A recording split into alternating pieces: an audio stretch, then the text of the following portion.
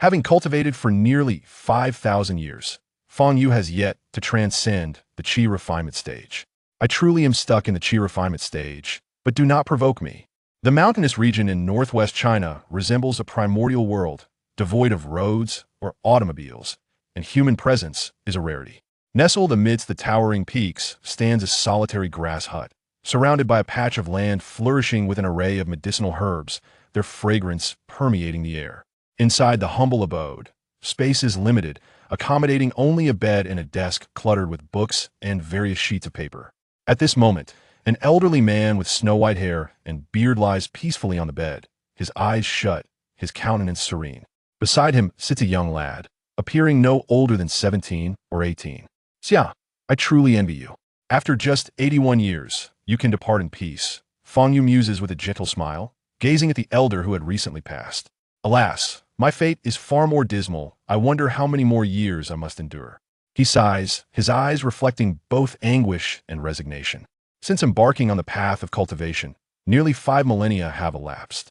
Throughout this extensive timeline, Fang Yu has been unable to die, nor has he progressed beyond his current realm. Despite his extensive cultivation, he remains entrenched in the Qi refinement stage, the most rudimentary level of practice. Indeed, Qi refinement, according to rigorous standards, this stage cannot even be regarded as an actual realm, but merely a phase of physical refinement. Only upon establishing a foundation can one truly embark on the path of immortality. Yet, Fang Yu remains inexplicably stuck at this stage, unable to advance even a single step. Over the millennia, he has consumed countless foundation establishment pills, yet to no avail. In the first millennium, his master consoled him, suggesting that his spiritual root was so exceptionally powerful that it merely required additional time in the Qi refinement stage. However, a millennium has passed, and Fang Yu still cannot breach the threshold to the foundation establishment stage. At this point, even his master began to ponder whether he might have erred, questioning if Fang Yu was, in fact, a mere mortal devoid of spiritual roots. Yet how could an ordinary person survive for a millennium without any signs of aging? Eventually, Fang Yu's master successfully transcended and ascended to immortality, leaving Earth behind. Since then, no one has shown concern for Fang Yu's cultivation status. As time flows, the spiritual resources on Earth have dwindled. Presently, even if Fang Yu were to achieve a breakthrough, it would be futile for him to transcend. Nevertheless, he has never contemplated ascending. He simply yearns to break free from this wretched Qi refinement stage. This is his obsession. Today, he has reached the 98,000th level of the Qi refinement stage, while a typical cultivator would only need to reach the 12th level to transition to the foundation establishment stage. The mere thought of his cultivation progress fills Fang Yu with melancholy. Taking a deep breath, he rises and gazes at the piles of herbal prescriptions scattered across the desk. Had I known you would become such a devotee of medicine, I would have refrained from teaching you the art. He gently shakes his head in resignation. In accordance with Xia's final wishes, he intends to organize these prescriptions for safekeeping. Just as he begins to tidy up, he is startled by the sound of approaching footsteps, prompting him to lift his gaze toward the window of the grass hut. Xia, having constructed a grass hut in such a secluded location, remarkably still attracted visitors. Fang Yu furrowed his brow slightly. After a span of 10 minutes, a group of 7 arrived before the grass hut. Among them were 2 young men and women, an elderly gentleman seated in a wheelchair, and 4 robustly built men clad in suits, unmistakably bodyguards. Upon seeing the elderly man in the wheelchair, exuding an aura of despair, Fang Yu surmised that this group had come seeking medical assistance. Divine Dr. Xia, greetings. I am Tang Feng, hailing from the Tang family in Jiangnan. We seek your help, for the handsome young man stepped forward, raising his voice. Fang Yu opened the door, interrupting him. You have arrived too late. Xia Xiuji has recently passed away. What? The countenance of everyone present shifted dramatically. The divine Dr. Xia Xiuji, whom he had sought so fervently, had actually departed from this world? How? How could this be? Tang Feng's face turned pale as he stared blankly at Fang Yu. To alleviate the grave affliction of the elderly Tang, they had employed all the resources of their family, investing considerable manpower and material wealth to uncover the whereabouts of the reclusive divine Dr. Xia Xiuji, who had been hidden away for nearly 2 decades. After enduring countless hardships, they had finally located the grass hut where Xia Xiuji resided, only to be met with this devastating news. What a cruel twist of fate. We have only just found him, no. The divine doctor must not have passed. He is merely in seclusion and does not wish to see us. The exquisitely featured young woman's beautiful eyes glistened with tears as she spoke, her voice filled with fervent hope. Indeed, the divine doctor must still be within the grass hut. Tang Feng's eyes sparkled with renewed hope as he boldly stepped inside the hut. What he beheld was Xia Xiuji lying on the bed, eyes firmly shut. Tang Feng observed intently, only to realize that the elderly man indeed no longer drew breath. How could this happen? Tang Feng felt as though all hope had crumbled, his body succumbing to a profound fatigue. I have already stated that Xia Xiuji has passed. You may return now, Fang Yu remarked, slightly displeased with Tang Feng's intrusion into the hut. Suddenly, Tang Feng recalled something and turned to Fang Yu, asking, "You must be the divine doctor's disciple, inheriting his medical prowess. Please, heal our grandfather. We are willing to pay any price, as long as you can restore him." Fang Yu shook his head, replying, "I am not his disciple, I am merely an old friend of his." In truth, one could argue that Fang Yu was, in fact, Xia Ziyu's mentor. At the tender age of 15, Xia Xiuji had embarked on the path of medicine under Fang Yu's guidance. However, such details were unnecessary to divulge. No one would believe them anyway. Moreover, even the designation of old friend seemed peculiar. Fang Yu appeared to be barely 20, while Xia Xiuji had surpassed 80. They belonged to entirely different generations, making the term old friend seem rather implausible. Yet, in that moment, no one pondered such discrepancies, as the group was enveloped in the despair of shattered hopes. The elderly Tang, upon hearing the news of Xia Ziyu's demise, lost all vitality, his eyes dull and lifeless. Such was the will of fate. His time had come. There was no need for further struggle. The young woman, witnessing her grandfather's desolation, was overwhelmed with sorrow, tears streaming down her cheeks uncontrollably. Fang Yu furrowed his brows as he gazed at the elderly Mr. Tang, suddenly voicing, "You have lived for 73 years, surely that is enough. Why do you still wish to continue?" Upon hearing these words, everyone was taken aback, curious as to how Fang Yu knew the elder's age. However, their expressions shifted dramatically upon hearing the latter part of his statement. Enough life? Is there truly anyone in this world who has lived enough? What does that imply? Provocation? Mockery? You bastard. What do you mean by that? Tang Feng's face turned ashen as he launched a punch toward Fang Yu's chest. Fang Yu's gaze flickered, yet his body remained still. Bang! Before Tang Feng's fist could make contact with Fang Yu, he was instead met with an immense force, propelling him backward and causing him to crash to the ground. The others present were left in shock, their faces pale. How could it be that Tang Feng, who had thrown the punch, was the one to fall, while this youth had not even moved? "Brother!" a beautiful girl screamed. The four bodyguards quickly reacted, stepping forward to position themselves in front of Fang Yu. "Do not make a move," commanded the elderly Mr. Tang in a hoarse voice from his wheelchair. The bodyguards immediately halted. Tang Feng, clutching his chest, rose from the ground and stared at Fang Yu in disbelief. "Young brother, we apologize for our rudeness. May I ask your name?" Mr. Tang inquired. "Fang Yu," he replied. Mr. Tang nodded slightly and continued, "Earlier, you asked me why I still wish to live. Allow me to respond. Because I desire to continue accompanying my family. I wish to witness my grandchildren grow, to see them establish their own families and bear offspring. Is this not the essence of life? Generations watching over one another." Mr. Tang spoke with a gentle smile. "Grandfather."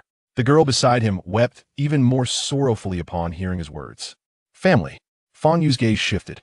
For him, family had become a distant memory. Yet for mortals, family remains a constant presence, passed down through generations. And who among the majority of mortals would not wish for a longer life? You are in the advanced stages of lung cancer, with less than 3 months to live. Make the most of your remaining time, Fang Yu stated, turning to return to the thatched cottage and shutting the door behind him. The Tang family stood in stunned silence. How could Fang Yu discern that Mr. Tang was afflicted with lung cancer at a mere glance? Moreover, he echoed the doctor's words, affirming that the elder had less than 3 months left. He truly is the disciple of the divine healer. Once they regained their composure, Tang Feng knocked on the door of the cottage again, calling out, "Mr. Feng, you must be the disciple of the divine healer, right? Please, I beg you. Oh, my grandfather. Life and death are fated. You must leave immediately, or do not blame me for my lack of courtesy," came Fang Yu's calm voice from within the cottage. "A healer should possess compassion. How can you stand by while one suffers?" Tang Feng replied, his voice laced with anger. Fenger, come back, Mr. Tang interjected. Grandfather.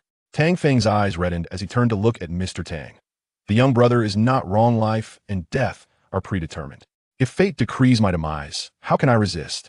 Let us depart, remarked old Master Tang. Young brother, I hold the utmost respect for the late Mr. Xia. It is with great regret that our visit today has intruded upon his eternal rest. I sincerely hope that his spirit does not harbor resentment towards us, old Master Tang continued earnestly. Having spoken, he signaled for the group to turn and leave. Though reluctant, Tang Feng had no choice but to follow his grandfather's command and depart alongside him. The journey back was enveloped in silence, the atmosphere heavy with gloom. Noticing his sister lost in thought, Tang Feng furrowed his brow and inquired, Xiaoro, what occupies your mind? Tang Xiaoro, her delicate brows knitted, murmured, I can't shake the feeling that this Fang Yu seems somewhat familiar, as if I have encountered him before. How could that be? This is our first visit to the Northwest. It is impossible for you to have met Fang Yu, Tang Feng replied. That may be true, but I truly feel a sense of familiarity, Tang Xiaoro said, rubbing her temples. Tang Feng, in a sour mood, chose to disregard her comment, attributing it to a mere case of mistaken identity. However, after a few more steps, Tang Xiaoro suddenly halted. I remember now. I saw him at school. Chapter 2 Troubles arise in the Jiangnan region, in Jianghai City. As Fang Yu emerged from the train station, the evening sun cast a warm glow. Passing through the bustling market, he purchased a freshly slaughtered chicken and 2 cans of beer, leisurely making his way home. His residence was situated in a dilapidated urban village, a 2-story house with a small courtyard. Fang Yu occupied the 2nd floor, while a mother and daughter lived below. The rent was remarkably affordable at a mere 500 yuan per month. Upon returning home, Fang Yu set up a grill in the courtyard and placed the chicken on it to roast. Just as he began to brush sauce onto the chicken, a girl with a backpack dashed into the yard. It smells so good, Brother Fang Yu. I could smell it from afar, she exclaimed, her eyes sparkling as she gazed at the chicken on the grill. Don't worry, there will definitely be some for you, Fang Yu replied with a smile. You're the best, Brother Fang Yu. She beamed before retreating into her home. This girl was Yu Yiya, a high school freshman living on the 1st floor. Moments later, Yu Yiya emerged again, carrying a small stool, and settled down beside Fang Yu. Where have you been these past few days, Brother Fang Yu? My mother has gone back to her hometown, and I'm all alone here. It's so boring, she lamented, propping her chin on her hands. A dear friend passed away, and I went to pay my respects, Fang Yu answered candidly. I'm sorry for your loss, Yu Yiya murmured softly, as if she had committed a faux pas. Fang Yu's friend must have been around his age and held a significant place in his life. It was tragic to lose someone so young. However, Yu Yiya noticed that Fang Yu exhibited no signs of sorrow, his gaze fixated on the sizzling chicken, saliva pooling in his mouth. All done. After a few minutes, Fang Yu lifted the perfectly roasted chicken, grasping it with his bare hands as if unfazed by the heat. He tore off a chicken leg and handed it to Yu Yiya, then began to devour the remaining chicken. Delicious, he exclaimed. It was quite absurd that a being who had cultivated for nearly 5 millennia could not transcend the need for sustenance and still relied on grains to satiate his hunger. Yet, Fang Yu found himself helpless in this regard. He could abstain from food, but he would inevitably feel hunger. Long ago, there was a time when he harbored profound disdain for life, contemplating fasting to end his existence. However, after 2 months without food or water, he remained alive and well. Though his bodily functions posed no concern, he was plagued by an insatiable hunger and thirst. As long as this gnawing sensation persisted, Fang Yu was compelled to eat and drink, lest he suffer greatly. That night, Fang Yu sat on his bed, meticulously examining the prescriptions painstakingly crafted by Xia Xiuji over nearly 2 decades. These recipes represented the culmination of Xia's lifelong research, a treasure beyond compare. The disclosure of any single prescription would undoubtedly send ripples through the medical community. This kid even delved into formulas for enhancing vitality and kidney health.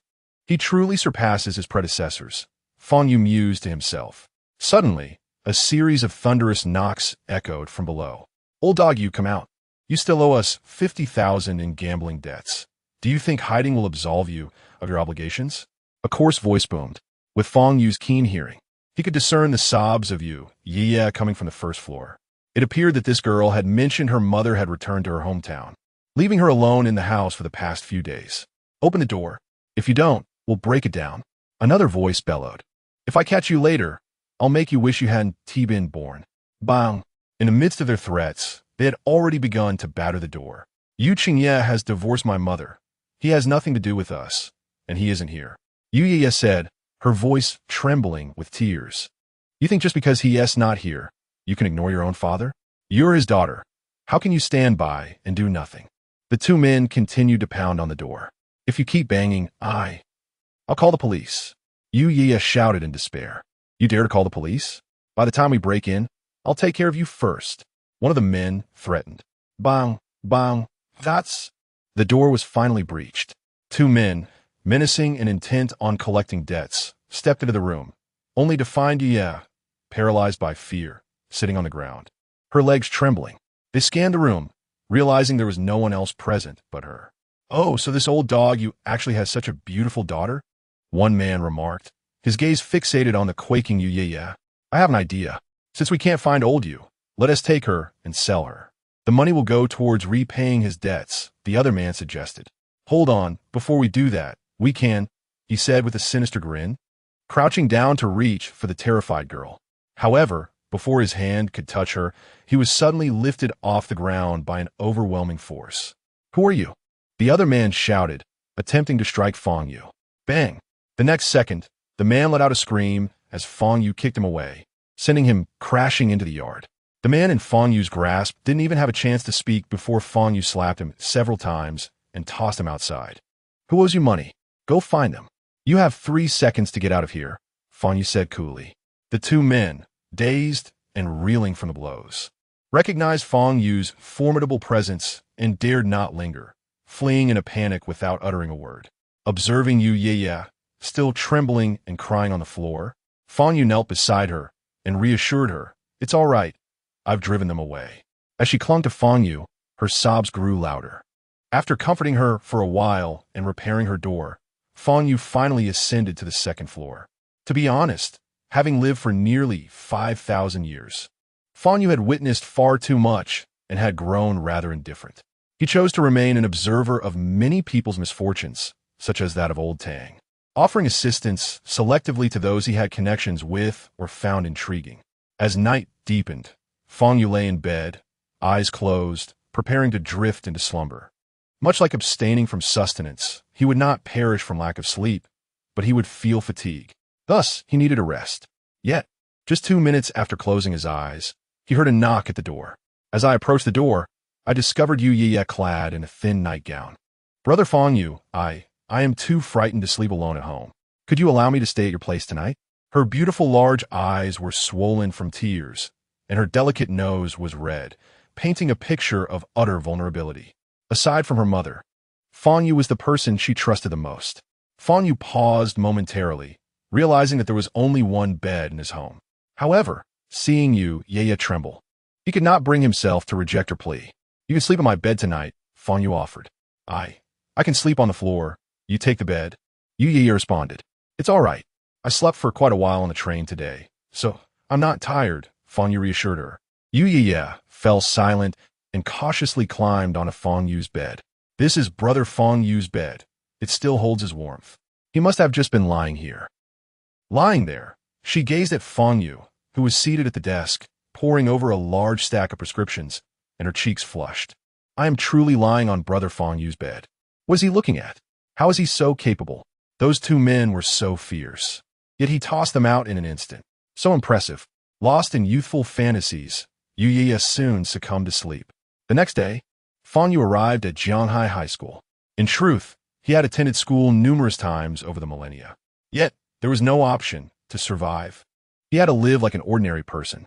After attempting countless professions, Fang Yu still found school to be the most enjoyable and effortless. Returning to Class 2 of senior year, he took a seat in the corner of the classroom. In this class, he was merely a reclusive and unassuming student, lacking friends and barely noticeable. He was confident that at least half of his classmates were unaware of his name. Is it true that Tang Xiaoro, the school belle from the elite class next door, is transferring to our class? Yes, the class monitor overheard her speaking with her homeroom teacher, expressing her desire to join us. What? Why? She is a goddess. Why would you want to transfer to our class? Has she taken a liking to one of our boys? Fang Yu heard their chatter, but found it nothing short of noise. Hey, Fang Yu. Tang Xiaoro is transferring to our class. Aren't you the least bit excited? His classmate, the chubby Lu Dong, nudged his arm. I don't even know who she is. Why should I be excited? Fang Yu retorted. You've never heard of Tang Xiaoro? She's the daughter of the Tang family from Jiangnan, an illustrious lineage. Not to mention, she possesses an angelic beauty, truly the belle of Jianghai High School, a goddess among us. Lu Dong exclaimed with enthusiasm. The Tang family of Jiangnan? That name sounds familiar. Yet, Fang Yu merely responded with a nonchalant "oh" before resting his head on the desk, seeking solace from his fatigue. Having had no sleep the previous night, he felt drowsy. Noticing Fang Yu's disinterest, Lu Dong ceased his chatter. As the bell rang, everyone returned to their seats, sitting up straight and awaiting the arrival of the school's bell. Indeed, the homeroom teacher, Mr. Huang Hai, entered the classroom accompanied by a young lady. She wore the school uniform with a single ponytail, her face untouched by makeup, yet her skin remained as fair and radiant as snow. Her features were exquisitely refined, with eyes sparkling like stars, a delicate nose, and rosy lips. Although clad in the same uniform, the girl exuded an ethereal aura reminiscent of a celestial being. This was the school beauty, the goddess in the eyes of her peers. Both boys and girls in the class simultaneously gasped in awe.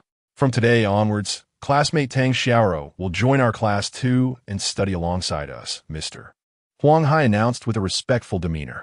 The students erupted into applause, rousing Fang Yu from his moment of contemplation. As he lifted his gaze, he beheld Tang Xiaoro standing at the podium. Is it really her? Fang Yu thought, instantly comprehending the reason behind Tang Xiaoro's transfer to this class. Oh no, trouble is brewing. Tang Xiaoro was also scanning the classroom for Fang Yu, and upon spotting him in the corner, her beautiful eyes lit up. Fang Yu, you are indeed here, she exclaimed.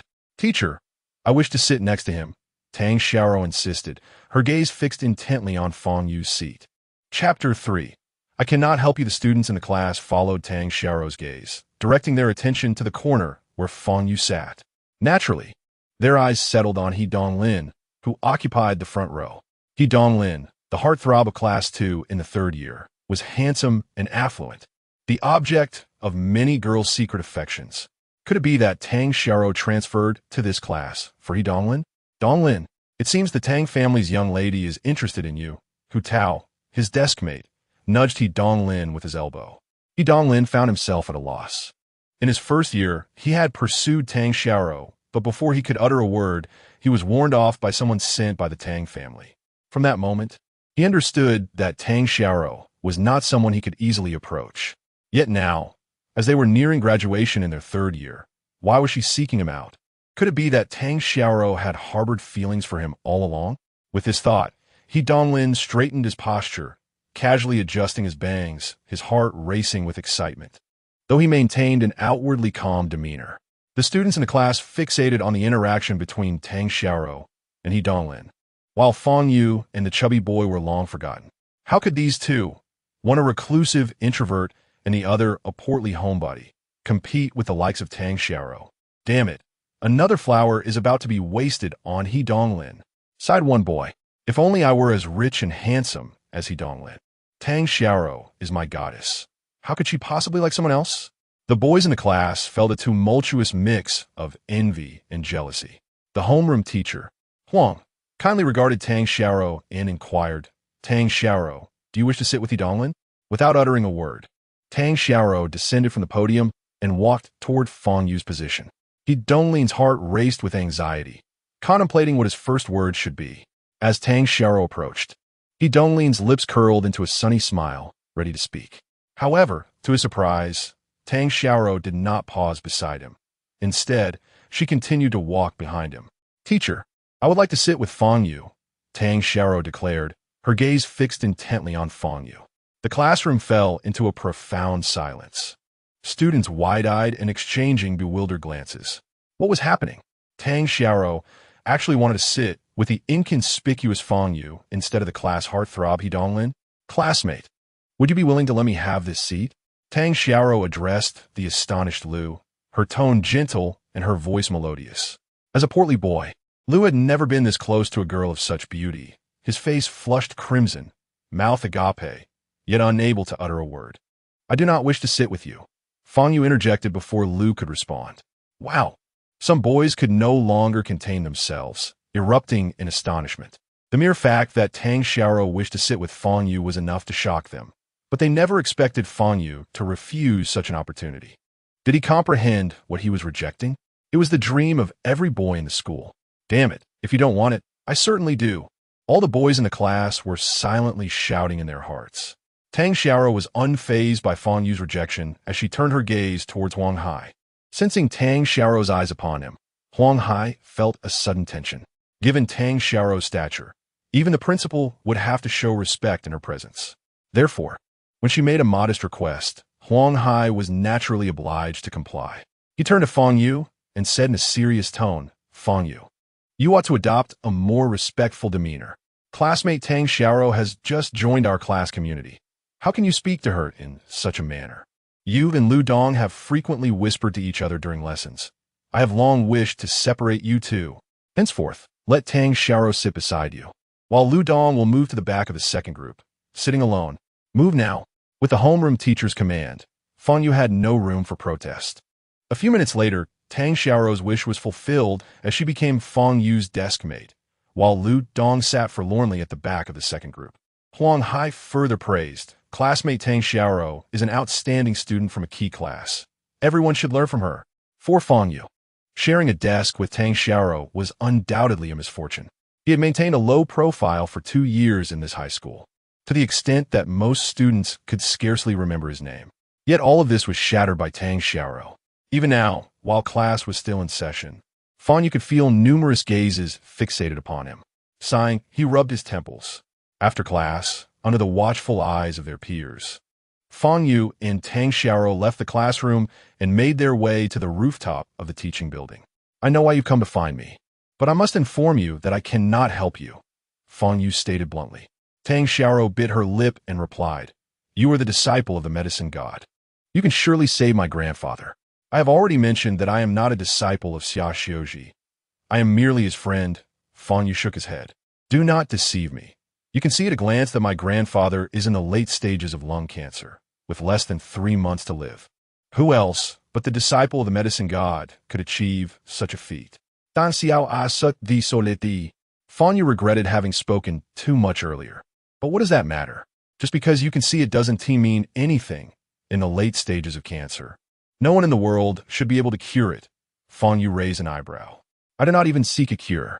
I merely hope you can prolong my grandfather's life. Allow him to live a few more years. I beg you. We truly have no other options left. Tang Xiaoro's beautiful eyes glistened with tears as she spoke, her voice choked with emotion.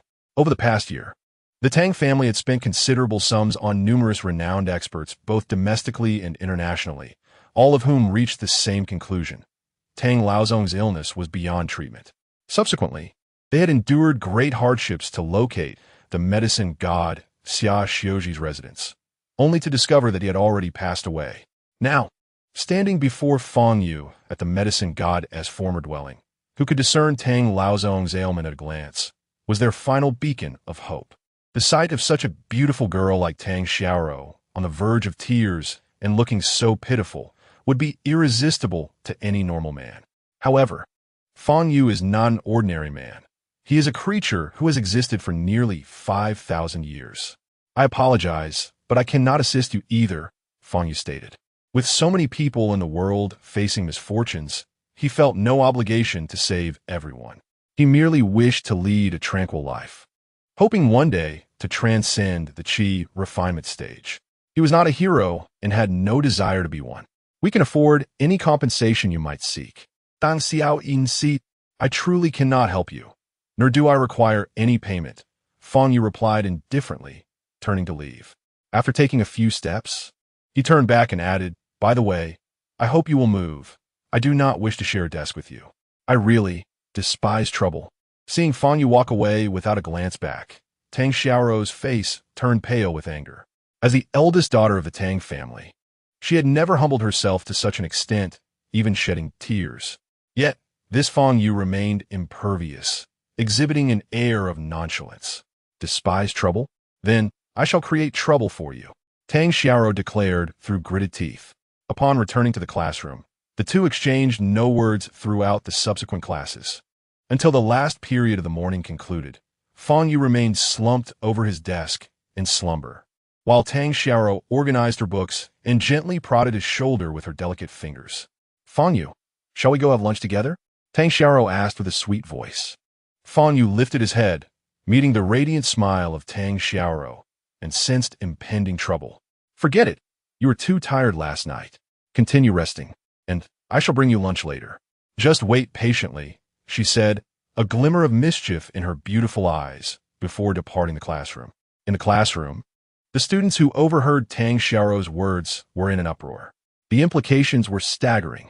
What did she mean by too tired last night? And what about the blush and shyness on her face when she said it? Could it be that Tang Xiaoro had, faced with the envious gazes of numerous boys in the class, Fang Yu remained composed. It seemed that Tang Xiaoro was genuinely intent on creating trouble for him. However, it was ruthless of her to tarnish her own reputation merely to foster misunderstandings.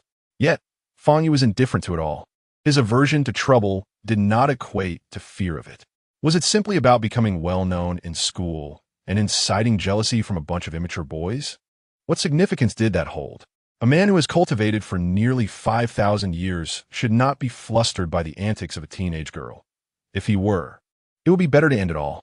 Fang Yu rose, intending to find Lu Pengzi to go to the cafeteria, but was called back. Hey, Fang Yu, I would like to discuss something with you. Can we talk in the hallway? The speaker was Yi Donglin from the front row. Chapter 4. Is he truly a human of Earth? Has the trouble arrived so swiftly? Fang Yu furrowed his brow and inquired, what is the matter? Let us discuss this outside. It is not prudent to converse here, Yi Donglin replied, a threatening smile gracing his face. Fang Yu offered no further comments and nodded in agreement. He then followed Yi Donglin and his entourage to the corner of the staircase. Yi Donglin was flanked by 4 male companions, his usual followers. The 5 encircled Fang Yu. Standing before Fang Yu, Yi Donglin adopted a condescending tone and asked, Fang Yu, do you truly know Tang Xiaoro? I have encountered her once, but I wouldn't say we are acquainted, Fang Yu replied candidly. Not acquainted? Then why has Tang Xiaoro transferred to your class and requested to sit beside you? Yi Donglin pressed. Yi Donglin's tone was hostile, yet Fang Yu remained unfazed. Because she has a request of me, Fang Yu answered once more. Tang Xiaoro has a request of you? Ha ha, are you jesting? The daughter of a wealthy family would seek help from a slacker like you? Yi Donglin scoffed, eliciting laughter from his 4 companions. Fang Yu chuckled softly, but chose to remain silent. After a moment, Yi Donglin reiterated, Fang Yu, be honest with me. Does Tang Xiaoro possess any leverage over you? She does not. Fang Yu shook his head. Are you certain? Yi Donglin's gaze bore into Fang Yu's face, demanding an answer. Fang Yu, disinterested, offered no further response. I know you will not divulge anything. Regardless, I expect you to arrange for a seat change. When I arrive in class tomorrow, I do not wish to see Tang Xiaoro sitting next to you, understood? Yi Donglin commanded. I will do my best, Fang Yu yawned. May I leave now? I'm rather hungry. You may leave, but I hope you remember my words. Otherwise, do not blame me for disregarding 2 years of camaraderie. Yi Donglin retorted with a cold smirk.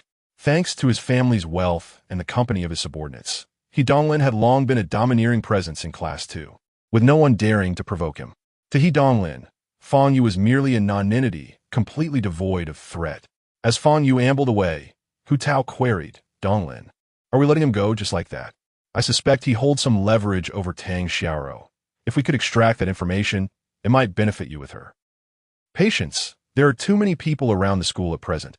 It would not be wise to act. Rest assured, if this fool does not comply, we will have ample opportunities to teach him a lesson, Yi Donglin replied coldly. Lu Fadi awaited Fang Yu at the classroom door and breathed a sigh of relief upon seeing Fang Yu return unscathed. Fang Yu, should Yi Donglin ever summon you alone again, do not go, under any circumstances. This individual is not to be trifled with, Lu Fadi urged. Understood, Fang Yu nodded. You may not realize it, but Donglin's family owns a construction company. His father wields considerable influence in Jianhai City, far beyond what we common folk can contend with. Lu Fati added anxiously, sensing Fang Yu's indifference. Fang Yu remained silent.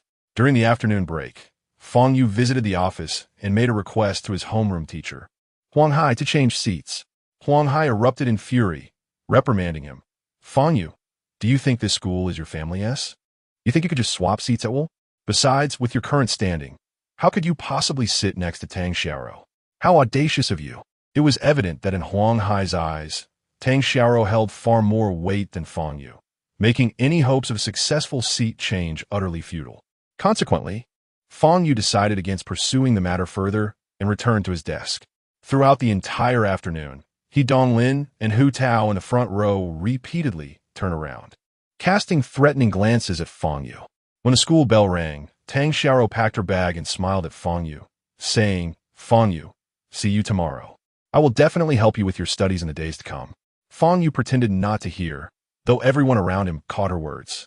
Before leaving the classroom, Donglin approached Fang Yu, sneering, Fang Yu, don't forget what I told you this morning, or else. Fang Yu, uninterested in his threats, turned and walked away before he could finish. As he departed, Donglin's gaze darkened with malice. A worthless individual dares to disregard me?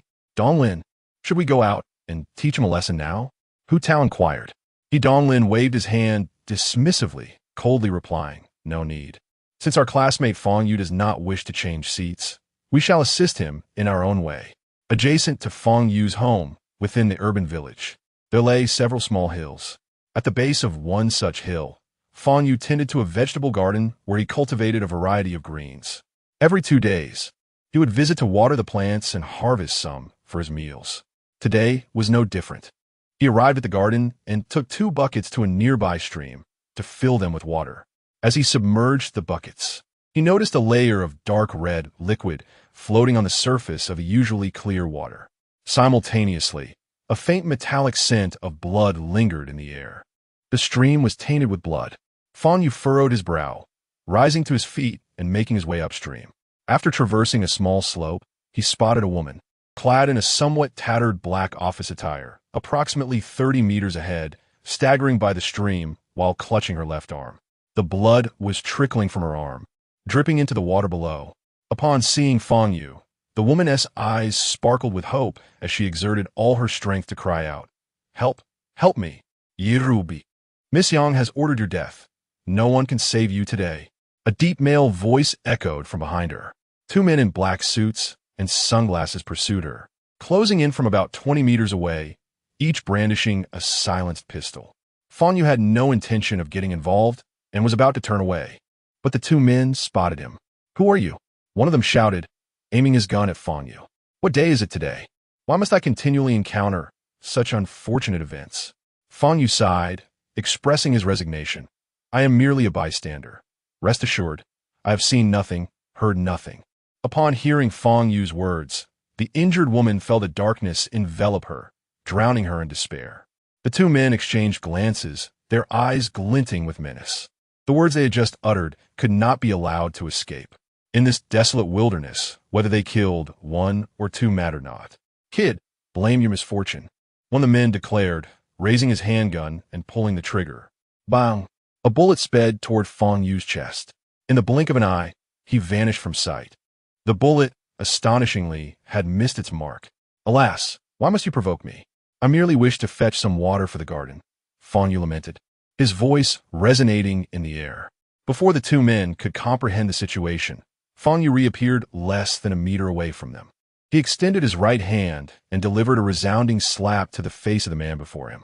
Crack! The man's head twisted a full 180 degrees. His features contorted, blood gushing from his mouth as he succumbed to his injuries. The other accomplice, witnessing this grotesque scene, was paralyzed with terror, letting out a scream as he attempted to flee. Yet Fang Yu offered him no reprieve. With a single, powerful punch to his left chest, he struck. Crack! The chilling sound of shattering bones reverberated through Chapter 5. Taking action? At this moment, Fang Yu finally directed his attention to the unconscious woman. Although her face was marred with traces of blood, her exquisite beauty was still apparent. More importantly, this visage bore a striking resemblance to that of a female friend of Fang Yu's from many years ago. Could she be a descendant? Fang Yu pondered. Of course, it could also be a mere coincidence. Statistically speaking, after so many years, and with the world's population having increased significantly, the emergence of someone with a similar appearance is quite plausible. It was this resemblance that compelled Fang Yu to rescue the woman. 10 minutes later, Fang Yu had dressed her wounds, staunched the bleeding, and summoned an ambulance for her.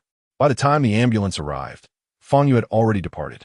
The woman was lifted onto the stretcher by the medical personnel and transported to the hospital. Fang Yu, carrying freshly harvested vegetables, strolled leisurely back home. In Jianghai City, at the Yang residence, in the study, a stunningly beautiful woman clad in silk pajamas reclined in a chair, gazing out at the nocturnal scenery. The telephone on the desk rang, and the woman furrowed her brows slightly as she picked up the receiver. Miss Yang, the mission has failed. Ji Rubai has been sent to the hospital, and the Ji family has dispatched numerous individuals to ensure her safety. For the foreseeable future, we may not have another opportunity to. I only need to know the reason for the mission's failure. There is no need for further elaboration. Her voice was chillingly cold, laced with an undercurrent of menace. We are still investigating the cause. For now, we only know that our two assassins had successfully dealt with Ji Rubai's personal bodyguard and had forced her to jump from the vehicle on the mountain road near Jiannan village. After that, they lost all contact, and Ji Rubai was. Upon hearing this, the woman understood that an unforeseen individual had intervened to save Ji Rubai.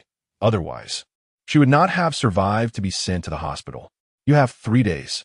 I expect you to locate the person who rescued Ji Rubai within that time frame. The woman commanded. After hanging up the phone, she delicately lifted a wine glass from the table with her porcelain-like hand, gently swirling it while watching the deep crimson liquid ripple. No matter who you are, should you dare to thwart my plans, Yang Yinzhu, I shall unearth you, even if I must search to the depths of the earth. The following morning, as Fang Yu entered the classroom, he noticed a desk overturned in the back and books scattered across the floor. Only a solitary chair remained at his original seat. The gazes of his classmates, predominantly filled with mockery and derision, were accompanied by a few sympathetic looks. Fang Yu furrowed his brow slightly and inquired, "Who did this?" No one responded to his question. Fang Yu surveyed the room once more and reiterated, "May I ask who is responsible?" Sighing, a beautiful girl, clearly impatient, spoke up, seeing her plight. "I'll tell you. It was He Donglin and his gang." This girl was Jiang Yu, who, prior to Tang Xiaorou's transfer, had been regarded as the belle of Class 2 and was one of He Donglin's former girlfriends. "Oh, so it was him," Fang Yu nodded, glancing towards He Donglin's seat, only to find it unoccupied. "And what will you do about it? Will you dare to confront him? As he arrives, you still dare not let out a single sound? What are you pretending to be here for so early?" "It's simply irritating," Jiang Yu remarked sharply. Fang Yu cast a fleeting glance at Jiang Yu. Having spent over 2 years at Jianghai Middle School, he had scarcely made his presence felt in class, nor had he offended anyone. Yet, Jiang Yu's tone towards him was laced with inexplicable disdain. "I haven't offended you, have I? Why do you speak to me this way?" Fang Yu inquired. "Huh, I just find you displeasing, so what? I enjoy berating you, and what of it?" Jiang Yu replied with a haughty demeanor. Ever since Tang Xiaorou transferred to Class 2 yesterday, Jiang Yu's mood had been rather foul. Once the center of attention, she now found that the conversations among classmates revolved entirely around Tang Xiaorou. Fang Yu, as Tang Xiaorou's deskmate, was particularly irksome to Jiang Yu. Furthermore, with Fang Yu holding little status in class, merely a soft target, she seized the opportunity to vent her frustrations on him. Fang Yu, however, chose not to engage with Jiang Yu and proceeded to his seat. A toad wishing to eat swan meat? He deserves to be taught a lesson by He Donglin, Jiang Yu exclaimed loudly behind Fang Yu. Upon returning to his seat, Fang Yu sat down without bothering to retrieve his desk from the back of the classroom. The students nearby either snickered or gazed at him with curiosity. What was Fang Yu doing? Was he waiting for someone else to move his desk, or waiting for the homeroom teacher to arrive and report him? After a while, Lu Fatty entered the classroom and immediately grasped the situation upon witnessing the scene. "Fang Yu, let me help you move your desk back," he offered. "No need. I will have he Donglin do it when he arrives, Fang Yu replied. Lu Fatty's expression shifted slightly as he cautioned. Fang Yu, perhaps it's best to endure. We cannot provoke he Donglin. Some boys around them could not contain their laughter, remarking, You expect he Donglin to move it back for you? Fang Yu, I used to think you were merely introverted and reticent. Now I see you're simply foolish. When he Donglin arrives, you'll realize your mistake.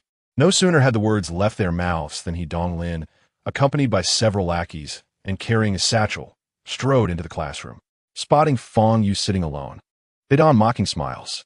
He Donglin approached Fang Yu directly, feigning surprise as he said, Fang Yu, where has your desk gone? Some say you threw it to the back. Fang Yu slightly lifted his gaze, meeting he Donglin's eyes with a calm demeanor. Upon encountering Fang Yu's somewhat vacant stare, he Donglin felt a sudden tremor of fear, though he quickly chastised himself for such weakness. Fang Yu was merely a waste of space. What was there to fear? It was I who did it, so what? I showed you considerable respect yesterday, yet you return none. If I don't show you my true colors, do you genuinely believe I am to be trifled with? He Donglin proclaimed, no longer concealing his intentions. Return my desk, and neatly place the books from the floor back on it. And I may refrain from pursuing this matter further, Fang Yu stated. At these words, not only he Donglin, but also the rest of the class stood bewildered. Refrain from pursuing? Fang Yu, who do you think you are? Who do you believe you are confronting? Ha ha! Fang Yu, I must admit, you are rather charming. He Donglin chuckled mockingly. Damn it, brother Donglin, I can't hold back anymore. I genuinely want to give this brat a good thrashing to relieve my frustration. Hu Tao exclaimed, clenching his fists. Meanwhile, several of he Donglin's followers encircled Fang Yu. Witnessing this scene, most of the students in the class wore expressions of derision, especially Jiang Yu, who eagerly anticipated Fang Yu being reduced to tears. Lu Fatty, on the other hand, was sweating profusely. He hurriedly exited the classroom and dashed toward the office. He needed to find the homeroom teacher quickly. Otherwise, Fang Yu would be in serious trouble. What did you just say? Repeat that. He Donglin stood with hands on hips, looking down at Fang Yu. I told you to return my desk to its original position and to pick up the books on the floor. Fang Yu replied. To hell with you. Before Fang Yu could finish his sentence, he Donglin's expression twisted into a snarl as he swung his right hand to slap Fang Yu's face. Yet, in the next moment, Fang Yu firmly gripped his hand, rendering it immobile. Still daring to retaliate? Hu Tao, standing nearby, raised his foot and kicked toward Fang Yu's chest. However, that kick too was seized by Fang Yu. You initiated this confrontation first, Fang Yu stated calmly, simultaneously exerting force to toss them aside. Bang! Bang! He Donglin and Hu Tao flew backward, crashing onto the empty space at the back of the classroom with two dull thuds. What has happened? No one could comprehend the situation. At that moment, Fang Yu had already approached the rear of the classroom, looking down imperiously at the dazed He Donglin and Hu Tao. Return my desk to its original position, Fang Yu said with a serene demeanor. He Donglin had never endured such humiliation. His face turned pale with fury as he shouted. Fang Yu, you son of a BTCH, how dare you lay a hand on me? I will make you regret this. Fang Yu stepped on He Donglin's right hand, applying slight pressure. He Donglin felt a piercing pain shoot through his hand and began to wail. Return my desk to its original position, Fang Yu reiterated. You son of a BTCH, you wait and see, Fang Yu. He Donglin writhed in agony. Crack! A chilling sound of bones fracturing echoed in the otherwise silent classroom. I will repeat for the last time, return my desk to its original position. Fang Yu maintained an expressionless countenance as he spoke. Chapter 6. We are even the classroom echoed with He Donglin's heart-wrenching cries. Yet apart from that, silence reigned. No one could have anticipated that Fang Yu, usually so inconspicuous, harbored such a ruthless and ferocious side. He Donglin's bones were brutally crushed beneath Fang Yu's foot. Upon witnessing this, the other minions who had contemplated ambushing Fang Yu were seized by an icy dread, rendered immobile. Teacher, hurry. If you delay, Fang Yu might be gravely injured. At that moment, footsteps echoed from outside the classroom, accompanied by Lu Fatty's voice. Shortly thereafter, Huang Hai and Lu Fatty entered through the back door, only to be met with the harrowing sight of Fang Yu trampling He Donglin's hand, which had He Donglin writhing in agony. This was a stark contrast to the scenario Lu Fadi had envisioned. He stood there, dumbfounded. Huang Hai quickly regained his composure, his face ashen with fury. "What is going on? How dare you?" he exclaimed. Seeing Fang Yu's indifference, Huang Hai strode up to him, pointing an accusatory finger. "Fang Yu, how dare you assault a classmate? Remove your foot at once." Fang Yu glanced at Huang Hai and replied, "They struck first. They even threw my desk and books to the back. So what if they initiated it? You cannot harm others. Remove your foot immediately." Huang Hai was trembling with rage. It was vital to remember that He Donglin was under Fang Yu's foot. He Donglin's father, He Wensheng, was the owner of a local construction company, known for his fiery temper and surrounded by a legion of loyal subordinates. If this incident were not handled delicately, not only would Fang Yu suffer, but Huang Hai would also bear the brunt of the consequences. Reluctantly, Fang Yu lifted his foot. Huang Hai let out a sigh of relief. But before he could fully relax, bang! Fang Yu delivered a swift kick to He Donglin's abdomen, sending him crashing against the back wall of the classroom, spitting out a mouthful of blood before losing consciousness. "Now we are even," Fang Yu remarked nonchalantly. Witnessing He Donglin's plight, a chill crept up Huang Hai's spine. He could hardly fathom how He Wensheng would react to seeing his beloved son in such a state. "You," Huang Hai stamped, pointing at the seemingly indifferent Fang Yu, his rage rendering him speechless. He never imagined that the obedient Fang Yu, who had kept a low profile for over 2 years, would cause such a scandal right before graduation. "Quickly, carry He Donglin and Hu Tao to the infirmary," Huang Hai shouted at the stunned students. He Donglin's followers snapped back to reality and rushed forward to drag the unconscious pair out of the classroom. Turning back, Huang Hai fixed a steely glare on Fang Yu and commanded, "You, come with me to the office." Lu Fadi looked at Fang Yu, his eyes filled with disbelief and sorrow. He understood that the trouble Fang Yu had stirred up today would not end well. The best outcome will be Fang Yu's expulsion and a compensation for medical expenses. The worst would be incurring the wrath of He Wensheng, leading to Fang Yu's disappearance from Jianghai City forever. As Fang Yu followed Huang Hai out of the classroom, the atmosphere within erupted into chaos. Alas, Fang Yu is indeed formidable, having reduced He Donglin to such a pitiful state. I once perceived Fang Yu as an introverted individual, scarcely daring to utter more than a few words. Yet, I am astonished to discover his ruthless nature. Both male and female students are engrossed in discussions about Fang Yu, with many feeling not only astonishment, but also a sense of vindication.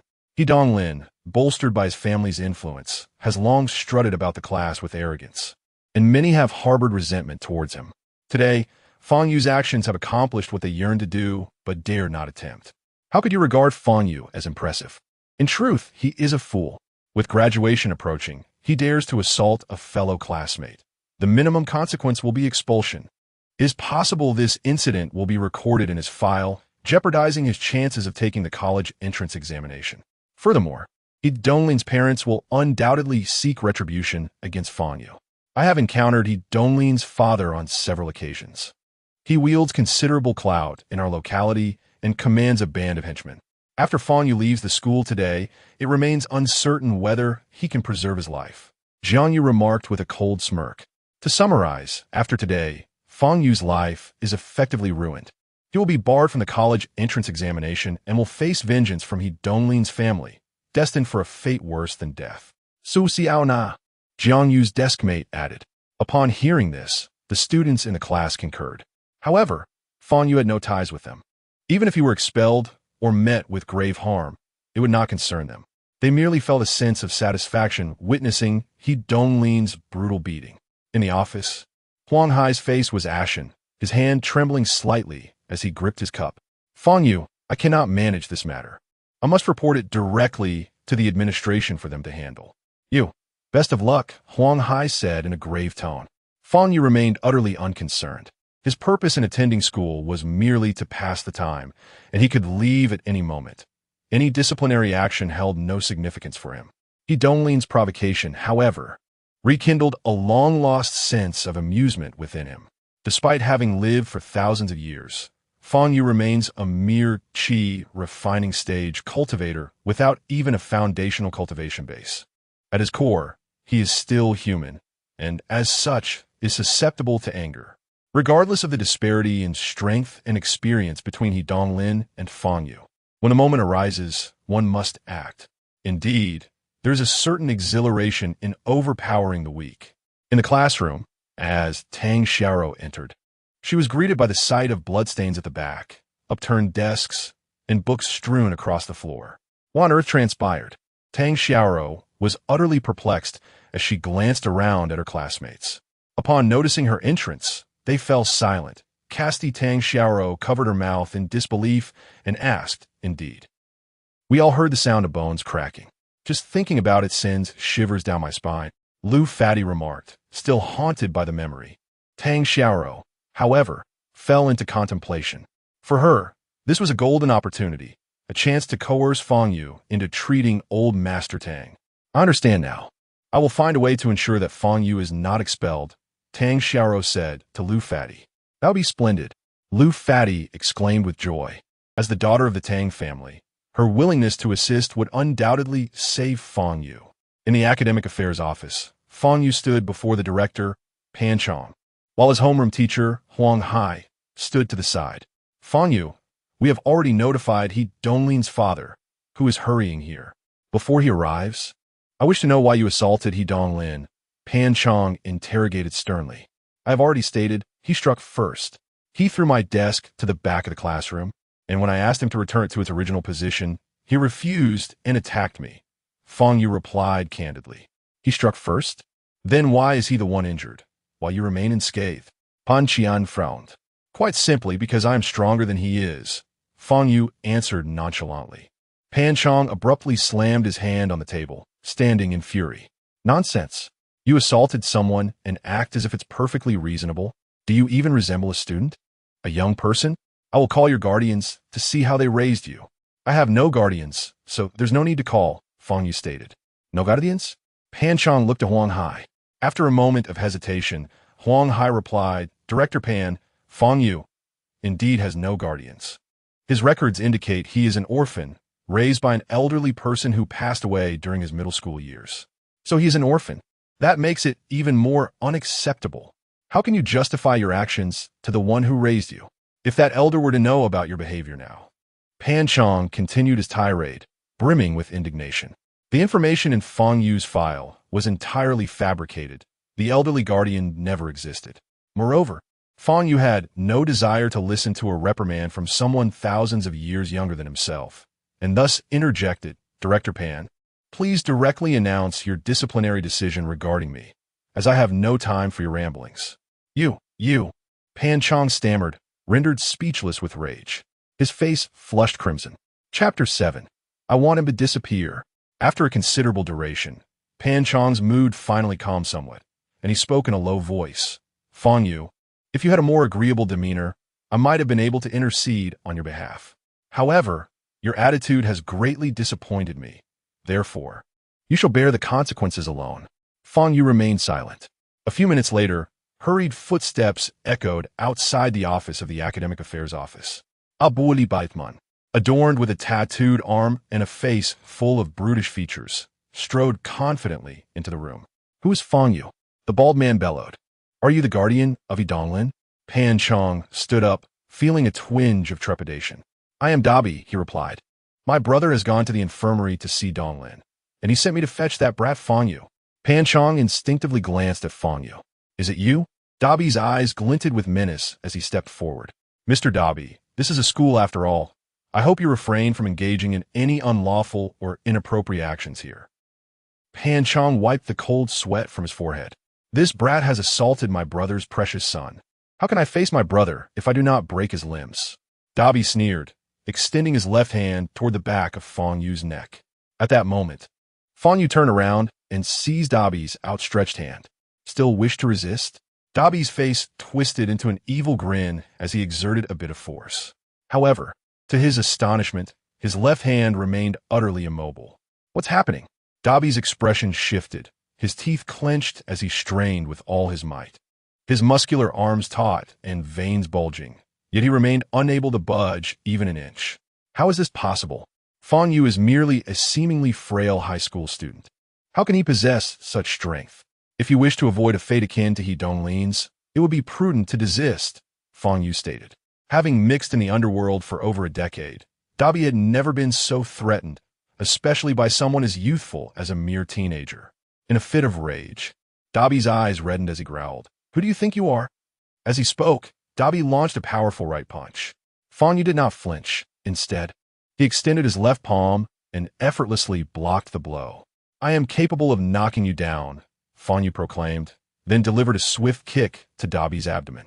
With a resounding thud, the towering figure of Dabi, standing at nearly 6.5 feet tall, was sent flying out of the office, crashing heavily onto the corridor floor, unable to rise again.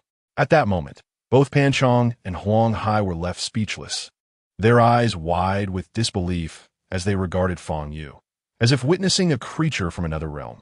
"You all witnessed it. He struck first, and I was merely defending myself. I faced He Donglin under similar circumstances."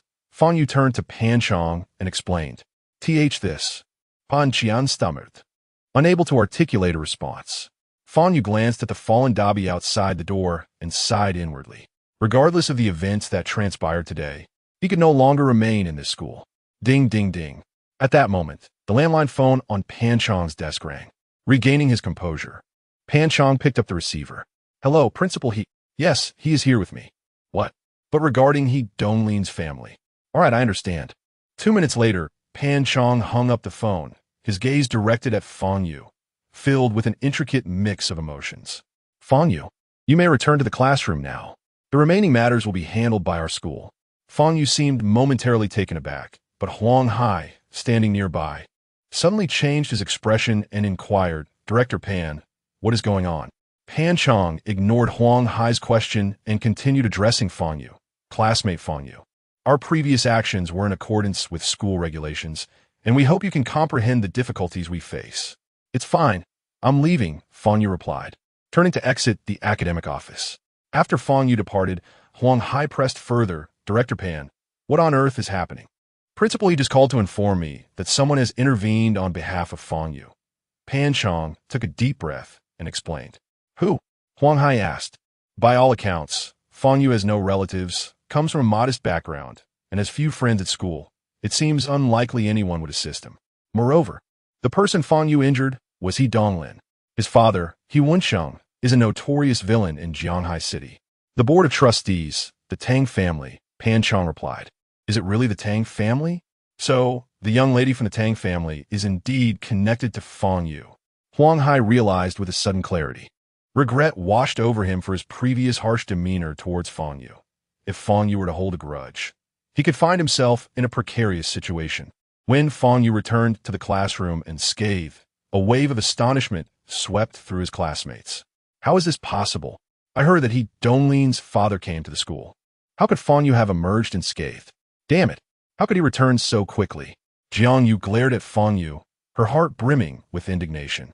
Then, she noticed Tang Xiaoro smiling at Fang Yu, and suddenly realized the truth. It must have been Tang Xiaoro who intervened to help him. Those two wretched individuals. Jiang Yu spat in jealousy. Meanwhile, in the academic office, He Wensheng sat before Pan Chong's desk, his face a stormy shade of fury. "My son suffered a shattering fracture in his right hand. With less than 5 months until the college entrance examination, if he doesn't recover in time, he may not even be able to participate. And Dabi has also sustained severe injuries. How could I possibly swallow this humiliation?" He Wensheng seethed. "Mr. He, according to our school's investigation, your son was the one who initiated the altercation with Fang Yu," Pan Chong said, beads of sweat forming on his forehead as he attempted to explain. Bang! He Wensheng slammed his hand down on the desk. "Nonsense. Don't think I'm unaware. Someone intervened to protect that scoundrel Fang Yu." Pan Chong took out a handkerchief to wipe his brow, speaking cautiously. "Mr. He, I ask that you understand our position." He Wensheng's expression shifted, his anger swelling within him. As one of Jianghai City's most infamous thugs, he had never felt as humiliated as he did today. His son's hand was nearly ruined, while the instigator faced no repercussions. If word of this got out, how many would laugh at his expense? Damn it, I must ensure that bastard pays the price. Otherwise, He Wensheng, will have no place in Jianghai City. He Wensheng gritted his teeth in fury. Pan Chong was rendered speechless by the fierce aura emanating from He Wenqing. Within the confines of the school, he could not act against him. But once outside, his fate would be beyond anyone's control, wouldn't it? He Wenqing slowly lifted his head, casting a cruel glance at Pan Chong. The latter could only nod and murmur. What happens outside the school can only be deemed an accident. He will soon vanish. He Wenqing's mind was already concocting a plan, and a sinister smile crept across his face. In the classroom, Tang Xiaoro had been discreetly observing Fang Yu, unable to endure her gaze any longer. Fang Yu turned to her and said, "Do you really think I would express gratitude towards you?" Tang Xiaoro was momentarily taken aback, as she had assumed Fang Yu was unaware of the situation. "You absolutely should thank me. Otherwise, regarding the matter of assault, you would face expulsion." Tang Xiao et Galim, her beautiful eyes wide with emphasis. "Then pray tell, why do you think I resorted to violence?" Fang Yu fixed his gaze on Tang Xiaoro, inquiring. Her cheeks flushed with shyness under his scrutiny, as she had never been this close to a boy before. How would I know?" She averted her eyes, responding, "If you hadn't transferred to my class and insisted on sitting next to me, I wouldn't have attracted any attention, nor would I have incurred He Donglin's jealousy, leading to his provocations that forced me to retaliate." Fang Yu spoke rapidly. Tang Xiaoro was momentarily stunned by his words. "Moreover, the repercussions you have caused me are everlasting. I have become notorious in this class. Even if I am not expelled, I will face countless troubles in the future. Thus, I implore you to refrain from sitting beside me and to leave this class. I have made it clear, I truly detest complications," Fang Yu continued. Having been the cherished princess of the Tang family, Tang Xiaoro had never experienced such disdain. She felt a sense of injustice. After all, she had helped Fang Yu, yet he treated her with such contempt. "If it weren't for my grandfather's medical needs, who would want to share a desk with a scoundrel like you?" Tang Xiao's Colette Intenali. Taking a deep breath to calm her emotions, Tang Xiaoro finally spoke. "If you wish for me to leave this class, it can be arranged, but only if you agree to assist in treating my grandfather. I will leave immediately and even offer you generous compensation." Fang Yu furrowed his brow, contemplating Tang Xiaoro's delicate features seriously. To avert further complications in the future, he replied, "Deal." Chapter 8. The medicine god is my disciple. Tang Xiaoro was overwhelmed with joy, not expecting her goal to be achieved so swiftly. "Let us depart at once," she exclaimed, her eyes sparkling with excitement. However, Fang Yu shook his head and replied, "There is no haste. I do not wish to skip class. Even if you attend class, you merely doze at your desk. What harm is there in skipping? Besides, we can request leave," Tang Xiaoro urged, her face slightly flushed from her exuberance. "Indeed, I'm a bit fatigued, so allow me a moment to rest," Fang Yu stated, before laying his head down on the desk. Tang Xiaoro, both exasperated and anxious, found herself powerless to change his mind.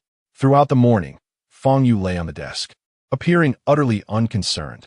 Many students in the class speculated about whether He Donglin's father would confront them, yet after 4 periods, not a single word was uttered. Even Huang Hai, during his lecture, made no mention of the earlier incident, as if nothing had transpired. Consequently, the students' gazes towards Fang Yu shifted. To be seated alongside the daughter of the Tang family, and to have vanquished He Donglin unscathed. Previously, they had perceived Fang Yu as a reclusive individual, but now they speculated that his silence stemmed from disdain for engaging with them. As the afternoon bell rang, Tang Xiaoro, fearing Fang Yu might slip away, reached out and grasped his arm. "Do not forget your promise from this morning," she reminded him. "Release my arm. Do not allow others to misinterpret our actions," Fang Yu promptly cautioned. Tang Xiaoro's cheeks flushed red as she bit her lip and loosened her grip. "What a scoundrel, just holding his arm. And he acts as if I have taken advantage of him. Truly not a gentleman," she berated Fang Yu internally. The two departed the classroom, maintaining a relatively safe distance as they exited the school gates. The moment they stepped outside, Fang Yu felt the weight of hostile gazes upon him. Across the street, a van was parked with several burly ruffians smoking in front of it. 2 of them sneered upon spotting Fang Yu.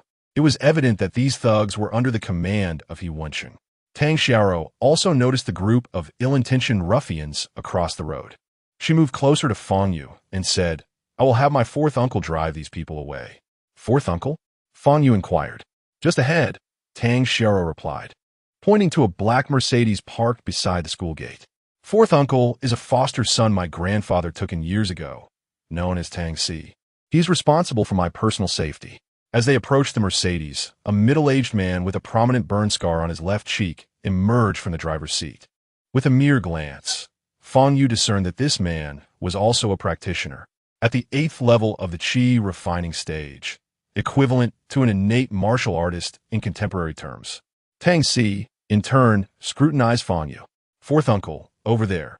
Tang Xiao stepped forward and relayed a few words to Tang Si. He nodded and strode directly towards the van, confronting the group of ruffians. The group of ruffians initially appeared arrogant, brandishing iron rods and seemingly intent on beating up Tang Si as well. However, after a few words from Tang Si, their expressions turned pale. They bowed in apology and hurriedly left in a van. Your fourth uncle must be quite formidable, right? Fang Yu inquired from beside Tang Xiao as they sat in the vehicle. Of course. My uncle is a certified innate martial artist of the 8th rank by the Martial Arts Association. Tang Xiao replied with a hint of pride. Oh, are innate martial artists categorized into ranks? Fang Yu asked, taken aback. Yes, innate martial artists are divided into 12 ranks, with the 8th rank and above being the elite. Beyond the 12th rank are those formidable martial arts masters. When I was young, I once shook hands with a renowned ancient master from Jiangnan. Tang Xiao's eyes sparkled with delight, clearly pleased with her memories. This means that an innate martial artist is equivalent to the Qi refinement stage, with each rank corresponding to a level. The martial arts masters must be at the foundation establishment stage, I suppose. So, I am currently an innate martial artist of the 9,832nd rank. That sounds rather impressive, Fang Yu mused. Tang Si returned and took the driver's seat. Starting the car. Miss, this is... Tang Si asked, glancing at Fang Yu through the rearview mirror. This is the disciple of the medicine god we met in the Northwest. His name is Fang Yu, and he's also my classmate now, Tang Xiao introduced. That may not be the case for long, Fang Yu interjected. Oh, you are the disciple of the medicine god, Xia Xiuji? Tang Si raised an eyebrow, surprised. To him, Fang Yu seemed utterly ordinary in demeanor and appearance. How could such an unremarkable high school student be a disciple of the medicine god? The young lady is still quite young and innocent. Could she have been deceived? Tang Si felt a sense of wariness towards Fang Yu. With the prospect of curing the old master's illness, Tang Xiao was in high spirits, eagerly recounting stories from her childhood. Fang Yu, however, found these tales uninteresting and responded with half-hearted remarks. Half an hour later, they arrived at the Tang family's residence, situated in the most prestigious villa district of Zhanghai City. The Tang villa occupied an area at least 20 times larger than Fang Yu's home, featuring a classic and grand architectural style that exuded the splendor of a wealthy family. After passing through a courtyard filled with potted plants and a man-made lake, they reached the living room. A maid approached them.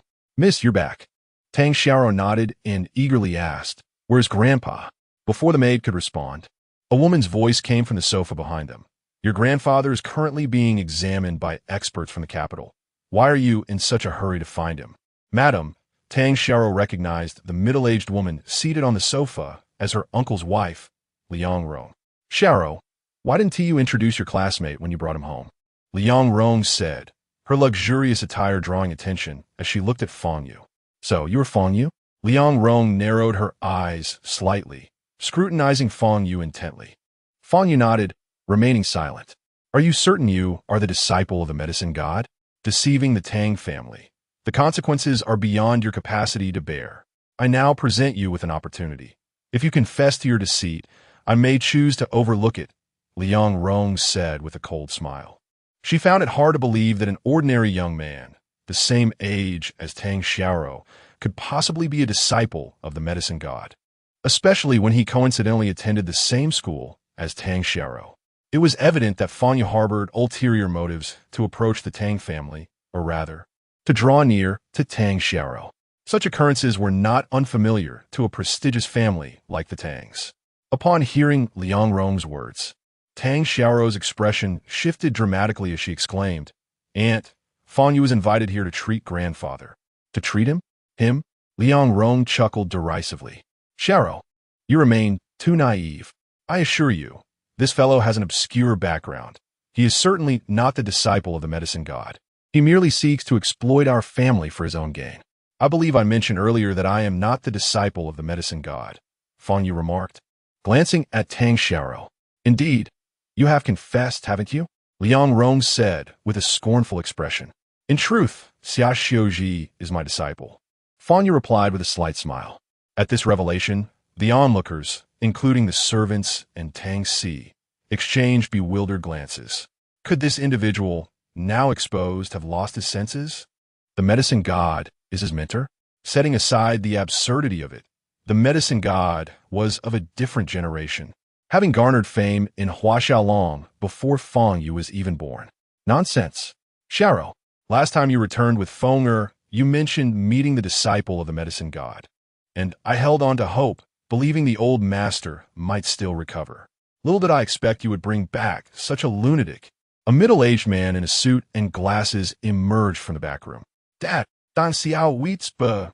Tang Mingda's expression darkened as he fixed his gaze on Fang Yu and said, Speak. Who sent you to approach our Tang family?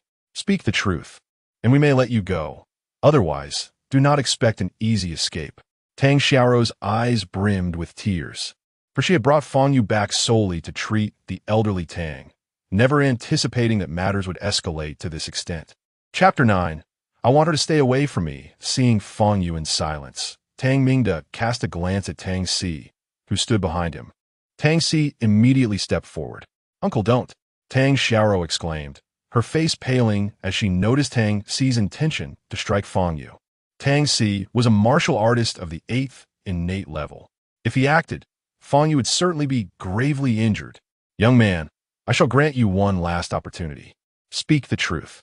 Who sent you here, and what is your purpose? Tang Mingda inquired, his brow furrowed in concern. As a member of a prestigious family, the Tang clan had numerous adversaries, both overt and covert. For Tang Mingda, any enemy identified was a victory. He preferred to err on the side of caution. I have told you the truth, yet you do not believe me. What more can I do? Fang Yu shrugged, unperturbed. Fang Yu's fearless demeanor thoroughly incensed Tang Mingda. It appears you shall not weep until you see the coffin. Tang Mingda's voice turned icy. Tang Si reached out, aiming to seize Fang Yu. Stop. Just then, an elderly voice resonated from upstairs, accompanied by a cough. Grandfather! Tang Xiao exclaimed with excitement upon seeing the elderly patriarch of the Tang family being pushed in a wheelchair to the top of the staircase. I wish to let young brother Fang Yu treat my ailment, the old gentleman stated, gazing at Tang Mingda. Tang Mingda's expression shifted dramatically. Father, one cannot be reckless with matters of health. Regardless of this boy's intentions, his age alone disqualifies him from being a doctor. Mr. Tang speaks the truth. Though you are in the advanced stages of lung cancer, you must not place your trust in dubious individuals. This is tantamount to relinquishing hope for survival. If you adhere to the chemotherapy regimen I have devised and maintain a positive mindset, your lifespan can indeed be extended, said Chun Jingxin, the lung cancer specialist Tang Mingda had summoned from the capital. Father, Dr. Chun is a professional. You must at least listen to him, Tang Mingda pressed. The old gentleman shook his head. No matter how professional he may be, he can only grant me a few more months of life. I have witnessed young brother Fang Yu's abilities firsthand, and I am willing to place my faith in him. Do not obstruct me further. Tang Mingda wished to argue, but upon meeting his father's resolute gaze, he swallowed his words. The old gentleman's health was already precarious. He could not afford to provoke him. Father, I consent to let Fang Yu examine you, but both Dr. Chun and I must be present, Tang Mingda stipulated. This was his final condition. Young brother Fang Yu, is this acceptable to you? The old gentleman inquired. Of course, the sooner, the better, Fang Yu replied, stretching and yawning. His languid demeanor unsettled Tang Mingda and the others. Even Tang Xiao felt a twinge of doubt. He seemed far too unreliable. A few minutes later, Fang Yu ascended to the second floor, entering the old gentleman's study. He took a seat on a stool before the elderly man, while Tang Mingda and the others stood nearby, maintaining a distance of less than 5 meters. Moreover, in addition to Tang Si, Tang Mingde also summoned 2 bodyguards to guard against any sudden aggression from Fang Yu. Fang Yu grasped the right wrist of the old Master Tang and took his pulse. Upon witnessing this scene, Chun Jingxin displayed a look of disdain. The old Master Tang was afflicted with lung cancer. What significance could taking his pulse hold? Unfortunately, Chun Jingxin only perceived the superficiality of the situation. In truth, during the process of pulse-taking, Fang Yu had already infused his vital energy into the old Master Tang's pulse, allowing it to circulate throughout his body, thereby discerning the state of his health. Ordinarily, the externalization of vital energy could only be achieved by those at the foundation establishment stage or higher. However, Fang Yu had been capable of such externalization since reaching the 100th layer of the Qi refinement stage. After a minute, Fang Yu withdrew his hand. The prognosis was not optimistic. Hearing this, Chun Jingxin's scorn intensified.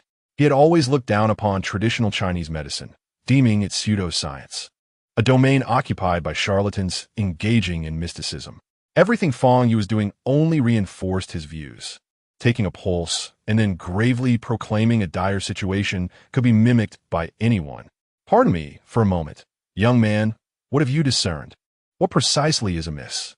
Could you elaborate so that I may learn from your traditional medicine? Chun Jingxin's words were laced with sarcasm, his eyes brimming with contempt. Tang Xiaoro anxiously gazed at Fang Yu, fearful that he might fail to articulate his findings. The cancer cells had metastasized throughout the body, particularly around the spine. The reason the old Master Tang was unable to walk was due to the erosion of his spine by the cancer. Furthermore, the old master was likely suffering from hypertension and a minor cerebral infarction. Fang Yu articulated all the ailments plaguing the old Master Tang as though he had perused the examination report. Initially, Chun Jingxin's face was rife with mockery. But as he listened, his expression gradually shifted to one of astonishment, ultimately widening his eyes in disbelief. Every ailment Fang Yu mentioned was accurate, including several symptoms that had only emerged in the past 2 days. Tang Xiaoro, unable to comprehend, turned to Tang Mingde, only to find him equally stunned. How could this be possible? Has someone leaked the old master's examination report? Liang Rong exclaimed loudly. Tang Mingde snapped back to reality, gazing at Fang Yu, his eyes reflecting not only shock but also excitement. The scenario Liang Rong described was utterly implausible.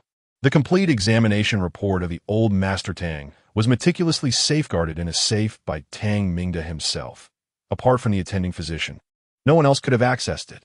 Moreover, Fang Yu had even articulated several symptoms that had only recently manifested in the old master. This young man truly possessed remarkable abilities. Your condition is beyond remedy, Fang Yu then stated. The flicker of hope ignited in Tang Mingde's eyes was extinguished in an instant. Tang Xiaoro's eyes reddened. I told you this lad lacks capability. He can diagnose but cannot cure. What use is that to you? Liang Rong interjected with cold mockery. Then, how much longer can I live?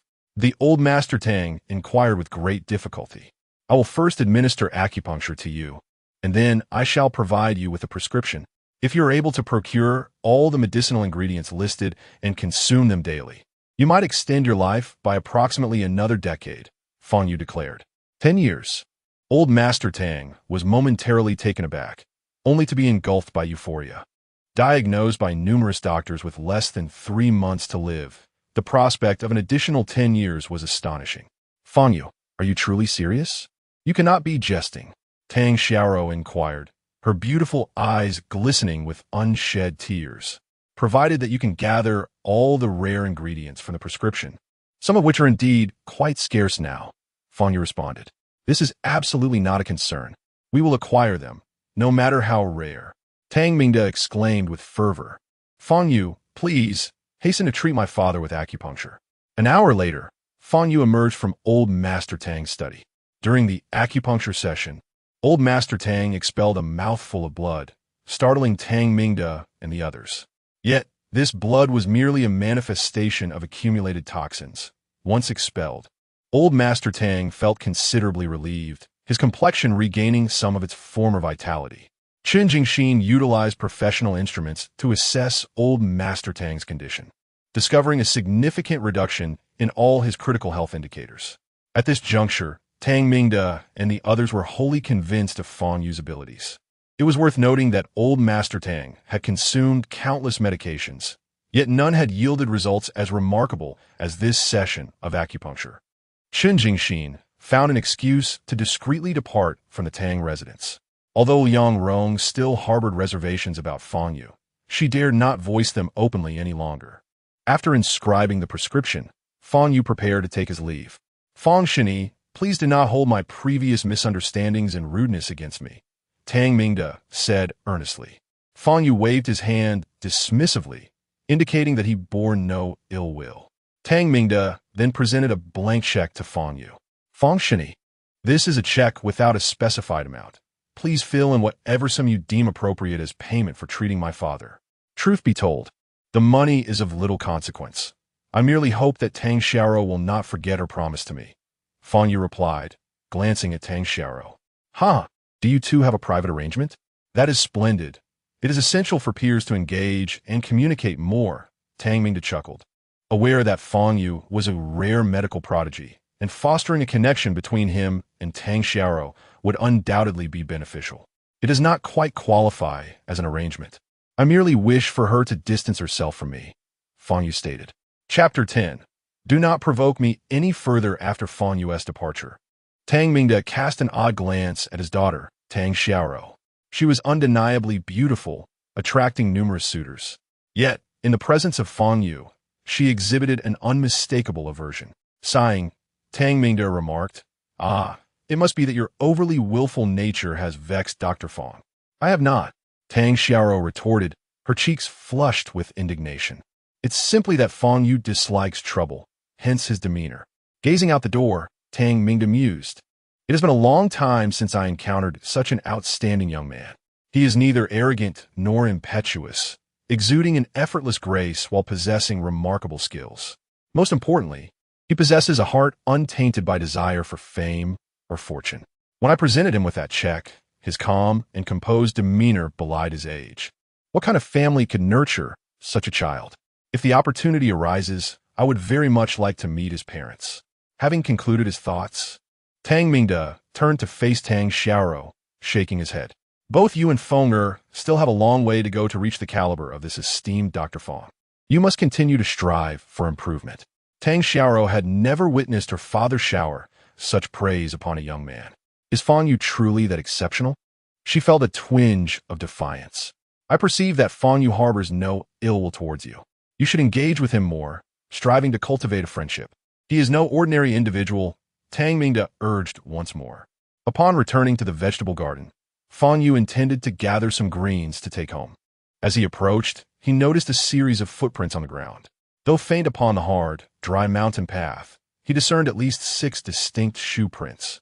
This indicated that approximately an hour prior, 6 individuals had headed towards the garden. Such an occurrence was unusual, for this small hill rarely saw visitors. Damn it, could they be here to steal vegetables? With that thought, Fang Yu quickened his pace. Just as he reached the outskirts of the garden, several dark figures emerged from the shadows, swiftly encircling him. 6 handguns were pointed directly at him. One of the assailants stepped forward, a smile plastered on his face. Friend, we merely wish to ask a few questions, and we hope you will respond truthfully. Go ahead. I'm listening, Fang Yu replied, betraying not a hint of alarm. Is this vegetable garden yours? The man in black inquired. Indeed, it is, Fang Yu confirmed. Then, were you in the vicinity of this garden at this time yesterday afternoon? The man continued. Correct, Fang Yu replied, already aware of their intentions. Did you happen to see a woman yesterday afternoon? The man narrowed his eyes slightly. I did, Fang Yu answered. The black-clad individuals exchanged glances, their eyes glinting with malice. Did you rescue that woman? Fingers tightened on triggers, ready to unleash violence at any moment. Strictly speaking, I did not save her. Your accomplices attempted to kill me, and I acted in self-defense, Fang Yu replied with a slight smile. Thank you for your honesty. Farewell. The figure clad in black cast a cold smile as he pulled the trigger. Bang! The sound of a gunshot echoed, and a bullet surged directly towards Fang Yu's forehead. The black-clad man was merely 10 meters away. At such a close range, evasion seemed impossible for any human. Yet, Fang Yu merely tilted his head slightly, deftly avoiding the bullet. I warned you that your companions met their demise while attempting to kill me. Why do you persist in your folly? Fang Yu's voice, ghostly and ethereal, reached the ears of every black-clad man present. The 6 assailants, now in disarray, turned in search of Fang Yu, only to find nothing but air. Bang! In the next instant, one of the black-clad men screamed in agony as he was sent hurtling backward. Yes, over here, another shouted, firing his weapon in panic. The cacophony of gunfire erupted, accompanied by a chorus of wails. Within a mere 30 seconds, 5 of the 6 black-clad men lay lifeless on the ground, their voices silenced. The last remaining one was the one who had posed a question earlier. Having witnessed Fang Yu's otherworldly skills, his face drained of color, trembling uncontrollably. He had encountered a monster. Flee! He must escape, or he would surely perish. The black-clad man turned to run, only to find Fang Yu standing directly before him. He shouted, raising his handgun in a desperate attempt to shoot the man in close proximity. Crack! But in an instant, Fang Yu severed the man's right hand, which clutched the pistol with a swift strike. The black-clad man fell to the ground, howling in agony, his eyes wide with terror. He must call for reinforcements. He needed to inform Miss Yang that this man was a monster. With his left hand, the black-clad man retrieved an archaic mobile phone from his pocket and dialed a number. Fang Yu observed him silently. 3 seconds later, the call connected. Just as the black-clad man began to speak, Fang Yu snatched the phone from his grasp. Hello, he said. The voice on the other end fell silent for a moment. The individuals you dispatched have been dealt with. I abhor complications, so I trust this will be the last time, Fang Yu stated. Miss Yang, this man is not ordinary. You must send brother by. The black-clad man shouted, but before he could finish, Fang Yu delivered a powerful kick to his chest, silencing him forever. What is your full name? Fang Yu inquired into the phone. The voice on the other end remained mute. Very well, if you refuse to speak. Remember my words. Do not provoke me again. With that, Fang Yu ended the call. Gazing at the bloody ground and the fallen bodies, Fang Yu rubbed his temples. What has transpired in recent days? The troubles he faced now far exceeded those of the past decade. At the Yang residence, Yang Yinju placed the phone down, her delicate, jade-like hands trembling slightly. She and her family had never been subjected to such a threat. Who exactly are you? Yang Yinju's crimson lips were set in a fierce line. Her eyes, stark black and white, radiated a murderous intent. Today, she had dispatched 6 of her family's elite, only to see them utterly annihilated. This was a development she could scarcely have imagined. In just 2 days, she had lost 8 of her best operatives. Recalling the final words of his subordinate over the phone, Yang Yinju retrieved his mobile device and dialed a number. Have Baijian come to see me. At the VIP ward of Jianghai Central Hospital, Ji Rubai awoke from her stupor to find her parents seated beside her bed. Yi Dongthan, relieved to see Ji Rubai regain consciousness, inquired, Rubai, you are finally awake. Do you feel any discomfort? Beside him, her mother, Wei Ling, wore a worried expression. Damn, I am fine, Ji Rubai replied. Once reassured of her well-being, Ji Dongshan's expression darkened as he posed a grave question. Rubai, are you certain that the Yang family is behind this? I am certain. The 2 assassins believed I was destined to perish, which led to the exposure of Yang Yinju. Ji Rubai responded, her brows furrowed in concern. The Yang family. How dare they? Previously, our conflicts were veiled in secrecy, yet now they have resorted to direct violence. Seeking the life of my beloved daughter, this vendetta shall not go unpunished. I, Ji Dongshan, am unworthy of the title father if I do not retaliate. Ji Dongshan declared vehemently. After a brief moment, as his emotions began to subside, he asked, Rubai, do you remember who saved you? This individual is a great benefactor to our Ji family, and we must repay him. Reflecting on Fang Yu's prowess, Ji Rubai felt a shiver of fear. I do not know his name, but he appeared quite young, and his skills were exceptional. Those 2 assassins were armed, yet they never had the chance to fire a shot. Yerubai recounted. Such a remarkable individual? Could he be even more formidable than your Uncle Wu? Ye Dongshan remarked. Wu Ming was Ji Dongshan's sworn brother. a martial artist of extraordinary capability at the 9th stage of innate mastery. Ji Rubai shook her head, stating, I do not know, but that person was indeed incredibly powerful. Regardless, he is our benefactor, and we must find him to express our gratitude for his life-saving intervention, Ji Dongshan resolved. The following day in class, Fang Yu sat in his seat, glancing at Tang Xiaoro beside him. Hey, you should fulfill your promise now, Fang Yu urged. We'll go after class. Why the rush? Tang Xiao deeply, so mewat ditskun. She possessed her own pride, and being dismissed by a boy stung her deeply. After class, Tang Xiaoro huffily vacated her seat and headed toward the office, eager to escape the scrutiny of others. Fang Yu exhaled deeply. 5 minutes later, Tang Xiaoro returned, her face marred by displeasure as she sat beside Fang Yu once more. The head of discipline Wu Ti allowed me to switch, and I received a reprimand. Chapter 11. Hitting a brick wall? Fang Yu furrowed his brow, meticulously observing Tang Xiaoro's expression, yet he found no signs of deceit. However, given Tang Xiaoro's background, it was implausible for the head of the teaching department to deny her request. Clearly, there were unseen hands at play. I'll say this, your grandfather requires acupuncture once a week. If you fail to uphold your end of the bargain, I can withdraw my assistance at any moment. Fang Yu stated firmly. I understand. I will find a way to have him transferred as soon as possible. Tang Xiaoro replied, her cheeks flushed with frustration. She then muttered under her breath, as if anyone wants to sit with you anyway. During the break, Fang Yu intended to head to the restroom and exited through the back door of the classroom. Just as he stepped out, a tall and handsome boy intercepted him. Excuse me, I'm looking for Tang Xiaoro. Could you please help me call her out? Fang Yu glanced at the boy, sensing something amiss. Several students had exited before him, yet this boy had chosen to approach him specifically. My name is Yang Su, a student from the adjacent class, and I am an old classmate of Tang Xiaoro, he said with a bright smile. Underneath that charming and sunny demeanor, most would perceive Yang Su as a friendly and gentle young man. Unfortunately for him, standing before Yang Su was Fang Yu, who had lived for nearly 5,000 years. Though concealed, Fang Yu could discern the malice and disdain lurking in Yang Su's eyes. Fang Yu remained silent, turning back to the classroom, and gently patted Tang Xiaoro on the shoulder. Someone is looking for you at the back door. Tang Xiaoro paused momentarily, but then rose to follow Fang Yu out of the classroom. Upon seeing Yang Su, her expression darkened immediately.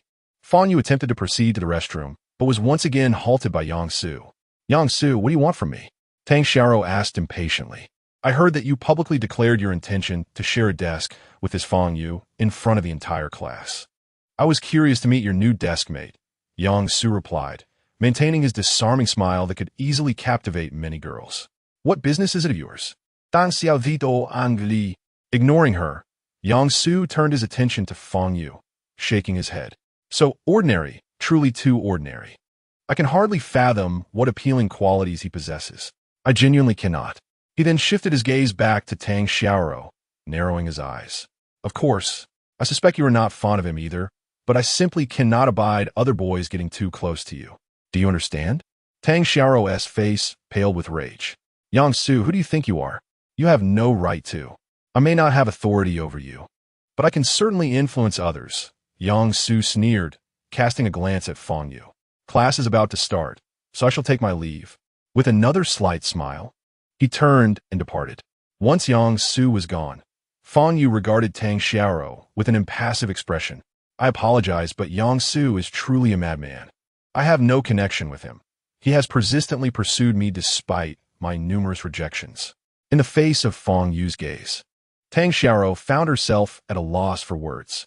Please expedite the transfer process for me, she implored, after which Fang Yu turned and walked toward the restroom. Tang Xiaoro stood frozen in place, her teeth clenched in frustration. Tang Mingde had advised her to engage more with Fang Yu, yet with Fang Yu's insufferable demeanor, communication seemed utterly impossible. Upon Fang Yu's return to the classroom, a flurry of whispers ensued, with students casting curious glances in his direction. Fang Yu found himself in a precarious situation. While provoking He Donglin was manageable, now he had incurred the wrath of the esteemed Yang family's heir, Yang Su. Indeed, Yang Su was a prominent figure, his lineage rivaling that of Tang Xiaoro, and he was indeed her most ardent suitor. However, it was also possible that given Fang Yu had previously emerged unscathed from a confrontation with Yi Donglin, he might navigate this predicament as well. As these thoughts circulated, Jiang Yu, seated at the front of the classroom, let out a derisive laugh and remarked, "Do you genuinely believe that Fang Yu possesses any significant connections? I assure you, his lack of consequence thus far is solely due to Tang Xiaoro. Now that he has crossed paths with the equally formidable Yang Su, even she cannot shield him. I've heard that Yang Su has a formidable sister who dotes on him," chimed in Su Xiaona. Jiang Yu shot a glance toward the corner where Fang Yu sat, sneering, "Let us see if this toad has any self-awareness. If he proactively changes seats, young Master Yang might spare him. Otherwise, let's prepare for spectacle." With his keen hearing, Fang Yu caught every word of their discussion, yet he deemed it beneath him to engage with such petty children. However, he did gain a clearer understanding of Tang Xiaoro's propensity for trouble. Within merely 2 days, she had inexplicably attracted 2 rivals for his affections. Concurrently, many in the class, fueled by envy and resentment, directed their scornful remarks at him. Fang Yu had maintained a low profile for over 2 years, yet in just 2 days, he had become notorious within the class. If things continued on this trajectory, it would not be long before he gained notoriety throughout the entire school. This influence would be enduring. Even if Tang Xiaoro transferred classes immediately, the repercussions would linger. One could even foresee that the mockery from his classmates would only intensify. Such is human nature, a lesson Fang Yu had learned long ago. He sighed and resolved to let things unfold naturally. Since he could no longer remain inconspicuous, he would embrace the spotlight. As the afternoon bell rang, just as Fang Yu prepared to leave, Tang Xiaoro hurriedly inquired, "Fang Yu, about the prescription you wrote for my grandfather, there were 2 herbs listed, and we've asked several large herbal shops, but they all said they don't have them." "That is your concern. I mentioned that some herbs are exceedingly rare and cannot be found," Fang Yu replied, and without further ado, he walked away. Tang Xiaoro pouted, lowering her head to gather her books. Fang Yu ambled homeward as was his custom. A medium-sized truck was parked by the roadside, and he passed by it on the sidewalk. Behind the wheel sat a burly, bald man adorned with elaborate tattoos. The very same brute whom Fang Yu had incapacitated with a single kick at the Academic Affairs office the previous day. Upon seeing Fang Yu, De Biao's expression turned vicious.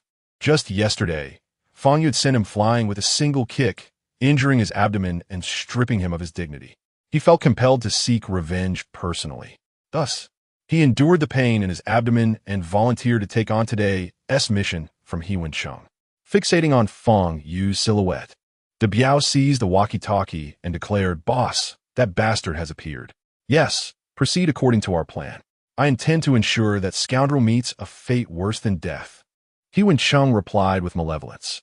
De Biao tossed the walkie-talkie onto the passenger seat and concentrated intently on Fang Yu's movements. Ahead lay a traffic light, and following Fang Yu's route home, he knew Fang Yu would soon traverse the zebra crossing. At that moment, De Biao would press the accelerator to the floor and drive the truck into him. No matter how skilled he was, could he withstand the force of truck? A cruel smile crept across De Biao's face. A minute later, Fang Yu approached the zebra crossing, where the light turned green, and he began to cross slowly. De Biao slammed down on the accelerator. Thus, a 10-ton truck barreled towards Fang Yu at full speed. Behind Fang Yu, a beautiful woman dressed in a black teacher's uniform also aimed to cross the street. Hearing the roar of the engine, she turned to see the enormous truck racing towards the crossing, showing no signs of slowing down despite the red light. Panic struck her, and seeing Fang Yu already halfway across, she screamed, "Be careful! Quick, get out of the way!" Bang! The deafening sound of metal colliding drowned out her warning. The wind from the truck's passage tousled her hair, and as she watched the vehicle surge forward, leaving a trail of black tire marks on the ground, her face turned pale. A student from Jianghai High School had just been killed before her eyes. Her mind blank. She barely registered that the truck's rear wheels were still grinding against the pavement, producing a series of piercing sounds. Yet, even with the rear wheels roaring, the truck could advance no further. A dent had formed at the front of the truck. In the driver's seat, De Biao was reeling from the impact, blood streaming from his head.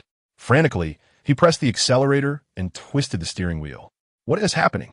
How could this be? His original plan had been to run over Fang Yu and then speed away.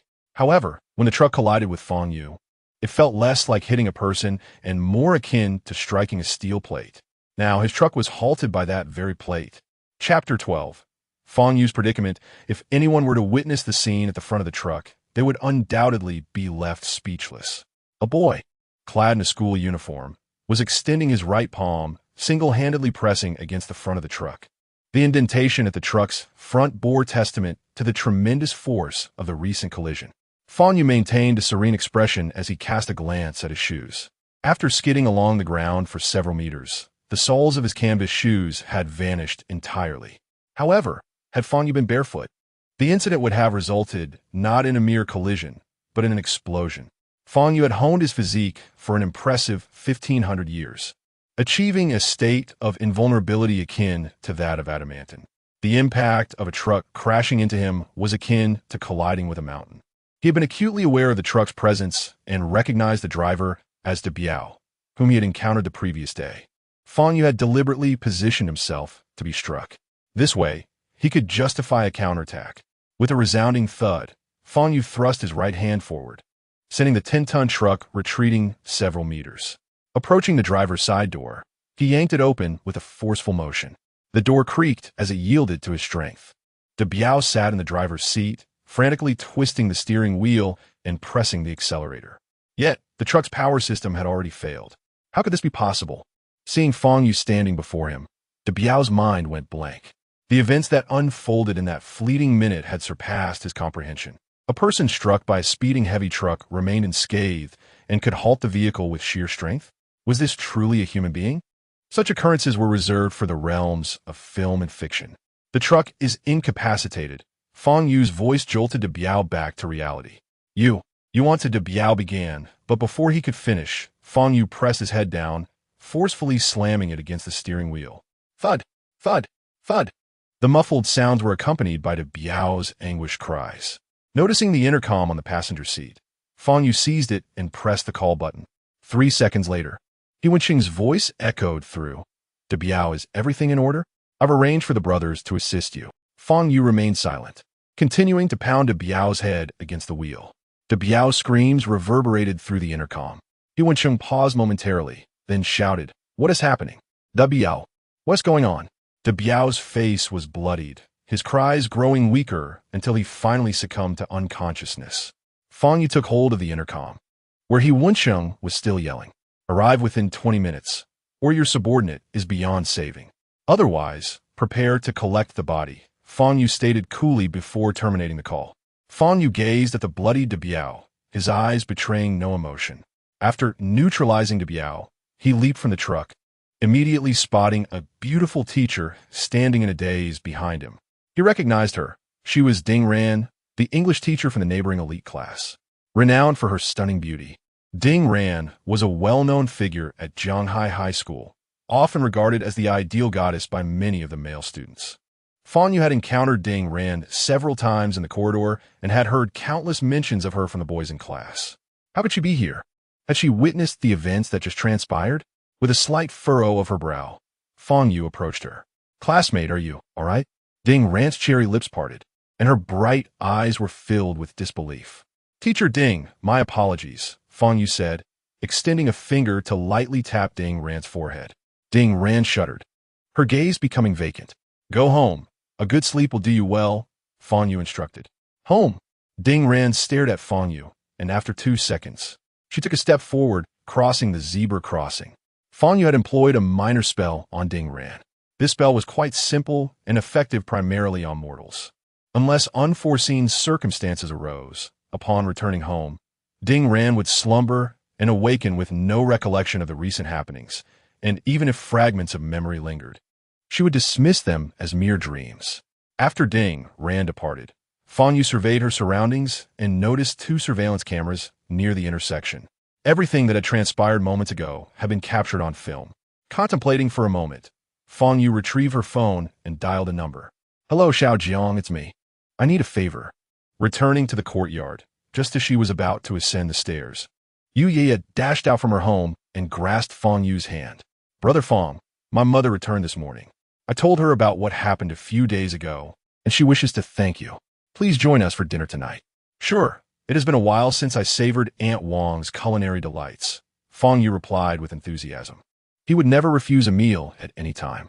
Yu Ye's mother, Wang Yin, was a beautiful woman with exceptional culinary skills.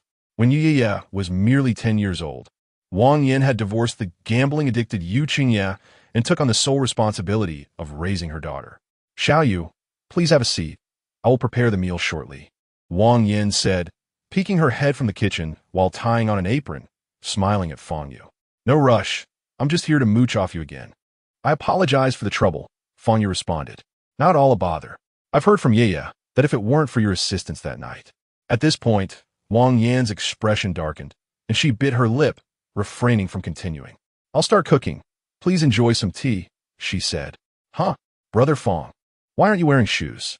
Yu Ye suddenly noticed Fang Yu was barefoot and inquired curiously. I stepped on a stone and tore the sole, so I discarded them, Fang Yu explained. Did both feet get hurt? Yu Ye asked, her eyes widening. Indeed, my luck has been rather poor lately. I keep encountering unfortunate incidents. Fang Yu sighed sincerely. Let me give you some luck, Yu Ye said, extending her small hand to gently pat Fang Yu's head. A few minutes later, Wang Yin brought the dishes to the table, presenting 4 dishes and a soup. Wang Yan's culinary prowess was, of course, beyond reproach. Fang Yu had always believed her cooking rivaled that of many professional chefs. During the meal, although Wang Yin was cheerful and chatty, Fang Yu discerned a shadow of sorrow hidden in her eyes. In light of Wang Yan's invitation to dinner, Fang Yu was quite willing to assist her. However, he would not inquire further unless she voiced her needs. After the evening meal, he returned to the second floor. His abode consisted of a small living room and 2 additional rooms, one serving as a bedroom, while the other was a storage space. As he passed the storage room, a fragrant aroma of herbs wafted through the air, prompting him to recall a question posed by Tang Xiao earlier that day. Within the storage room lay an assortment of rare medicinal herbs, brought back from the northwest, cultivated by Xia Xiuzi outside his grass hut. These herbs were exceedingly rare, with many having vanished from the market, rendering them treasures of immeasurable worth. Yet, Fang Yu treated them as if they were mere refuse, carelessly discarded in the storage area. Should Xia Xiuzi learn of Fang Yu's disregard for his painstaking efforts, he would likely be infuriated to the point of exasperation. Perhaps the herbs missing from the prescription could be found among these? Fang Yu mused as he surveyed the herbs in the storage room. Well, if one is to assist, one must do so thoroughly, especially since the Tang family has already provided compensation. He decided to have that young lady come by tomorrow to collect them. In the still of the night, Fang Yu lay in bed, eyes wide open, contemplating various matters. Reaching his current level of cultivation posed significant challenges for further advancement. Although he remained in the Qi refinement stage, he had reached an astonishingly high tier, 9,832, 2 millennia prior. He could no longer rely solely on meditation and the absorption of natural energies to enhance his cultivation. To transcend his current limitations, he had to explore alternative methods. In the past 2,000 years, the most effective means he had employed was the direct consumption of demon beast cores. This strategy had propelled him from the 5,000 tier of Qi refinement to over 9,000. However, as spiritual energy on Earth waned, the number of surviving demon beasts dwindled. In the last century, he had encountered only a scant few. Consequently, his cultivation had stagnated, remaining at 9,832 for an extended period. Fang Yu believed that should he surpass the 9,999 tier and reach the 10,000 tier, he could seamlessly transition into the foundation establishment stage. At that juncture, the ultimate dream he had nurtured over millennia would finally come to fruition. Yet, just as he neared the 10,000 tier, the demon beasts on Earth were nearing extinction. Now, he faced a dilemma: either discover other efficient cultivation methods or scour the world for the remaining demon beasts. Enough of this, he thought. I have ample time. I shall proceed at a leisurely pace. With that, Fang Yu closed his eyes, preparing for slumber. However, just then, he was startled by the sound of muffled sobs emanating from downstairs. Chapter 13. A duel? The provocation of Yang Su. At this hour, it was already 1 o'clock in the morning, and the outside world lay in serene silence. In such moments, the sound of a woman's weeping would undoubtedly send chills down the spines of most, conjuring thoughts of supernatural occurrences. However, Fang Yu was well aware that it was Wang Yin weeping downstairs. During dinner, he had observed the sorrow concealed within her eyes. Perhaps to spare Yu a worry, she had only dared to release her pin-up grief deep into the night. It was apparent that Wang Yin was facing tremendous difficulties. Wang Yin was a kind-hearted individual. Since Fang Yu had moved in, she often invited him to share meals, noticing his solitude. Occasionally, she would buy fruits and snacks, sending them with Yu for him to enjoy. Although Fang Yu possessed a rather indifferent temperament, he was by no means devoid of empathy, especially considering Wang Yin was an amiable neighbor. Thus, he resolved to inquire about her troubles the following day. The next morning, there was a physical education class. For the senior students, this session served as a much-needed respite from their relentless studies, allowing them to engage in leisurely activities on the playground. Most students opted for various ball games or running, while a few languid souls, like Fang Yu and Lu Pengzi, chose to visit the convenience store for ice cream, settling onto a bench beside the school's south basketball court to indulge in their treats while conversing. Initially, the basketball court was occupied by only a few individuals shooting hoops. But moments later, a throng of people surged in, with the focal point being none other than Yang Su, who had crossed paths with Fang Yu the previous day. "What on earth is Yang Su doing here?" Lu Pengzi exclaimed in surprise upon spotting him. He quickly glanced at Fang Yu, recalling the rumors that had circulated throughout the entire grade. Yang Su was evidently displeased with Fang Yu for sitting next to Tang Xiaoro and had directly confronted him with harsh words. At that moment, Lu Pengzi had been napping on the desk and was oblivious to the true nature of the events. "Hey, Fang Yu, about yesterday. Is it true? Did Yang Su really?" Lu Pengzi was about to inquire. Just then, a cacophony of shrieks erupted by the basketball court. On the court, Yang Su had removed his school uniform top, revealing his chiseled chest and abs, captivating the attention of the girls present. Tall and robust, with striking features and academic prowess, Yang Su hailed from an illustrious family, an undoubtedly perfect specimen in the eyes of every girl, the quintessential Prince Charming. He seized the basketball, dribbling it with grace as he sprinted towards the free throw line. With a powerful leap, he soared effortlessly to execute a dunk. Wow! This breathtaking display elicited gasps from the audience, including the boys, who shouted in awe. To leap and dunk from the free throw line was no small feat, even among NBA players. Yet Yang Su accomplished it with apparent ease. My heavens, how can Yang Su jump so high and far? One could hear the astonished whispers. Indeed, he surpasses even those NBA players. Heh, you folks are unaware. I've heard that Yang Su has been practicing martial arts since childhood, and now it seems he is a congenital. Yes, a congenital martial artist. A few boys near Fang Yu were discussing animatedly. A congenital martial artist?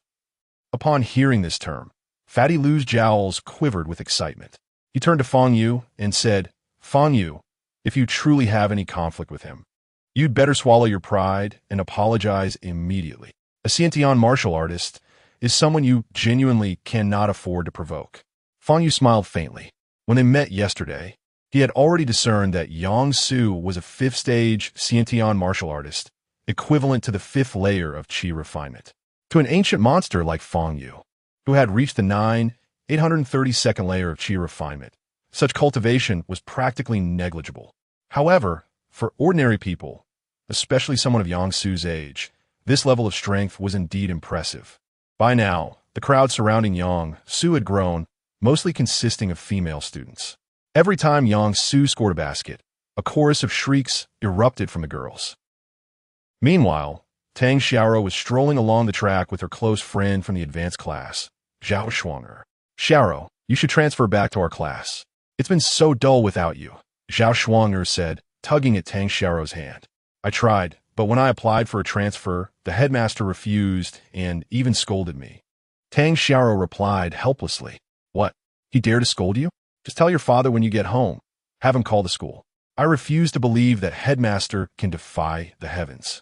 Zhao Shuanger hofft indignantly.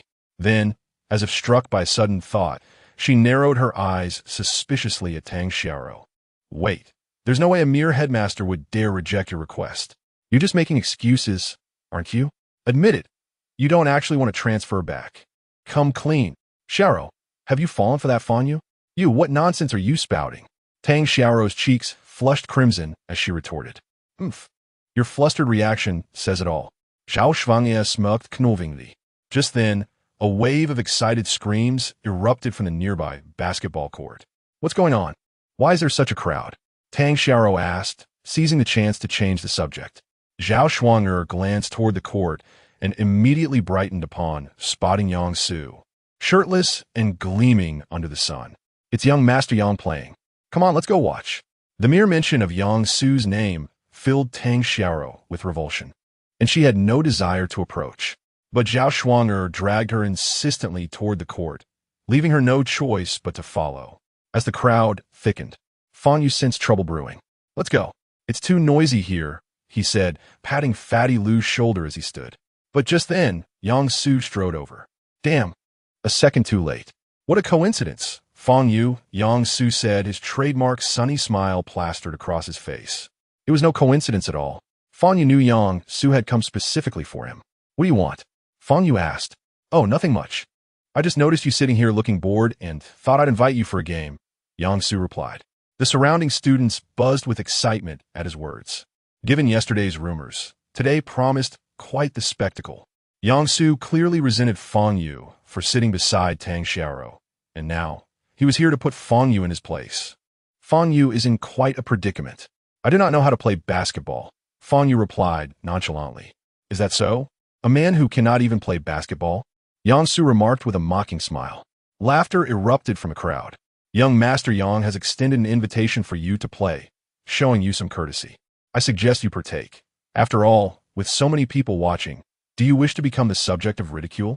A boy beside Yang Su chimed in. Exactly. Don't be timid, go for it. A group of onlookers began to cheer enthusiastically.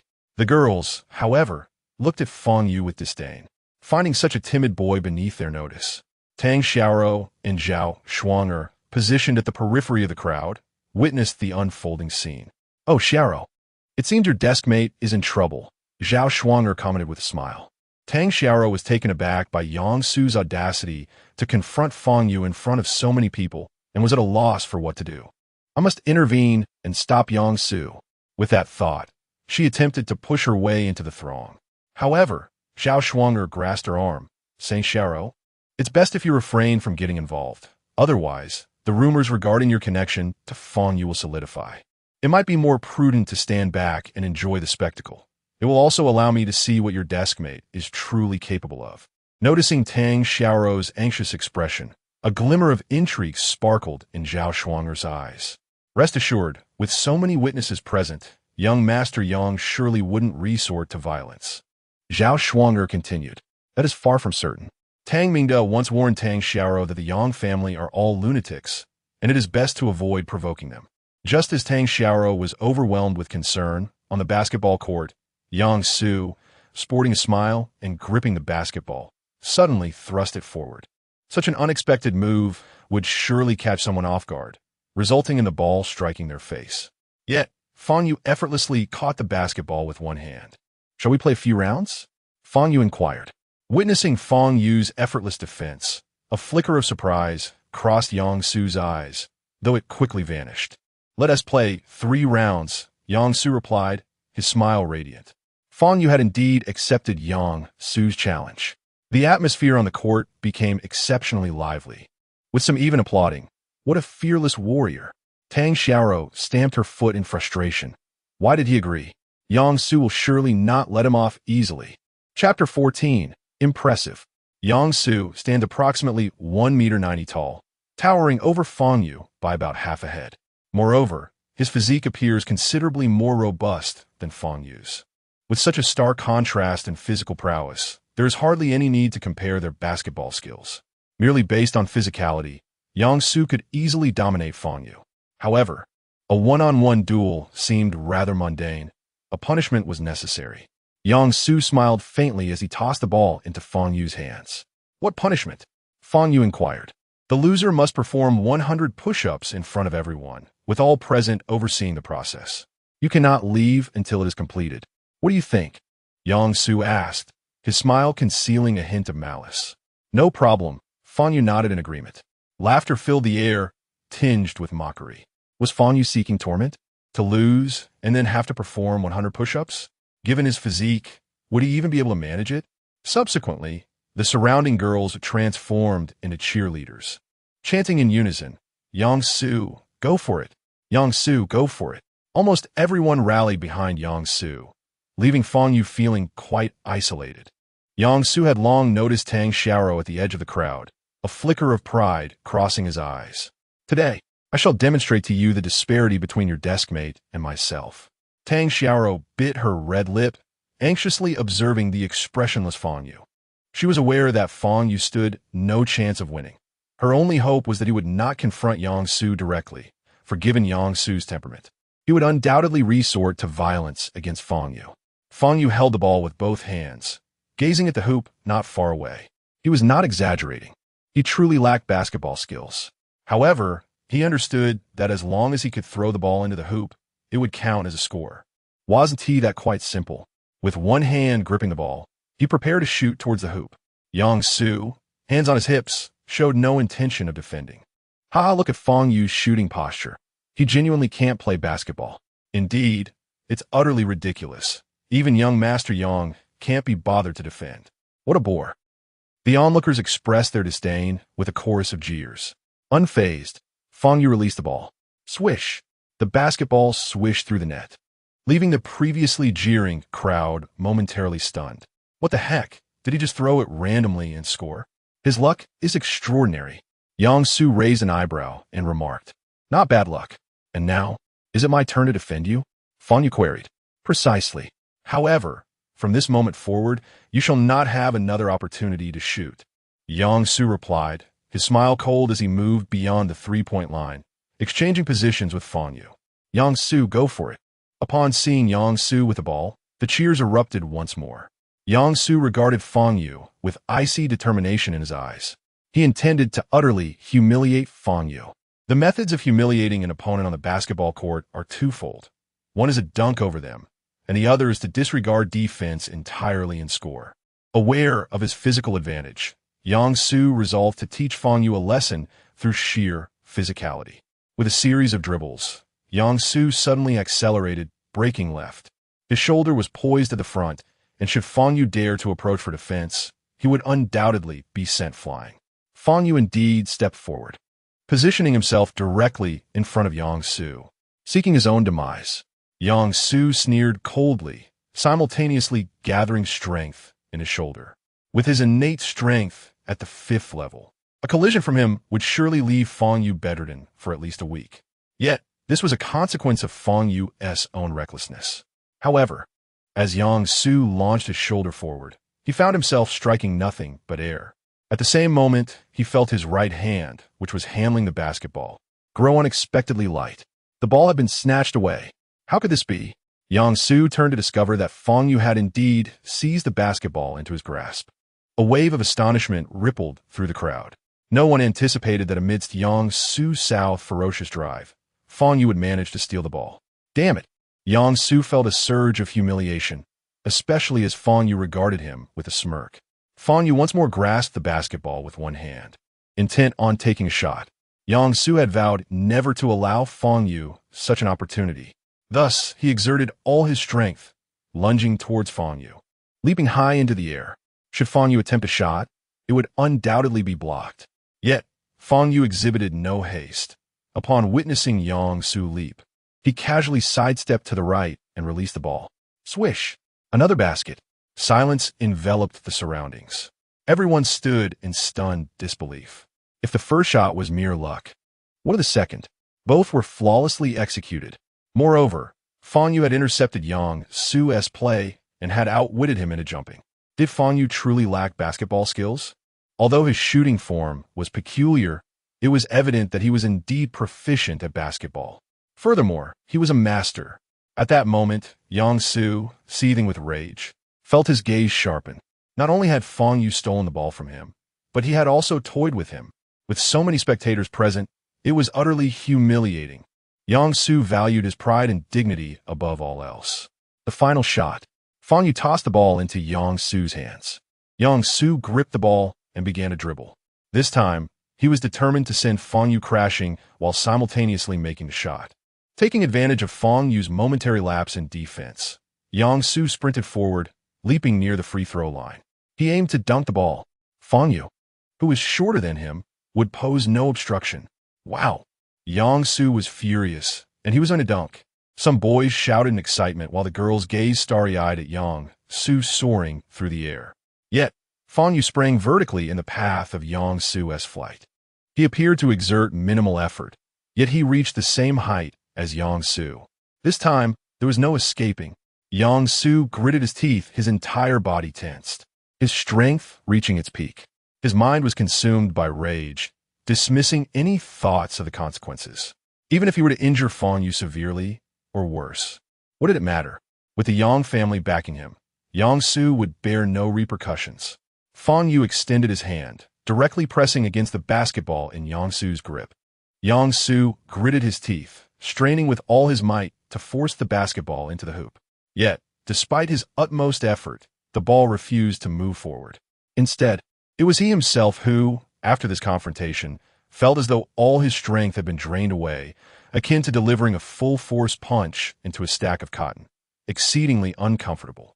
Bang! Yang Su lost his balance mid-air and fell heavily to the ground.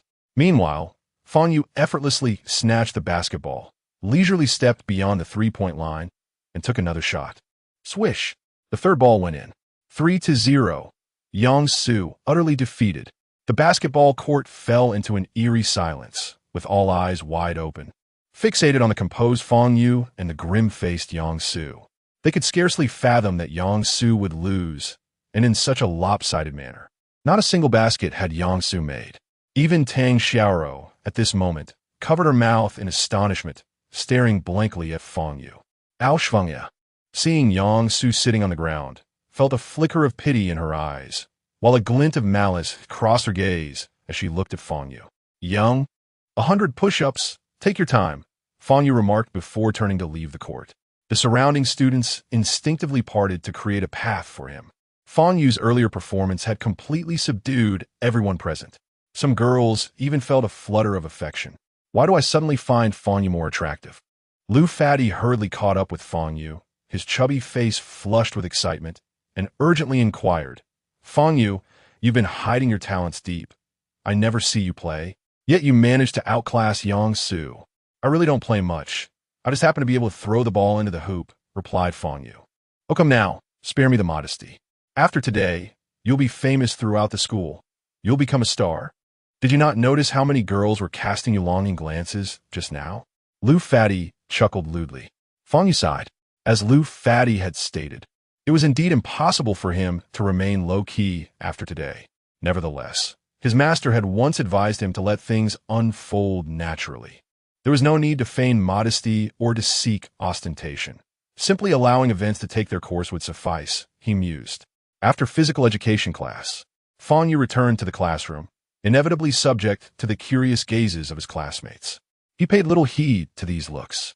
However, Tang Xiaoro, seated beside him, leaned in closer, compelling him to take notice. There were desk mates, already in close proximity, and with Tang Xiaoro leaning in, her face was now less than 10 centimeters from Fang Yu's. Clearly, you're curious about me. From what I understand, curiosity often marks the initial stage of love. Therefore, I suggest you extinguish that curiosity about me sooner rather than later. Fang Yu turned his head, meeting Tang Xiaoro's gaze directly as he spoke. Chapter 15. The Terrifying Gaze. What are you saying? Who is curious about you? Tang Xiaoro's face flushed visibly, and she instinctively withdrew her head. Fang Yu glanced at her and inquired, Yesterday, you mentioned 2 herbs that are unavailable. Which 2 are they? Huh? Oh, it's these 2. I saved them in my phone's notes. Tang Xiaoro, flustered by Fang Yu's previous remarks, momentarily struggled to respond. She retrieved her phone, opened the notes, and presented it to Fang Yu. Moon crescent flower and 9-star grass.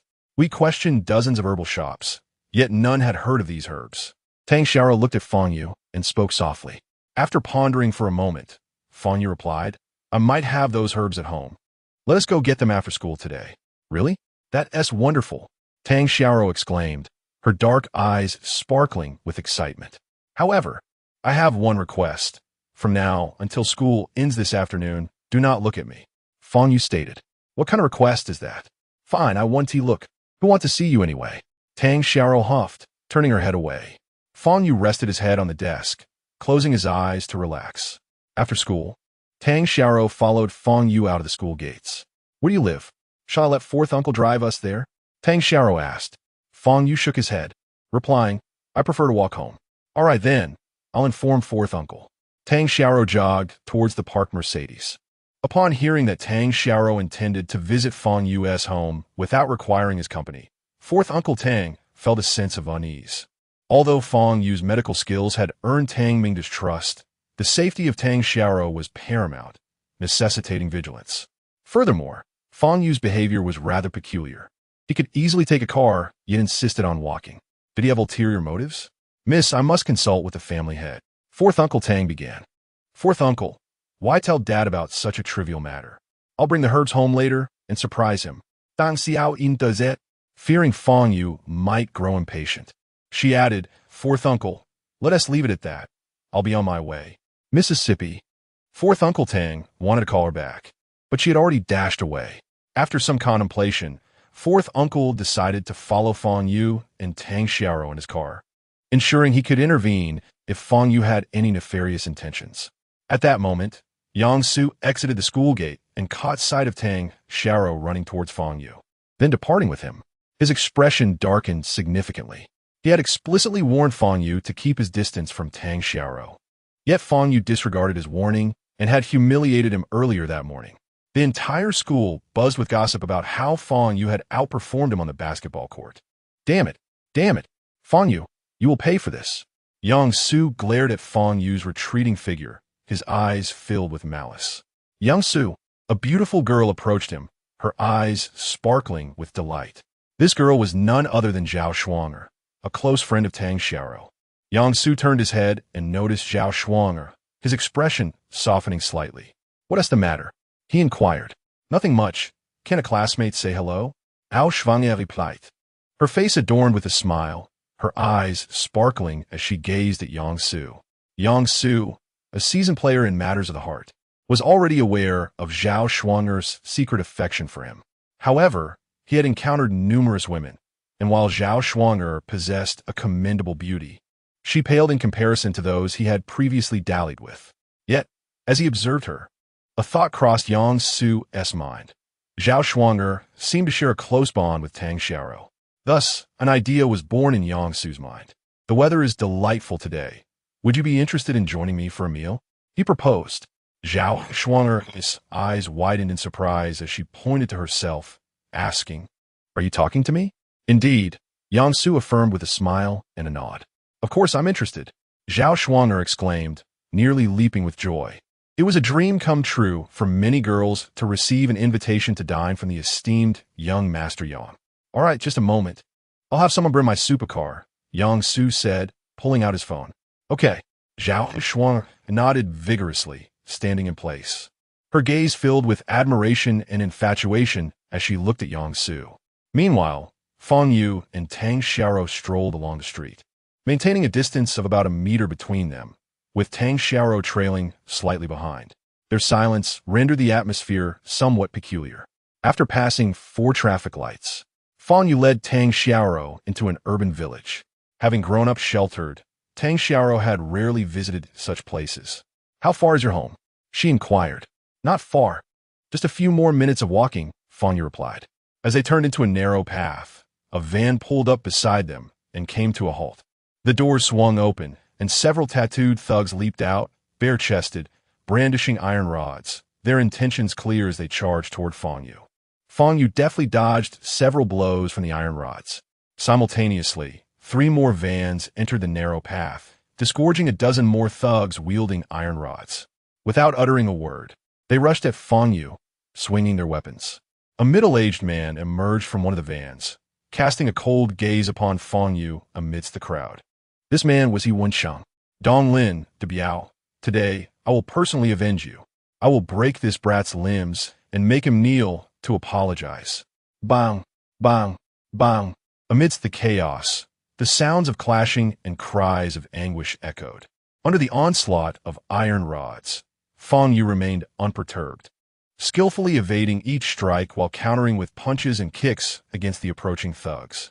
Behind Fang Yu, Tang Xiaoro was utterly bewildered. Having grown up under the protection of the Tang family, she had never witnessed such a scene of genuine violence. In a frenzy, one thug, blinded by rage, raised his iron rod and swung it violently toward Tang Xiaoro's forehead. Her eyes widened in terror, too shocked to react. Clang! Fang Yu intercepted the blow with his right arm, producing a resounding metallic sound. The iron rod shattered upon impact. A thug, clutching a half-broken iron rod, appeared utterly dazed. At that moment, his sole desire was to flee, to return home. However, Fang Yu offered him no such reprieve, delivering a swift kick. With a sickening thud, the thug spat out a substantial amount of blood, hurtling backward several meters, collapsing to the ground, motionless. He Wencheng, initially brimming with confidence, began to feel a surge of panic as he witnessed his subordinates being dispatched one after another. He was aware of Fang Yu's formidable prowess, but had not anticipated such overwhelming strength. He had brought 24 men with him today, yet now a significant number lay incapacitated on the ground. Overwhelmed, He Wencheng felt his legs weaken and hastily retreated to his van, intent on making his escape. Fang Yu glanced over, seizing one of the nearby thugs and hurling him towards the van. The thug collided with the front of the vehicle, shattering the windshield. He Wencheng trembled in terror, pressing down on the accelerator, desperate to start the engine. Fang Yu then launched another thug, this time directly into the driver's seat. A bloodied face appeared before He Wencheng, causing him to scream in horror. Fang Yu approached the vehicle, forcefully kicking the door open and yanking He Wencheng out. Like a feeble bird, He Wencheng found himself ensnared in Fang Yu's grip. "Are you He Wencheng?" Fang Yu inquired. Upon meeting Fang Yu's frigid gaze, He Wencheng trembled uncontrollably. "I won't dare again. I beg you, spare my life," he blubbered, utterly broken, tears streaming down his face. Fang Yu tossed He Wencheng to the ground. The moment he hit the earth, He Wencheng scrambled to his knees, bowing repeatedly, continuing to plead, "Please, grant me mercy. You are magnanimous." What transpired? A voice broke through the chaos. "Miss, are you unharmed?" Tang Si arrived late, having followed closely behind in the car. "Fourth uncle, I'm fine. Please check on Fang Yu." Tang Xiaoro replied, her eyes slightly reddened. Although uninjured, she was deeply shaken. Seeing the numerous bloodied thugs sprawled across the ground, Tang Si felt an overwhelming shock. "Where's Fang Yu?" he inquired, turning his head only to find Fang Yu standing not far away, his foot firmly planted on He Wencheng's face. As if sensing Tang Si's gaze, Fang Yu turned, locking eyes with him. In that instant, Tang Si felt his heart constrict, a wave of suffocating dread washing over him. In his life, he had never encountered such a terrifying gaze. Chapter 16. I am actually the richest man in Huaxia. Fang Yu's gaze was vacant, yet it harbored an unfathomable chill. It was hard to fathom that such a demeanor belonged to a youth barely in his 20s. He swiftly turned away. He Wencheng trembled all over, pleading for mercy, his pants soaked with fear. Fang Yu remained expressionless as he delivered a swift kick to He Wencheng's right knee. Crack! A bone-chilling sound echoed, sending shivers down the spine. He Wencheng clutched his knee, howling in agony. "If there's a next time, I will snap your neck," Fang Yu spoke coldly. After uttering this, he turned to Tang Xiaoro and said, "Let us go. My home is not far ahead." As for the astonished Tang Si, Fang Yu paid him no mind. He had long been aware that Tang Si was trailing behind in the car. Tang Xiaoro responded affirmatively, but suddenly recalled something and turned to Tang Si, asking, "Uncle Si, how did you end up here?" "I was concerned for the young lady's safety, so I followed," Tang Si replied. "Oh, then you should drive behind us. Once I retrieve the medicine, we can leave together," Tang Xiaoro said, hurrying to catch up with Fang Yu. Tang Si gazed at the sprawled figures of more than 20 ruffians on the ground, his eyes filled with astonishment. As a practitioner of the 8th stage of innate martial arts, He considered himself a master. Yet, he knew that even if he could withstand the assault of so many weapon-wielding thugs, it would be impossible to emerge unscathed. However, Fang Yu had achieved this effortlessly. In a mere 2 minutes it took for Tang Si to notice the commotion, park, exit his vehicle, and dash down the small path. Fang Yu had already incapacitated the ruffians. What extraordinary strength this was, coupled with the piercing gaze Fang Yu had inadvertently revealed earlier. This individual was far from ordinary. Tang Xiaoro caught up with Fang Yu and, glancing at his right arm, quietly asked, "Fang Yu, is your arm all right? Should we go to the hospital?" "I'm fine," Fang Yu assured her. "How can you possibly be fine?" "Tang xiao et kalim an xiao li." Just moments ago, Fang Yu had blocked a blow meant for her, shattering the iron rod. How could his arm be unscathed? "I said I'm fine." Fang Yu replied with a sidelong glance, his tone unyielding. Tang Xiaoro wished to argue further, but fearing to provoke Fang Yu and jeopardize her chance to accompany him for the medicine, she ultimately refrained from speaking. Following closely behind Fang Yu, Tang Xiaoro fixated on his back, her beautiful eyes gleaming. Reflecting on Fang Yu's valiant stand against many, her heart raced with excitement. He is around my age. How can he be so formidable? Tang Xiaoro bit her lip, pondering. 3 minutes later, Fang Yu led Tang Xiaoro to the entrance of his courtyard. "You live here?" she asked, gazing up at the dilapidated building with a yard. "I reside on the second floor," Fang Yu replied, guiding her upstairs. Upon opening the door, he headed straight for the storage room, while Tang Xiaoro curiously surveyed her surroundings. Truthfully, Fang Yu's home was quite humble. The living room was barren, devoid of furniture, and even a television was absent. How did Fang Yu entertain himself while living here? "Come here." As Tang Xiaoro pondered in confusion, Fang Yu's voice resonated. She hurried over, and upon reaching the threshold of the storage room, she was greeted by an invigorating aroma of medicinal herbs. Within the room, she beheld a myriad of herbs scattered about. Fang Yu rummaged through the heap of herbs in search of the elusive 9-star grass, treating it as if he were sifting through refuse. In truth, each herb within this so-called rubbish was a priceless treasure. A minute later, Fang Yu presented Tang Xiaoro with a specimen of 9-star grass and a moonflower. "Dry them and grind them in a powder, then brew the medicine according to the dosage of my prescription," he instructed. "Understood," Tang Xiaoro exclaimed. Her cheeks flushed with excitement as she clutched the precious herbs. With these 2 herbs, her grandfather's life could be extended by a decade. "Thank you, Fang Yu," she said sincerely. Fang Yu not only saved the life of old Tang, but had also shielded her from a blow with his arm just moments ago. "You are not as cold-hearted as you appear. You truly are a wonderful person," Tang Xiaoro remarked, her gem-like eyes sparkling as they gazed at Fang Yu. This expression evoked distant memories of a woman from many years ago, who had also looked upon him in such a manner. Fang Yu despised these unwelcome recollections and shook his head. Addressing Tang Xiaoro, "You should leave. I certainly will not keep you for dinner." This remark shattered the atmosphere entirely. "Who will want to dine at your place?" she huffed, stomping her foot before turning to leave. Yet, after taking a few steps, she turned back and inquired, "Fang Yu, didn't my father give you a check the other day? Why are you still residing in such a place? Do you know where the most luxurious and grandest mansion in Huaxiao is located?" Fang Yu asked. Tang Xiaoro shook her head. "Number 101 in the capital. That mansion is dozens of times larger than your home, complete with mountain springs and gardens. It possesses everything one could imagine. However, it has remained uninhabited for over a century," Fang Yu explained. "Are you implying you wish to purchase that mansion? It could be quite expensive." Tang Xiaoro's eyes widened. "No, what I mean is, I am the owner of that mansion, though I have not resided there for quite some time," Fang Yu smiled. After Tang Xiaoro departed, Fang Yu contemplated watering the vegetable garden. Just as he was about to step outside, he heard footsteps downstairs and suddenly recalled the muffled sobs of Wang Yan from the previous night. Based on his years of experience, he understood that in today's society, 95% of people facing difficulties do so primarily due to financial constraints. In essence, money could resolve most problems. For Fang Yu, however, money was the easiest commodity to acquire. Thus, he returned to his room, retrieving a stack of cash from the desk drawer, approximately 100,000.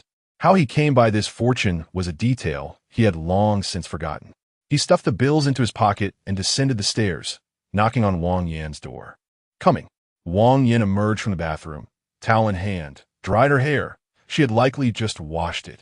Xiao Yu, it's you. Wang Yan smiled as she opened the door, allowing Fang Yu to enter. Recently, with the upcoming school anniversary at Jianghai Middle School, Yu had been occupied with rehearsals, returning home only by 6:30. Consequently, I had not prepared dinner so early. Are you hungry? I can cook you a bowl of noodles, Wang Yan suggested, presuming that Fang Yu had come to mooch a meal. Aunt Wang, I'm not hungry, Fang Yu replied directly. I came today to ask if you have been facing any difficulties lately. Difficulties?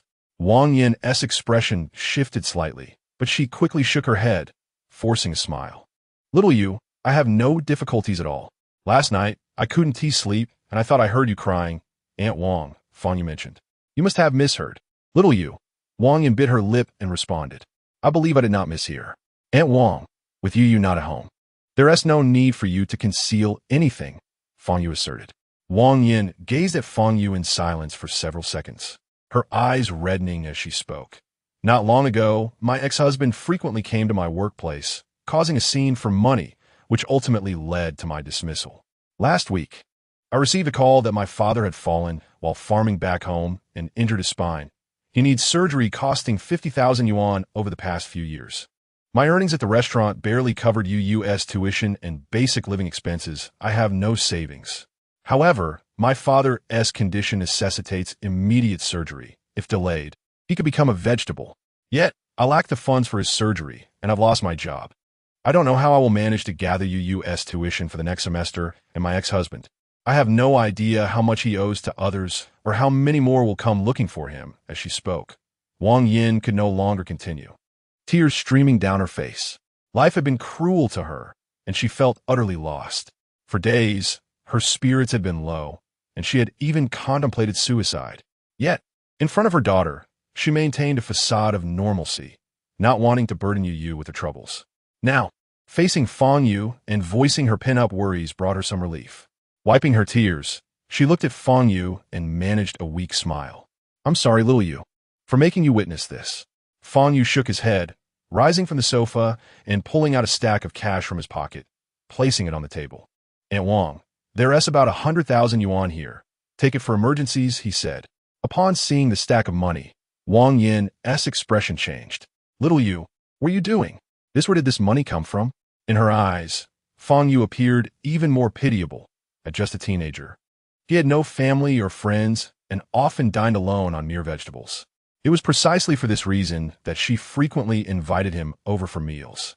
Yet, Fang Yu suddenly presenting 100,000 yuan seemed utterly incongruous. How could a middle school student without a job possess such a sum? Wang Yan's first thought was that Fang Yu must have engaged in some illegal activity. Rest assured, Aunt Wang, this money was given to me by a friend. Fang Yu fabricated an excuse. A friend? Do you truly have friends? Xiao Yu, tell me the truth. Where did this money originate? Are you involved in something? Wang Yan said with a hint of irritation. Absolutely not, Aunt Wang. I swear on my honor that this money was not obtained through dishonest means. If it were, may I be struck by lightning. Fang Yu felt somewhat helpless. In this day and age, one must even swear an oath to give money to others. Truly, it is difficult to be a good person. Do not make such oaths. I believe you.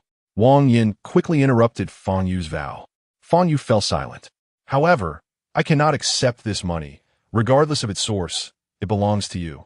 Your life is already so challenging. How could I possibly take your money? Please keep it, Xiao Yu. Aunt Wang will find another way. Wang Yan stated. Fang Yu paused and said, Aunt Wang, I must speak honestly, though you may find it hard to believe. Wang Yan looked at Fang Yu with curiosity. In truth, I'm the wealthiest person in Huaxia, Fang Yu declared. Chapter 17, Devouring the Inner Dan. Wang Yan ultimately accepted the money, promising to repay it in the future. Yet, similar to Tang Xiaoro, she regarded Fang Yu's claim as mere boastfulness, not taking it to heart. The wealth of the richest man in Huaxia? One could only fathom the immense fortune required to attain such a status, a concept far beyond the reach of an ordinary citizen's imagination. After handing the money to Wang Yan, Fang Yu departed for the vegetable garden on the back hill. At the entrance of the garden, a luxurious limousine was parked. Who could it be this time? Fang Yu furrowed his brow as he approached. A lavishly dressed couple stepped out, accompanied by 2 bodyguards. Who are you? What business do you have here? Surely you're not here to pilfer vegetables? Fang Yu inquired, his brow still knit. Greetings, we are Ji Rubai's parents. You must be the benefactor who saved our daughter that day, Ji Dongshan said with a smile. Ji Rubai had mentioned that her savior was a youthful man exuding a relaxed demeanor, and Fang Yu clearly fit that description. Yi Rubai? Fang Yu recalled the events of a few days prior. We have come to express our gratitude. You saved our daughter's life. A debt of such magnitude is of great significance to the Ji family. Ji Dongshan's wife, Wei Ling, interjected. Enough. Your gratitude will merely entail offering me money. But I have no interest in such things. Please take your leave, Fang Yu replied.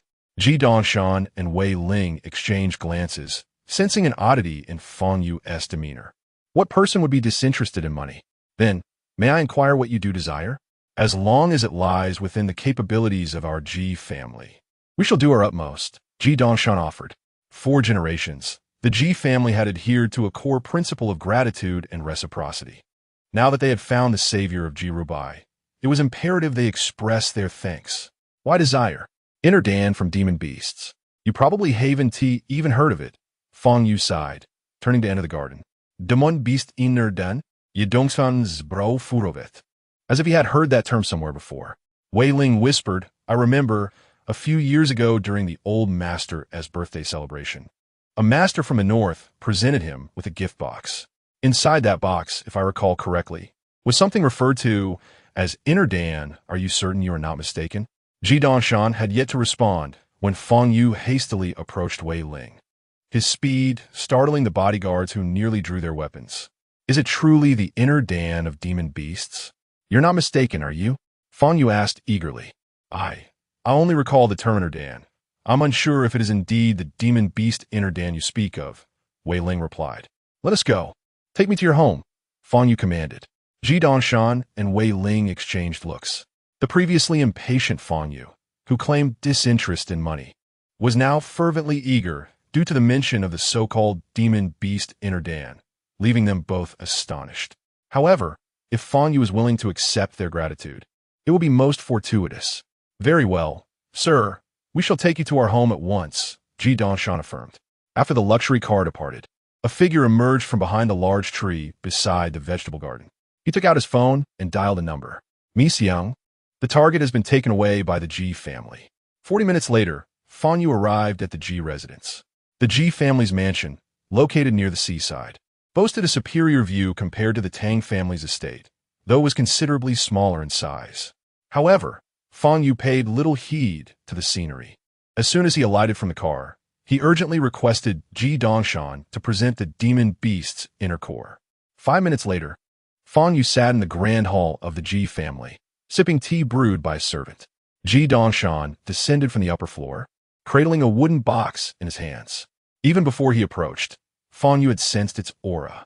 Indeed, it was the inner core of a demon beast. Fang Yu felt a surge of excitement. It had been nearly 10 years since he had consumed such a core. Ji Dongshan placed the wooden box before Fang Yu, who opened it to reveal a dark brown spherical object, roughly the size of a fist. Judging by the aura emanating from the inner core, it belonged to a second-tier demon beast. Furthermore, it appeared that this core had been stored for quite some time. The master instructed us to grind this inner core into powder for medicinal use to enhance our physical strength. But we found it somewhat strange and dared not consume it, Ji Dongshan explained. Fortunately, you did not grind it into powder. That would have been a tremendous waste, Fang Yu remarked, holding the inner core in his hand. Although its rank was not particularly high, it was a rare boon for Fang Yu, akin to quenching a long-standing thirst. This inner core is a gesture of goodwill from you to me, Fang Yu stated, gazing at Ji Dongshan. Absolutely, Mr. Fang. We certainly won't. Ji Dongshan's words were cut short as he watched Fang Yu raise the fist-sized inner core and swallow it whole. Ji Dongshan and Wei Ling exchanged incredulous glances, their eyes filled with astonishment. Refreshing. Fang Yu exhaled deeply as the inner core dissolved within him, releasing a surge of spiritual energy that was absorbed by his dantian. observing the utterly shocked expressions on the faces of Ji Dongshan and his wife. Fang Yu suddenly contemplated an idea he had never considered before. While demon beasts were becoming increasingly rare in the world, the inner cores of these creatures were not necessarily scarce. Was it possible that many inner cores had fallen into the hands of families like the Ji family? Most people today were unaware of the true value of these cores, making it relatively easy to collect them. If he could amass 100 or so, it would significantly aid in enhancing Fang Yu's cultivation. With this possibility in mind, Fang Yu became exhilarated. Head of the Ji family, I would like to request your assistance. After leaving the Ji residence and returning to the village in the city, Fang Yu noticed a girl with a backpack standing motionless in front of a wall as he approached home, just 2 alleys away. From the girl's silhouette and her backpack, he recognized her as Yu Ye. Glancing at the time, he noted it was now 7:10 in the evening. Hadn't Wang Yin mentioned that Yu Ye would be home by 6:30? Why was she still wandering around at this hour? Fang Yu approached and gently tapped Yu Ye on the shoulder. Yu Ye trembled in fright, swiftly turning her head to see Fang Yu, which brought her a sense of relief. However, under the streetlight, Fang Yu immediately noticed a vivid red handprint on Yu Ye's left cheek, slightly swollen. Furthermore, her eyes were somewhat puffy and red, clearly indicating that she had recently been crying. Brother Fang Yu, how come you are here? Seemingly afraid that Fang Yu would see the mark on her face, Yu Ye hurriedly lowered her head and asked softly, I just returned from running some errands. What about you? Why are you home so late? Didn't the school rehearsal end a while ago? Fang Yu inquired. After the rehearsal, I went out for a stroll with some classmates, which is why I came back late, Yu Ye replied. Then why are you still standing here? Aunt Wang thought you would be home by 6:30, and she must be quite worried about you now, Fang Yu said. Yu anxiously twisted her hands, unsure of what to do. Fang Yu gently patted her shoulder, saying, Tell me, who slapped you?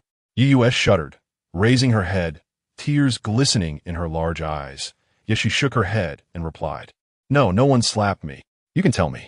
I promise I won't tell Aunt Wang, and I can help you make the mark on your face disappear. Fang Yu assured her. Looking at Fang Yu, tears welled in Yu's eyes, and eventually she could no longer hold back, embracing him and sobbing, releasing her pent-up grievances. Through her fragmented words, Fang Yu gradually understood the situation. The performance Yu was involved in included participants from 3 different grades, with each grade selecting 5 girls, and Yu was one of the 5 from her grade. This afternoon was the first rehearsal, and standing in front of Yu was a senior girl from the 3rd grade. During the rehearsal, this senior repeatedly made mistakes in her movements, causing the progress to stagnate. Yet, she appeared indifferent, laughing and chatting with several other senior girls, exhibiting a rather lazy attitude. As time was running late, Yu wished to finish the rehearsal sooner and thus spoke to the senior. Are you implying that I am wasting everyone's time? The senior glared at Yu, her expression dark. No, I just want to finish today's rehearsal quickly. It's getting late. Yu quickly replied. If you want to end a rehearsal so badly, then just leave. You can skip rehearsals from now on. The senior furiously glared at Yu. Yu felt a bit scared but still gritted her teeth and said, I didn't mean it that way. I just hope you can take the rehearsal seriously. Before Yu could finish her sentence, the senior slapped her to the ground. Get out of my sight.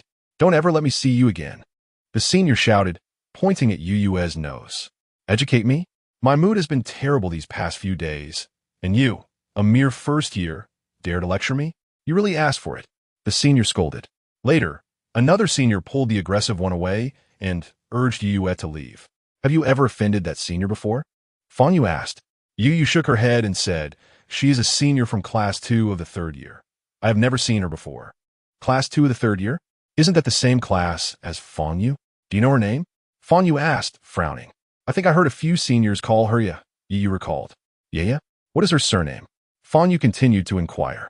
Yu carefully recalled and remembered the name she had heard during attendance. She should have the surname Jiang. Yu said, Jiang Yu. So it is her. Fang Yu's gaze instantly turned icy.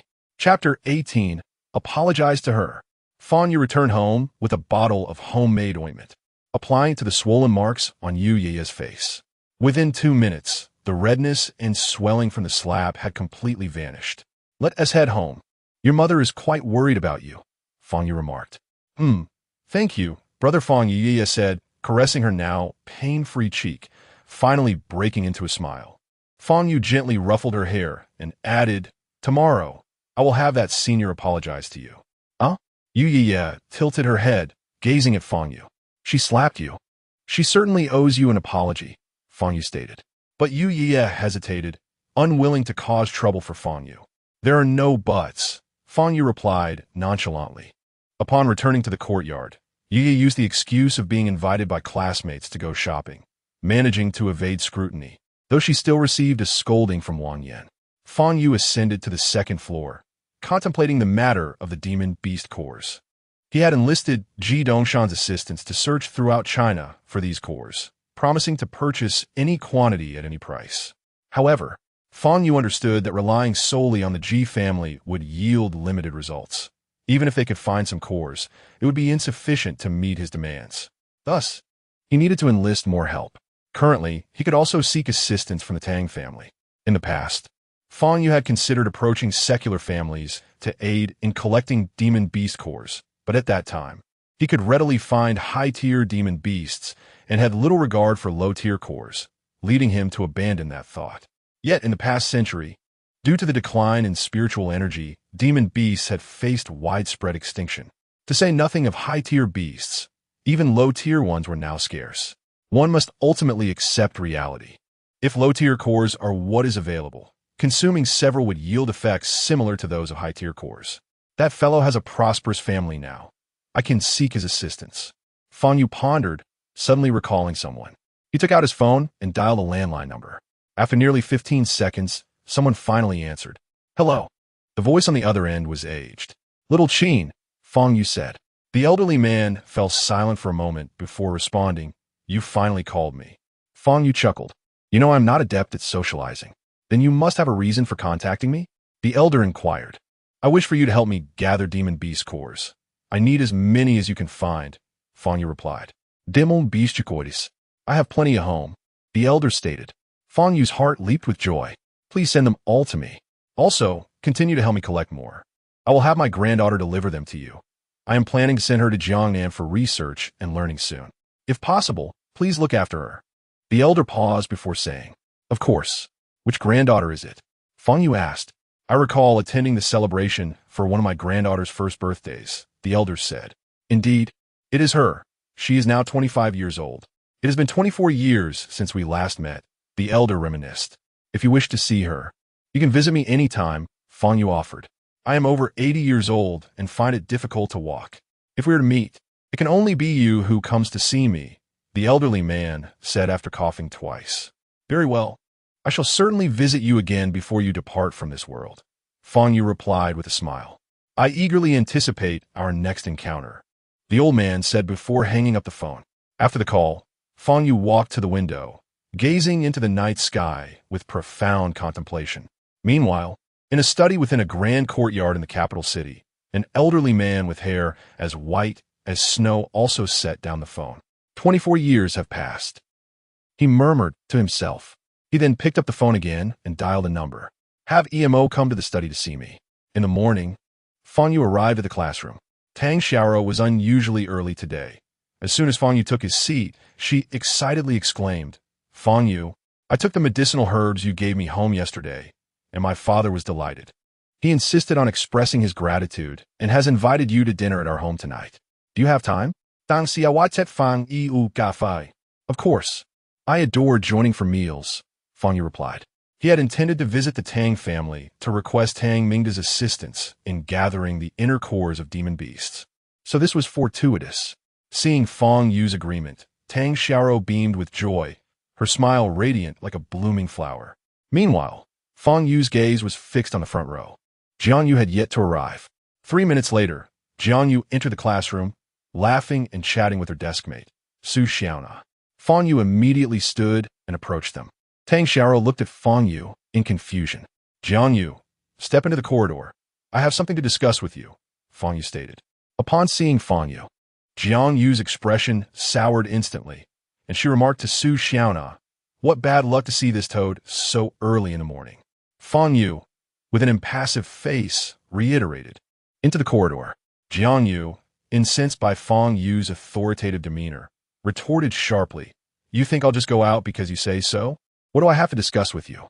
Her voice was piercing, immediately drawing the attention of their classmates.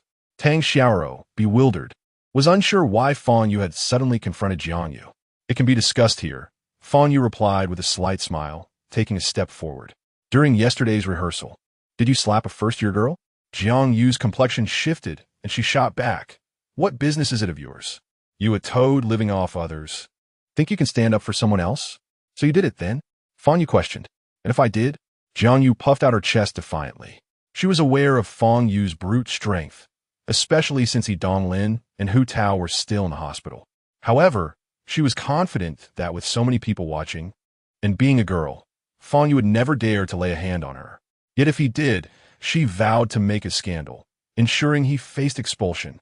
Within a week, after repeatedly injuring classmates, even Tang Xiaoro would not be able to protect Fang Yu. Jiang Yu, with a strong presence, glared at Fang Yu and stepped closer. "Do you dare to hit me? Huh? With so many witnesses, go ahead and try." Suddenly, a sharp slap echoed through the air. A crisp slap reverberated through the classroom. Jiang Yu staggered from Fang Yu's blow, nearly losing her balance and falling to the floor. The slap was delivered with minimal force. Fang Yu had no intention of rendering Jiang Yu unconscious, as he still needed her to apologize to Yu later. "How dare you strike me?" Jiang Yu exclaimed, covering her cheek and glaring at Fang Yu with venomous eyes. "Everyone must have heard. It was you who provoked me." Fang Yu surveyed the silent crowd surrounding them and remarked, "No one dares to speak." Beside him, Su Xiaona shot an angry glare at Fang Yu and declared, "Fang Yu, everyone witnessed your aggression towards Ye. I'm going to fetch the homeroom teacher and see who can protect you this time." With that, Su Xiaona hurried out of the classroom. Jiang Yu appeared to have a solid social standing in class, as several girls soon gathered around her. "Fang Yu, you have gone too far. Hitting a girl. Do you truly believe no one can hold you accountable?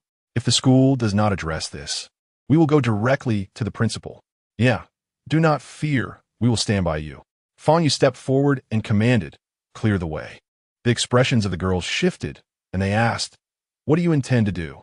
"I said to move aside," Fang Yu replied coldly. The girls trembled at his gaze and quickly dispersed, realizing they did not wish to experience a similar fate as Jiang Yu. "Follow me downstairs to apologize to that girl from yesterday," Fang Yu instructed. Jiang Yu, cradling her face, shouted, "Apologize? You should be the one apologizing." "Fang Yu, just wait. When the homeroom teacher arrives, I will make you regret this. If you refuse to apologize, I will ensure you regret it now," Fang Yu declared, seizing Jiang Yu's hair. What are you doing?" Jiang Yu's complexion paled, and as soon as she uttered those words, a piercing scream escaped her lips. Fang Yu pulled her up by her hair. The intense pain radiating from her scalp caused her to cry out, and the more she struggled, the more excruciating the pain became. "I ask you one last time, will you apologize?" Fang Yu spoke with an air of indifference. A chill swept through the onlookers, even causing Tang Xiaoro to find Fang Yu's demeanor somewhat frightening. "I apologize. I apologize. Please put me down," Jiang Yu shrieked. Fang Yu released her. "Now, come downstairs with me," he commanded. Jiang Yu, rubbing her scalp and glaring at Fang Yu with seething resentment, realized she did not wish to endure further suffering. At least until the homeroom teacher arrived, she had to comply with Fang Yu's demands. Thus, Jiang Yu followed Fang Yu downstairs. Some curious classmates trailed behind, eager to witness what Fang Yu intended for Jiang Yu. He led her to class one of the first year and called out for Yu. "Yu, it was her who slapped you last night, was it not?" Fang Yu inquired. Yu, glancing at Jiang Yu, whose eyes were filled with malice and whose expression was twisted in rage, nodded timidly. "She will apologize to you now," Fang Yu announced, turning his gaze toward Jiang Yu. Even though she was reluctant in her heart, Jiang Yu found herself with no other recourse at that moment. Why hadn't Xiao Na brought the homeroom teacher yet? "Hurry up," Fang Yu urged. "I'm sorry." Jiang Yu gritted her teeth, forcing out the 3 words. "No, it's fine now, Brother Fang Yu, you all can go back," Yu said softly. "No, this lacks sincerity," Fang Yu retorted. Jiang Yu was filled with resentment, nearly unable to restrain herself from cursing aloud. However, recalling the pain from earlier, she held her tongue. Once the homeroom teacher arrived, Fang Yu would have to face the consequences. For now, she needed to endure. I'm sorry. Jiang Yu spoke again, her tone slightly softened this time. Still not sincere enough. You should bow to her, Fang Yu insisted. You. Jiang Yu shot an angry glare at Fang Yu, her body trembling with rage. Fang Yu remained expressionless, locking his gaze onto Jiang Yu, suppressing the fury within her. Jiang Yu took a deep breath and bowed to Yu, repeating, I'm sorry. Chapter 19. I am Fang Yu, that should suffice, Yu. It's time for you to return to your early studies, Fang Yu remarked to Yu. She nodded and headed back to the classroom. Fang Yu then ascended the stairs, while the group of onlookers dispersed in a flurry. Jiang Yu glared at Fang Yu's retreating figure, her teeth clenched in fury. Never before had she been subjected to such coercion. In front of so many people, she felt utterly humiliated, akin to a shrew. If she had a knife in her possession at that moment, she would not hesitate to plunge it into Fang Yu. I will not let this go unpunished. Jiang Yu's teeth chattered in anger. Upon returning to the classroom, Fang Yu found that the homeroom teacher, Huang Hai, had already arrived. A few of Jiang Yu's close friends were clustered around Huang Hai, chattering away and pointing fingers at Fang Yu. Lu Ponzi hurriedly approached Fang Yu, saying, Fang Yu, you've landed yourself in serious trouble this time. How so? Fang Yu retorted. Jiang Yu is well-liked among the girls and among the boys. There are numerous underlings of Yidong Lin who have been looking for an opportunity to retaliate against you. Now these two groups will undoubtedly join forces against you. Lu Ponzi exclaimed anxiously. They won't be able to handle me. Just watch, Fang Yu reassured him, patting Lu Ponzi on the shoulder. Fang Yu, come here. Huang Hai called out as he spotted Fang Yu. Fang Yu walked over. Where is Jiang Yu? Huang Hai inquired, furrowing his brow. I don't know, Fang Yu replied. No sooner had he spoken than Jiang Yu entered through the front door of the classroom. Yeah, are you all right? Her friends immediately swarmed around her. Jiang Yu, clutching her still, stinging cheek, glared at Fang Yu with indignation as she approached Huang Hai. Jiang Yu, did Fang Yu truly lay hands on you? Huang Hai asked in a serious tone. Jiang Yu's eyes brimmed with tears as she nodded vigorously. He slapped me with great force. My face still hurts. And then he grabbed my hair, forcing me to go downstairs and apologize to others. Apologize? Huang Hai frowned deeply. He falsely accused me of bullying a freshman girl. But I have never done such a thing. Many can attest to that. Fang Yu is deliberately picking a fight, trying to humiliate me. Jiang Yu sobbed.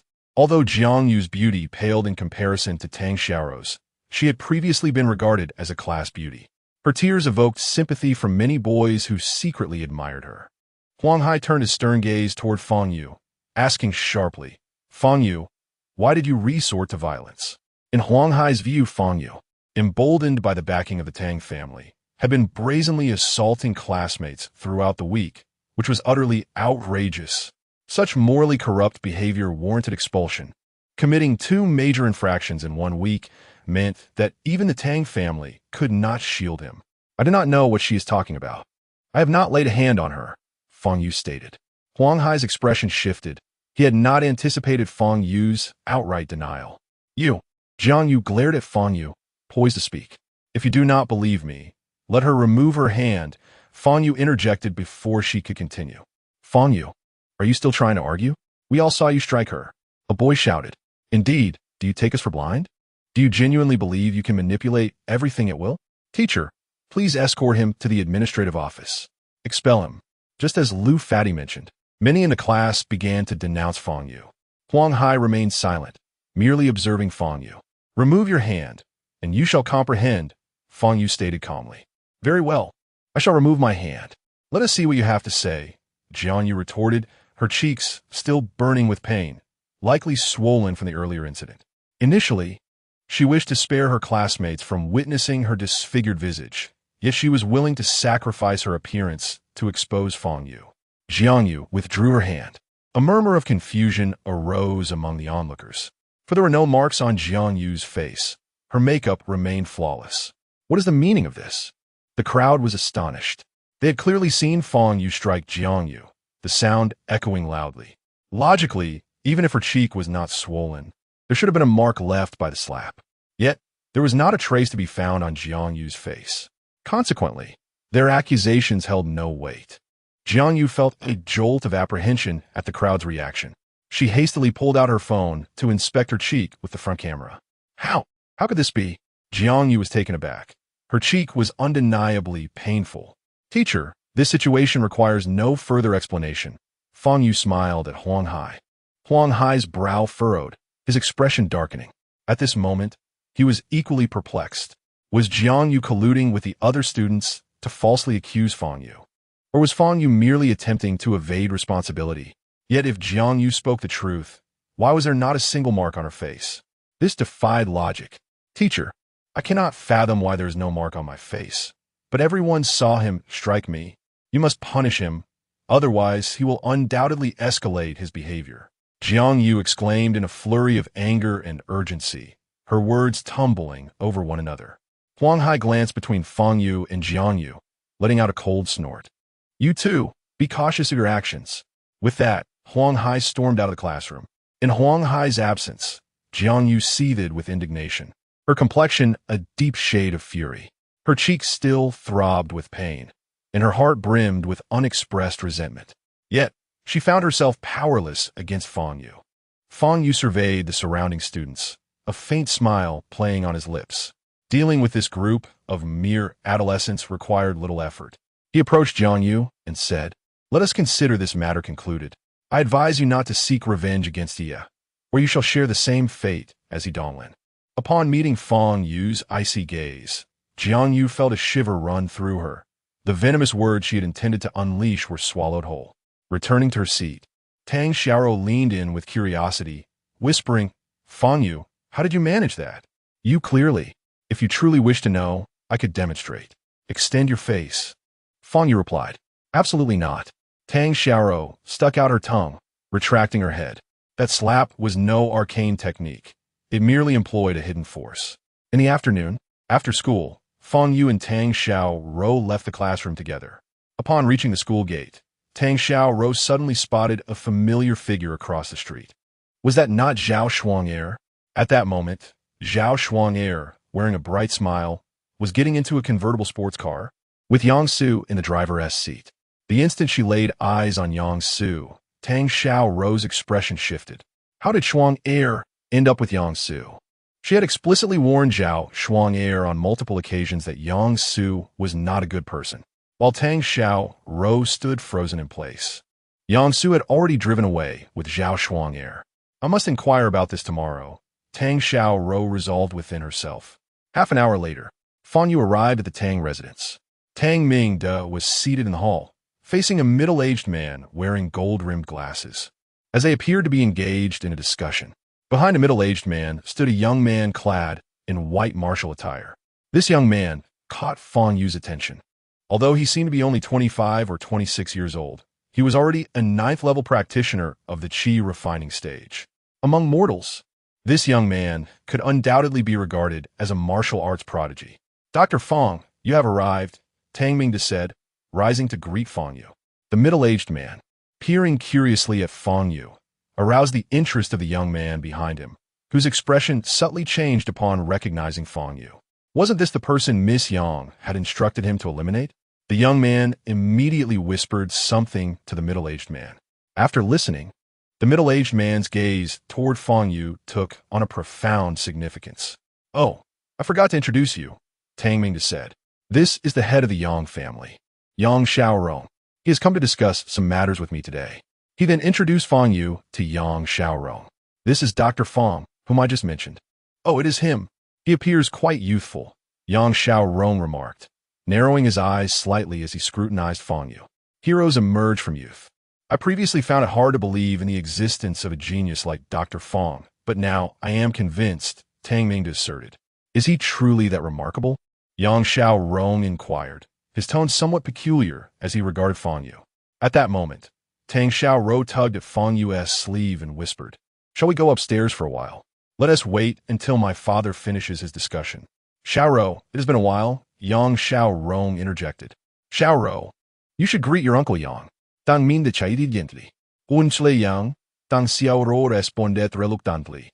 "Ah, old Tang, your daughter has grown increasingly beautiful. We had previously agreed upon a betrothal, and surely that still holds. Ha! Yang Shao Rong Lao Gid Heartili. Alas! Today, us youth seldom adhere to the arrangements made by us elders regarding marriage. I have come to understand that I shall not impose on Xiao Rou. She should choose her own path. Tang Ming decide.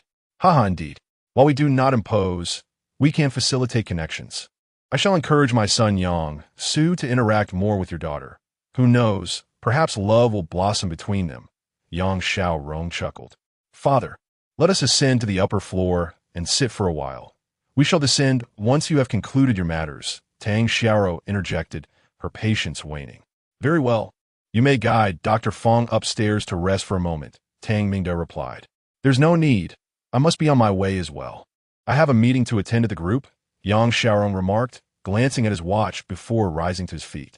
Tang Mingda also stood, stating Yang, I shall not keep you for dinner then. Ha ha, there will be plenty of opportunities in the future, Yang Xiaorong chuckled.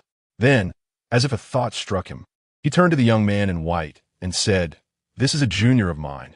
I brought him out to broaden his horizons. You and Dr. Fang are both promising young talents.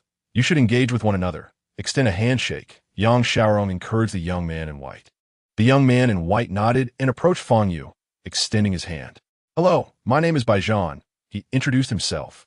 Fang Yu grasped Baijan's hand, feeling an immense strength in the grip. Oh, is this a game you wish to play? Fang Yu's lips curled into a slight smile as he replied. I am Fang Yu. Chapter 20. I am the man you will never obtain. Upon witnessing the smile on Fang Yu's face, Baijan felt a jolt in his heart. Almost immediately, a sharp pain surged through his right hand. How could this be? Baijan's expression shifted as he concentrated all his strength into his right hand. Yet, Fang Yu's grip was akin to that of unyielding steel. No matter how hard Baijan tried, he could not budge it in the slightest. Have we met before? Fang Yu asked, narrowing his eyes slightly, while simultaneously applying a bit more pressure. Baijan's complexion shifted from pale to a deepening shade of blue, cold sweat forming on his forehead.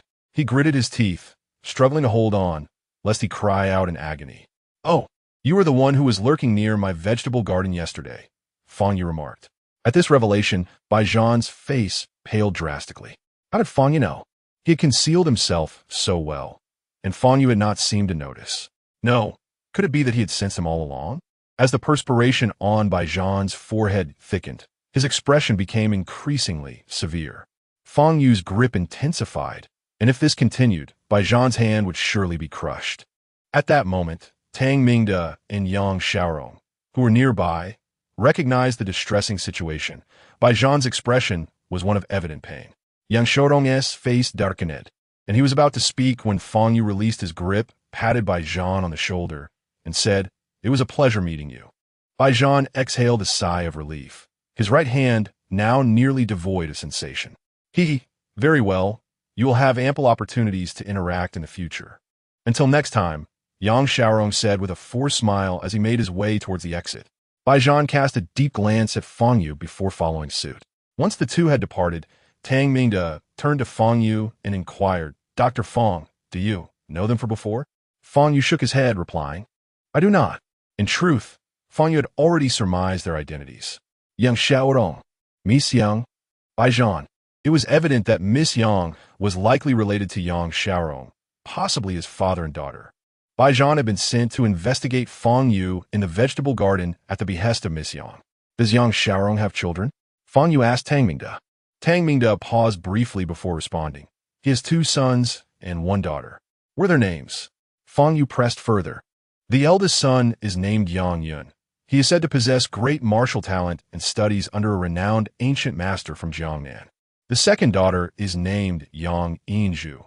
She is a business prodigy, having taken control of most of the Yang family's enterprises at a young age, leading them to rapid growth and establishing the family as one of the top clans in Jiangnan.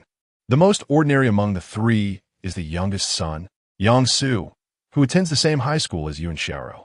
The Yang misspoken of by those assassins must have been Yang Yinju. Yang Yinju. Fang Yu silently repeated the name in his mind. Tang Mingda remarked, Yang Xiaorong is indeed fortunate, although he lacks personal merit. His children are each extraordinary in their own right.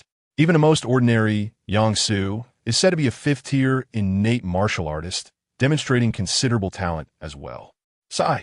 Looking at my children. Tang Mingde exhaled deeply, shaking his head. Dad, is it common for a father to disdain his own children? Tang Xiaoro's face flushed with anger as she stamped her foot. See, all you do is act spoiled and throw tantrums, Tang Mingde replied helplessly. Dad! Tang Xiaoro stepped forward, delivering playful punches to Tang Mingde's chest. Master Tang, I have come today to ask for your assistance, Fang Yu stated. Tang Mingde immediately adopted a serious demeanor, saying, Dr. Fang, please speak freely. Our Tang family will surely lend our utmost support. Thus, Fang Yu proceeded to explain his quest to collect the inner cores of demon beasts. No problem.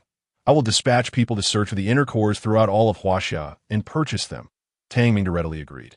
On the journey home, Yang Xiaorong sat in the car, observing Baijian's right hand, which had turned a purplish red. Is this Fang Yu truly formidable? Yang Xiaorong inquired solemnly. Baijian shook his head, responding, this person is rather peculiar. His aura suggests he possesses no more than the 5th stage of innate strength. Yet his power is unexpectedly great. Are you confident in dealing with him? Yang Xiaorong asked. Baijian hesitated for a moment before nodding, saying, in martial arts, mere strength is insufficient. He likely has not studied orthodox martial arts. Moreover, my level far exceeds his. In actual combat, I should be able to subdue him with ease. Then a thought crossed Baijian's mind, and he added, however, Master Tang seems to hold him in high regard. If we take action against him, will it provoke the Tang family? Do not concern yourself with that. Yang Xiaorong waved his hand dismissively. Fang Yu disrupted our plans first. Our actions against him are justified. He rescued Ji Ruby, making him our family's archenemy. Furthermore, Yin Zhu has issued a strict order to eliminate him. As for the Tang family, Tang Mingde is a wise man. I do not believe he would risk a fallout with our Yang family over such a trivial character. Adjusting his glasses, Yang Xiaorong continued. Even if the Tang family truly sides with Fang Yu against us, we are not afraid. The strength of the Yang family has long surpassed that of any family in Jiangnan. The Tang family will inevitably be beneath our feet.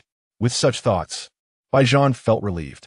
Master, I will swiftly complete the task you and the young lady entrusted to me, Baijian declared.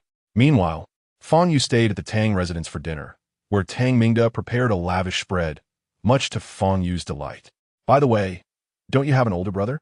Fang Yu recalled meeting Tang Feng in the northwest and asked Tang Xiaoro beside him. My brother is attending university in the South City. He only returns home during holidays and usually stays at school, Tang Xiaoro replied. Fang Yu nodded and continued to eat heartily. Tang Xiaoro barely touched her food, instead observing Fang Yu quietly. Normally, Fang Yu appeared languid and indifferent to everything. Yet at the dinner table, he was earnest, even offering critiques on each dish. What kind of person are you, really? Tang Xiaoro gazed at Fang Yu, her beautiful eyes gleaming. After dinner, Fang Yu glanced upstairs at the elderly Tang patriarch, who was resting. After the last acupuncture session, Lord Tang's health has noticeably improved. His cough has diminished, and he no longer experiences inexplicable pains during sleep. Yesterday, Xiao Rou brought back the medicinal herbs you provided, and after taking the herbal concoction, my father slept exceptionally well last night. We are truly a loss for how to express our gratitude, Tang Mingde said appreciatively. If you could assist me in gathering a few more demon beast cores, I would find a way to repay you, Fang Yu remarked. As Fang Yu departed from the Tang residence, Tang Xiao Rou followed closely behind. Would you like me to have the driver take you home? She inquired. No need. A leisurely walk after a hearty meal is just what I need, Fang Yu replied. Oh, Tang Xiao Rou responded, silently trailing behind him. After a couple of paces, Fang Yu turned to ask, what are you following me for? I just want to take a walk too, Tang Xiao Rou stammered, a hint of nervousness in her voice. Fang Yu chose to ignore her and continued walking forward. After 2 more minutes, Tang Xiao Rou mustered her courage to ask, Fang Yu, I'm curious as to why you are different from others. Fang Yu halted, turned around, and approached her. It seems you're still quite intrigued by me. What did I say before? Curiosity is the initial phase of love.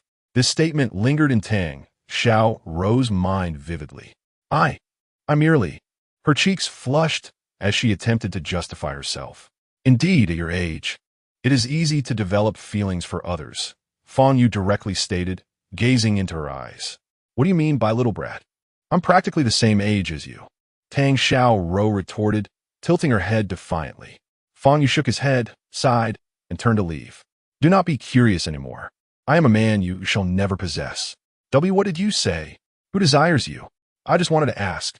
Tang Xiaorou, both embarrassed and furious, stamped her foot in frustration. Fang Yu had already walked away.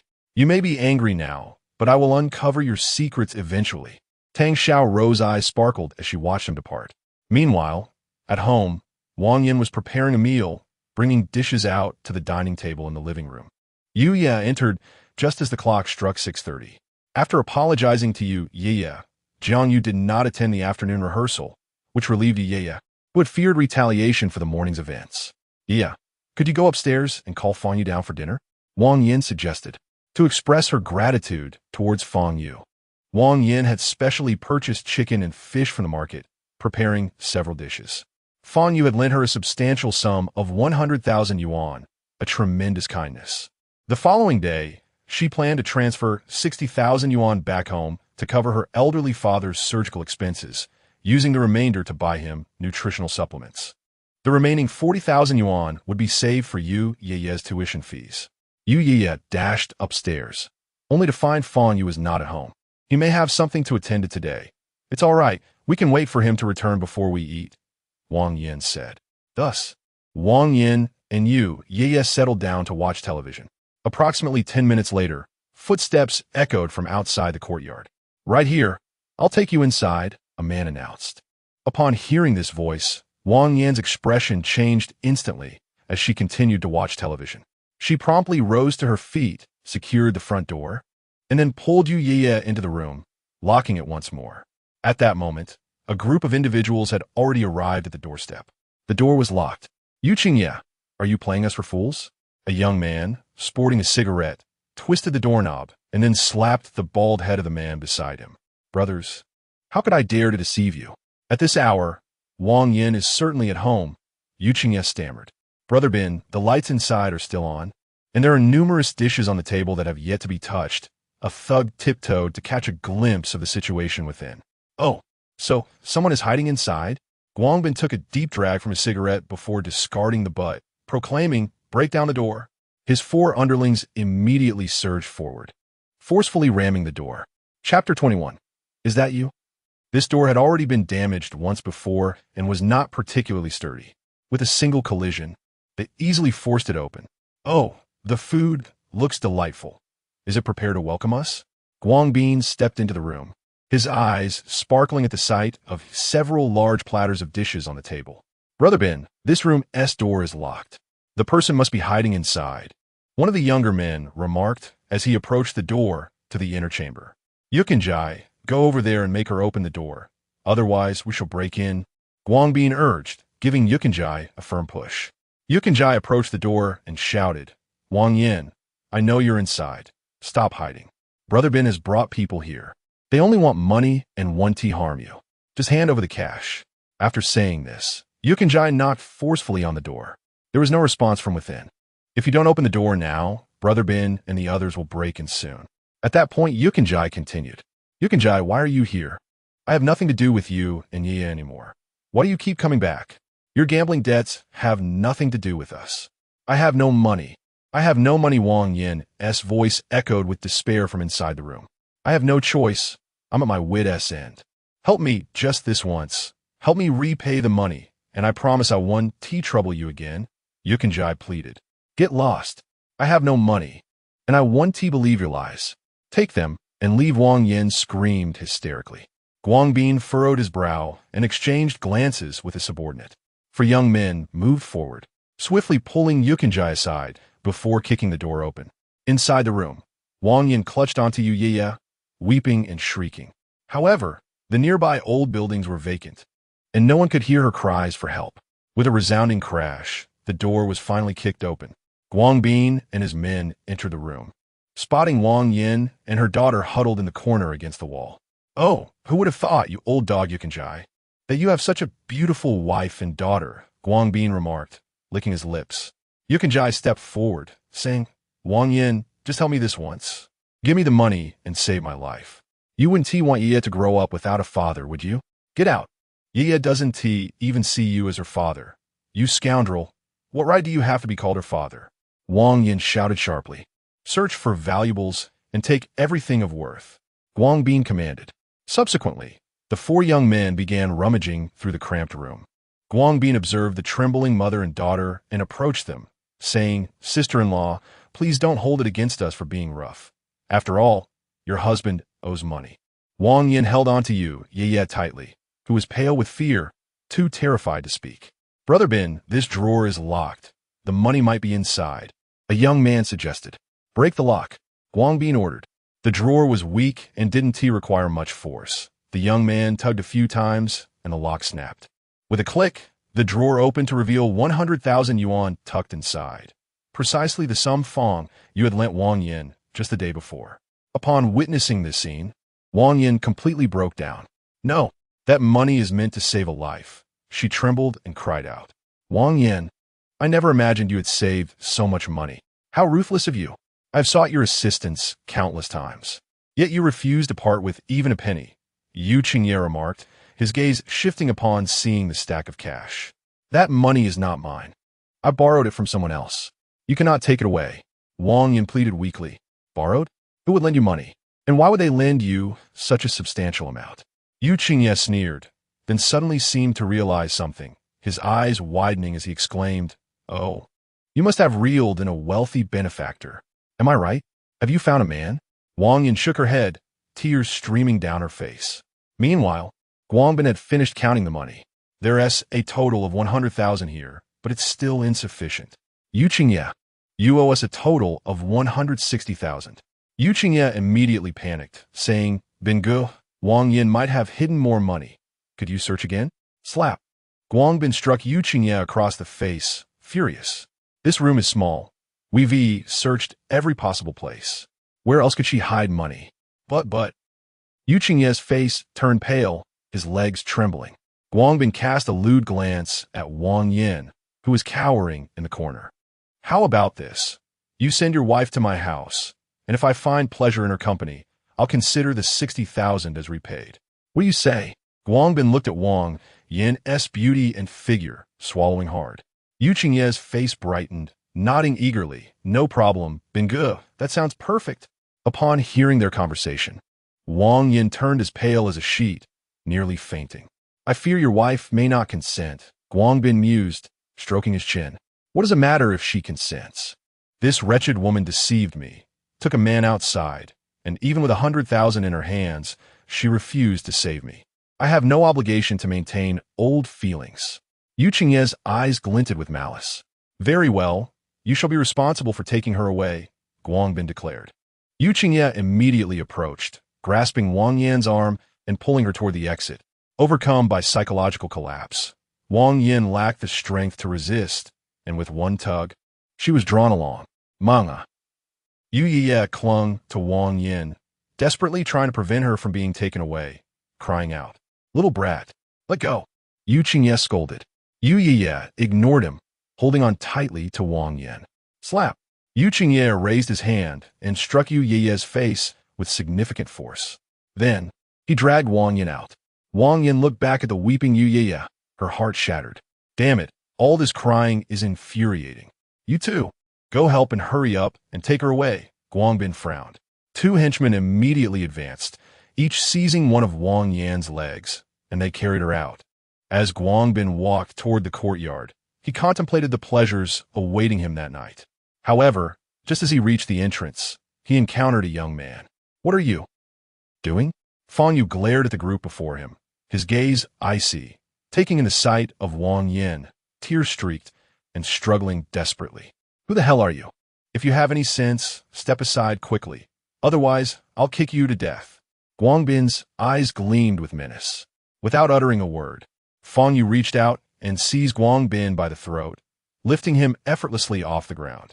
Guang Bin's face turned crimson as he struggled to speak, his hands desperately attempting to pry Fang Yu's grip loose. Yet, Fang Yu's hold was as unyielding as iron, rendering him powerless. As Guang Bin's complexion shifted from red to purple, he teetered on the brink of suffocation. Brother Bin, the four henchmen finally reacted and rushed forward. Fang Yu, expressionless, flung Guang Bin aside. Thud! The two leading henchmen were knocked down by Guang Bin's body. You're seeking death. The other two henchmen drew small knives from their waists and lunged at Fang Yu, poised to stab him in the abdomen. Fang Yu's eyelids didn't flutter. With blinding speed, he lifted his legs twice. Crack! The chilling sound of bones fracturing echoed in the air. The two assailants, unable to thrust their knives toward Fang Yu, screamed in agony and collapsed, clutching their knees as pain coursed through their bodies. In a mere 10 seconds, Fang Yu had incapacitated Guang Bin and his entourage. Yu Qingye had long since released his grip on Wang Yan's hand, now merely observing Fang Yu, trembling all over. Who on earth are you? Guang Bin gasped, clutching his throat, his voice hoarse. Fang Yu remained silent, advancing toward Guang Bin and crouching down, extending his hand. Guang Bin, fearing another assault, shuddered and screamed, but Fang Yu merely retrieved a wad of cash from his pocket. This money was lent to Wang Yan, Fang Yu stated coolly. He approached Wang Yan, placing the money back into her stunned hands. Then, he turned his attention to Yu Qingye. You are Yu Qingye, the father of Yeye, aren't you? Fang Yu inquired. Yu Qingye forced a smile, replying, Yes, I am Yeye's father. Slap! Fang Yu delivered a resounding blow to Yu Qingye's face, knocking several of his teeth out. Yu Qingye fell to the ground, bloodied and trembling. Be brother, for Wang Yan and Yeye's sake, please spare me. Before he could finish, Fang Yu kicked him away. After today, I do not wish to see you again. Otherwise, I will ensure your permanent disappearance, Fang Yu stated coldly. He then turned his gaze back to Guang Bin, who trembled under Fang Yu's stare. You too, Guang Bin. Repay Yu Qingye what he owes you. If you dare to harass Wang Yan and her daughter again, I won't hesitate to eliminate all of you, Fang Yu warned.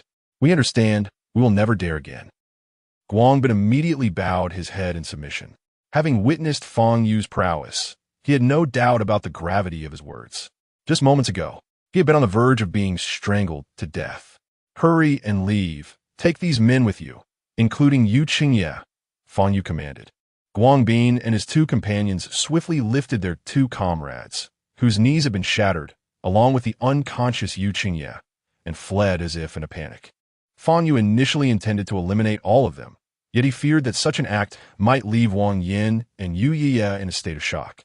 After Guang Bin and his group departed, Fang Yu gazed at Wang Yan, who was kneeling on the ground with a dazed expression, and reassured her, Aunt Wang. It's all over. Wang Yan had endured a tumultuous night, her strength utterly depleted. In that moment, she could only whisper, Thank you, Xiao Yu. As Fang Yu entered the house, Yu Yiye rushed into his embrace, bursting into tears. It's all right now. No one will disturb you again, he comforted her, gently patting her back. After soothing the mother and daughter, he returned upstairs, where the clock indicated it was already 11 at night. A night passed. The following morning, Fang Yu arrived at school. As he ascended the stairs to the 3rd floor, a fragrant breeze enveloped him, and he unexpectedly collided with something soft. Bang! Naturally, Fang Yu remained unscathed. The person in front of him let out a cry of dismay and fell to the ground in an awkward manner. To his astonishment, it was Ding Ran. Is it you? Ding Ran exclaimed, pointing at Fang Yu, her eyes wide with surprise. Fang Yu was taken aback. How could Ding Ran recognize him? He had clearly used hypnosis on her during their last encounter. Chapter 22. You have grown up. Ding Ran pointed at Fang Yu. Her lips parted, yet she could not utter his name. Fang Yu exuded an air of familiarity, yet she could not recall his name. Classmate, have we met somewhere before? Ding Ran inquired. It should not be the case, Fang Yu replied. Oh. Ding Ran tapped her head, her brow furrowed, still mulling over that peculiar sense of familiarity.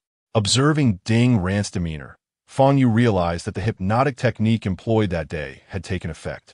Teacher, perhaps you should rise, Fang Yu suggested. At that moment, Ding Ran was sitting on the ground with her legs spread, a rather ungraceful sight. Coming back to her senses, she noticed her posture, her cheeks flushing, and hurriedly stood up. Classmate, I truly feel as though I have seen you somewhere before, and something must have happened then. Even after standing, Ding Ran continued to ponder. The knowledge that an event had transpired, yet being unable to recall it, was exceedingly distressing. Teacher, I have class soon. I must take my leave, Fang Yu stated. All right, perhaps I mistook you for someone else. Ding Ran ultimately conceded, her memory eluding her. Fang Yu cast a glance at Ding Ran as she made her way to the classroom. The events of that day would require Ding Ran to devote an entire day to recollection, or else they would remain lost to her. Naturally, even if Ding Ran were to remember, it would not bear any significant consequence.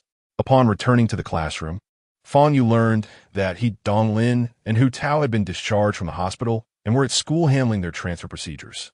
The students in the class regarded Fang Yu with awe-filled gazes. It was worth noting that prior to this, He Donglin had been a domineering presence in Class 2 of senior year, with no one daring to provoke him. Yet, Fang Yu not only severely injured He Donglin, but also compelled him to abandon his studies at Zhanghai High School. Fang Yu was the true embodiment of arrogance. However, for Fang Yu, this news was hardly surprising. After all, if he had dealt with He Wunsheng, what courage could He Donglin possibly possess to remain in school?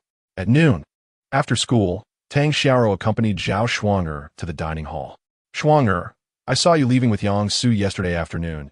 Tang Xiaoro hesitated before speaking. Tao Shuanger haitet.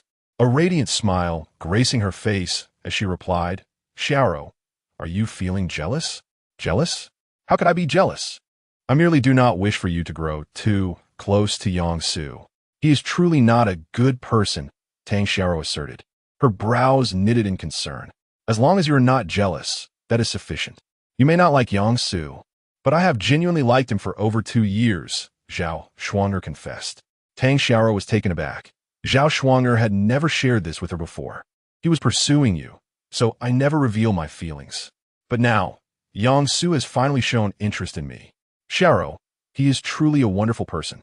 You and he may simply not be compatible in temperament, but he has been delightful to be with these past few days, Zhao Shuanger said, her eyes shimmering with affection and joy. Seeing Zhao Shuanger's blissful expression, Tang Xiaoro intended to voice her thoughts, but ultimately chose silence. Zhao Shuanger is her closest friend at school. Since Zhao Shuanger feels content, she has no reason to interfere. Xiaoro, you will bless my union with Yang Su, won't you? Zhao Shuanger grasped Tang Xiaoro's hands and inquired. Indeed, I wish for your love to culminate in a lasting bond, Tang Xiaoro responded with a smile. During the afternoon break, Fang Yu was engrossed in a novel when Tang Xiaoro suddenly approached him, saying, Hey, did you know? Yang Su is actually with Shuanger. Fang Yu did not even lift his eyelids, asking, Who is Shuanger? Zhao Shuanger, my dearest friend in the elite class, Tang Xiaoro replied. Fang Yu simply uttered a no.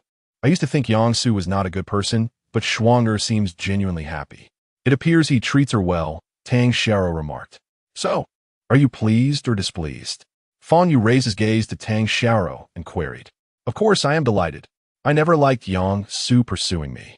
Now that he is with my best friend, that worry has vanished. However, it feels as if their relationship has progressed rather swiftly. It's only been a few days, and they're already together. Dan Xiao Mumut, if you have so much to say, it seems you wish to know my perspective, and I must inform you. There is an issue, Fang Yu stated. What issue? Tang Xiaoro was taken aback and asked. Yang Su? Fang Yu replied. Having said that, he turned his attention back to his novel, signaling Tang Xiaoro to cease her inquiries. Is there a problem with Yang Su? Although Tang Xiaoro also sensed that Yang Su might not be a good person, she believed that Zhao Shuanger was no fool. If Yang Su were indeed that terrible, Zhao Shuanger would not appear so blissful. Never mind, she thought, as long as Shuanger is happy, that's what matters. The following day was Saturday, a reprieve from school. During the holidays, Fang Yu's routine resembled that of an elderly individual. He would rise at 7 in the morning, practice a set of martial arts in the courtyard, then run a lap around the back mountain, afterward purchasing breakfast before returning home. As Fang Yu strolled back to the courtyard, savoring a large meat bun, he noticed a Hummer SUV parked at the entrance. Approaching, he saw a woman wearing sunglasses standing at the gate, peering inside. The woman had long hair cascading down her shoulders, dressed in a fitted black ensemble that accentuated her tall, graceful figure, particularly the upper half. where her blouse buttons were taut. "Who are you looking for?" Fang Yu asked, biting into his bun. "May I inquire if Fang Yu resides here?" The woman, exhibiting poise, removed her sunglasses, revealing a stunningly beautiful face. "That would be me." In contrast, Fang Yu appeared rather uncouth, speaking with his mouth full of bun, rendering his words indistinct. "You are Fang Yu?" The woman expressed surprise, her beautiful eyes widening. However, she quickly composed herself and stated, "Good day, Mr. Fang. I am Qin Yimo, the granddaughter of Qin Wudao. My grandfather has sent me to deliver 18 boxes of complete vitality pills." Complete vitality pills? Fang Yu was momentarily taken aback, then realized this was a reflection of Qin Wudao's peculiar sense of humor. Qin Yimo instructed the driver to unload the 18 boxes of monster beast inner cores from the trunk. "Please take them up to the second floor," Fang Yu said. As the driver carried the inner cores upstairs, Qin Yimo quietly scrutinized Fang Yu. Is this truly the esteemed benefactor of the Qin family that grandfather spoke of? He appears far too youthful, resembling a mere high school student. Grandfather had insisted that I seek his counsel in times of difficulty. Yet he hardly seems the type to offer assistance. Time has flown by, and you've grown so much, Fang Yu remarked, gazing at Qin Yimo. The last time they had met, she had been a mere infant, just a year old. However, Fang Yu's words struck a different chord with Qin Yimo, especially as he seemed to be fixated on her prominent features. Such growth? Qin Yimo's cheeks flushed slightly as she retorted, "I ask you, Mr. Fang, to conduct yourself with decorum." She questioned whether she had indeed sought the right person. Was this truly the individual grandfather had directed her to find? He appeared nothing more than a brazen schoolboy. Fang Yu chuckled lightly. "I'm an old friend of your grandfather." An old friend? Qin Wudao was 83 years old this year. To Fang Yu, he could only be considered a mere child.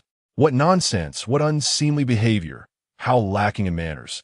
How could such a person be regarded with such esteem by grandfather? Qin Yimo thought to herself. Nevertheless, being from a prestigious family, she maintained her composure and poise.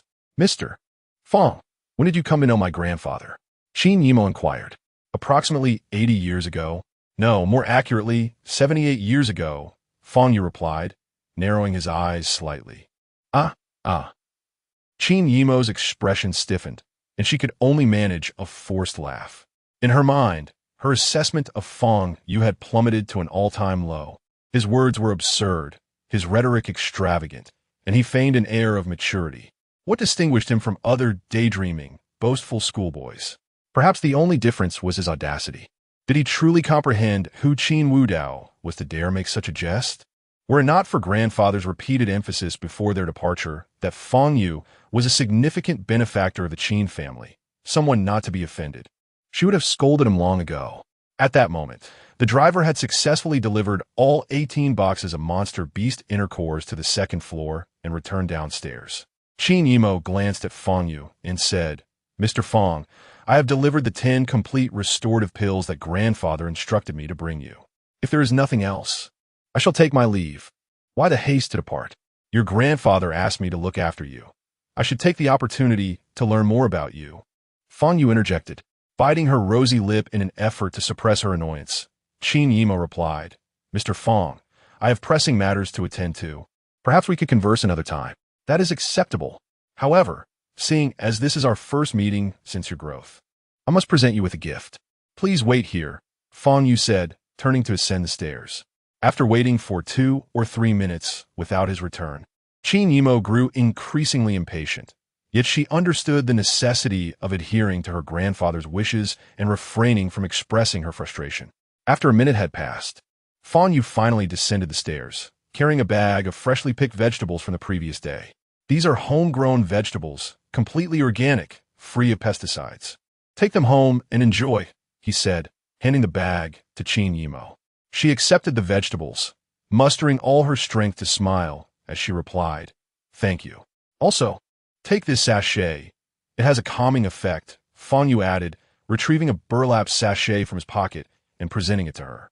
Qin Yimo expressed her gratitude once more before departing.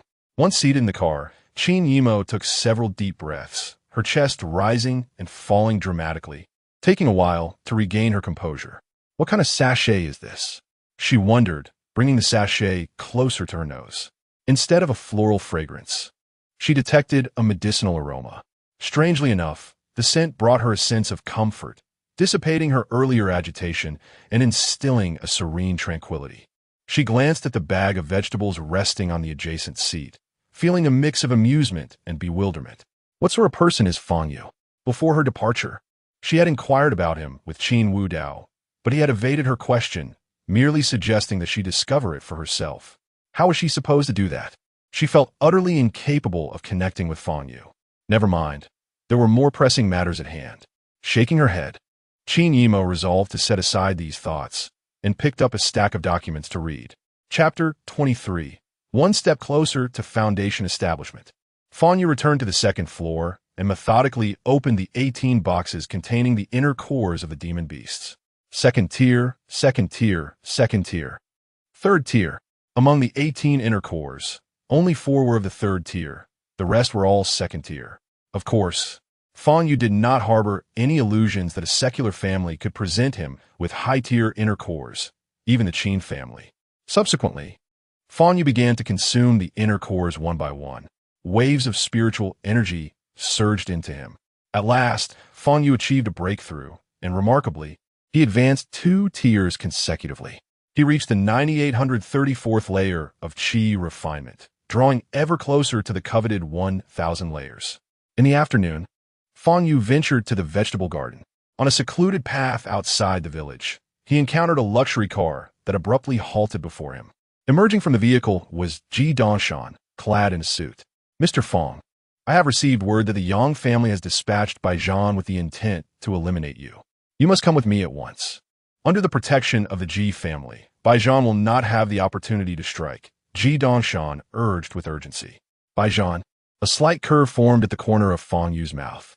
The last time at the Tang family estate, he had already issued a warning to Baijian and the Yang family. Yet it seemed Baijian had not grasped the gravity of the situation. If he wishes to come, let him come. What have I to fear? Fang Yu replied. Mr. Fang, please believe us. Baijian is a 9th-tier innate martial artist, immensely powerful and not easily dealt with. Moreover, the Yang family is known for their ruthless methods. If they intend to eliminate you, they will not dispatch only Baijian. There will undoubtedly be many contingencies in place. This warning did not come from Ji Dongshan, but rather from Ji Rumei, who peered from within the vehicle. Ji Rumei's complexion was still pale, clearly indicating she had yet to fully recover from her injuries. She had just been discharged from the hospital and should have been resting at home. However, upon hearing that the Yang family intended to target Fang Yu, she could not remain idle. Fang Yu was her savior, and it was because of her that the Yang family viewed him as a thorn in their side. She had to come in person to rescue him.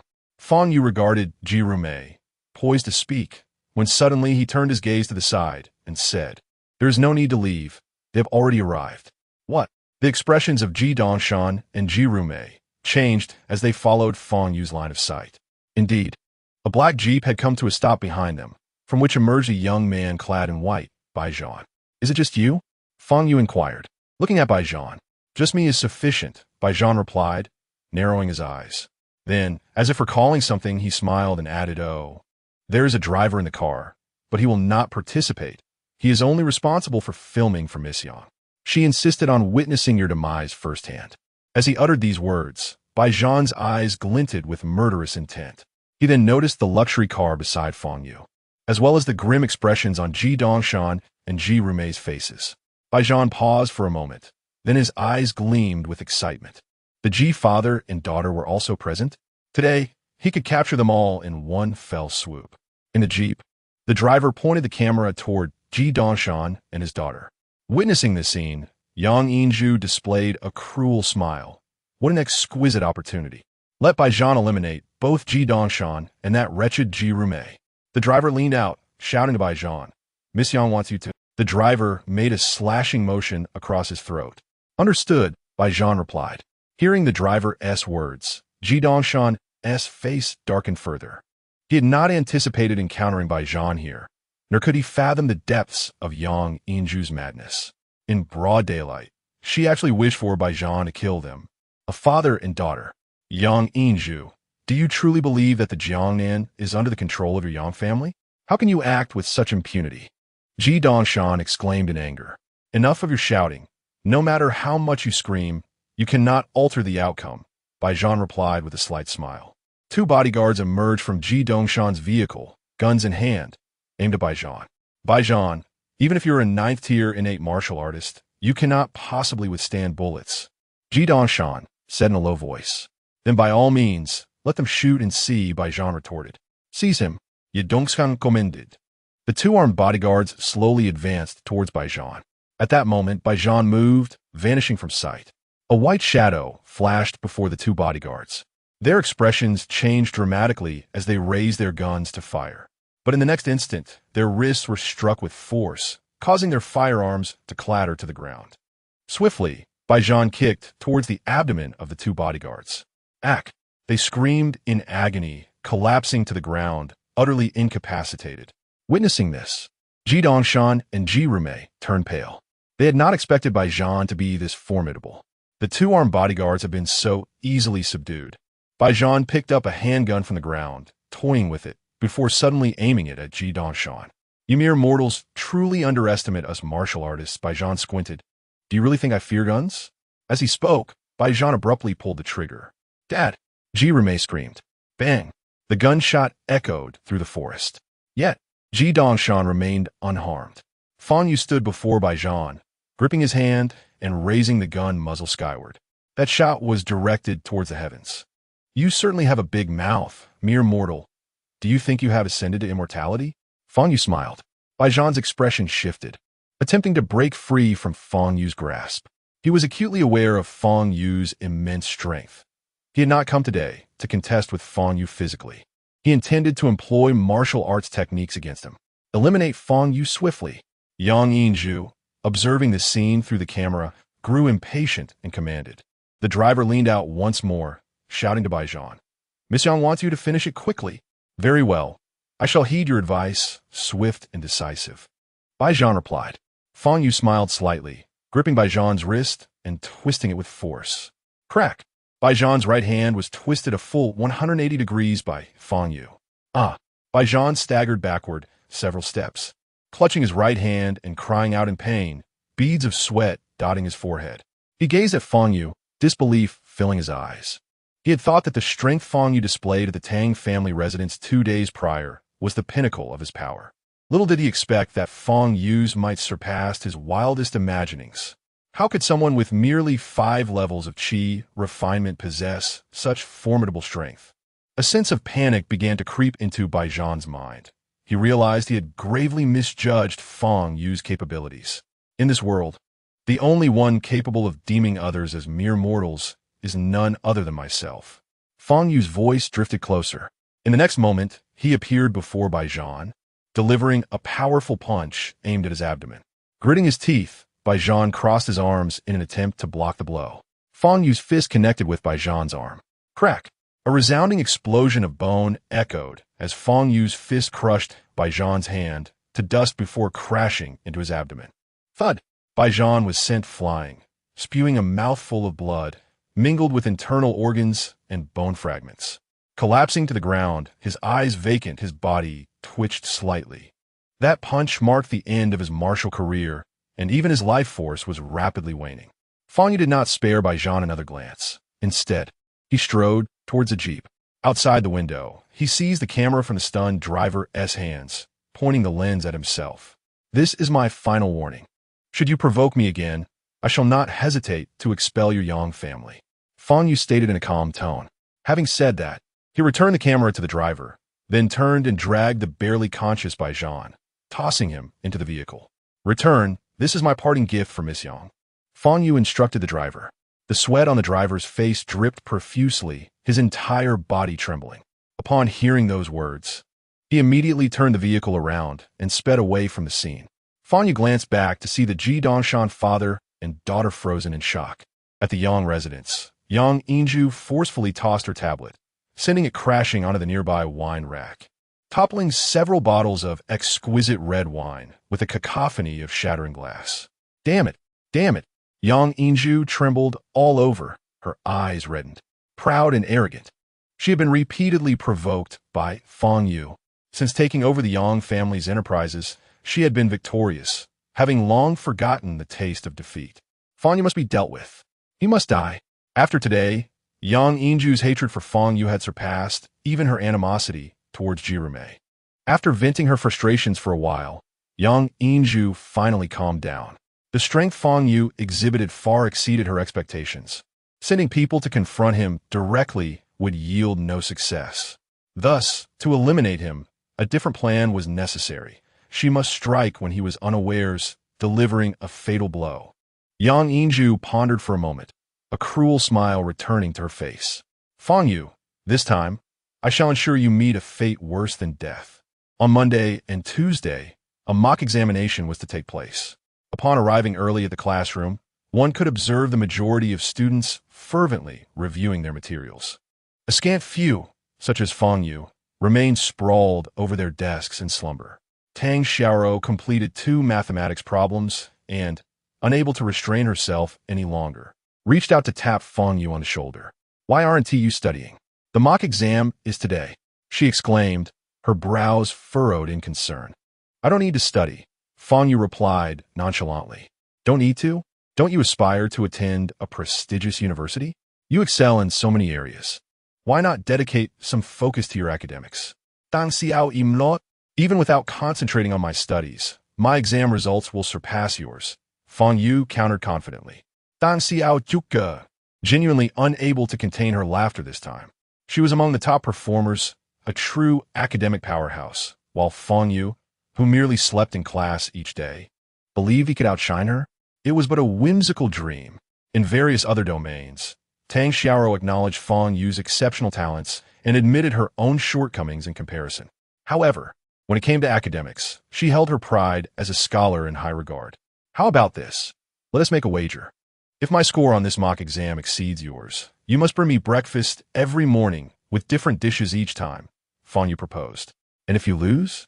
Tang Xiaoro retorted with renewed vigor, her determination palpable. "I shall not lose. But if I do, you may have your way with me," Fang Yu conceded. "Agreed. A promise is a promise." Tang Xiaoro readily accepted, her eyes gleaming with triumph. Already, she was envisioning how she would command Fang Yu to serve her, as if he were a humble servant. Chapter 24. Seeking Demise. Tang Xiaoro's face was alight with excitement. She finally had the opportunity to teach Fang Yu a lesson. "In past mock exams, what has been your highest score?" Fang Yu inquired. With a proud expression, Tang Xiaoro responded, "I once scored 709, securing the top position in the key class." Fang Yu replied with a nonchalant "oh," stating, "So, I merely need to achieve a score exceeding 710 to best you. To be safe, let us aim for 715. Oomph. Do you genuinely believe that scoring over 700 is a trivial matter? If you can truly attain such a high score, I would let you do as you please," Tang Xiaoro asserted defiantly, puffing out her chest. Fang Yu cast a glance at Tang Xiaoro, but remained silent. Realizing that her previous remark might have been misconstrued, her cheeks flushed, and she turned away to resume her studies. She was determined to win this bet and diminish Fang Yu's arrogance. Otherwise, he would perpetually flaunt his superiority, which was utterly infuriating. Once morning's self-study concluded, the students were instructed to create some distance between their desks in preparation for the mock exam. Seizing the moment, Tang Xiaoro approached Lu Pongzi and asked, "Lu Dong, how does Fang Yu typically perform in exams?" Feeling somewhat anxious under Tang Xiaoro's close gaze, Lu Pongzi stammered, He usually ranks around 30th in class during exams." 30th? This class has a total of 60 students, meaning Fang Yu's performance is merely average in class 2. As an ordinary class, the highest score here wouldn't exceed 650 points. If Fang Yu can only manage to rank around 30th in this class, aspiring for 715 points is akin to chasing a fantasy. With this realization, Tang Xiaoro felt utterly reassured. The examination commenced swiftly, beginning with Chinese. During the test, Tang Xiaoro was more meticulous and focused than in any previous exam. She had to score high and flaunt her results before Fang Yu. Before starting her essay, she covertly glanced at Fang Yu, only to see him resting his head on the desk, seemingly asleep. "Oomph, you think you could defeat me like this?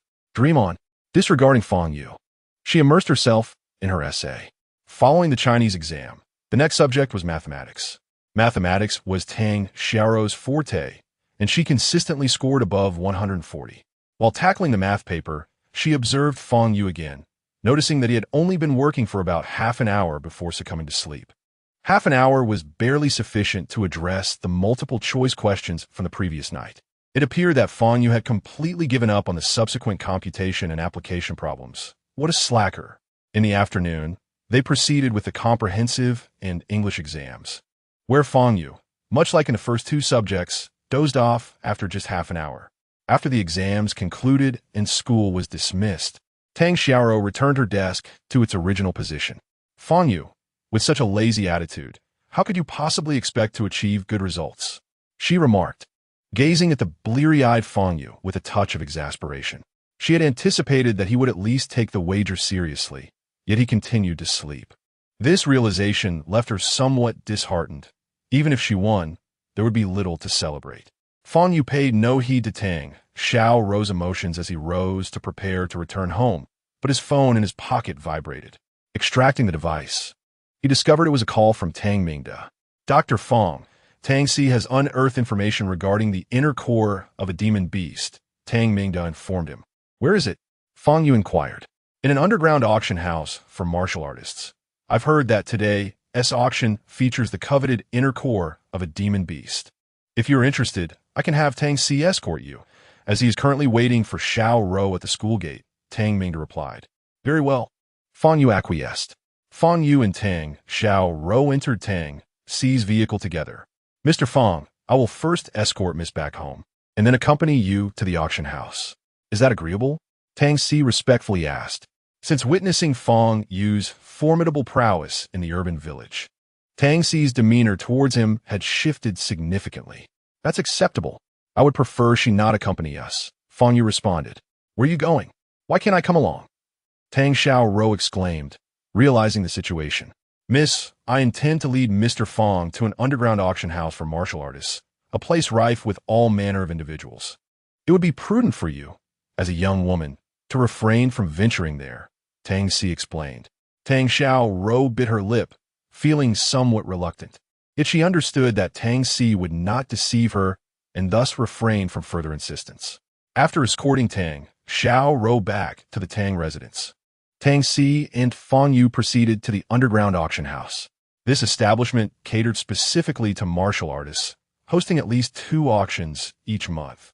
Its location was rather obscure, situated on a desolate plot of land in the outskirts of Jianghai City. A somewhat dilapidated building stood on the site, serving as the venue for the auction. In the open area in front of the building, numerous vehicles were parked, including luxury cars valued in the millions. What currency is used for transactions at this auction? Fang Yu inquired. The same currency we commonly use. There is no special currency, Tang Si replied. Fang Yu reminisced about the auctions over 4,000 years ago, where transactions were conducted exclusively with spirit stones. Upon entering the auction house, Fang Yu observed nearly 100 cultivators, all at the Qi refinement stage, with the highest not exceeding the 10th level and the lowest at merely the 3rd. This auction typically features spirit pills, rare herbs, and various weapons, Tang Si explained. As they spoke, Tang Si guided Fang Yu to a seat in the back row, stating, this auction has no formal rules. One simply finds a seat upon arrival. When the auction commences, if you see an item of interest, you bid, and the highest bidder wins. You may depart at any time as well. Indeed, Fang Yu nodded, but suddenly recalled that he had not brought any money. The head of the Tang family has instructed me that should the inner core of a demon beast appear, regardless of the price, I am to secure it for you. Tang Si seemed to anticipate Fang Yu's unspoken concern and preemptively stated, then I am grateful to the Tang family, Fang Yu replied. The auction soon commenced. The first item up for bid today is the Yonglong Dan, refined by Master Wu of Huaibei, with effects that include.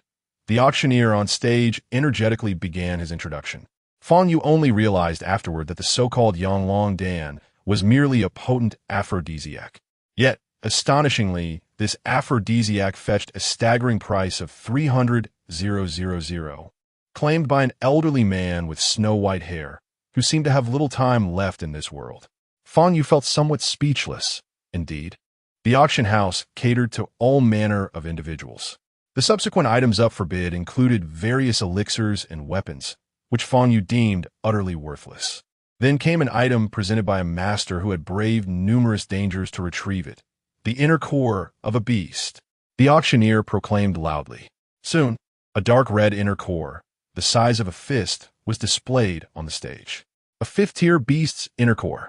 Upon sensing the aura emanating from the core, Fang Yu was immediately filled with exhilaration. He had not encountered such a high-tier beast's inner core in many years. If he were to consume this core, he might very well break through 2 or 3 more levels. It was essential to secure this item, while many might regard the beast's inner core as merely a collectible. In truth, when ground into powder and used in medicinal concoctions, it possesses remarkable effects for enhancing physical strength, the auctioneer elaborated. 1 million. Before the auctioneer could finish his introduction, Fang Yu declared. Gasps of astonishment rippled through the crowd. It was incomprehensible that someone would bid such a sum without fully grasping the practical value of the beast's inner core. 1,500,000. A deep voice intoned. The crowd turned to see a rugged-faced, middle-aged man. The bidder was none other than Wu Xiong. Goodness, what's the point of contesting? Just let him have it, someone murmured. That lad surely wouldn't dare raise his bid further, lest he provoke the tiger of Wu. Whispers filled the air, many casting mocking glances at Fang Yu. Wu Xiong's modest increase of 50,000 was, in fact, a warning to Fang Yu not to raise the bid further. Should Fang Yu dare to continue, he risked incurring Wu Xiong's wrath. Who is this person? Fang Yu inquired. Tang Xi's expression darkened as he replied. That man is Wu Xiong, a formidable innate martial artist of the 10th stage, notorious for his arrogance within the martial community of Jianghai City. Mr. Fang, we may have to concede this beast's inner core to him, and later acquire it at a high price. There's no need for that. Simply secure it. Fang Yu remarked nonchalantly. 2 million. Fang Yu called out. A wave of astonishment swept through the vicinity.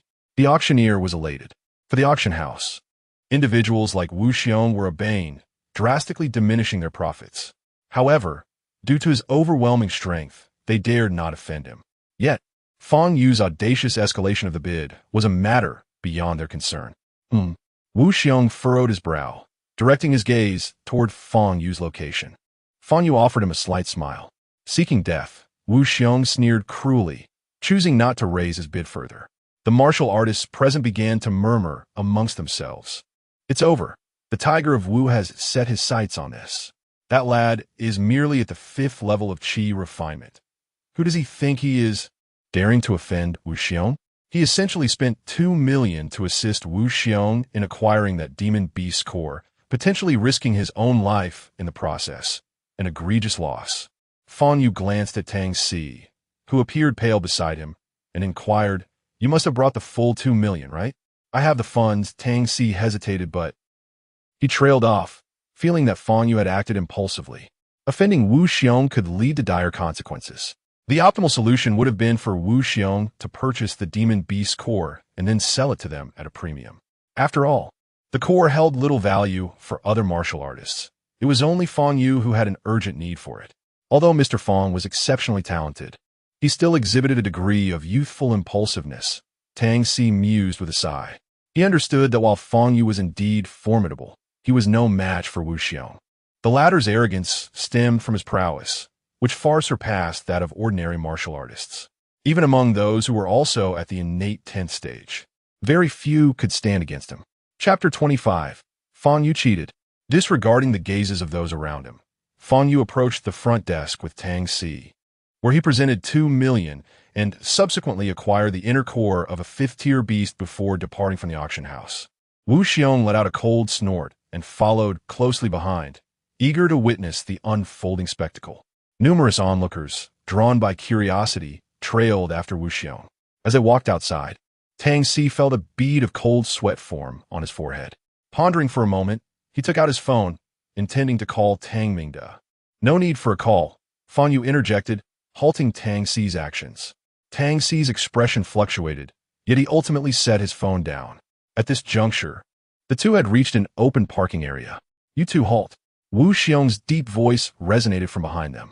Fang Yu paused and turned, a smile adorning his face as he inquired, "Is there something you need?" A cruel grin spread across Wu Xiong's face as he replied, "Kid, you've got some guts. Considering your youth, I shall grant you two options. The first, hand over 2 million and I will let you go. The second, I will cripple you and take the beast's inner core." Fang Yu shook his head, stating, "What you propose is outright robbery. I shall choose neither option." "Then you seek death." Wu Xiong's eyes widened in fury. "Would go. I am Tang Si of the Tang family from Jiangnan, and this is a friend of mine. I implore you." Tang Si began to plead. "Jiangnan Tang family?" Wu Xiong paused, his eyes gleaming with interest. "The Tang family? You must be quite wealthy. Your friend has angered me, and unless you present a price that satisfies me, I shall not easily let him go," Wu Xiong declared. "I am willing to offer two." Tang Si was about to speak when Fang Yu stepped forward, asserting, "You shall not receive a single penny." Wu Xiong let out 3 thunderous laughs, his reddened eyes glaring at Fang Yu as he coldly declared, "If I let this little brat go today, I will reverse the 3 characters of Wu Laohu." This youth truly sought death. Did he not realize who Wu Xiong was? How dare he provoke him so audaciously? Commented a martial artist who had come out to watch the commotion. Tang Si's face turned pale, drenched in cold sweat. Regret washed over him for bringing Fang Yu to this auction house. He had not anticipated that Fang Yu, who appeared quite mature, would act with such recklessness. He had already warned Fang Yu to avoid provoking Wu Xiong, yet Fang Yu had chosen to do the opposite, inciting Wu Xiong's wrath. "Hold the beast's inner core for me," Fang Yu instructed, handing the box containing the inner core to Tang Si. Meanwhile, Wu Xiong had already begun to move. He charged towards Fang Yu with remarkable speed, his muscles taut with power. Fang Yu took a step forward, standing his ground in anticipation of Wu Xiong's approach. "D!" Wu Xiong bellowed, raising his fist and launching it towards Fang Yu. This was Wu Xiong, a practitioner at the 10th stage of innate martial arts, delivering a full-force blow. The magnitude of his strength was self-evident. Many closed their eyes, unwilling to witness the gruesome sight of Fang Yu's brain splattering from the impact of a single punch. Bang! A deafening explosion erupted as dust and debris were kicked up from the spot where Fang Yu stood. Tang Si, positioned closest to Fang Yu, was also sent staggering back several steps by the fierce gust of wind generated by the punch. The sheer force of that punch is astonishing. Wu Xiong is truly formidable. Isn't he? Tang Si's face turned pale, unable to fathom the fate that awaited Fang Yu after taking such a blow head-on. As the dust settled, gasps of astonishment filled the air. Upon closer inspection, Tang Si was astounded to see Fang Yu effortlessly block Wu Xiong's punch with a single palm. Veins bulged on Wu Xiong's forehead as he unleashed another left punch. Fang Yu extended his other hand and effortlessly deflected this blow as well, remaining firmly rooted in place. Is this all the strength he possesses? My apologies, Fang Yu thought with a faint smile as he seized Wu Xiong's fist and twisted it forcefully. Crack! A sound of shattering bones echoed from both of Wu Xiong's wrists. He let out a blood-curdling scream, flipping through the air before crashing heavily to the ground. Fang Yu stepped forward, placing a foot on Wu Xiong's chest. With a cough, Wu Xiong spat a mouthful of blood, his face ashen. The onlookers gaped in disbelief, their eyes wide with incredulity. Is this really the arrogant Wu Xiong they knew? How could he be defeated so easily? Wu Xiong stared at Fang Yu, his expression one of horror as he exclaimed, "How is this possible? You clearly possess only the strength of 5th tier innate." With a firm press of his foot, Fang Yu caused Wu Xiong to cough up more blood. "You assumed I was merely at the 5th tier innate level. That was the impression I chose to give you," Fang Yu replied nonchalantly. He then raised his foot once more, aiming for Wu Xiong's dantian. "No!" Wu Xiong cried out. Bang! Fang Yu's foot landed heavily on Wu Xiong's dantian. Again, Wu Xiong expelled a large mouthful of blood, his complexion turning a ghostly gray. His dantian was shattered, rendering decades of cultivation utterly futile. From this day forth, he would be a cripple. How ruthless! A chill ran through the onlookers as they witnessed this scene. Wu Xiong had truly bitten off more than he could chew this time. Who on earth is this young man? Wu Laohu was utterly powerless before him. My goodness, I feel he is even more terrifying than that renowned prodigy, surnamed Yang from Jiangnan. Are you referring to Yang Jian from the Yang family? I still believe Yang Jian is more formidable, as he is already a half-step master. The crowd buzzed with speculation. Meanwhile, Fang Yu and Tang Si had returned to their vehicle. Mr. Fang, may I inquire? Tang Si hesitated, glancing at Fang Yu, who remained unfazed. Fang Yu turned to face Tang Si. What tier of innate strength do you currently possess? Tang Si wiped the sweat from his brow as he asked. After a moment of thought, Fang Yu replied, honestly, at present, I should be at the 9,834th tier of innate strength, and I am on the verge of breaking through to the 9,836th tier. Tang Si was left speechless. Upon returning home, Fang Yu eagerly retrieved the inner core of the 5th-tier beast. The core was so immense that it took Fang Yu 4 attempts to swallow it entirely. A surge of pure spiritual energy flowed into his dantian, enveloping him in an unparalleled sense of comfort. This energy propelled Fang Yu forward, allowing him to break through 2 layers and reach the 9,838th level of the Qi refining stage. If I could find another 100 high-level monster core fragments, the breakthrough to 10,000 layers would be imminent. A glimmer of hope ignited in Fang Yu's eyes. The following morning, upon entering the classroom, Fang Yu sensed that Tang Xiaorou was smiling at him with a somewhat sinister air. If you're feeling unwell, you could take a leave. Why must you disturb me? Fang Yu remarked. You are the one who is unwell. Just the thought of you toiling for me in a subservient manner in the future makes me unable to suppress my laughter, Tang Xiaorou replied. The results of the mock exam will be released shortly, likely this afternoon. Fang Yu chose not to engage in a verbal spar with Tang Xiaorou, preferring to wait for the results to be announced later that day. Soon, afternoon arrived, and the first class was taught by their homeroom teacher, Huang Hai. As anticipated, he was set to announce the results. Tang Xiaorou was brimming with excitement, exuding an air of confidence that she had already secured victory. The bell rang, and Huang Hai entered, holding a results sheet. Upon entering, he cast a meaningful glance at Fang Yu. Classmates, the results of yesterday's mock exam have been released, and I will now announce the standings, Huang Hai stated. He proceeded to recount various statistics, the number of students who surpassed the undergraduate threshold, the count who exceeded the key line, and so forth.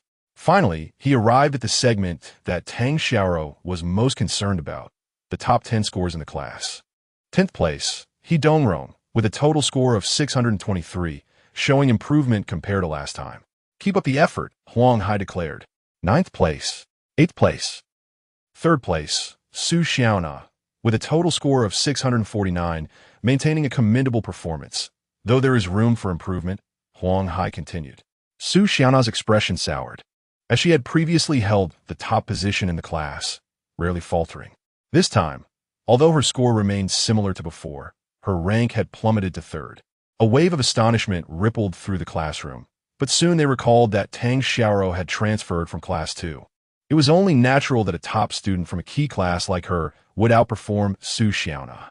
2nd place, Tang Xiaorou, with a total score of 707, ranking 4th across all grades, a truly remarkable achievement. Huang Hai Pies. Yet, the students were left in a state of disbelief. 707 points, 4th in the entire grade. How could such a score not secure 1st place in the class? Did Huang Hai perhaps misread the results? Tang Xiaorou bit her lip, her brows knitting together, unable to comprehend how such a score could fall short of 1st place.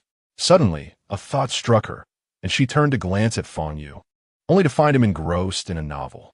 It can't be him, can it? Dang Xiao Vivi Hosei. I understand that everyone is perplexed about who secured 1st place in the class. How could even Tang Xiaorou's impressive score of 707 not be enough for the top spot? In fact, I was equally astonished when I saw this student's score. I even questioned it, consulting with each subject teacher to verify the scores. Ultimately, I concluded that the score was indeed accurate, Huang Hai concluded, directing his gaze toward Fang Yu. The students in the classroom turned their heads, following Huang Hai's gaze to the spot where Fang Yu was seated. 1st place, Fang Yu, with a total score of 723. This score not only secured the top position in the class, but also in the entire grade, Huang Hai announced. A wave of astonishment swept through the room. No one had anticipated that Fang Yu would be the one to emerge victorious, let alone with such an impressive score that placed him first in the grade. Tang Xiaorou, gazing at the calm and composed Fang Yu, felt a surge of emotion threatening to overwhelm her. Despite her diligent efforts in studying, she had managed to score 16 points less than Fang Yu, who had seemingly spent much of his time napping. Who exactly is Fang Yu? How could he be so extraordinary? Tang Xiaorou's feelings were a tumult of frustration and admiration for Fang Yu. From tomorrow on, remember to bring me breakfast. And the variety must not repeat, Fang Yu said, patting Tang Xiaorou on the shoulder as a gentle reminder. Understood. Tang Xiaorou's spirit had deflated completely, her voice barely audible. Teacher, Fang Yu must have cheated. At that moment, Su Xiaona abruptly stood up, exclaiming loudly. Chapter 26. Transferred to the key class? All eyes shifted to Su Xiaona. She pointed at Fang Yu and stated, everyone knows that for over 2 years of high school, Fang Yu's performance has only been average in our class. How could he possibly achieve an astonishing score of 723? Upon hearing this, the others snapped back to reality, finding the situation indeed perplexing. Fang Yu had consistently ranked around 30th in class, with scores barely exceeding 400. Yet this time, he had miraculously scored 723. Such a drastic improvement was simply unbelievable. Therefore, I firmly believe that Fang Yu must have plagiarized Tang Xiaorou's paper to attain this score. Teacher, I strongly demand that Fang Yu's results be invalidated. Su Xiaona directed her gaze at Huang Hai. Teacher, Fang Yu is either sleeping on his desk during class or engrossed in novels. Yet he managed to cheat his way to a score of 723. His existence is an affront to those students who diligently study. Jiang Yu also rose, glaring at Fang Yu, exclaiming loudly, Teacher, we believe Fang Yu's score should be annulled. He has always ranked behind me, and now he suddenly claims the top spot? How is that even possible? Teacher, Fang Yu has definitely cheated. Many students who had already harbored resentment towards Fang Yu began to create a ruckus. This was precisely the scenario Jiang Yu and Su Xiaona had hoped to witness. Jiang Yu observed Fang Yu's impassive expression, a flicker of mockery in her eyes, her heart brimming with delight at the prospect of revenge. Still pretending to be calm? I shall see how long you can maintain that facade. Just as the crowd was closing in on Fang Yu, Lu Fati abruptly stood up. Have you all lost your minds? Fang Yu achieved a score of 723. That is 16 points higher than Tang Xiaorou. If he truly copied her paper, how could his score surpass hers? Why don't you try to replicate a score of 723 for me? With this remark, the clamor directed at Fang Yu diminished considerably. Lu Fati made a valid point. If Fang Yu had indeed copied from Tang Xiaorou, how could he have scored so much higher, even clinching the top rank? It was not impossible. What if after copying, Fang Yu noticed some glaring errors in Tang Xiaorou's answers and corrected them? Just 16 points. If he identified a few mistakes and rectified them, he could easily achieve 723. Su Xiaona glared at Lu Fati, retorting, You're just grasping at straws. How could Tang Xiaorou, scoring 707, make such obvious mistakes? Lu Fati's face flushed crimson as he countered. Silence. At that moment, Huang Hai finally spoke. With the homeroom teacher's intervention, the class fell silent. Huang Hai turned to Tang Xiaorou, frowning as he inquired, Tang Xiaorou, during the exam, did you notice Fang Yu copying your paper? Tang Xiaorou stood up, resolutely stating no. Huh, who doesn't he know how close you are with Fang Yu? Even if you were to copy, you would surely be willing. Or perhaps you intentionally allowed him to. Jiang Yu sneered. You. Tang Xiaorou's cheeks flushed with anger as she glared at Jiang Yu. What? Am I mistaken?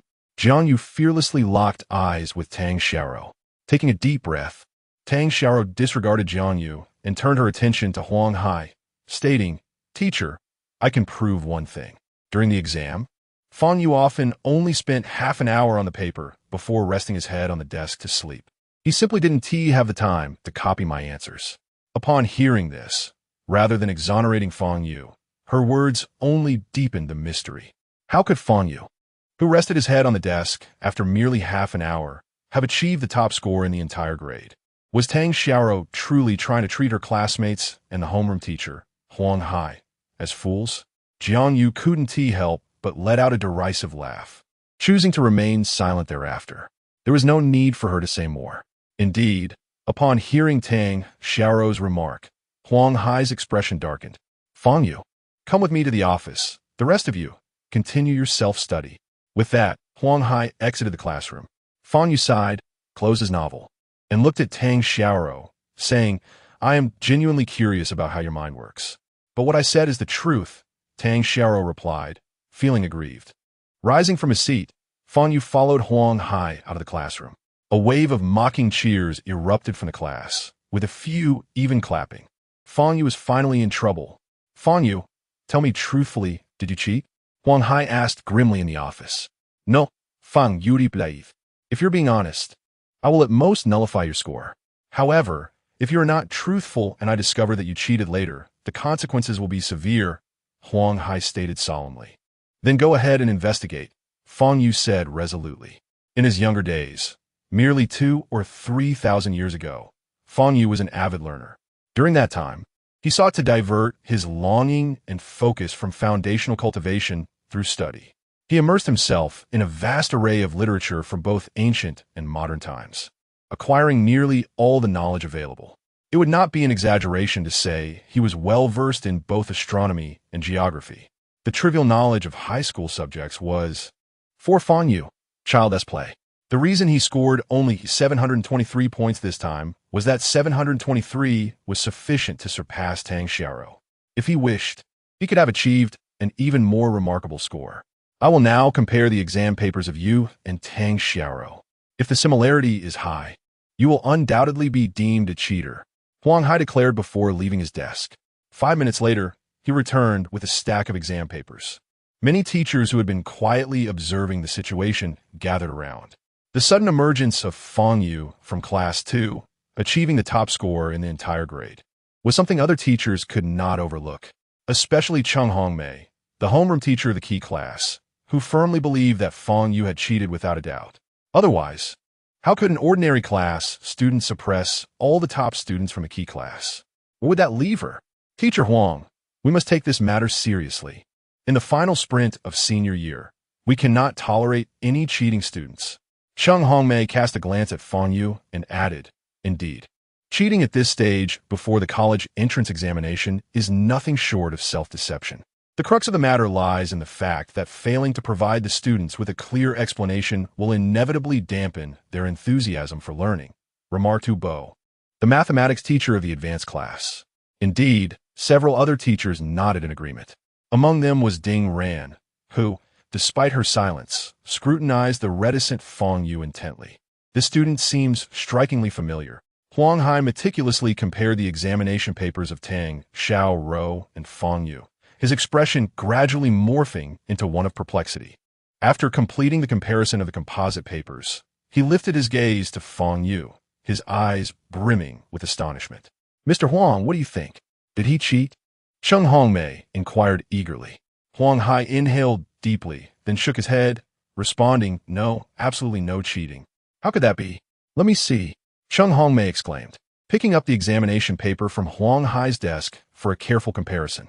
Aside from the multiple-choice questions, where there is a singular answer, Fang Yu and Tang Xiaorou employed entirely different methods for solving the calculation and application problems, with Fang Yu's approach being distinctly clearer and more concise, devoid of any errors. Cheng Hongmei then examined the composite paper and the Chinese language paper, only to find the same results. Fang Yu's answers diverged entirely from those of Tang Xiaorou, and he had performed even better. The more she scrutinized, the more astonished she became, for Fang Yu's solutions were remarkably excellent. While grading, I sensed he had performed exceptionally well, yet the papers were anonymized, leaving me unaware of the authorship, remarked Zhu Jianliang, the mathematics teacher of Class 2. Indeed, while grading, I encountered a student whose reading comprehension and essay were particularly impressive. It turns out it was Fang Yu, added Xiao Dan, the Chinese teacher of Class 2, from the sidelines. Huang Hai gazed at Fang Yu, momentarily at a loss for words. Fang Yu, you may return for now. My earlier suspicions were unfounded, and I sincerely apologize. I will clear your name in front of the entire class, Huang Hai finally said after a brief silence. All right, Fang Yu replied before turning to leave. Ding Ran watched Fang Yu's departing figure, a sudden realization illuminating her thoughts. She recalled the events of that fateful afternoon. This student, my heavens! In her memory, it seemed to have been struck by a truck, and then, the more she reflected, the more her heart raced with trepidation. Upon returning to the classroom, Fang Yu was met with a chorus of mocking gazes. "Cheating dog! How dare you show your face here?" Jiang Yu jeered sarcastically. Ignoring her taunt, Fang Yu walked directly back to his seat. "Are you all right?" Tang Xiaorou asked, concern etched across her face. "What could possibly be wrong?" Fang Yu retorted. Barely 5 minutes after he had seated himself, Huang Hai appeared at the classroom door. "Fang Yu and Tang Xiaorou, please step outside," Huang Hai called. Tang Xiaorou cast a glance at Fang Yu, wondering if something had indeed gone awry. Could it be that Fang Yu had truly copied from her? Surely not. As the two exited the classroom, a wave of commotion erupted among their classmates. "Ha ha ha! Fang Yu has actually been caught cheating. Even Tang Xiaorou has been called out. It appears that Tang Xiaorou intentionally set up Fang Yu to be accused of plagiarism. Serves him right. I can hardly contain my anticipation to see how this will unfold." This incident has become widely known throughout the entire grade. Surely, Tang Xiaorou cannot rely on the Tang family to shield her once more, can she? Su Xiaona pinched Jiang Yu's cheek and said, "Yeah, I told you I would help you seek revenge, didn't I?" Jiang Yu's heart was filled with the thrill of vengeance, and she replied with a smile, "Xiaona, you are the best to me." Outside the classroom, Huang Hai observed Tang Xiaorou and Fang Yu, stating, "I just received a notification from the Academic Affairs Office. Due to your exceptional academic performance, it has been deemed inappropriate for you both to remain in Class 2. Therefore, you are to be transferred to the honors class together." What? Tang Xiaorou had initially thought there was a serious issue, only to find out that they were being transferred back to the honors class. "After class, you may move your books and switch classes," Huang Hai continued. Seeing that Fang Yu and Tang Xiaorou had no objections, he entered the unusually lively classroom and declared loudly, "Silence. I have something to clarify." Chapter 27. Toast. A profound silence enveloped the classroom. Were they about to announce the punishment for Fang Yu's alleged cheating? Everyone awaited the verdict with bated breath. However, Fang Yu had not cheated. His examination paper was a testament to his own diligence, and he had performed exceptionally well. In light of the suspicions cast upon him, I personally extended my apologies. Furthermore, following this class, both Fang Yu and Tang Xiaorou will be transferred to the advanced class for their studies. Thus, I implore everyone to offer a round of applause for Fang Yu and Tang Xiaorou, particularly Fang Yu, whose remarkable progress in such a brief period is truly commendable and worthy of emulation. The classroom remained eerily silent, with no one clapping, save for Huang Hai's voice cutting through the stillness. No one had anticipated such an outcome. Not only had Fang Yu not been found guilty of cheating, but he had also been promoted to the advanced class. The advanced class, a realm that Su Xiaona had strived for over 2 years, but could not attain. How could this be? Su Xiaona gritted her teeth, filled with indignation. Beside her, Jiang Yu was even more resentful, her fists clenched tightly. Why did Fang Yu always manage to evade calamity? By what right? I cautioned certain classmates against harboring excessive jealousy towards the progress and achievements of others. One must remember that even a scholar, after an absence of 3 days, should be regarded with fresh eyes. Fang Yu must have exerted considerable, albeit unseen, effort to achieve such stellar results. Huang Hai's words effectively thwarted any further attempts by Su Xiaona to contest the situation. After Huang Hai finished speaking, the classroom fell into silence once more. After class, Lu Ponzi approached Fang Yu and exclaimed, "Fang Yu, you're incredible. You've secured the top score in the entire grade and have been transferred to the advanced class. How did you manage that?" Fang Yu smiled slightly and replied, "It's quite simple. One just needs motivation. For me, that motivation is breakfast every day." Upon hearing this, Tang Xiaorou, who was gathering her books, paused in bewilderment. Breakfast? What did that mean? Lu Ponzi looked utterly perplexed. As Fang Yu and Tang Xiaorou organized their books, they prepared to enter the advanced class. The moment they arrived, Fang Yu was met with an extraordinary level of attention. All the top students were curious about this suddenly emerging top scorer, questioning the origins of his prowess. In their minds, they could hardly believe that Fang Yu could achieve such high marks. Yet, they refrained from voicing their skepticism, as there was no deep-seated enmity between them and Fang Yu. Whether or not Fang Yu possessed genuine ability would soon be revealed in subsequent examinations. After all, he could not possibly succeed in cheating every time. Among the scrutinizing gazes, one stood out as particularly hostile, Yang Su's. Fang Yu sensed the animosity and turned to Yang Su with a slight smile. To Yang Su, this smile was unmistakably a provocation. He had long warned Fang Yu against getting too close to Tang Xiaoro. Yet here was Fang Yu, not only growing closer to Tang Xiaoro, but now standing right before him. It was as if Fang Yu was brazenly slapping Yang Su in the face. The more Yang Su contemplated, the angrier he became, his eyes beginning to glimmer with a menacing hue. But soon, he regained his composure. Fang Yu's presence could actually be advantageous. At least it would make it easier for him to deal with Fang Yu.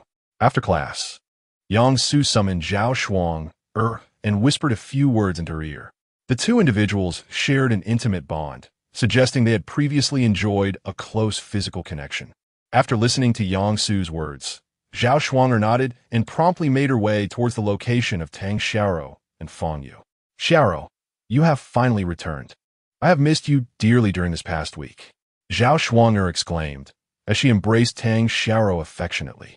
Elated by the prospect of reuniting with her dear friend in the same class, Tang Xiaoro engaged in cheerful conversation with Zhao Shuang. After a brief exchange, Zhao Shuang remarked, Xiaoro, your return is perfectly timed. Tonight is my birthday. Tang Xiaoro paused momentarily and replied, Shuang, did you not traditionally celebrate only your lunar birthday? Zhao Shuang stifled a giggle and glanced at Yang Su, who was seated in the front row. It's Yang Su. He insists that both the lunar and solar birthdays deserve celebration. He is throwing me a grand birthday party tonight, and I hope you will attend. With Yang Su present, Tang Xiaoro hesitated, but since Zhao Shuang was her closest friend, declining would be rather inconsiderate. Moreover, with Yang Su now in a relationship with Zhao Shuang, he likely would not persist in his previous entanglements with her. Of course, I will attend, Tang Xiaoro affirmed. That is wonderful, Zhao Shuang exclaimed, embracing Tang Xiaoro once more. Zhao Shuang then turned to Fang Yu, who was engrossed in a novel, and said, I have yet to be introduced to my desk mate. Tang Xiaoro gently tapped Fang Yu on the shoulder. What is it? Fang Yu inquired, turning to face her. This is my good friend, Zhao Shuang, Tang Xiaoro introduced. Fang Yu replied, turning back without any inclination to greet Zhao Shuang. Feeling slightly awkward, Tang Xiaoro was about to speak when Zhao Shuang interjected. Yang Su wants me to invite the entire class, including you, Fang Yu. At that moment, the class bell rang. I must be going, Zhao Shuang announced. After class, Tang Xiaoro poked Fang Yu with her finger again. Will you accompany me tonight? Just for a short while? Not interested, Fang Yu replied. He felt no qualms about Yang Su's invitation to Zhao Shuang's birthday party. Rather, he simply found it unengaging. But if I go alone, I shall be quite bored. Shuang will undoubtedly be preoccupied with Yang Su and won't have time to chat with me, and I am not well acquainted with the other classmates. And what of it? Do you believe we have much to discuss? Fang Yu retorted. At least I am somewhat familiar with you, Tang Xiaoro insisted. Still not interested, Fang Yu resolutely declined. During the subsequent classes, Fang Yu endured persistent pestering from Tang Xiaoro. With relentless coaxing, she was determined to have Fang Yu accompany her. Ultimately, exasperated, Fang Yu exclaimed, Be quiet. Agree to one request of mine, and I shall accompany you. What request? Dang xiao yin gui. Come to my house this weekend to help me with some chores, Fang Yu proposed after a moment of contemplation. Deal, Tang Xiaoro readily consented. After school that afternoon, Fang Yu accompanied Tang Xiaoro back to her home. Tang Xiaoro donned a beautiful sky blue dress and applied a touch of light makeup, transforming into a captivating vision akin to a delicate sprite. This striking appearance contrasted sharply with Fang Yu, who was clad in the school uniform. The venue for Yang Su's birthday celebration for Zhao Shuang was on the top floor of the Yunding Hotel in Jianghai City. By the time Fang Yu and Tang Xiaoro arrived, the room was already bustling with a multitude of classmates. The entire top floor had been reserved by Yang Su, with several tables laden with an abundance of food and fine wine, accompanied by attentive waitstaff and chefs ready to cater to the guests' needs. At the heart of the venue was a spacious dance floor, inviting revelry. "Xiaoro, you've arrived," exclaimed Zhao Shuanger, who was resplendent in a luxurious white evening gown, adorned with a diamond necklace. Yet, in comparison to Tang Xiaoro, Zhao Shuanger seemed somewhat diminished. As Tang Xiaoro engaged in conversation with Zhao Shuanger, Yang Su, dressed in a tailored suit, approached them. Upon seeing Tang Xiaoro in her elegant dress, a flicker of intense admiration flashed in Yang Su's eyes, quickly masked by his composure. "Welcome to Shuanger's birthday party," Yang Su greeted with a gentlemanly smile. Tang Xiaoro observed the undeniable chemistry between Yang Su and Zhao Shuanger, though she found it somewhat remarkable that their relationship had blossomed so rapidly within a mere few days. Perhaps this was the essence of love. When one encounters the right person, sparks of affection ignite instantaneously. Tang Xiaoro sincerely wished for Zhao Shuanger and Yang Su's happiness. "Feel free to enjoy yourselves. I must attend to the other guests," Zhao Shuanger informed Tang Xiaoro before departing with Yang Su. Throughout the evening, they treated Fang Yu as if he were invisible. Fang Yu had anticipated this scenario and remained unfazed by the antics of these young individuals, his focus entirely on the delectable spread before him. He made his way to the buffet, indulging in the sumptuous offerings. Yang Su, engaged in conversation with other classmates, cast a glance at Fang Yu and scoffed. What a rustic demeanor. Indeed, Yang Su's extravagance was evident. He had rented the entire floor for the evening, an expense that could easily reach hundreds of thousands. For someone of Yang Su's stature, such a sum was but a triviality. The majority of the students had never encountered such opulence and marveled at their surroundings. Filled with a sense of awe, as compliments and praises flowed from her classmates, Zhao Shuanger beamed with pride and satisfaction. This was the life she had long envisioned. Having harbored a secret affection for Yang Su, she finally felt her feelings reciprocated. If she could successfully marry into the Yang family, her status would rise to be on par with someone like Tang Xiaoro, a true heiress. After exchanging pleasantries with a few classmates, Tang Xiaoro turned to find that Fang Yu was no longer in sight. A quick scan of the room revealed him savoring a generous portion of steak. Just as Tang Xiaoro intended to approach him, the lights in the venue abruptly dimmed, leaving a single spotlight illuminating Yang Su and Zhao Shuanger. "I am thrilled to see everyone here tonight for Shuanger's birthday party. As her boyfriend, allow me to raise a toast," Yang Su declared, lifting a glass of red wine, which he promptly downed. The room erupted in applause. "We must also raise our glasses to celebrate the birthday stars, Zhao Shuanger and Yang Su," a young man proclaimed loudly. "All right." A chorus of voices chimed in agreement. The young man then approached Yang Su and Zhao Shuanger, exclaiming, "May Shuanger grow ever more beautiful, and may she and the esteemed Yang Su enjoy a lifetime of happiness together." With that, he tilted his head back and downed the contents of his glass, eliciting a round of applause. Subsequently, each guest took turns stepping forward to toast Yang Su and Zhao Shuanger, offering heartfelt wishes.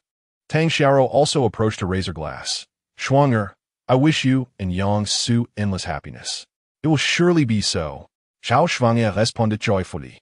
Yang Su, standing beside her, smiled silently. After Tang Xiaoro's toast, she stepped aside. Yang Su surveyed the crowd, a sardonic smile creeping onto his face as he muttered to himself. It seems there is still a classmate who has yet to offer a toast. With that, he instructed the server to turn on the lights. As the lights illuminated the room, the guests beheld Fang Yu, engrossed in devouring roasted drumsticks at a distant table. This sight provoked a wave of laughter among the attendees. Is Fang Yu truly so uncultured? Attending someone else's birthday celebration without even a toast, and instead gorging himself. Yang Su called out, "Fang Yu, are you really that hungry? Did you deliberately arrive with an empty stomach, anticipating tonight's festivities?" His words incited another uproar of laughter. Fang Yu, however, paid no heed to Yang Su's taunts.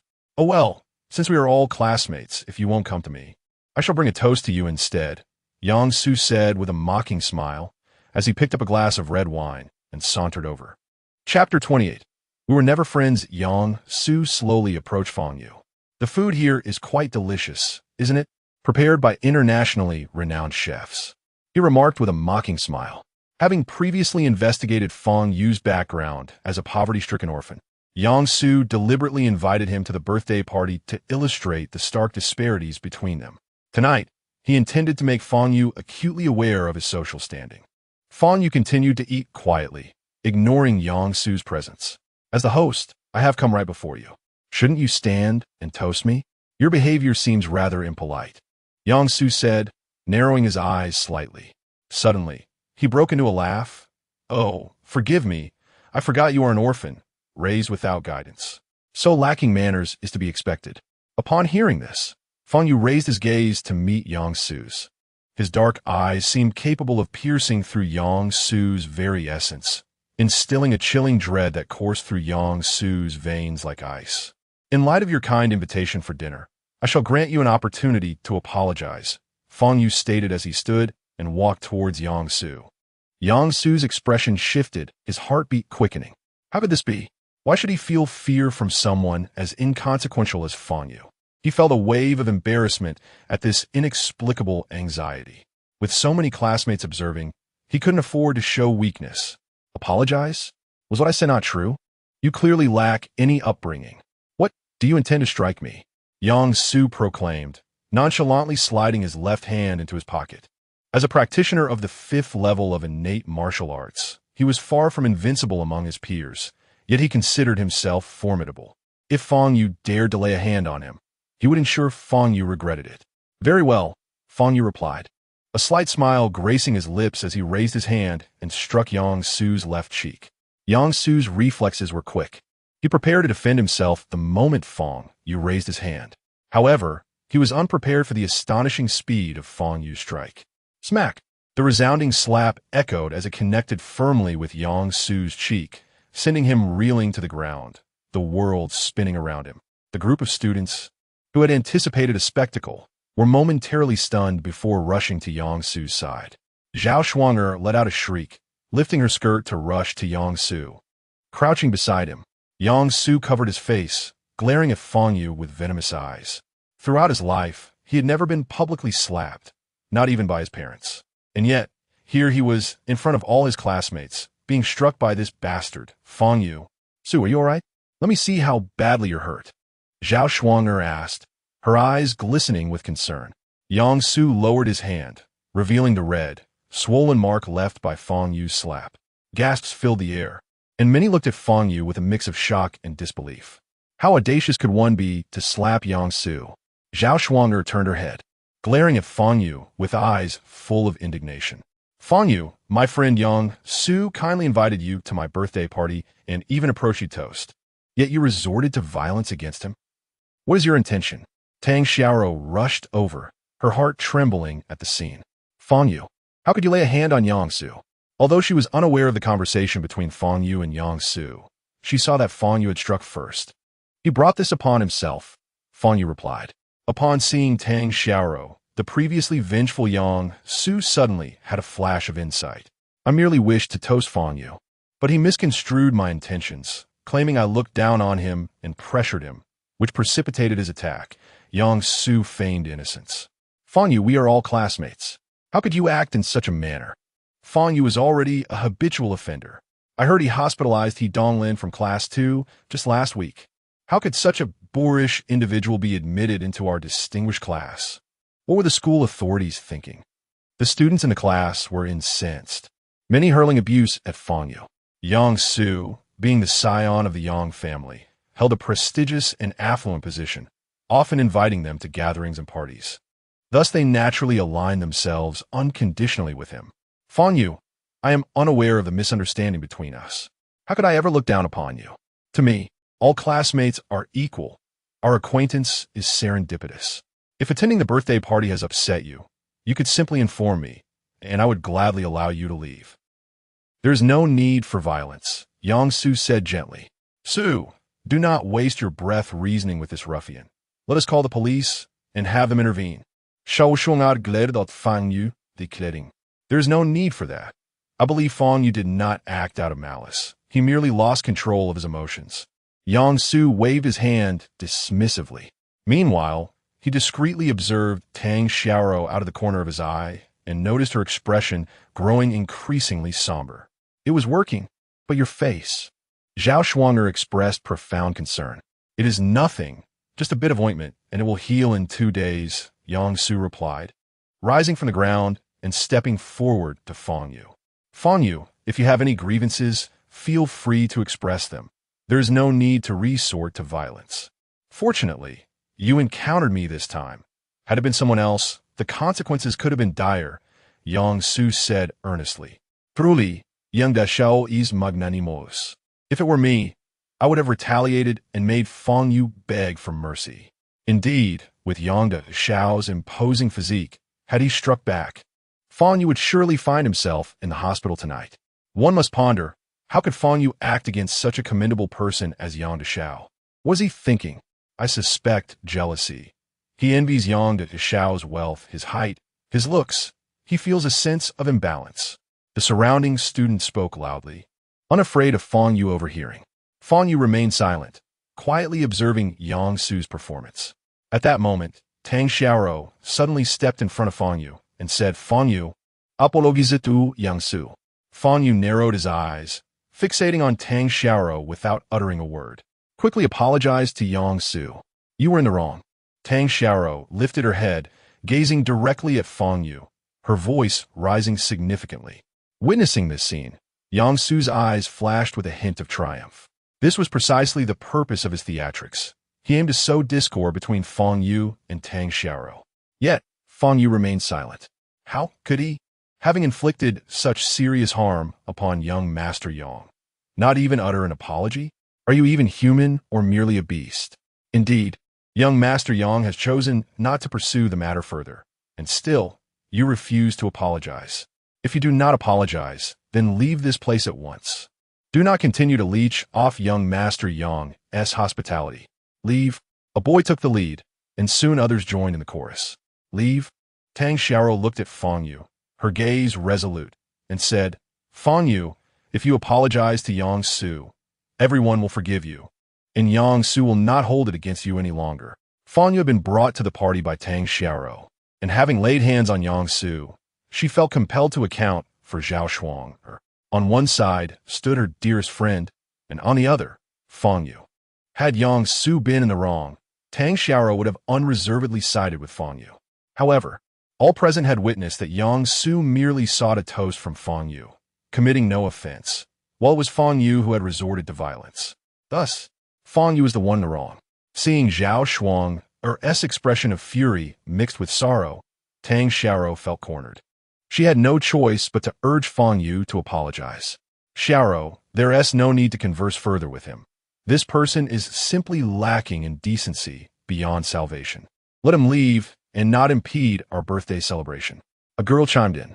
Indeed, let him go. The students in the class echoed in unison. Fang Yu stood alone, surrounded by those denouncing him. Fang Yu, if you do not apologize, we shall cease to be friends. Tang Xiaoro's face turned pale as she gritted her teeth. Fang Yu cast a faint glance at Tang Xiaoro and replied, I was never your friend to begin with. With that, he turned and departed. As she watched Fang Yu's solitary figure retreat, a string in Tang Xiaoro's heart snapped with a resounding pop. Leave, leave. The students continued to chant in unison until Fang Yu exited the party venue, prompting a wave of cheers. The plague has finally departed. Tang Xiaoro stood in place, her face ashen. She had not anticipated the situation would escalate to this extent. Yang Su observed Tang Xiaoro's demeanor, a smirk flashing in his eyes. The outcome of tonight's birthday party exceeded his expectations, effectively banishing Fang Yu from the scene. Now, he merely needed to devise a plan to win over Tang Xiaoro. Xiaoro, do not concern yourself with that individual any longer. Simply treat him as if he does not exist.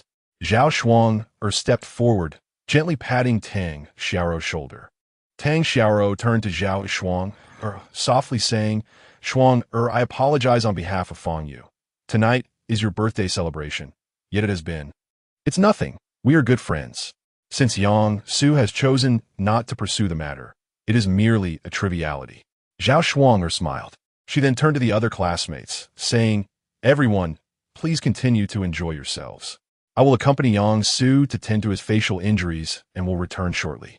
Once Fang Yu departed, the atmosphere of the gathering grew vibrant once more. As he walked along the path, his heart remained untouched by either joy or sorrow.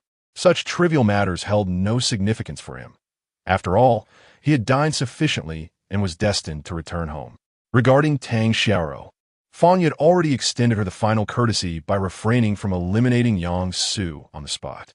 Henceforth, Fang Yu would not grant Yang Su any further chances. Upon his return to the village, Fang Yu received a call from Ji Dongshan. "Mr. Fang, we are hosting a networking soiree at my residence tonight at 10 o'clock, with esteemed individuals from various sectors in attendance. The renowned Master Fu from the Jiangnan martial arts community will also be present. I would like to inquire if you might be interested in attending." "Who is Master Fu?" Fang Yu inquired. "He is an intelligence broker, possessing a wealth of rare information," Ji Dongshan replied. "Mr. Fang, the demon beast inner elixirs you seek may very well be obtainable through him." Chapter 29. He is a thief. "All right, I shall make my way over," Fang Yu remarked. "I'll send a car to fetch you." "Mr. Fang," Ji Dongshan replied. "No need.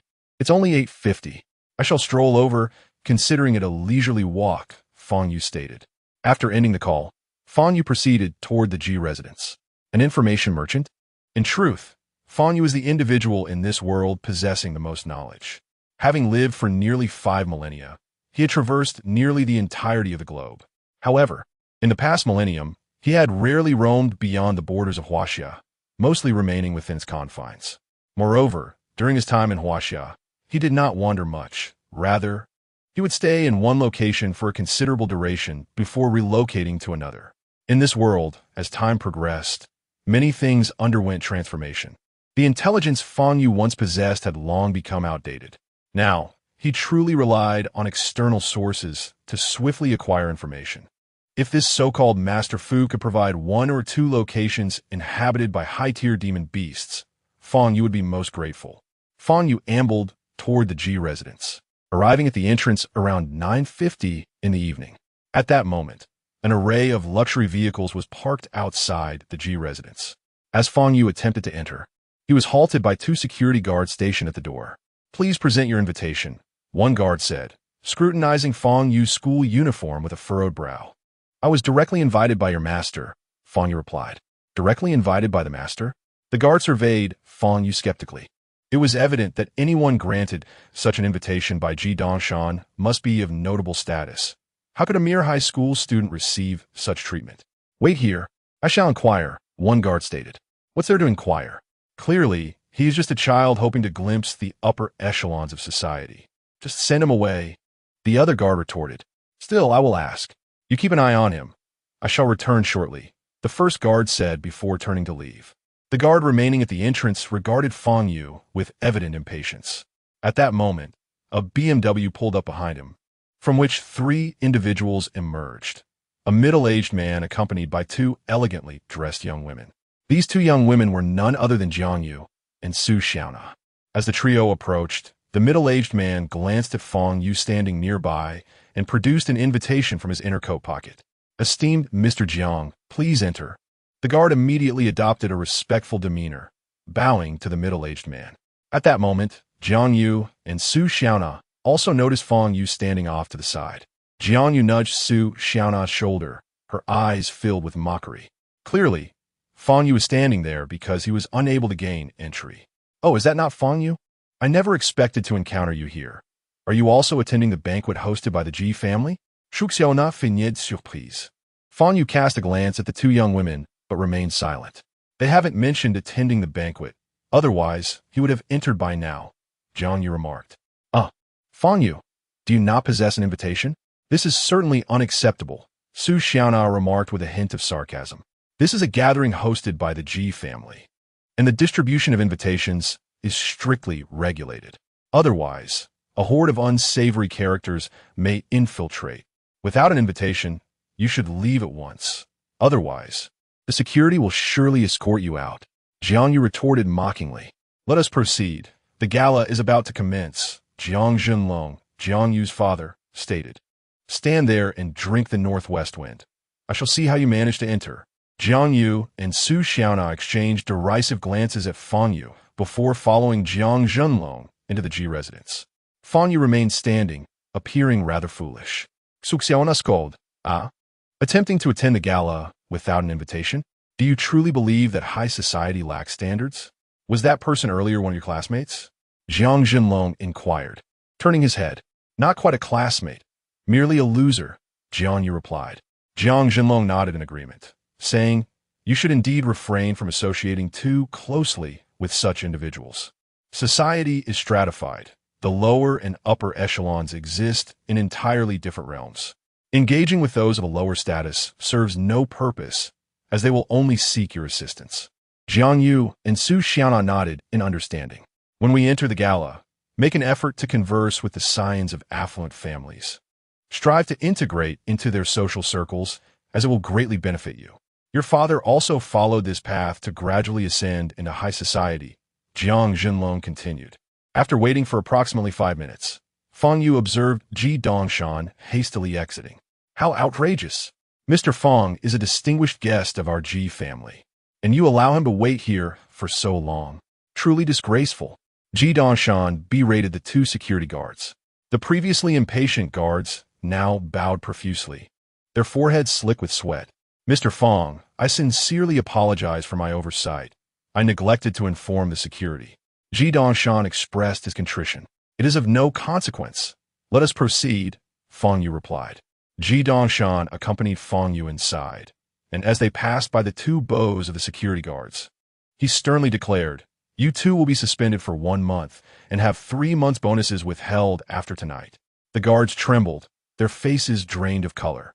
They could hardly fathom that the boy clad in a school uniform bore such a prestigious identity. "Master Ji, there is no need to punish them. I hold no grievance." Fang Yu waved his hand dismissively. People are often superficial. The guard's reaction was entirely natural and not excessively hostile. They committed no egregious error.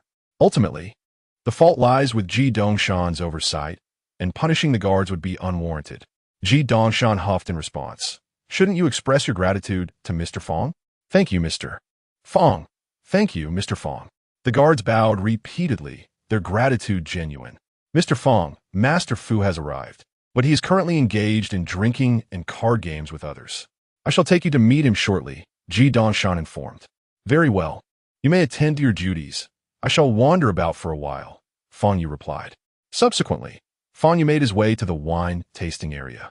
Several bartenders were on standby, ready to serve cocktails to the guests. Fang Yu casually picked up a fruit wine and strolled through the venue while sipping. Many guests, upon seeing Fang Yu dressed in a complete middle school uniform, displayed expressions of bewilderment. Whose child is this? Why do they not change into formal attire before stepping out? Ignoring the curious gazes, Fang Yu wandered around the Ji family's grand hall. It appeared that Ji Dongshan had a penchant for collecting antiques, as numerous valuable pieces adorned the living room. In fact, Fang Yu's own home also housed several antiques, albeit stored in their residence in the capital. Jiang Yu and Su Xiaona followed Jiang Zhenlong, greeting the guests one by one. Although these guests seemed unfamiliar with Jiang Zhenlong, they responded out of politeness. After several rounds, Jiang Yu grew somewhat impatient and remarked, "Dad, they don't even know us. Why must we greet each one? This is how your father manages to mingle in high society. It's essential to become a familiar face so that other businessmen recognize you." Jiang Zhenlong replied. "But this is so boring," Jiang Yu complained. She and Su Xiaona had attended the soiree with the intention of meeting some affluent young heirs to pave the way for future marriages into wealthy families. Just as Jiang Zhenlong was about to enlighten Jiang Yu further, he suddenly spotted a young man not far off, his eyes lighting up. "That is Zheng Peng, the young master of the Zheng family. You 2 come with me to greet him." Zheng Peng was quite handsome and appeared youthful. The Zheng family was a clothing empire in the Jiangnan region, with family assets exceeding $1 billion. "If you can connect with Zheng Peng, you need not worry for the rest of your lives," Jiang Zhenlong whispered. The trio approached Zheng Peng to extend their greetings. Another worthless sycophant, Zheng Peng thought, looking disdainfully at Jiang Zhenlong.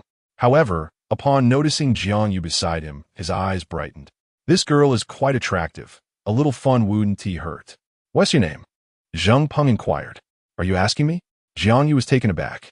Yes, Zheng Peng smiled. I am Jiang Yu, she replied, suppressing her excitement. You are quite beautiful, Zheng Peng complimented. Really? Jiang Yu touched her face, feeling her cheeks flush. Well, if you're willing after the soiree tonight, I could drive you around, Zheng Peng suggested. I would certainly love that. Jiang Yu eagerly accepted, her face glowing with excitement. The two engaged in lively conversation, while Jiang Zhenlong smiled, pleased with Jiang Yu's performance. Meanwhile, Su Xiaona felt somewhat neglected and, glancing aside, noticed Fang Yu examining the antiques. How did he get in without an invitation? Could it be that he evaded the security and sneaked in? Was he eyeing those antiques with the intent to steal? As Su Xiaona pondered, a sudden commotion erupted around her. Miss Ji is coming down. Engaged in an animated conversation with Jiang Yu, Zheng Peng abruptly turned his head upon hearing a sound, only to behold Ji Ruby gracefully descending the stairs. Clad in a resplendent purple gown, her raven hair elegantly arranged atop her head, and a subtle touch of makeup enhancing her features, she exuded an aura of exquisite perfection. Her skin, fairer than snow, radiated luminously against the backdrop of her gown. As she delicately navigated the staircase in her high heels, she captivated the attention of every guest in the hall. From the moment she appeared, the other women present were overshadowed by her presence. Zheng Peng gazed at Ji Ruby, his eyes aflame with ardor. Mr. Zheng, earlier we were discussing. Jiang Yu, sensing the intensity of Zheng Peng's gaze, felt a twinge of discomfort and endeavored to continue their conversation. Please hold your thoughts. Zheng Peng turned away, his demeanor towards Jiang Yu cooling significantly. In comparison to Ji Ruby, Jiang Yu seemed rather ordinary. The shift in Zheng Peng's attitude shattered Jiang Yu's heart.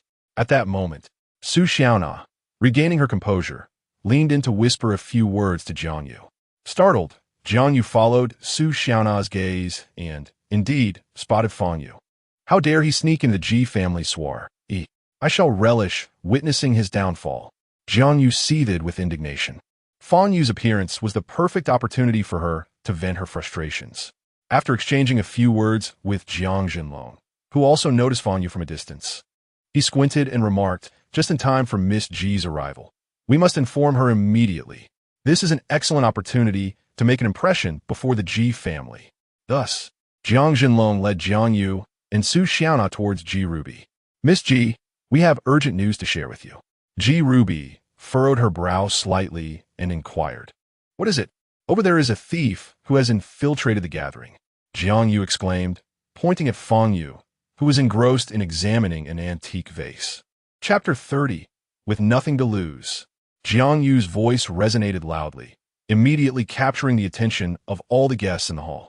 Everyone turned to follow her gaze and beheld Fang Yu, clad in a school uniform. Many guests had previously noted the stark incongruity of Fang Yu amidst the otherwise sophisticated gathering. Could this individual truly be a thief? It seemed plausible. Otherwise, how could a mere high school student appear at such an elite soiree? Upon hearing Jiang Yu's call, Fang Yu turned around. Is that Mr. Fang? Ji Ruby's expression shifted slightly as she stepped forward. Jiang Yu looked at Fang Yu, her eyes filled with mockery. Caught by the eldest daughter of the Ji family. Let us see how you escape this predicament. The Ji family is one of the premier aristocratic families in Jiangnan, and should Fang Yu be apprehended here, even the Tang family would be unable to offer him protection. Mr. Fang, you have arrived, Ji Ruby said, slightly bowing in respect. Considering their previous encounters, Fang Yu had saved her life twice, and with Ji Dongshan's life included, it amounted to 3 times. The Ji family owed Fang Yu a debt of gratitude that was almost insurmountable. Thus, in the eyes of the Ji family, Fang Yu was a distinguished guest, his status surpassing that of anyone present. However, the fact that he was being treated as a thief sent Ji Ruby's countenance into a frosty silence. The spectators, who had anticipated an entertaining spectacle, were left in stunned disbelief upon witnessing Ji Ruby's deference to Fang Yu. What was transpiring? Ji Ruby, the esteemed daughter of the Ji family, held a position of remarkable privilege. How could she possibly bow to a student in a school uniform? Who exactly was this individual? At the back, Jiang Zhenlong's face paled as he observed the scene unfold. Realizing Ji Rubai's respectful demeanor towards Fang Yu, he understood that he had likely committed a grievous error. Meanwhile, Jiang Yu remained somewhat bewildered, loudly interjecting, "Miss Ji, this person is a thief." Before Jiang Zhenlong could stifle her remark, his face turned ashen. This was disastrous. Indeed, upon hearing Jiang Yu's words, Ji Rubai turned around, her charming visage now icy. "Who are you?" Jiang Zhenlong stepped forward, forcing a smile as he stammered. "Miss Ji, I am Jiang Zhenlong, the supervisor of the public relations department at Huaning Group." Huaning Group, after all, was a subsidiary of the Ji family's enterprises. How could a mere supervisor obtain an invitation to this gathering? Yerubai inquired. Her brows knitted in disapproval. "Igrigalles." Jiang Zhenlong nearly wept. "Miss Ji, it was I who provided him with an invitation to attend the soiree."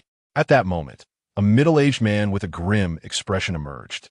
He was Zhao Gang, the head of the public relations department.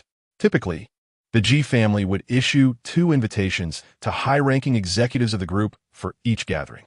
Jiang Zhenlong was a trusted subordinate of Zhao Gang, and thus, Zhao would often grant him any surplus invitations, allowing him to experience the event.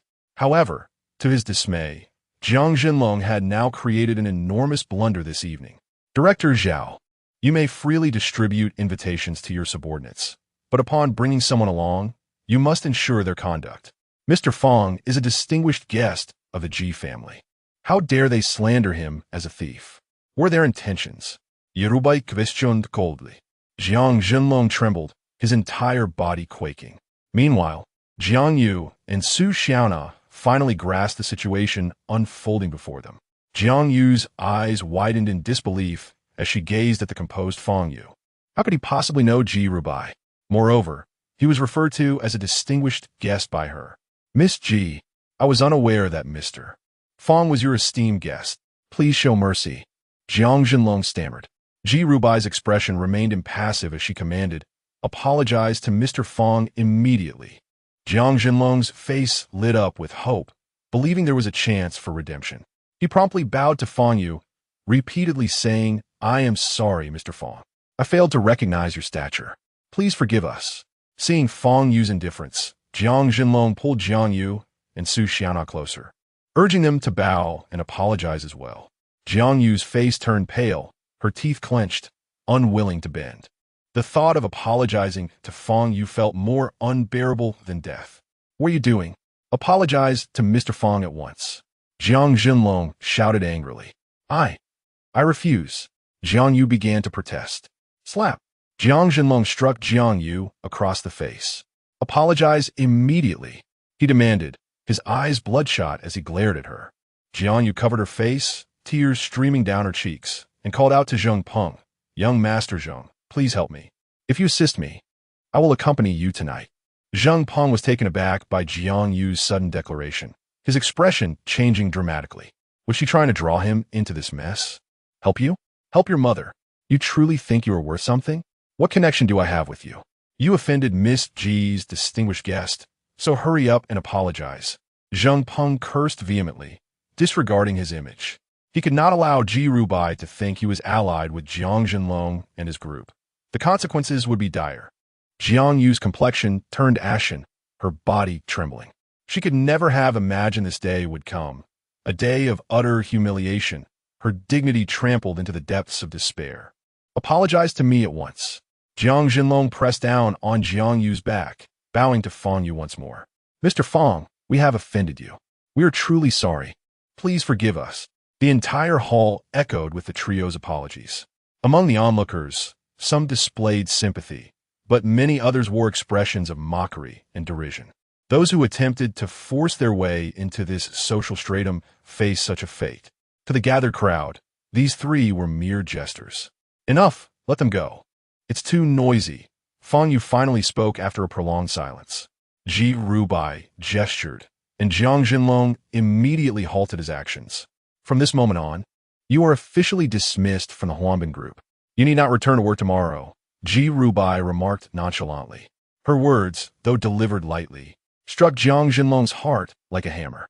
He had been dismissed.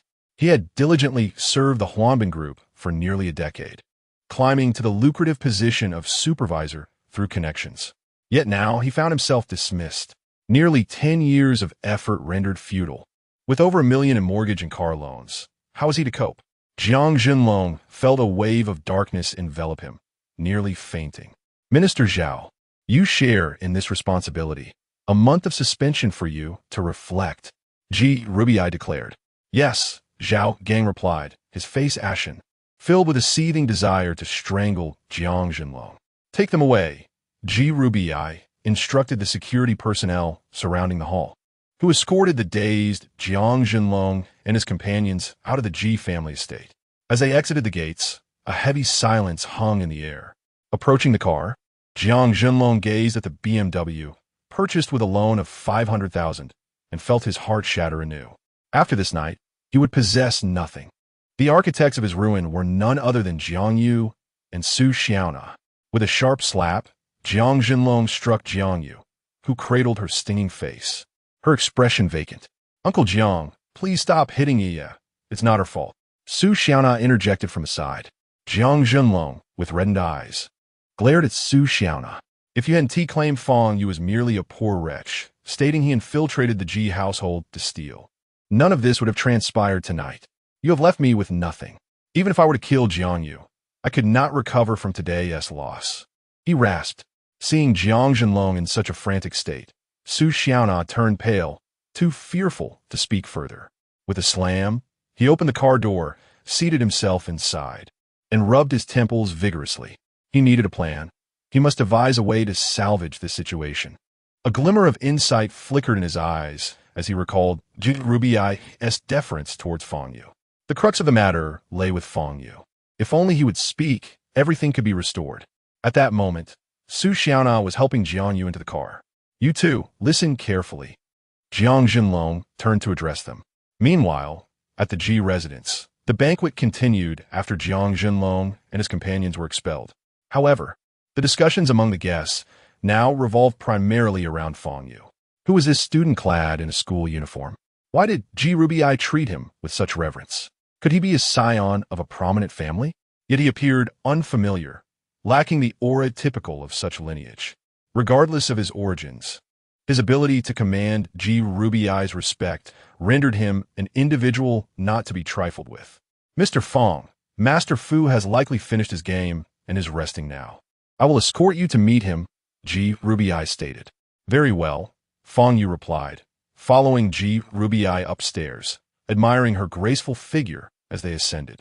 Each time he beheld Ji Rubiai's beauty, memories of a woman from years past flooded back, possessing the same enchanting allure and exceptional grace. In contrast, that woman possessed an extraordinarily gifted aptitude for cultivation, managing to transcend to the divinity stage in less than 200 years, thereby establishing herself as a paragon among the younger generation. Had she been granted an additional 500 years, it is highly probable that she would have ascended to immortality. Unfortunately, during a subsequent conflict among the sects of the cultivation world, she met her demise while valiantly protecting her sect. In her memory, Fang Yu erected a gravestone at the summit of Tianji Mountain. However, it has been many years since he last paid his respects, and the gravestone has likely eroded into obscurity by now. Lost in thought, Ji Rumei guided Fang Yu to a room on the second floor. Within, a man clad in a gray robe sat upon a sofa, while Ji Dongshan conversed with him nearby. Mr. Fang, this is Master Fu, Ji Rumei introduced. Fang Yu nodded and settled onto the opposing sofa. Master Fu, before him, possessed a cultivation level of the 11th layer of qi refinement and exuded an air of vitality. However, his expression was rife with disdain. Master Fu, this is Mr. Fang Yu, who wishes to purchase information from you, Ji Rumei informed the master. What use is there in obtaining information from a mere 5th stage innate brat? Master Fuscoff imperiously. Chapter 31. The Midnight Killing Game. Upon hearing this phrase, Ji Dongshan and Ji Rumei exchanged glances, their expressions tinged with anxiety. They had previously heard of Master Fu's arrogant demeanor and lofty self-regard, dismissive of all others. However, They did not anticipate that Master Fu would offer not the slightest pretense of respect. His disdain laid bare from the outset. Master Fu. Just as Ji Dongshan contemplated a way to diffuse the tension, Fang Yu interjected, "What intelligence do you possess?" "I never stated I was obliged to purchase anything." Master Fu let out a cold laugh and replied, "Whatever you seek, I have it in abundance." "Oh, then allow me to inquire. Do you possess information regarding the divine scriptures that vanished 3 millennia ago? Or perhaps insights into the mysterious Black Tomb sect that disappeared 2 millennia prior? Do you have any related intelligence?" Fang Yu spoke with an air of indifference. Master Fu's expression shifted slightly. The divine scriptures and the Black Tomb sect, names he had never even encountered, left him devoid of any information. "Do you believe that by fabricating a few terms, you can expose my lack of intelligence? You truly are a young fool in all of Jiangnan, who is unaware that I, Fu Yuwei, hold the most extensive intelligence? Even the most renowned martial masters treat me with courtesy, addressing me as Brother Fu." With that, Fu Yuwei rose to his feet. "Listen here. I find you exceedingly distasteful and have no desire to conduct business with you. Begone, I must continue my game," Fu Yuwei declared, making to leave. The Ji father and daughter exchanged glances, their faces darkened. They had not anticipated that Fu Yuwei would be so difficult to placate. A mere disagreement, and the transaction was off.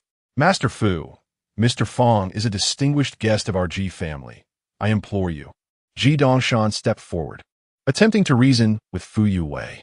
Fu Yuwei brushed him off, scoffing, "Even if he were your son, my disdain for him remains unchanged. I will not engage in business with him. Not even a martial master can coerce me into a transaction. Master Fu."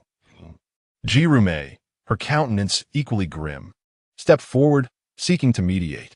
The evening's negotiations were initiated by their family, and now not only had the deal fallen through, but Fang Yu had been utterly belittled. How could they face him after such an outcome? As she stood before him, Fu Yuwei's gaze flickered with a lewd glint. "How about this? If the young lady is willing to make certain sacrifices, I might be inclined to consider discussing matters with that young man." Upon perceiving the intent behind Fu Yuwei's gaze, Ji Rumei's face turned icy with anger. "Ha! If you are unwilling, that is your prerogative. I shall not force you." Fu Yuwei smirked wickedly. Just as Ji Rumei was about to respond, a voice emerged from behind them. "Allow me to teach you how to deal with this lecherous cur." The speaker was none other than Fang Yu, who had now positioned himself directly in front of Fu Yuwei. Fu Yuwei's countenance darkened as he retorted, "Are you calling me a lecherous cur?" "Indeed, not only are you a lecherous cur, but also a frail, lascivious old man," Fang Yu replied coolly. This statement struck a nerve with Fu Yuwei. The frailty was his closely guarded secret, known to none but himself. Before undertaking any action, he always had to resort to oral delay medication, barely managing to sustain a few minutes. "You wretched scoundrel, I shall seal your lips." Hatred flared in Fu Yuwei's eyes as he suddenly launched an attack at Fang Yu before him. As a martial artist at the innate 11th stage, he regarded Fang Yu with utter disdain. Yet, in the next moment, Fu Yuwei's expression shifted dramatically. His unexpected assault not only failed to harm Fang Yu, but resulted in Fang Yu seizing his right hand. With such feeble strength, still so arrogant. It was merely luck that had spared you from being defeated earlier. Fang Yu grasped Fu Yuwei's right hand and gently pulled. Crack! Fu Yuwei's right hand dislocated, eliciting a cry of pain. Nevertheless, Fu Yuwei attempted to retaliate, striking at Fang Yu's chest with his left palm. Slap! Fang Yu effortlessly caught Fu Yuwei's left hand and replicated the prior maneuver. Crack! Then came the left leg. Crack! The right leg. Crack! A series of sharp sounds accompanied Fu Yuwei's agonized screams. With all 4 of his limbs incapacitated, he collapsed to the ground, each movement intensifying his suffering. Witnessing this scene, Ji Dongshan and his daughter felt a chill deep within. How excruciating this must be. Fang Yu looked down from his elevated position at Fu Yuwei, whose face had turned pale, and asked, "How does it feel? Comfortable? Why you, please reattach my limbs. I am willing to negotiate with you." "I am willing to negotiate," Fu Yuwei shouted desperately. "Let us negotiate immediately," Fang Yu replied. Fu Yuwei paused for a moment, then hastily nodded, exclaiming, "What information do you seek? Speak quickly." At that moment, every second was a torment for him, and he longed to have his limbs restored.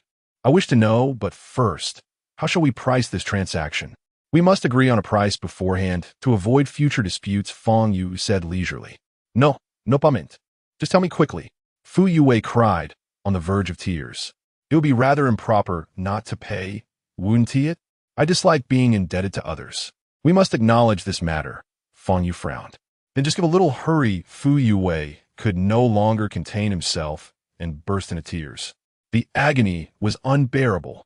Fang Yu rummaged through his pockets, lamenting, "Alas, I forgot to bring money with me today." Observing Fang Yu's mockery of Fu Yue, Ji Rubai could not help but chuckle. "I don't want money. I truly don't want money," Fu Yue wailed, tears and snot streaming down his face. "Well then, since you insist so vehemently, I shall reluctantly agree to forego payment," Fang Yu said solemnly. "Do you possess any information regarding demon beasts?" "Demon beasts?" Fu Yue's mind raced, swiftly recalling a piece of intelligence received 2 years prior. "Yes, and it is located in the Jiangnan region. But first you must reattach my limbs. I can hardly breathe from the pain," Fu Yue pleaded. Fang Yu bent down and reattached Fu Yue's left leg. "Speak," Fang Yu commanded. Although only one limb was restored, the relief from pain was significant. In Sanhua City, there existed a primeval forest, where the haunting roars of wild beasts echoed frequently for a time. The authorities dispatched investigators, yet none returned. Subsequently, a battalion of soldiers was sent in, but they too vanished without a trace. Consequently, the forest was sealed off, and it has remained so for over 2 years. Fu Yue spoke, and upon hearing his words, Fang Yu fell into contemplation. Sanhua City, the primeval forest, the roars of beasts, these elements indeed aligned with the emergence of monstrous creatures. "Are you certain that what you speak is the truth?" Fang Yu inquired. "I swear, if a single word of mine is false, may I be struck down by heaven," Fu Yue declared vehemently, taking an oath. After a moment's reflection, Fang Yu restored Fu Yue's remaining 3 limbs. Fu Yue exhaled in relief, trembling as he rose to his feet. "Begone, and in the future, do not be so arrogant," Fang Yu remarked. Having endured much suffering, Fu Yue dared not threaten Fang Yu further. "Master Fu, I shall have someone escort you away," Ji Dongshan said. Shortly thereafter, a driver ascended to assist the sore-limbed Fu Yue downstairs. Before departing, Fu Yue turned and asked young Master Fang, "Do you wish to enter that forest?" "That is of no concern to you," Fang Yu replied coolly. Fu Yue turned away, a sinister glint in his eyes. He had yet to disclose crucial information that last year, a group of martial artists attempted to enter the forest, believing that a place inhabited by monstrous creatures would surely harbor invaluable treasures. This group was formidable, mostly possessing innate strengths at the 8th or 9th level. However, upon entering, only one martial artist managed to escape, grievously wounded, ultimately succumbing to his injuries. The survivor left behind a dire warning. What lies within the forest is not merely beasts, but monsters. Do not venture inside. Fang Yu, you must enter. I eagerly await the moment of your demise. Fu Yue told maliciously. After Fu Yue's departure, Fang Yu settled onto the sofa, sipping tea brewed by Ji Rubai herself. "Mr. Fang, do you wish to enter that forest?" Ji Rubai inquired. "Certainly, as long as there exists a possibility of monstrous beasts, I must pay a visit," Fang Yu affirmed. "However, I can't shake the feeling that Master Fu's words are not entirely trustworthy. He may have withheld vital information." Ji Rubai said, her brows furrowing slightly. "That is of no consequence," Fang Yu replied. "For him, unless a celestial being resided within that forest, there would be no danger at all. By the way, Mr. Fang, what about those individuals in the hall just now?" Ji Rubai recalled Jiang Jinlong and the others, posing her question. "Those 2 women are my classmates," Fang Yu stated. "Classmates?" Ji Rubai gazed at Fang Yu's school uniform, suddenly realizing something, her expression shifting. "Indeed, I am still a senior in high school," Fang Yu confirmed. Unashamed of his youthful facade, he had long forgotten his true age, forever remaining at 18. "Senior year." Ji Rubai looked at Fang Yu. her beautiful eyes shimmering with intrigue. Fang Yu's demeanor is so composed and his strength so formidable, yet he remains a high school senior. This implies that Fang Yu's future prospects are boundless. Given his current exceptional abilities, one can scarcely fathom the heights he might reach in the years to come. Gazing at Ji Rumei before him, Fang Yu couldn't help but recall that woman from years past, an unsettling sensation creeping over him. "I'm leaving," Fang Yu declared, downing his tea in one swift motion before rising to his feet. By the time the Ji family's car brought him home, the clock had already struck 11:30. The lights on the first floor were extinguished. Wang Yin and her daughter must have retired for the night.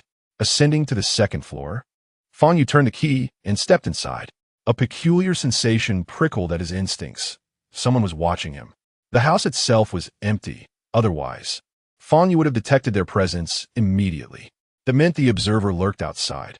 Without hesitation, he strode to the window and peered toward a derelict building roughly 100 meters away. His sharp eyes caught a faint red dot, then the unmistakable silhouette of a sniper rifle, its barrel fitted with a suppressor. Puffed. A muzzle flash flickered in the darkness. A high-velocity bullet, traveling at 900 meters per second, hurtled directly toward Fang Yu's forehead. The projectile would find its mark in a mere ninth of a second. Chapter 32. I give you 3 seconds to silence. Fang Yu's pupils constricted slightly. In the blink of an eye, he raised his hand, and a faint crimson glow emanated from his palm. The swiftly approaching sniper bullet struck his palm, yet produced no sound. Fang Yu grasped the bullet tightly, and a shattering noise ensued. The steel core bullet disintegrated into metallic shrapnel, scattering through the air. 100 meters away, the sniper, peering through his scope, was rendered speechless by the sight. How could a human possibly react to a bullet fired from such a close range? In approximately 0.1 seconds, one would struggle to even blink. Yet, not only did Fang Yu raise his hand, he caught the bullet with it. This was a bullet fired from a sniper rifle, capable of penetrating steel at such a distance. What manner of being was this? The sniper's forehead beaded with cold sweat, his heart racing. However, driven by a killer's instinct and the cool composure characteristic of a sniper, he reacted swiftly, adjusting his aim to Fang Yu's heart and firing twice. Both shots were on target, yet they too were caught by Fang Yu's palm. The sniper's mind crumbled entirely. A wave of unease washed over him. He yearned to flee from his place. But just as he prepared to withdraw his weapon, he caught sight of Fang Yu in his scope, smiling faintly at him. Then, with a sudden flick of his wrist, Fang Yu sent a silver streak flying through the air. What transpired next was beyond the sniper's comprehension, for in the following instant, a gaping wound appeared in his forehead. Clang! A silver bullet pierced through the sniper's skull, striking the wall behind him with a sharp metallic sound that echoed through the silent floor. Fang Yu approached the lifeless sniper. The sniper's eyes bulged, filled with terror. Regrettably, he would never comprehend the manner of his demise. A pool of viscous liquid, red and white, flowed from his head, and the air was thick with the stench of blood. Fang Yu frowned slightly, kneeling beside the sniper and searching his clothing for any useful information, but found nothing. As he had traversed this path earlier, he had observed his surroundings and deduced that the sniper had acted alone that night, without any accomplices. So, who had dispatched this sniper? In Jianghai City, Fang Yu had few enemies. The only possibility was the Yang family. The Yang family. It was time to teach them a lesson. Fang Yu thought coldly to himself. Yang family. Yang Yinzhu, clad in a silk nightgown, languidly reclined on the living room sofa, a glass of champagne in hand. At this hour, she would typically be resting. However, tonight she anticipated a fortuitous event, and to celebrate this moment, she decided to indulge in a rare late night. The sound of footsteps echoed as Yang Su entered the living room, surprised to find Yang Yinzhu sipping champagne on the sofa. "Sister, why are you still awake so late?" he exclaimed. "I'm awaiting some news." Yang Yinzhu replied with a smile. Suddenly, she noticed the swollen imprint on Yang Su's left cheek, and her expression immediately turned cold. "What happened to your face?" Yang Su touched his cheek, still feeling a twinge of pain. Fang Yu's slap had been quite forceful. Under normal circumstances, being publicly slapped would have incited Yang Su to retaliate fiercely. However, tonight, In order to drive a wedge between Fang Yu and Tang Xiaoro, he restrained himself. Yet, that did not imply that he would forget the slap. He was resolute in seeking revenge. Without Tang Xiaoro as his support, Fang Yu was merely an orphan with no family. There were countless ways to deal with him. Who did this? Yang Yinju asked again, seeing Yang Su's gloomy expression. Sister, I will handle this matter myself. Yang Su replied. No, you must tell me who did it. Yang Yinju said coldly, her face like frost. Yang Su was the young master of the Yang family, and he was her most cherished younger brother. When her brother was slapped, it felt as if she herself had been struck. It was an affront to the entire Yang family. This was no trivial matter. The Yang family was currently on the rise and could not tolerate any provocation. Seeing the unwavering determination in Yang Yinju's expression, Yang Su reluctantly answered. It was someone named Fang Yu. Tonight I. Upon hearing the name Fang Yu, Yang Yinju's expression shifted, and she promptly interrupted Yang Su, exclaiming, Fang Yu? He was the one who slapped you. Yang Su was taken aback by her reaction and replied, Yes, sister. Have you heard of Fang Yu? Yang Yinju and Yang Xiaorong had never mentioned Fang Yu to Yang Su. Through her investigations, she learned that Fang Yu attended Jianghai High School and had a good relationship with the Tang family, particularly valued by Tang Mingda. However, Yang Yinju never anticipated that Fang Yu would dare to lay a hand on Yang Su. This was an outright provocation against the Yang family. What a despicable scoundrel. Yang Su said, Sister, you need not be too angry. I will take care of it myself. That bastard is an orphan, and dealing with him will be as easy as pie. Yang Yinju's expression darkened only momentarily. She knew that after this night, Fang Yu, the thorn in their side, would be eradicated. She had employed the most professional assassin organization to eliminate Fang Yu. This organization had successfully undertaken numerous assassination missions against high-tier martial artists, boasting a failure rate of 0. It was rumored that several half-step masters had perished in traps meticulously laid by them. Fang Yu was indeed formidable, strong enough to easily defeat Bai Zhan, a 9th-level innate martial artist. But no matter how strong he was, could he surpass a half-step master? You need not intervene. Fang Yu will soon pay the price, Yang Yinju remarked, sipping her champagne, a cold smile gracing her lips. Sister, what do you mean by that?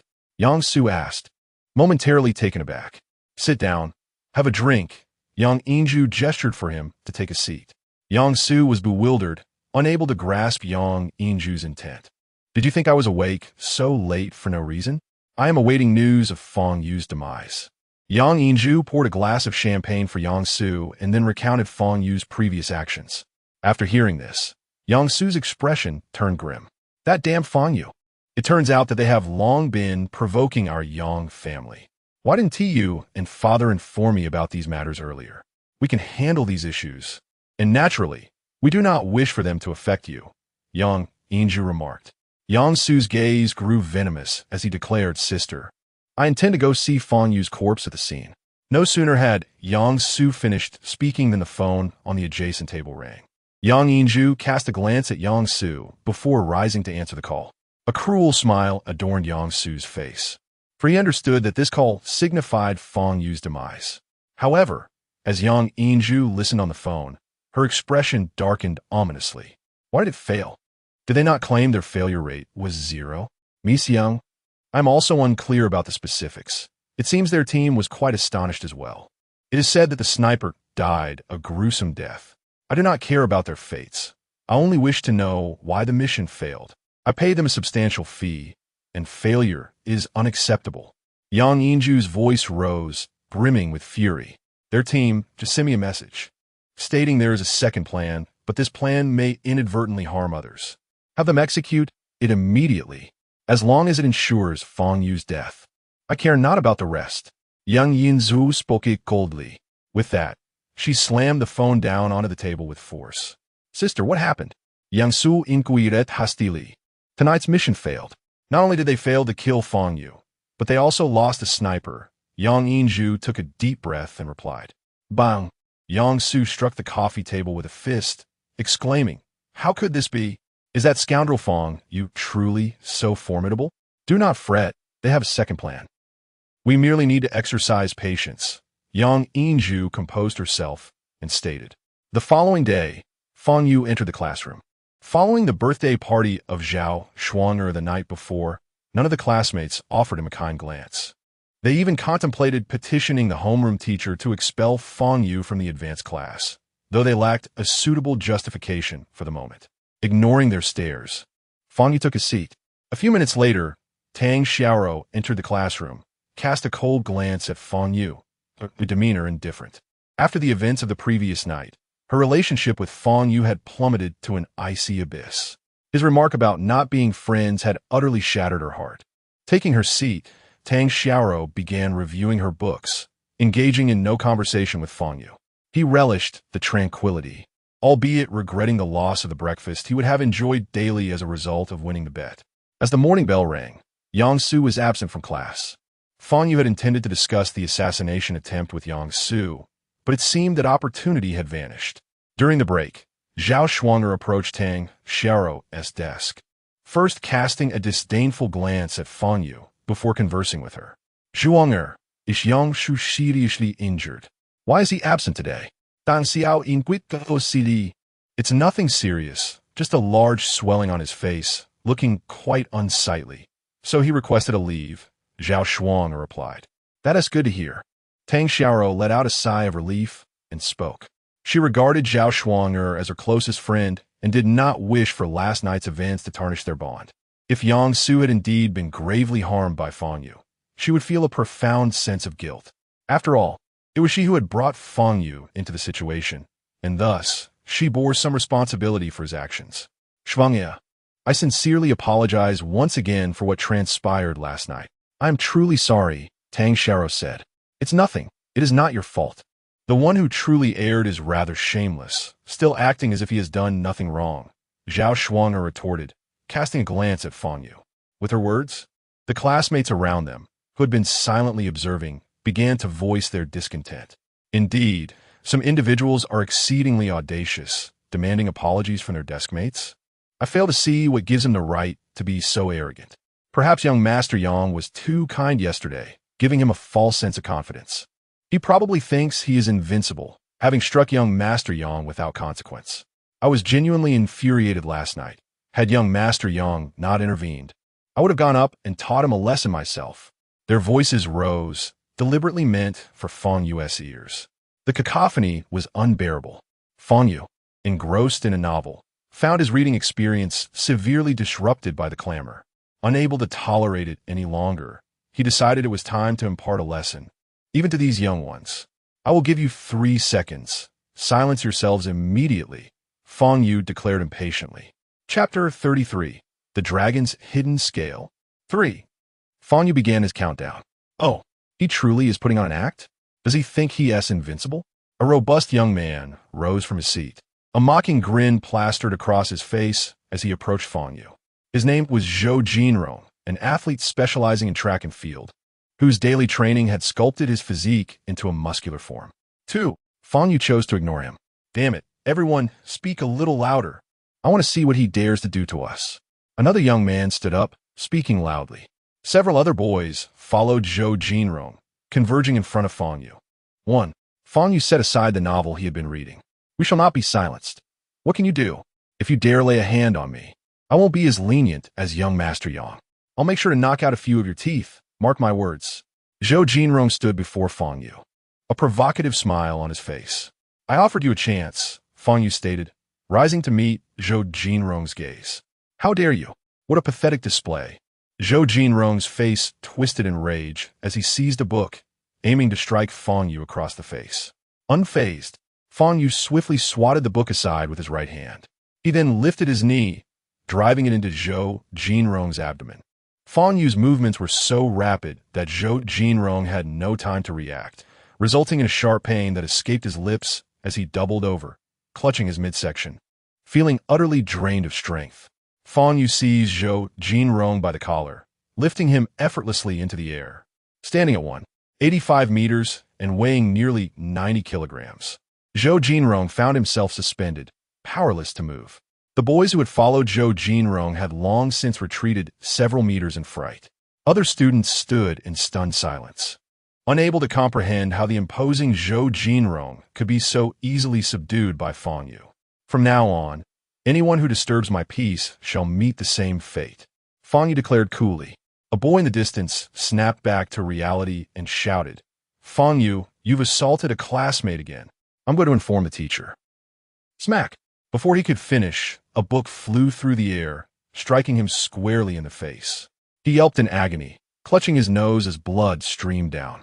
Who else dares to oppose me? Fang Yu surveyed the room, his gaze challenging. Upon witnessing the fates of Zhou Jinrong and the other boy, silence enveloped the crowd, no one daring to utter a word. Yet at that moment, Zhao Shuanger spoke up. Fang Yu, do you truly believe you can act with impunity? In this class, it is not your place to be so arrogant. In Zhao Shuanger's mind, only Yang Su had the right to be so brazen within the class. Witnessing her classmates intimidated by Fang Yu, she felt both resentful and defiant. Oh, you're dissatisfied? Fang Yu casually tossed Zhou Jinrong aside and turned to face Zhao Shuanger.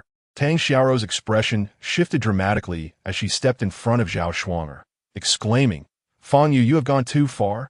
Do you intend to lay hands on Shuanger as well? Fang Yu had already assaulted Yang Su the previous day.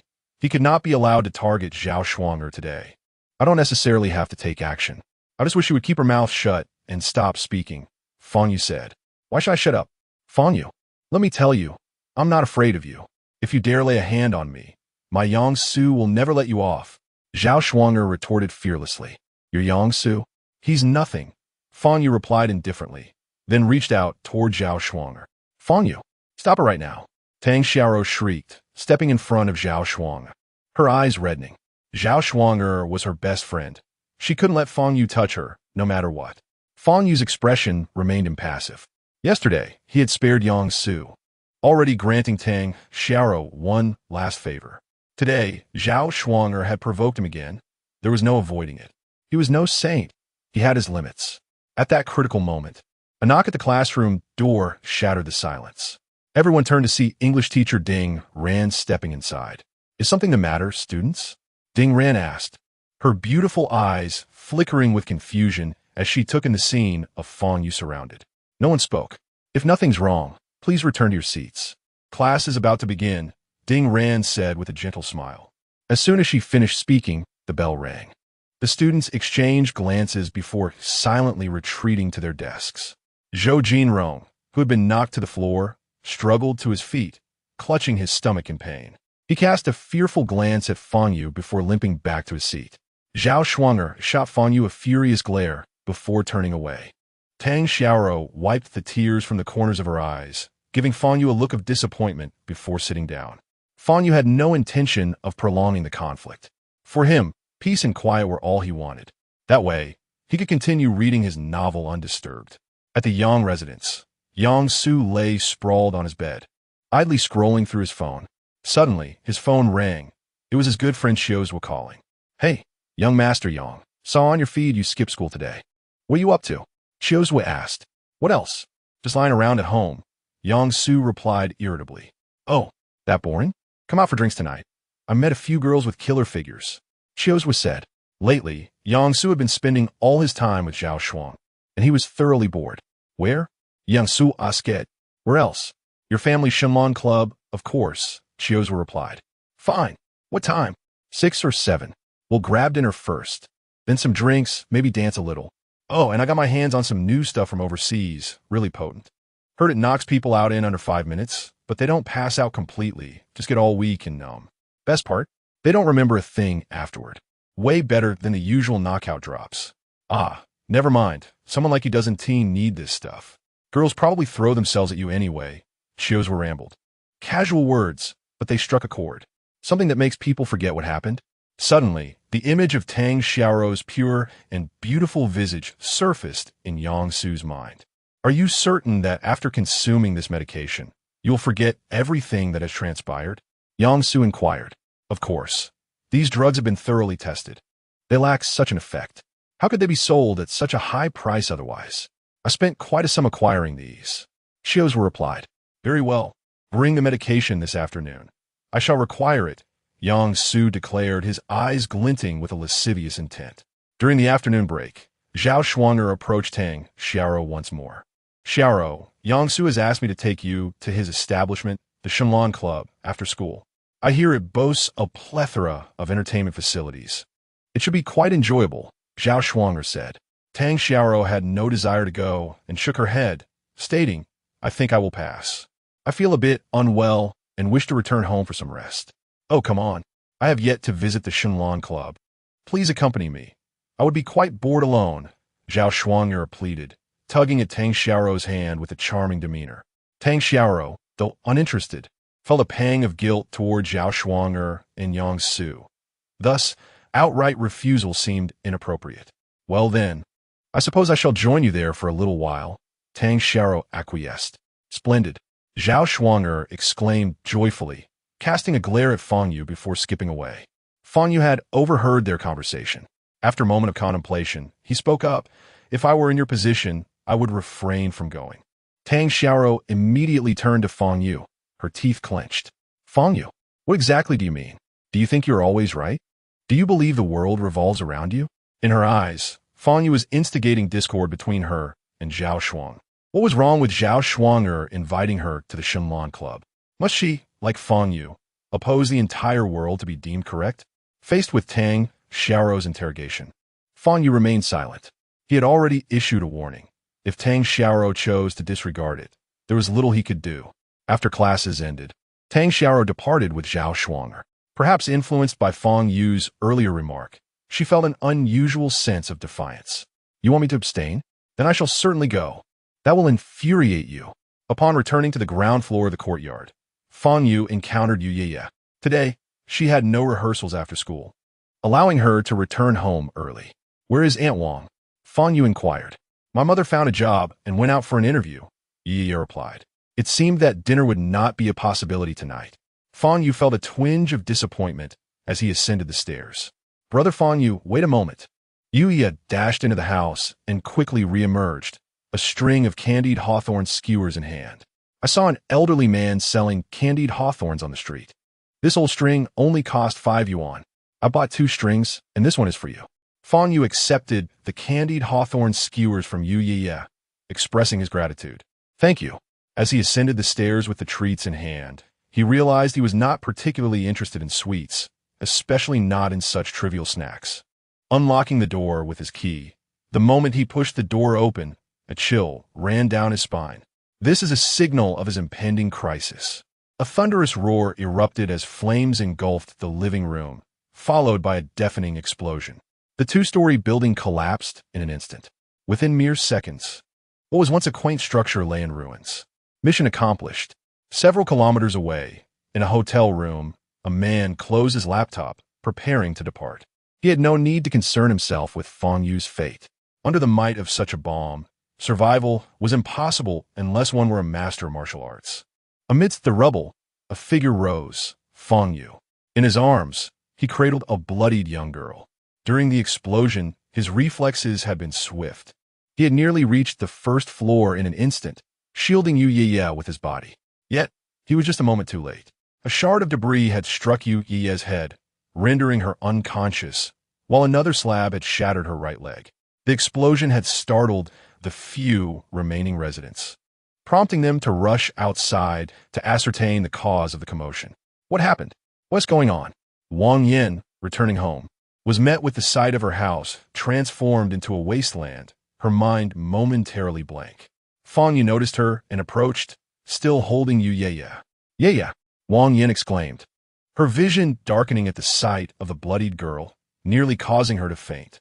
Annie Wang, please remain calm and call for an ambulance. Ye is not in grave danger.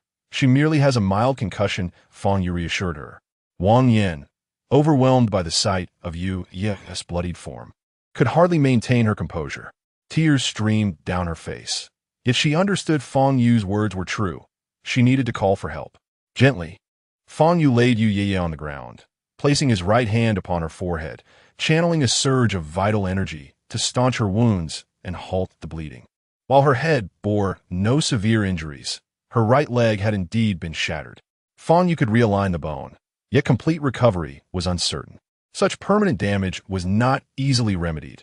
Yi might face a life of mobility issues. Annie Wang, do not panic.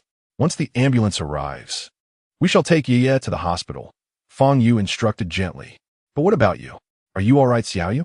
Wang Yin stammered, her voice trembling at the sight of Fang Yu's tattered clothing. I am fine, and I shall return shortly, Fang Yu replied calmly. As he spoke, a glint of crimson flickered in his eyes, unnoticed by Wang Yin. It had been a long time since he felt such fury the Yang family.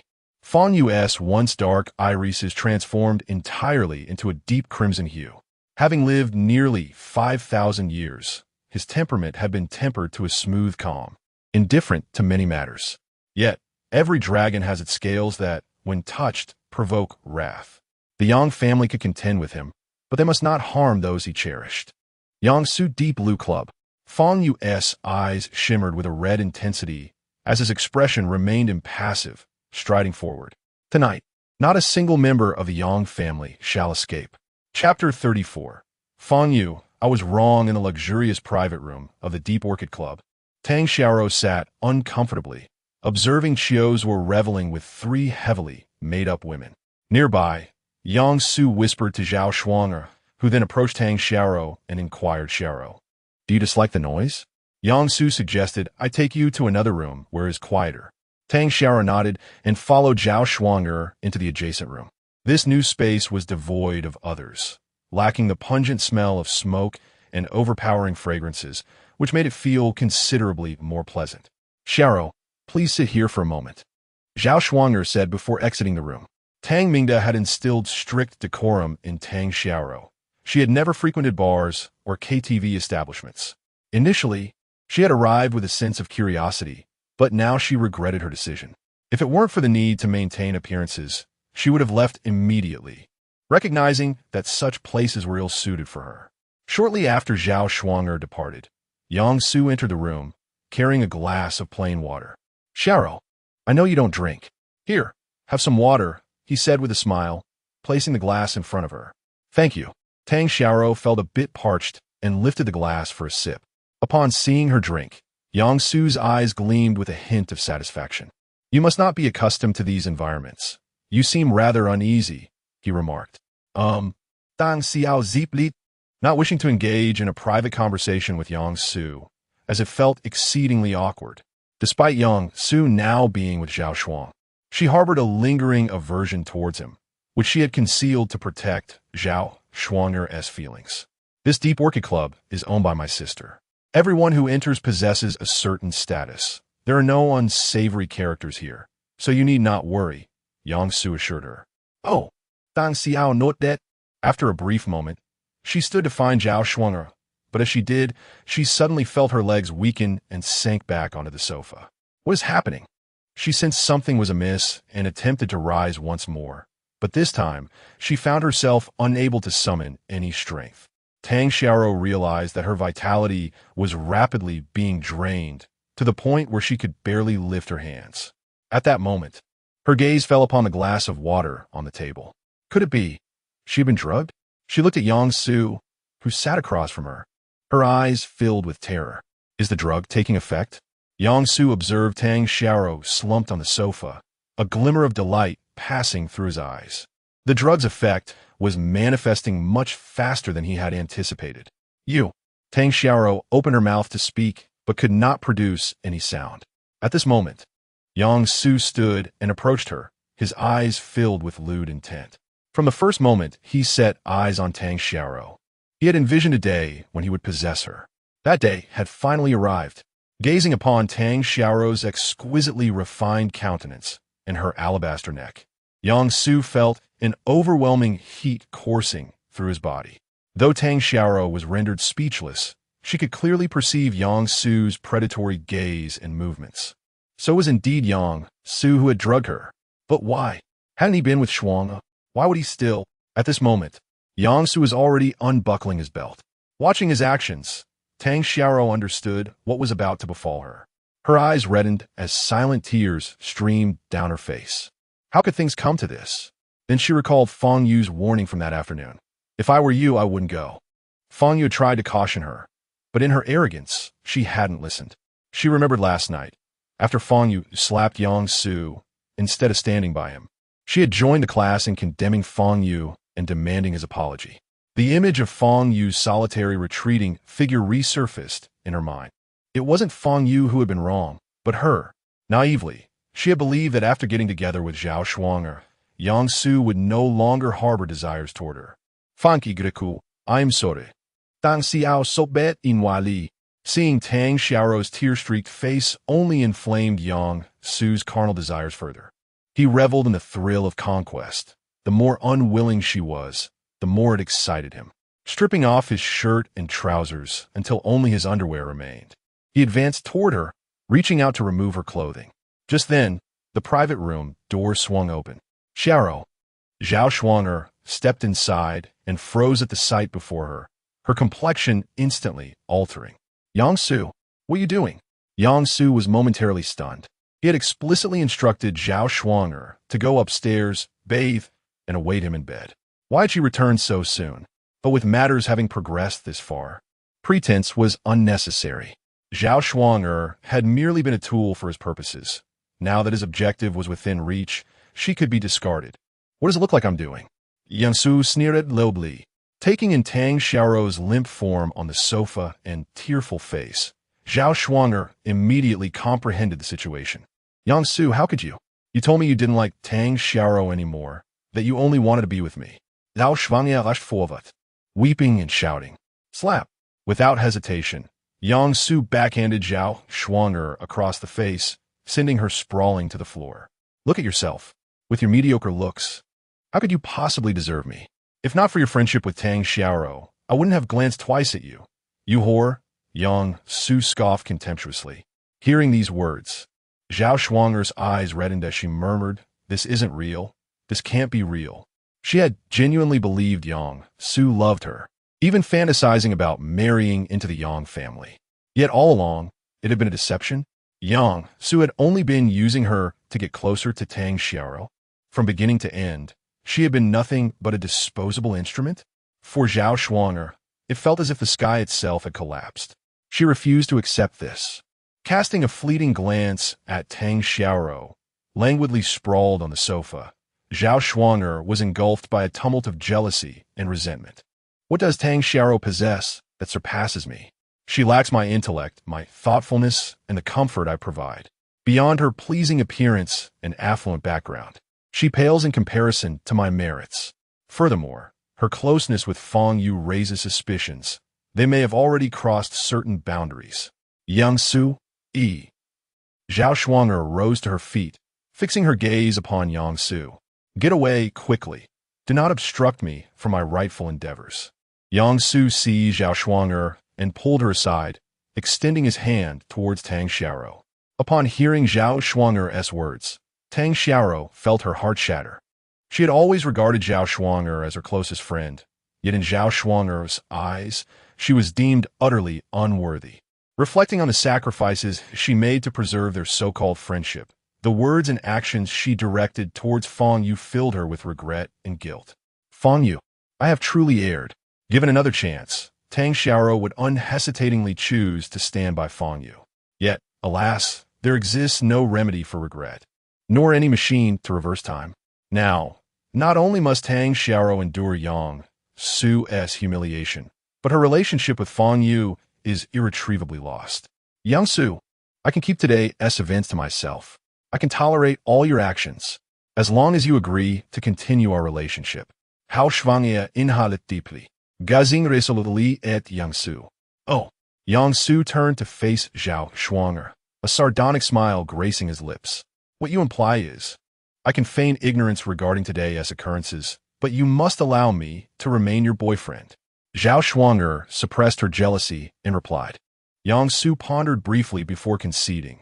Very well. If you comply, I shall maintain the facade of our relationship in public.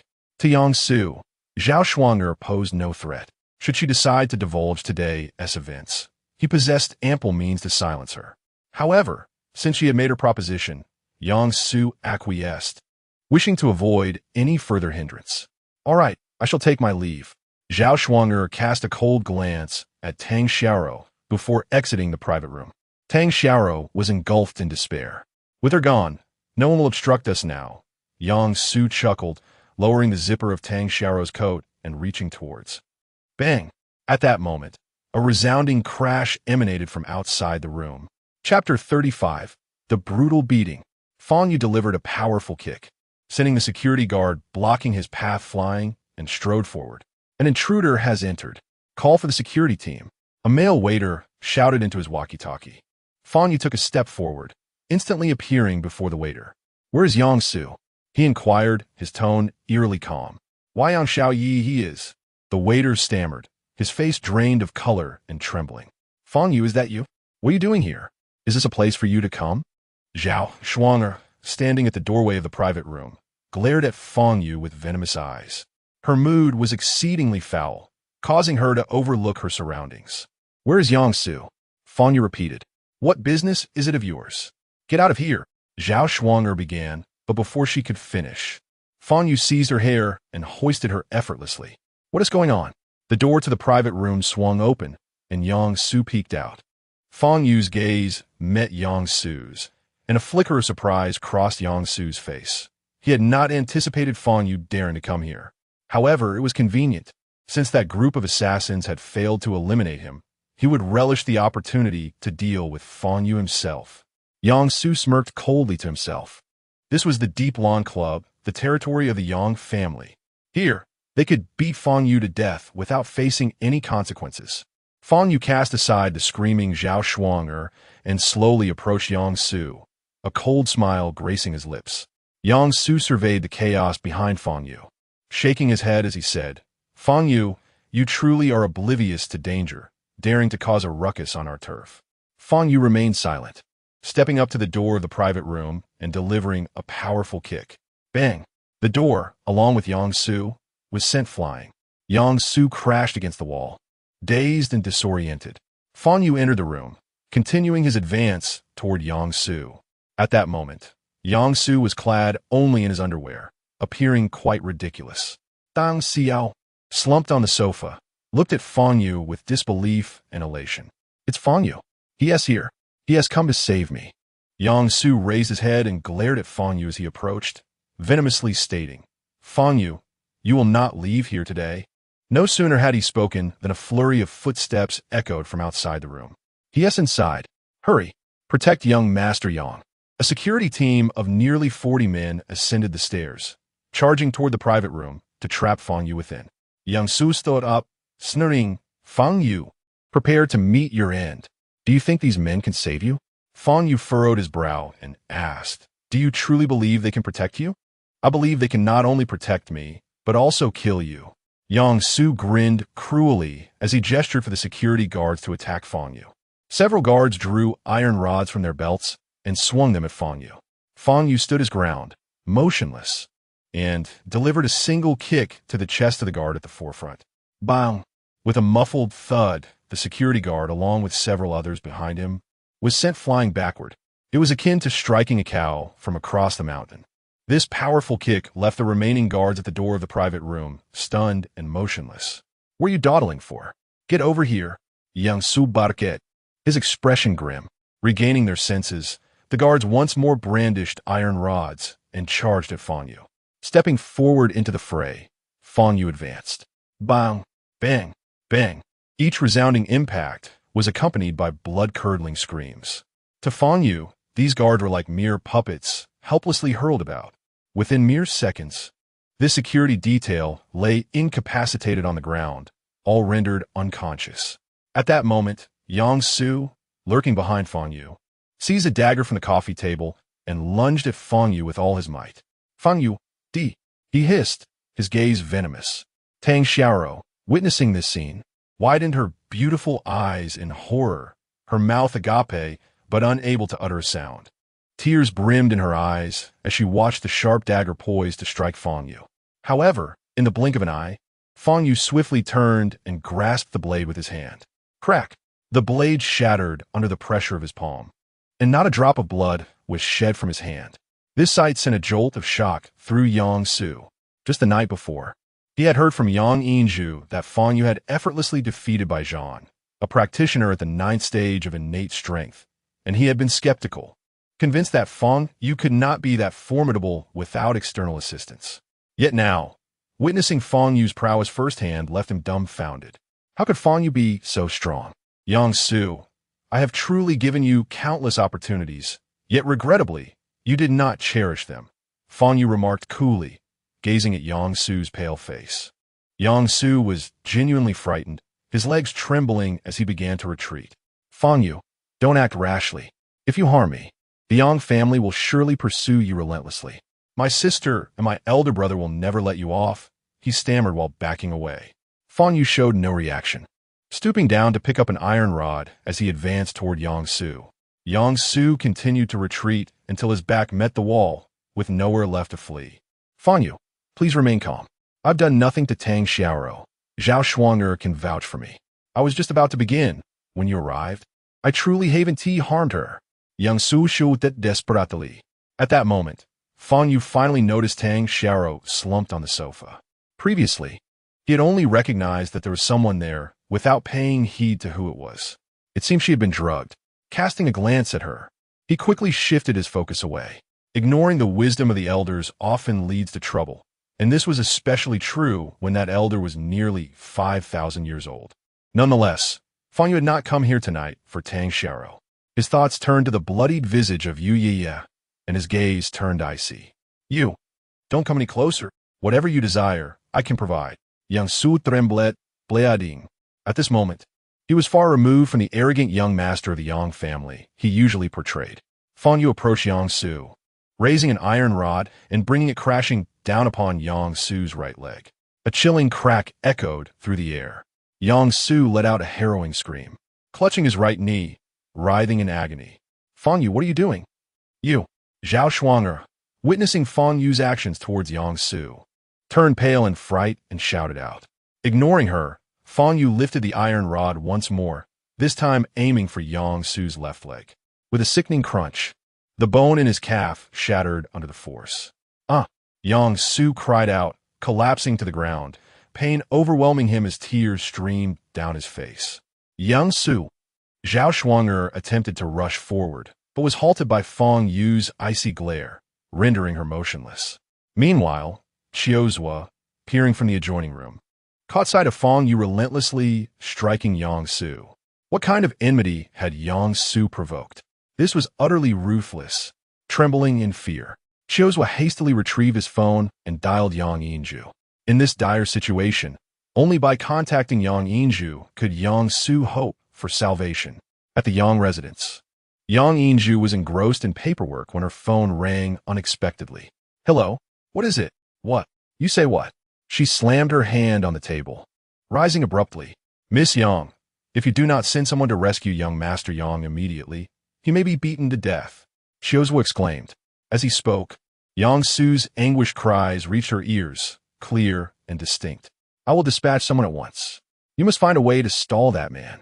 Yang Yinju's eyes burned with urgency as she hung up the call. It had to be Fang Yu. Damn it. Her heart raced after hearing Yang Su's cries. Maintaining her composure was no longer an option. If anything were to happen to Yang Su, she vowed to make Fang Yu pay dearly. Rushing to leave, she paused after taking a few steps. If someone as formidable as Baijan, a ninth-tier master, had been effortlessly defeated by Fang Yu, her reckless approach would not only fail to save Yang Su, but might also leave her in peril. I cannot go. Yang Yinju's mind raced in distress as she contemplated her options. The Yang family still had several ninth-tier warriors, yet they stood no chance against Fang Yu. Should she seek her elder brother? He was currently in seclusion and would not return anytime soon. Her mind raced with possibilities until she recalled a half-step master she had previously collaborated with. Without hesitation, Yang Yinju grabbed her phone and dialed the number. Master Han, I have an urgent matter that requires your assistance. You may name your price. Chapter 36, A Half-Step Master. At the Deep Blue Club, Fang Yu relentlessly struck Yang Su with his iron rod. At this moment, Yang Su could no longer utter a sound. His limbs had been brutally shattered by the blows.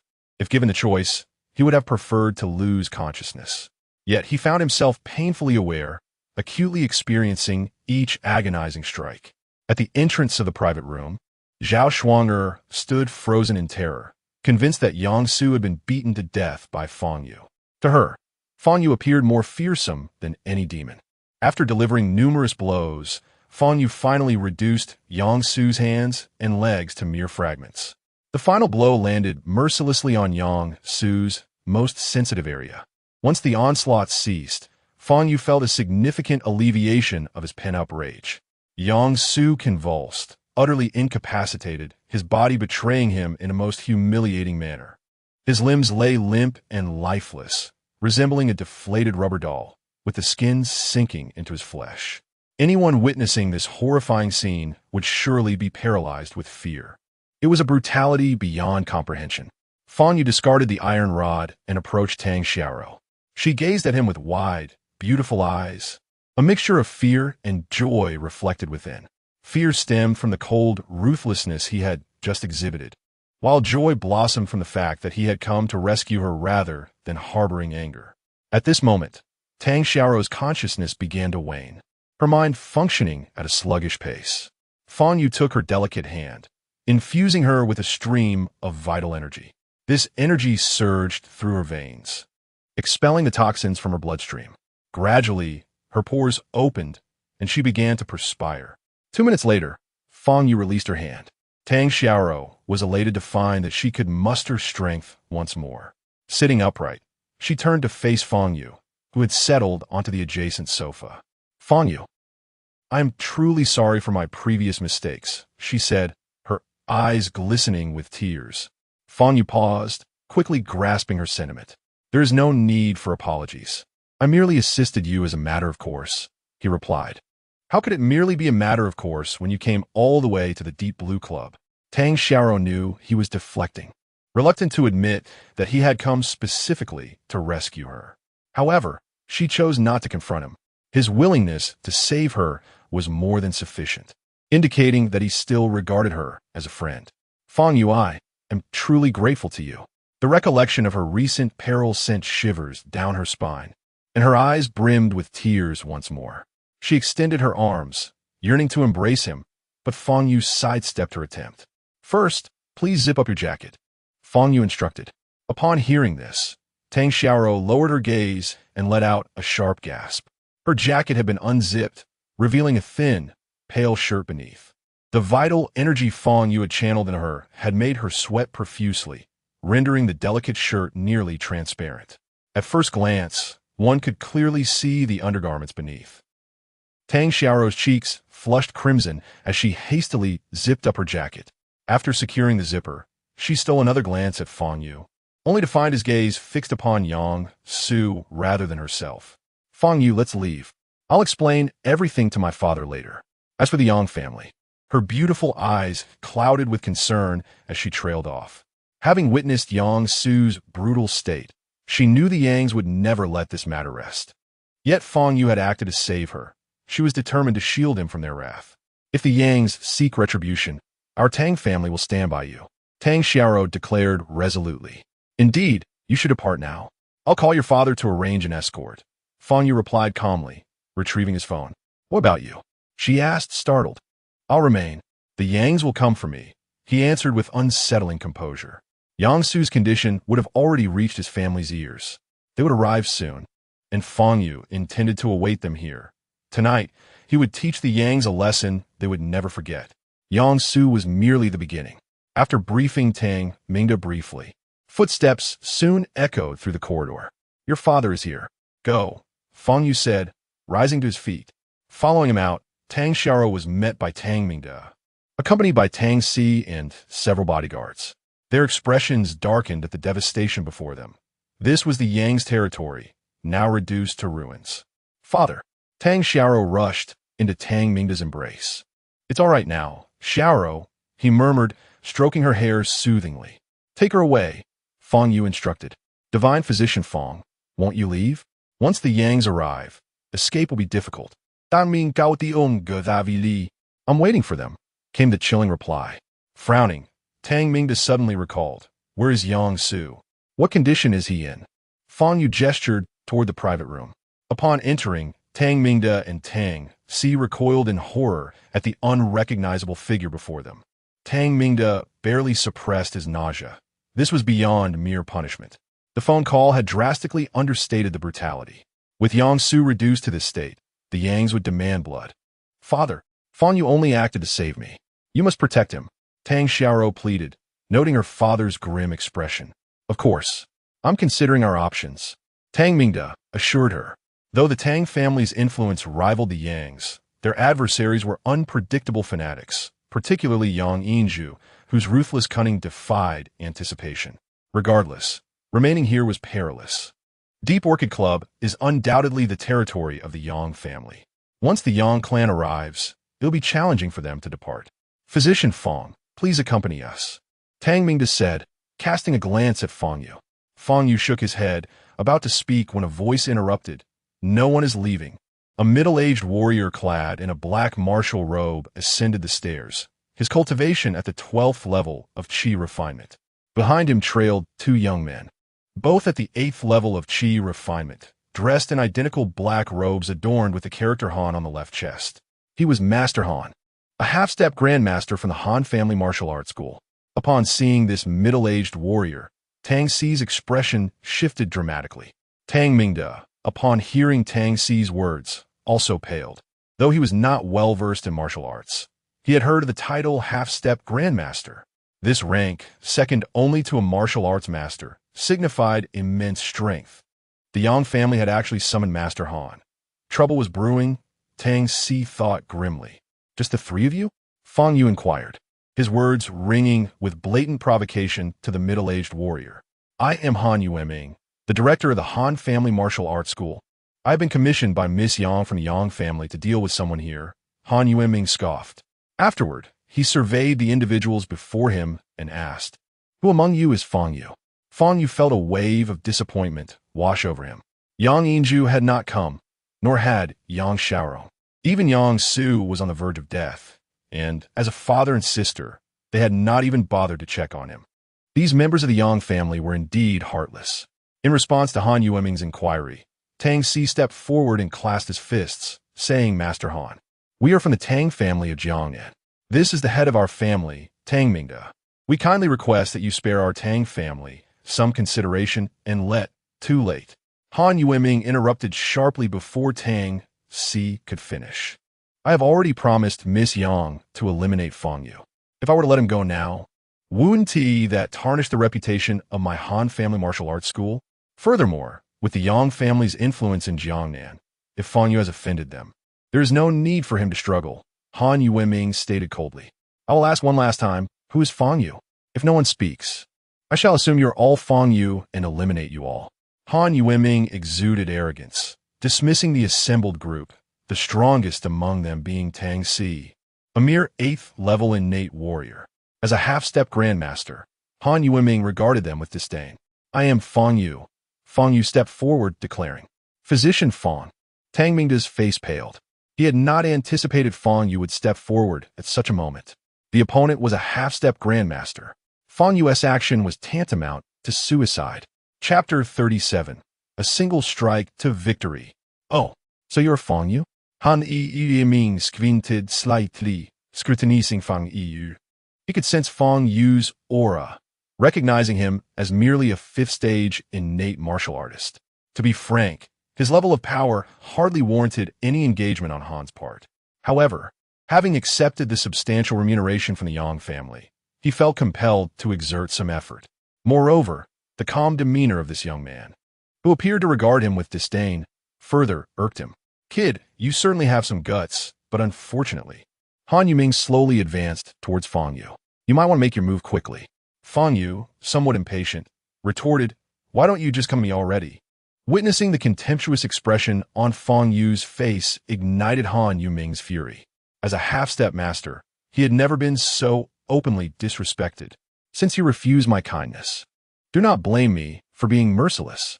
As he spoke, Han Yueming charged at Fang Yu without hesitation, delivering a powerful punch aimed directly at Fang Yu's chest. As a half-step master, Han had attained mastery over true energy. This punch contained a force potent enough to shatter a stone the size of a basketball. Fang Yu remained expressionless, countering with a punch of his own. How dare a mere 5th-stage innate martial artist challenge me? Seeking death, Han Yuming's eyes glinted with coldness. Boom! A tremendous sound resonated as their energies collided in midair, creating a shockwave that forced spectators like Tang Ming to stagger backward. Upon closer inspection, they found Fang Yu still standing firmly in place. While Han Yuming had vanished, Tang Si stepped forward, his heart sinking. There, beside the wall in the corridor, was a human-shaped indentation. Han Yuming was lodged within it. Blood streamed from his 7 orifices, his expression twisted in agony, eyes wide with horror. How could a mere 5th-stage innate martial artist possess such incredible power?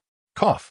Han Yuming spewed a mouthful of blood, leaning forward and collapsing from the wall onto the ground, unable to rise again. A half-step master, defeated in a single strike by Fang Yu.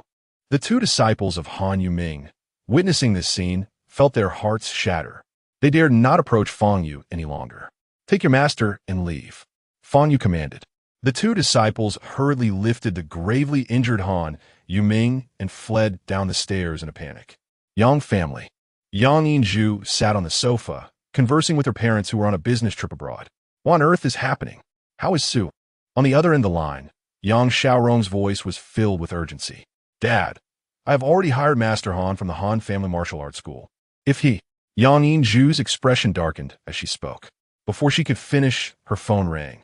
Immediately answering, her face twisted in fury upon hearing the news. With a forceful slam, she threw her phone to the ground. How could even a half-step master fail to subdue Fang Yu? Just how powerful is this Fang Yu? Yinzhu, what is the situation?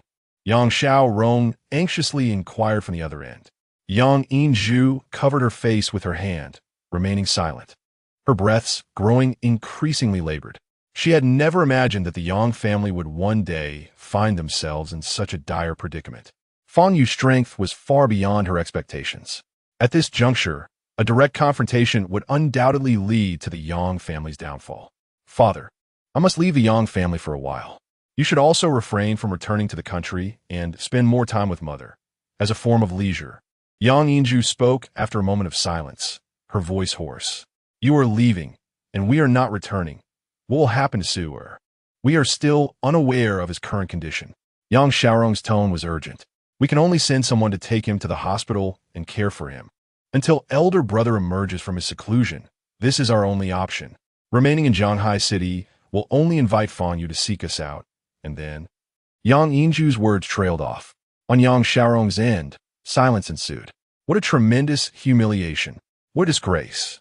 Yang Su was on the brink of death, and, as his closest kin, they could not even dare to glance at him, let alone approach. This was an unimaginable shame. On the other end of the line, Yang Xiaorong's forehead throbbed with veins, his fists clenched so tightly that his knuckles turned pale. Father, we only need to endure for a while longer. Once elder brother emerges, we will return. I swear, I will make that bastard Fang Yu pay dearly. Before that, I will break his limbs and gouge out his eyes, forcing him to kneel before the Yang family and beg for forgiveness. Yang Yinzhu spoke through gritted teeth, her eyes filled with murderous intent. At the Deep Blue Club, Fang Yu was aware that after his victory over Han Yuming, the Yang family would no longer send anyone to confront him. Let us depart. He instructed Tang Mingde and the others. They were still in shock, their gazes towards Fang Yu filled with awe.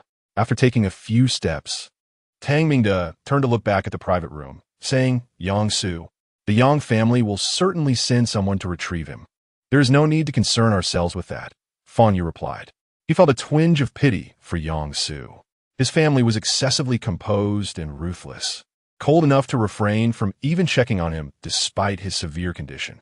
However, history has shown that many infamous cold-hearted individuals ultimately achieve greatness, whether by claiming thrones or establishing dominion.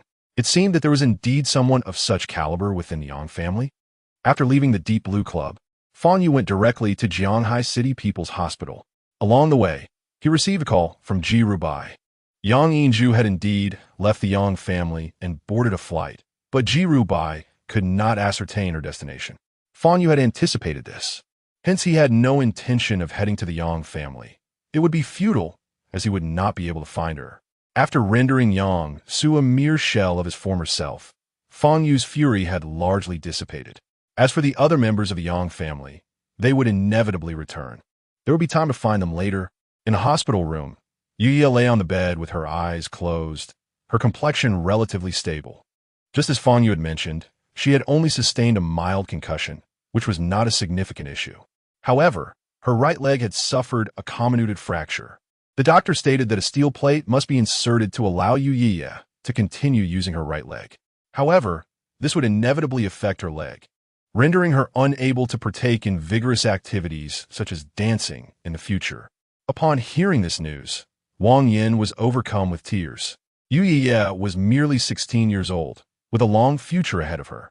Yet, at such a tender age, she would suffer permanent damage to her right leg, forever prohibiting her from dancing, the very activity she cherished most. This year, she was even scheduled to perform at the school celebration. Wang Ani, you need not worry excessively. I can treat Yi's leg. It may not fully recover, but the results will certainly surpass those of a steel plate, Fang Yu reassured Wang Yin. She looked at him, her eyes filled with doubt. How could a mere high school student possess knowledge of medicine? If you trust me, I can begin the treatment for Ye right now. Fang Yu insisted. Wang Yin understood that Fang Yu would never harm Ye. Although she was uncertain of his methods, she chose to place her faith in him. Fang Yu instructed Wang Yin to leave the ward, as he required utmost concentration for the task ahead. Yuya's right leg had already been encased in plaster, bandaged securely. Fang Yu proceeded to unwrap the bandage, revealing the purplish bruising at the site of injury, where the bone had fractured. He placed his right hand upon this area, and a faint crimson energy emanated from his palm, transmitting to the wound and mending her bone. After half an hour, Fang Yu concluded the treatment, beads of sweat forming on his forehead. Utilizing this energy to restore physical integrity demanded an exceptionally delicate control. He had maneuvered thousands of strands of energy, thinner than a hair, through the bone in a highly intricate process. A single misstep could have inflicted further harm on Yi's leg, causing her discomfort. Fortunately, he had not faltered. When Yuya awoke, she would feel no trace of injury in her right leg. Fang Yu opened the ward door and addressed the anxious Wang Yin waiting outside, saying, Ani Wang, Ye should be fine now. Wang Yin hastily entered the ward and was astonished to see that Yuya's right leg had returned to its original state, with no signs of swelling or redness. This. Wang Yin had initially held little hope for Fang Yu, yet she was taken aback by the miracle he had achieved. At least on the surface, it appeared that Yuya's right leg was unharmed. Xiao Yu, I truly do not know how to express my gratitude, Wang Yin said, wiping her tears. Chapter 38. Your appearance is unappealing upon awakening. Yuya was immediately able to walk freely across the floor, leaving her attending physician utterly speechless, exclaiming in astonishment at the miracle. After conversing with Yuya for a brief moment by her bedside, Fang Yu departed. It was only upon returning to the urban village that he recalled the small building had been reduced to rubble. The thought of the medicinal herbs in the storage room struck him, causing Fang Yu's expression to darken. In the wake of such a catastrophic explosion, those herbs must surely have been annihilated. Xia, I'm truly sorry, Fang Yu lamented internally. A building has collapsed, and a collection of rare medicinal materials has been destroyed. This debt must be charged to the Yang family. Yang Xiaorong and Yang Yinzhu cannot evade their fate forever. Once they return, Fang Yu would immediately settle the score. With no home left, where would he find solace for sleep? For Fang Yu, the essentials of rest and sustenance were paramount. Now, it was already 11 o'clock at night, and he found himself without alternative accommodations. Thus, he dialed G. Rub May's number. Mr. Fang, if you do not mind, you are welcome to stay at our home temporarily. Certainly, Fang Yu readily accepted. 20 minutes later, a vehicle dispatched by the G family arrived. Fang Yu opened the door and took a seat, discovering G. Rub May already inside. I just finished work and thought I'd come and pick you up. She smiled warmly at him. Dressed in a tailored women's suit and adorned with a subtle touch of makeup, she emanated a delicate fragrance reminiscent of orchids. Mr. Fang, you were quite formidable tonight. I heard that Yang Su was left incapacitated by your hand, Ji Rubmei remarked, her lovely eyes sparkling as she gazed at him. Was Yang Su taken away? Fang Yu inquired. Yes, the Yang family sent someone to escort him, Ji Rubmei confirmed. Fang Yu nodded, lapsing into silence. May I dare to ask, what is the extent of your strength? Ji Rub May leaned slightly forward, her voice a mere whisper. According to your standards, my strength is at the innate level of 9,836, Fang Yu replied candidly. Yet, Ji Rub May let out a soft laugh, saying, Mr. Fang, if you're unwilling to share, that is one matter, but why must you jest? Fang Yu gazed out the window, aware that his honesty would elicit disbelief. After a moment of silence, Ji Rub May softly inquired, Mr. Fang, do you find me unattractive? Which is why you have not glanced at me since you entered the vehicle. Have you noticed? Fang Yu indeed preferred not to look at Ji Rub May, not for lack of beauty, but rather to avoid the painful memories of another woman. That woman should not have left any descendants. Yet, why do the two of them bear such a striking resemblance, devoid of any blood relation? You are beautiful, Fang Yu said, still refusing to meet her gaze. Then why won't you even look at me once? You must think I am unattractive, Ji Rub May said playfully with a hint of flirtation. Fang Yu, disinterested in prolonging the discussion, responded, Actually, I do find you unappealing. Ji Rub May was taken aback. The conversation reached its conclusion.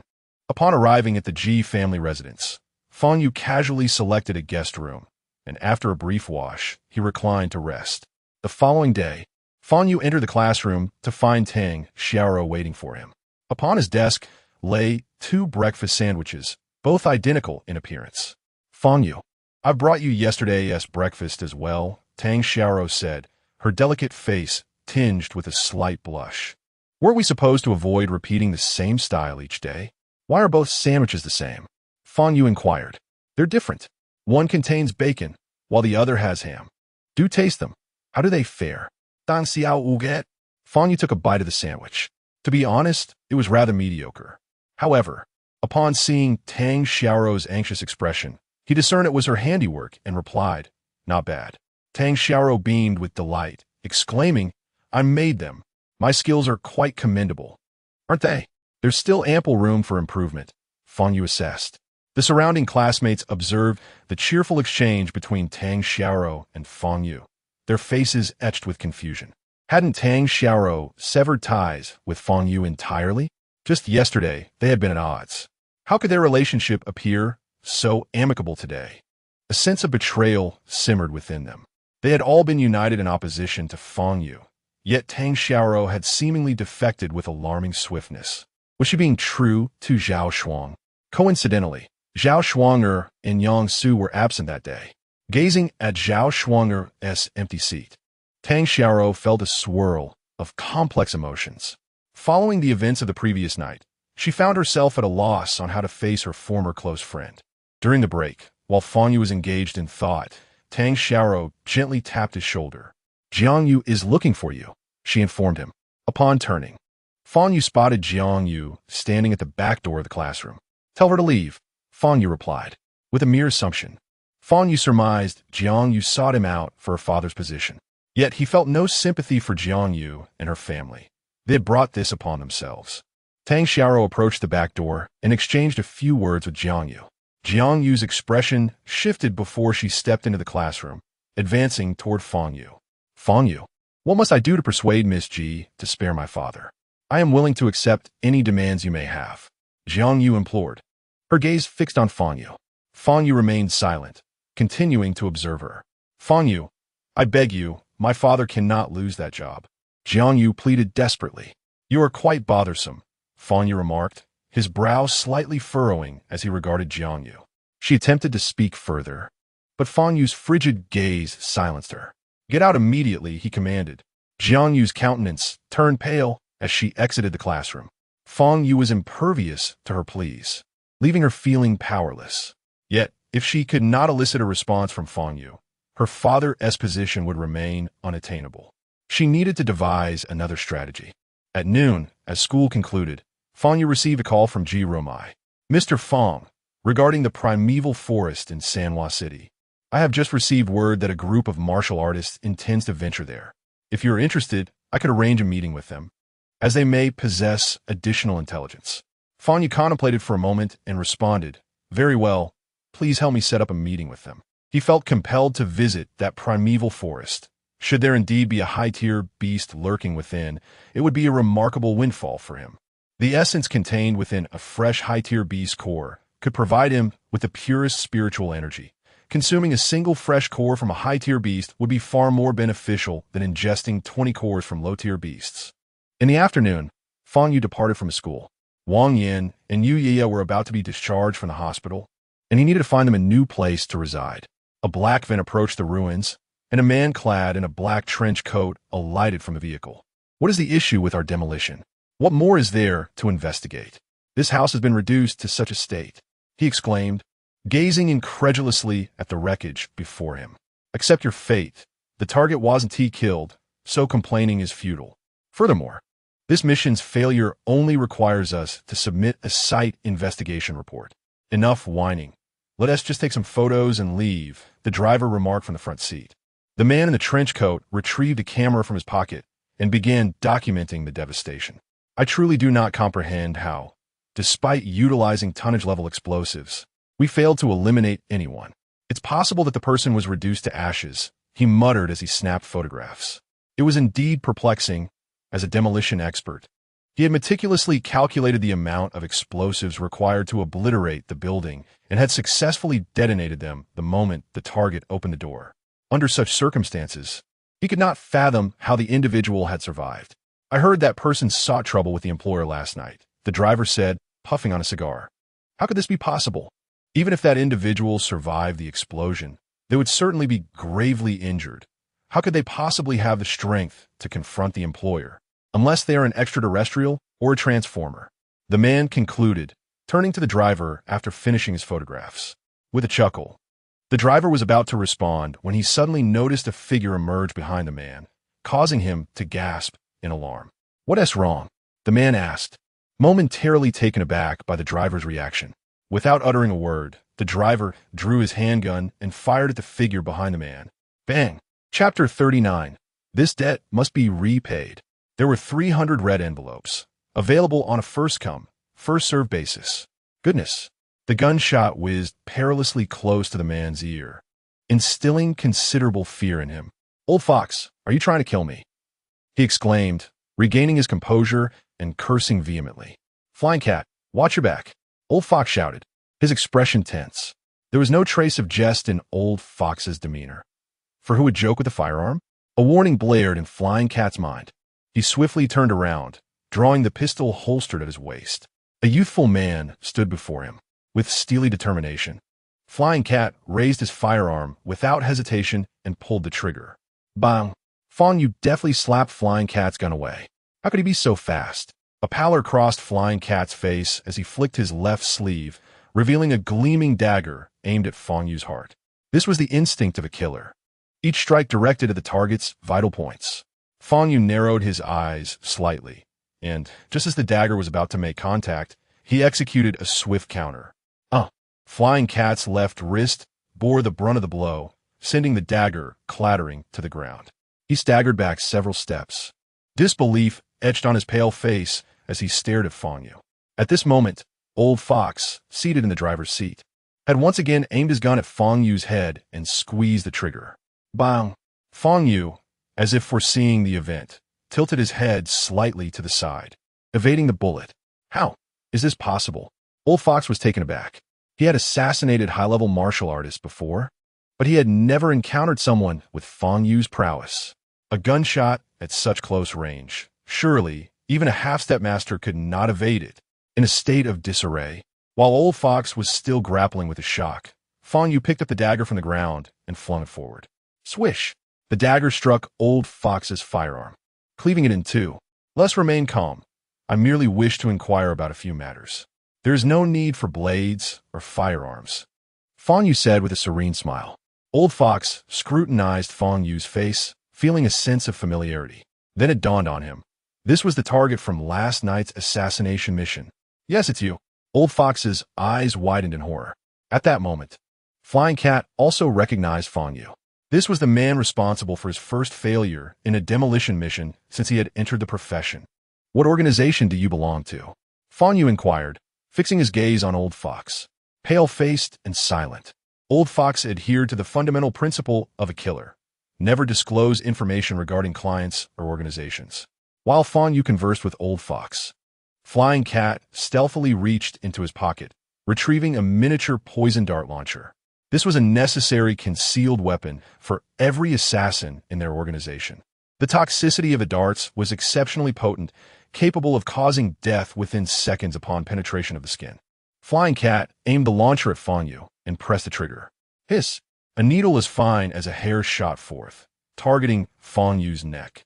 This time, you cannot escape. A cold glint flickered in Flying Cat's eyes. Yet, what followed left him dumbfounded. Fang Yu raised his right hand, pinching the air between his index and middle fingers beside his neck. No way.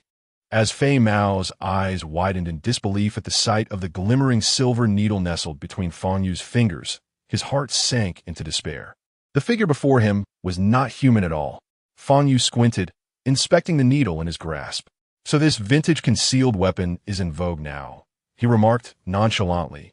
Before flicking his fingers, a streak of silver flashed through the air. Swoosh! The needle pierced Fei Mao's forehead with precision. Fear etched across Fei Mao's face, he screamed. Ah! But his voice was abruptly silenced. Instantly, his eyes rolled back, foam erupted from his mouth, and he collapsed to the ground, lifeless. Witnessing his companion's agonizing demise shattered Lao Hu's composure. Let us converse, Fang Yu said to Lao Hu, a smile gracing his lips. At that moment, Fang Yu's smile appeared most terrifying to Lao Hu. Gritting his teeth, Lao Hu pressed the accelerator, propelling himself forward with all his might. He had to escape from this place. Fang Yu's gaze hardened. He moved his foot, and his figure vanished from sight. Bang! The van, speeding ahead, seemed to collide with an unseen force, halting its advance. Lao Hu focused his gaze and discovered Fang Yu standing before the vehicle, his palm pressed firmly against the hood. Lao Hu's face turned ashen as he desperately pressed the gas pedal, shifted gears, and turned the steering wheel, but to no avail. Enough, Fang Yu declared, shattering the car window with a swift motion, yanking Lao Hu out by his collar. I ask you one last time, which organization do you belong to? Fang Yu inquired coldly. His home had been reduced to rubble, his medicinal herbs obliterated, along with many clothes, his bed, and uneaten vegetables. Fortunately, the prescriptions left behind by Xia Xiuji had been memorized by Fang Yu, or the losses would have been even more devastating. These damages, aside from compensation from the Yang family, could not be overlooked by this assassin organization. Lao Hu remained tight-lipped, refusing to speak. He understood that if he divulged any information, even if Fang Yu spared his life, he would not survive. The organization would undoubtedly eliminate him for breaching their code. Either way, death awaited him. He might as well die with valor. Refusing to speak? Very well. Fang Yu's smile turned frigid as he grasped Lao Hu's head. Then, an influx of pure vital energy surged forcefully into Lao Hu's mind. The pain was excruciating. Lao Hu felt as though hundreds of needles were piercing his brain. This was the pinnacle of torment. Ah! Tears streamed down Lao Hu's face as he convulsed uncontrollably. I will speak. I will speak. Fang Yu withdrew his vital energy, regarding Lao Hu with a steady gaze. We are members of the Violet Organization. Lao Hu confessed, cradling his head. The Violet Organization? Fang Yu pondered, having never heard of it. Where's your headquarters? How many members remain in Jianghai City? He continued to inquire. The headquarters is in Huaibei, but I'm unclear about the exact location. Our tasks are usually assigned to us online. As for how many remain in Jianghai City, I cannot say, Lao Hu replied. How do you typically contact your superiors? Fang Yu asked. By this. The old fox, weary of enduring the previous torment, responded swiftly, extracting a black communicator from his pocket. Now, call your superiors, Fang Yu commanded. Right now? The old fox trembled slightly, fearing that should the organization learn of his disclosures, his life would be forfeit. Yet upon meeting Fang Yu's icy gaze, he shuddered and pressed the call button. Beep, beep, beep. The communicator responded briefly before connecting, but silence ensued from the other end. Fang Yu seized the device and declared, I am Fang Yu. I trust you are aware of my identity. I am the individual whose building you demolished yesterday. I have some accounts to settle with you. The other party remained mute. Just as Fang Yu was about to continue, The communicator emitted a single beep, signifying the end of the call. He returned the device to the old fox. Inform your superiors that I shall inevitably track them down. They must repay their debts. Fang Yu stated before turning to leave. Fang Yu initially intended to seek a new residence within the urban village, but after a thorough search, he found the options disheartening. The village was on the verge of demolition and reconstruction. Many buildings had already been sealed off by developers, uninhabitable. The remaining structures were either occupied or in such dilapidation that they offered no refuge. After some contemplation, Fang Yu resolved to visit the Tang family. Providing acupuncture for the elder Tang and enlisting Tang Mingda's assistance in securing accommodation. Half an hour later, Fang Yu arrived at the Tang residence. He administered acupuncture to the elder Tang, who visibly improved compared to the previous week, even managing to rise and move about. The elder Tang expressed immense gratitude towards Fang Yu, wishing for a closer bond between the gifted youth and the Tang family. Dr. Fang, I hear you share a desk with Xiao Rou at school. How are you two getting along? The elder Tang inquired. Not bad, Fang Yu replied. Xiao Rou may be a bit willful, yet she is a pure-hearted and kind child. The elder Tang spoke fondly of Tang, Xiao Rou's character, and recounted anecdotes from her childhood. With Fang Yu's experience, the elder Tang's intentions were unmistakable. He sought to foster a union between Fang Yu and Tang Xiaorou. However, such a pairing was implausible. The notion of an older man with a younger woman might be tolerable, but what of Fang Yu, who was nearly 5,000 years old? A true ancient. And an ancient only consumes humans, not grass. Chapter 40. Yang Jian. In this chapter, there are still 300 red envelopes, available on a first-come, first-served basis. After completing acupuncture for the elder Tang, Fang Yu sat down with Tang Mingda in the hall. Dr. Fang, I have received news that Yang Su has been secretly sent abroad for treatment. The Yang family has managed to suppress the events of last night, Tang Mingda remarked. His gaze towards Fang Yu filled with astonishment. He was well aware of the Yang family's nature and methods. They were like a ferocious wolf. If anyone dared to bite off a piece of their flesh, they would relentlessly pursue until their opponent was left battered and bloodied. Yet, what Fang Yu did yesterday was far more than a mere bite. He had rendered a crucial member of the Yang family a cripple. The Yang family's reaction, however, was surprisingly subdued, even to the extent that Yang Yinzhu departed Jing Haishi overnight. This indicated that the ferocious wolf of the Yang family felt a sense of fear in the face of Fang Yu. Just how formidable was this young man? Nevertheless, Tang Mingda remained deeply concerned. Yang Xiaorong had 2 sons and a daughter, among whom his daughter, Yang Yinzhu, was a business prodigy, renowned throughout Jiangnan. His eldest son, Yang Jian, was a martial arts genius who, a decade ago, had caught the eye of the esteemed martial arts master Gu Rulong, becoming his disciple.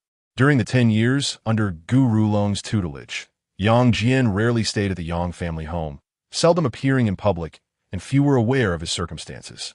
However, Tang Mingda had heard that under Gu Rulong's guidance, the already exceptional Yang Jian made remarkable progress in martial arts, having entered the realm of half-step master 3 years prior, with a strong possibility of breaking through to the realm of martial arts master before turning 30.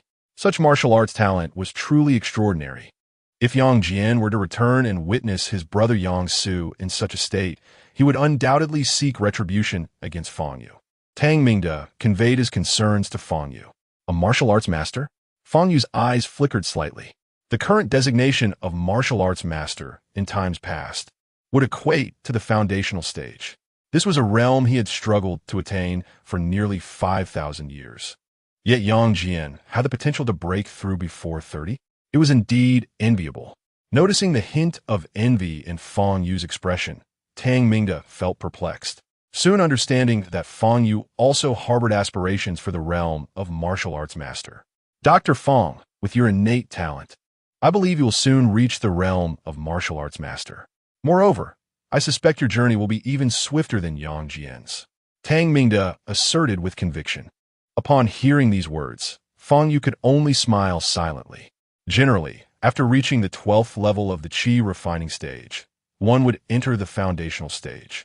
Fang Yu had broken through to the 12th level of qi refining in merely 3 months, faster than anyone else. At that time, his master had laughed heartily, exclaiming that he had finally encountered a prodigy.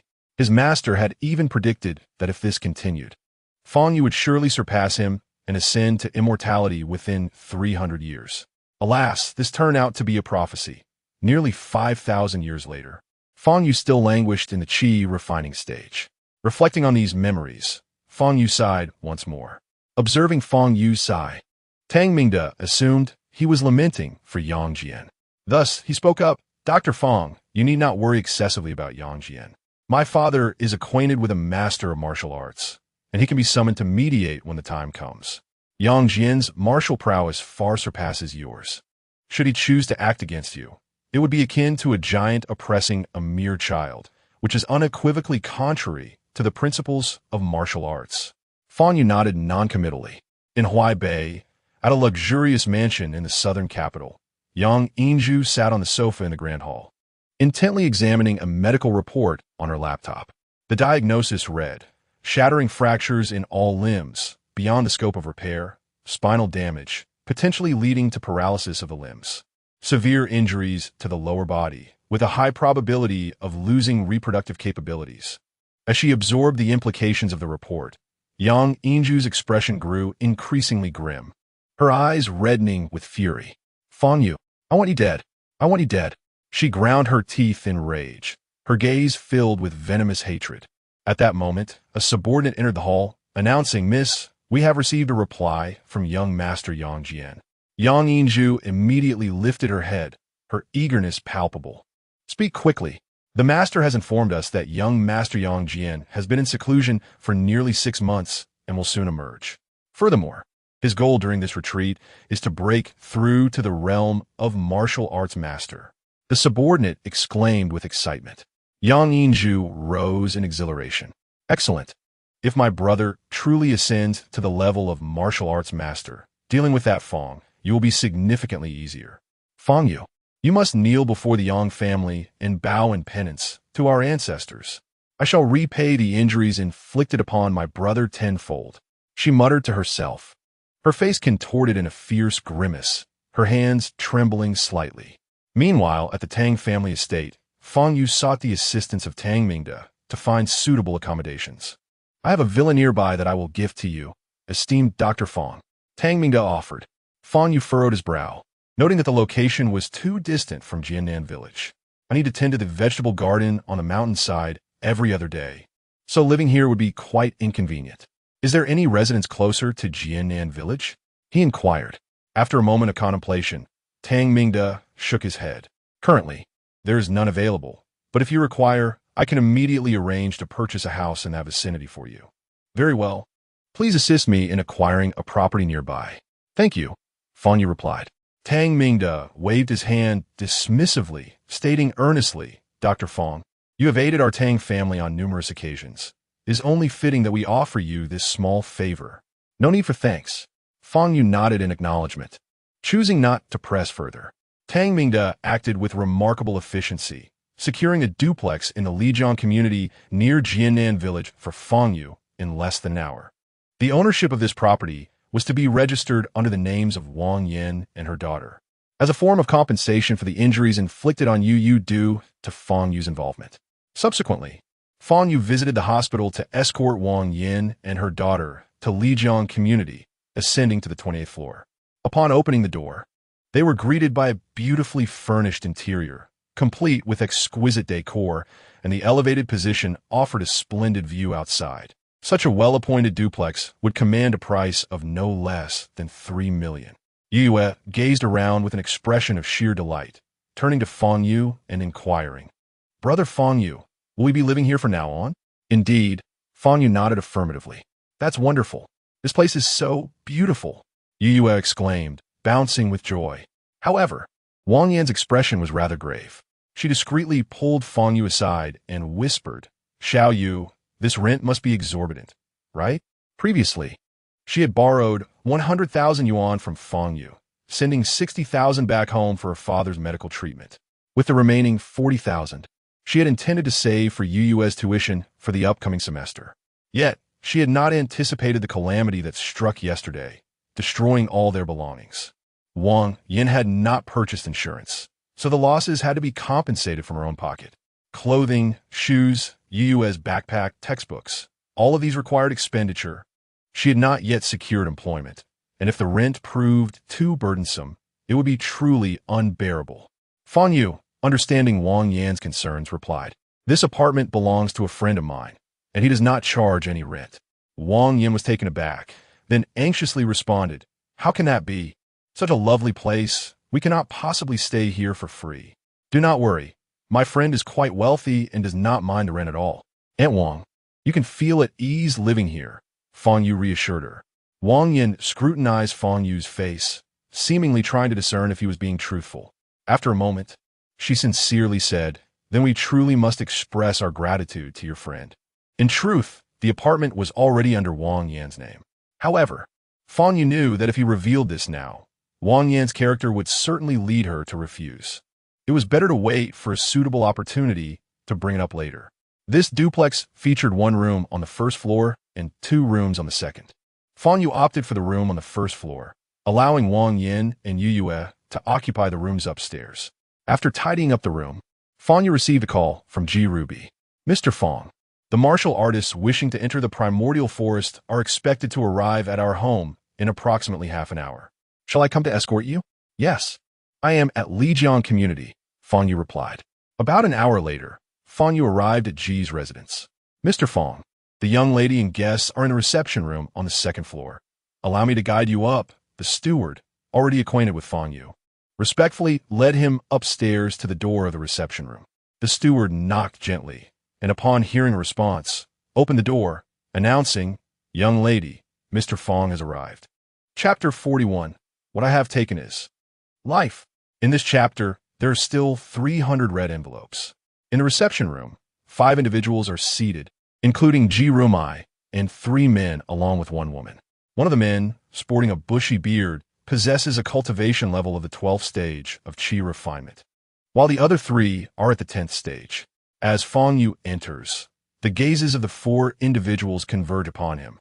The man at the 12th stage is the first to divert his eyes, exhibiting a disdainful expression. The other 3, after scrutinizing Fang Yu, also display contempt. "Miss Ji, is this young brat the Mr. Fang who kept us waiting for over half an hour?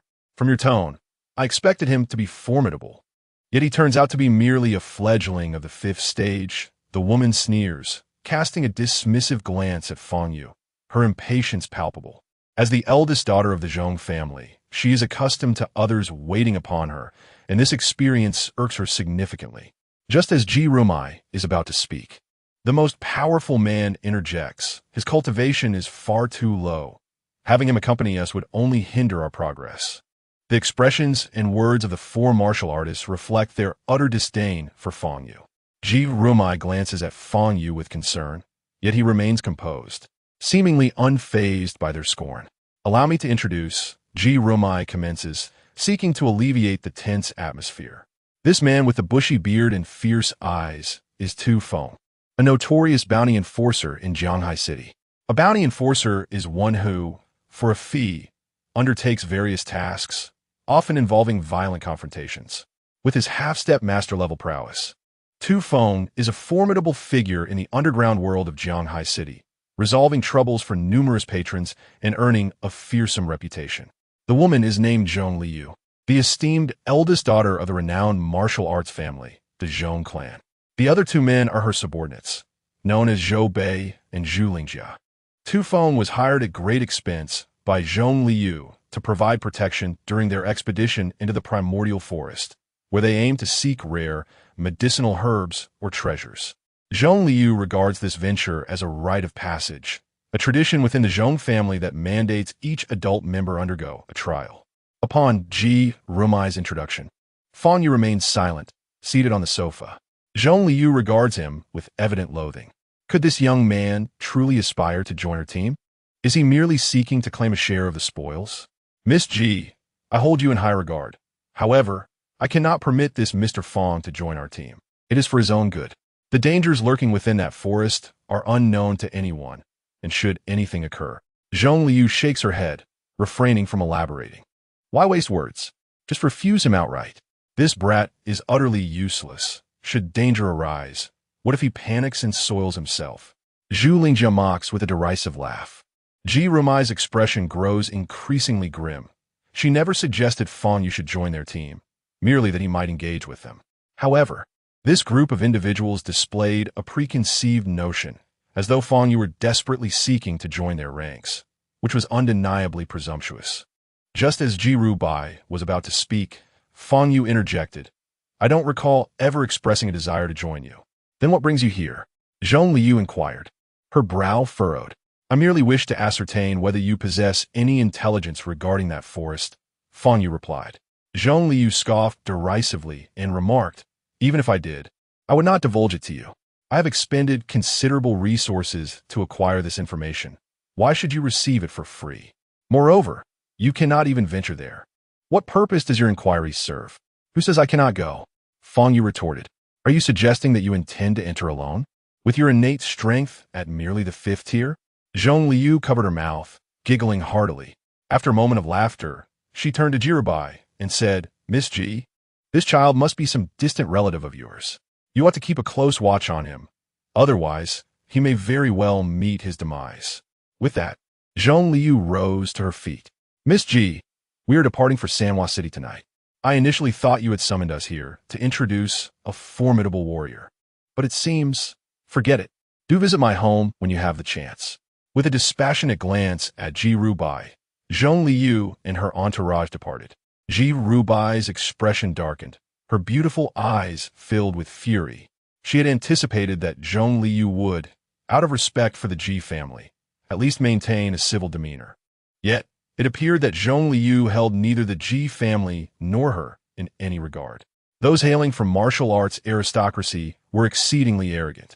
Apologetically, Ji Rubai addressed Fang Yu. "Mr. Fang, I am truly sorry." "It is of no consequence." Fang Yu waved his hand dismissively. He had never harbored hopes of acquiring any valuable intelligence. The mysteries of that primordial forest would reveal themselves upon entry. Sanhua City was not far from Jianhai City. A mere 2-hour train ride sufficed. Fang Yu set out at 6 o'clock the following morning, arriving in Sanhua City by 8. He hailed a taxi and instructed the driver. "I wish to go to the primordial forest located to the north of Sanhua City." "What forest?" "Oh, you mean that cursed forest?"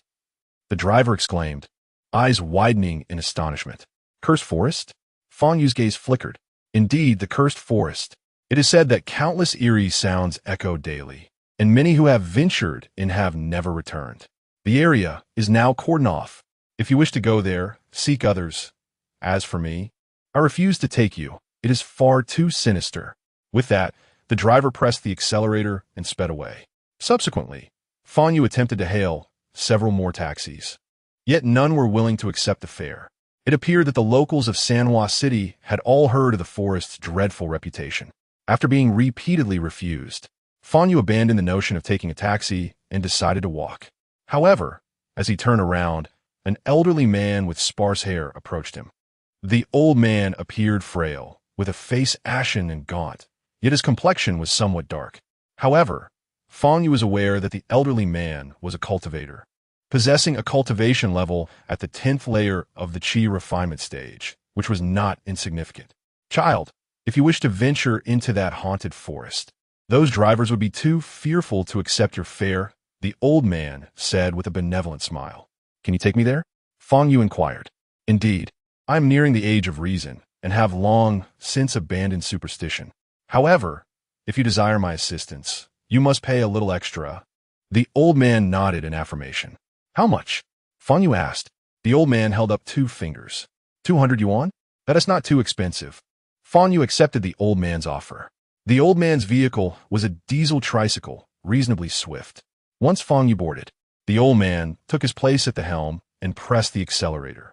Unbeknownst to anyone, a flicker of malevolence flashed through the old man's murky eyes.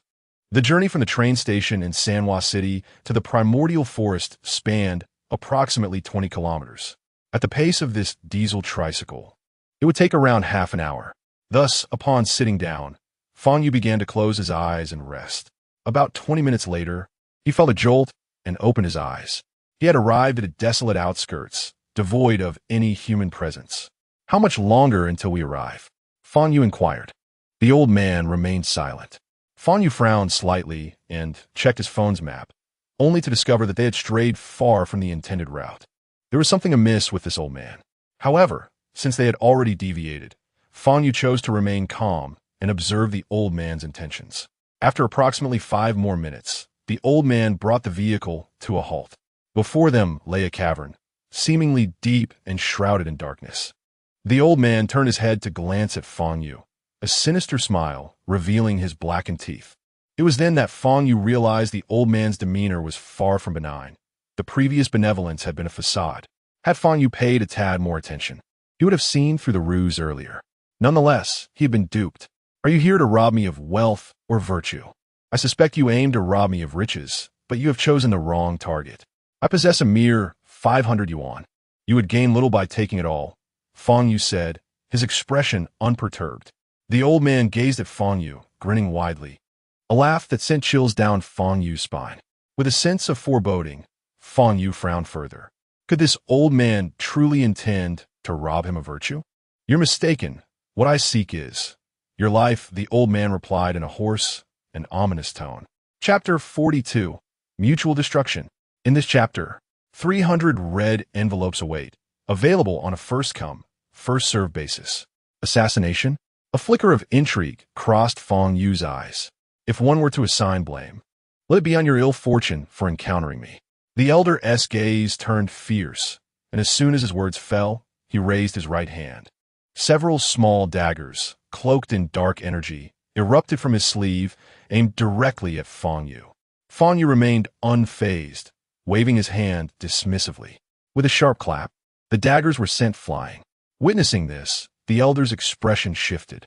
Fang Yu's prowess exceeded his expectations. The young martial artist he had previously encountered could hardly evade his attacks. An evil practitioner? Fang Yu narrowed his eyes at the dark energy entwined around the daggers. The elder, regaining his composure, drew an exceptionally sharp silver dart from his waist and charged at Fang Yu. His speed was astonishing, defying the frailty of a man in his 70s or 80s. In mere seconds, he was upon Fang Yu, raising the dart, enveloped in dark energy, aimed at Fang Yu's left chest. Fang Yu stood his ground, extending his hand to grasp the silver dart. The elder smirked slyly. The dart was infused with toxic gas, highly corrosive. Grasping it this way would surely lead to Fang Yu's hand becoming skeletal. Yet in the next moment, the elder's countenance changed drastically. With a crack, not only did Fang Yu's hand remain unscathed, but he also snapped the silver dart in two. The elder's face paled, and as he contemplated retreating, Fang Yu delivered a forceful strike to his chest. Boom! The elder felt a searing pain in his chest, spitting out a mouthful of blood, sent flying several meters back, rolling on the ground before finally coming to a halt. How? Is this possible? Lying on the ground, he struggled to raise his head, gazing at Fang Yu, who approached him slowly, his eyes filled with horror. This young man was clearly only at the innate 5th stage. How could he possess such strength? The elder attempted to rise, but his body betrayed him. Was this where he would meet his end? He was unwilling to accept it. Having absorbed the essence of so many young warriors, he had managed to survive until now. Though his visage appeared ancient, his body was akin to that of a youth. As long as he continued to siphon the vitality of others, he could live indefinitely, achieving immortality. Young man, if you come any closer, we shall perish together. The elder roared in fury, producing a gourd-sized vial from his garments. Fang Yu raised an eyebrow and continued his advance. Then let us die together. With a grimace, the elder unscrewed the lid of the gourd. A swarm of dark, creeping insects surged forth from the vial. As these creatures emerged, the elder's face drained of color, fear gripping his heart. These were his cultivated corpse bees, the size of flies, each equipped with a venomous stinger of lethal potency. A mere touch would result in immediate death. These corpse bees were bred from cadavers, imbued with potent malevolence and overwhelming aggression, rendered uncontrollable. They would attack anything that was not of their kind without hesitation. Thus, even the elder himself dared not release the corpse bees, for his own aura was insufficiently heavy. rendering him a target for their lethal assault. However, now faced with peril, he found himself with no options left but to gamble on luck. Although the malevolent aura surrounding him did not reach the level of the corpse bees, he had taken many lives, and his aura was certainly more potent than that of the young man, Fang Yu. Between the two of them, the swarm of corpse bees would undoubtedly prioritize attacking the one with the lesser malevolent energy. As anticipated, upon emerging from the gourd, the swarm immediately surged towards Fang Yu. A cruel smile crept onto the elder's face. He had already envisioned Fang Yu's tragic demise. Corpse bees? Fang Yu was taken aback. He never expected that such creatures were still being cultivated. Many years prior, a malevolent sect had developed corpse bees to combat righteous sects, resulting in catastrophic consequences and countless casualties. Not only did disciples of the righteous sect perish, but also innocent civilians and even members of the malevolent sect suffered heavy losses. Eventually, the righteous sect united to eradicate that malevolent sect and issued a decree to exterminate the corpse bees. After nearly 3 years of relentless extermination, they finally succeeded in obliterating the corpse bees. Fang Yu had believed that the methods of cultivating corpse bees had long been lost to time, yet here he was, encountering them once more. Ha ha ha. Boy, you possess not a trace of malevolent energy. I shall relish in watching your demise. The elder boasted with a maniacal laugh. A smile played on Fang Yu's lips. How do you know I lack any malevolent energy? As he spoke, a tremendous aura erupted from within him. A swirling mass of faint black, malevolent energy coiled around his form. The corpse bees, initially en route to Fang Yu, halted mid-air and turned to assault the elder instead. Tell me what is happening? Who are you? The elder cried, his face draining of color. The malevolent energy radiating from the young man surpassed even that of the swarm. How many lives must he have taken to amass such a formidable aura? The swarm surged towards the elder's face, attacking without hesitation. In an instant, the elder's body disintegrated into a puddle of blood. Truly lethal, Fang Yu thought, his gaze sharpening as he retracted his malevolent energy. Since the corpse bees had been unleashed, they must be entirely eradicated. Allowing them to escape would yield unimaginable consequences, and Fang Yu had no desire to involve the innocent once more. The moment Fang Yu's malevolent energy vanished, the swarm pivoted and rapidly advanced towards him. He remained steadfast, allowing the bees to close in. The swarm raised their venomous stingers, aiming for his face and neck. Boom! Just then, a surge of faint red, true energy erupted from Fang Yu. The corpse bees emitted a cacophony upon contact with this energy. Flames ignited on one of the bees, quickly engulfing the entire swarm. A charred aroma filled the air as the bees disintegrated into ashes, falling to the ground. In mere seconds, the swarm was completely annihilated. After dispatching the swarm, Fang Yu cast a glance at the puddle of blood not far away. A self-inflicted calamity one cannot survive. Such malevolent practices, regardless of the era, are universally condemned, akin to a rat scurrying through the streets. After some contemplation, Fang Yu ventured toward the dark depths of the cave. The cavern was profoundly deep and shrouded in dimness. Yet with Fang Yu's keen eyesight, he could discern the surroundings with clarity. As he advanced a few steps further, a foul stench assailed his senses. The putrid odor of decaying corpses mingled with the metallic scent of blood. Fang Yu frowned slightly, but pressed onward for a distance. Soon, he encountered a pile of bones, and not far from them lay several desiccated corpses. This old wretch had claimed many lives. Fang Yu approached, lowering his gaze to the ground where the corpses lay. Their limbs were grotesquely contorted, presenting a macabre sight. Squinting in observation, he deduced that these individuals had been drained of their vital essence while still alive, transforming them into mummified remains.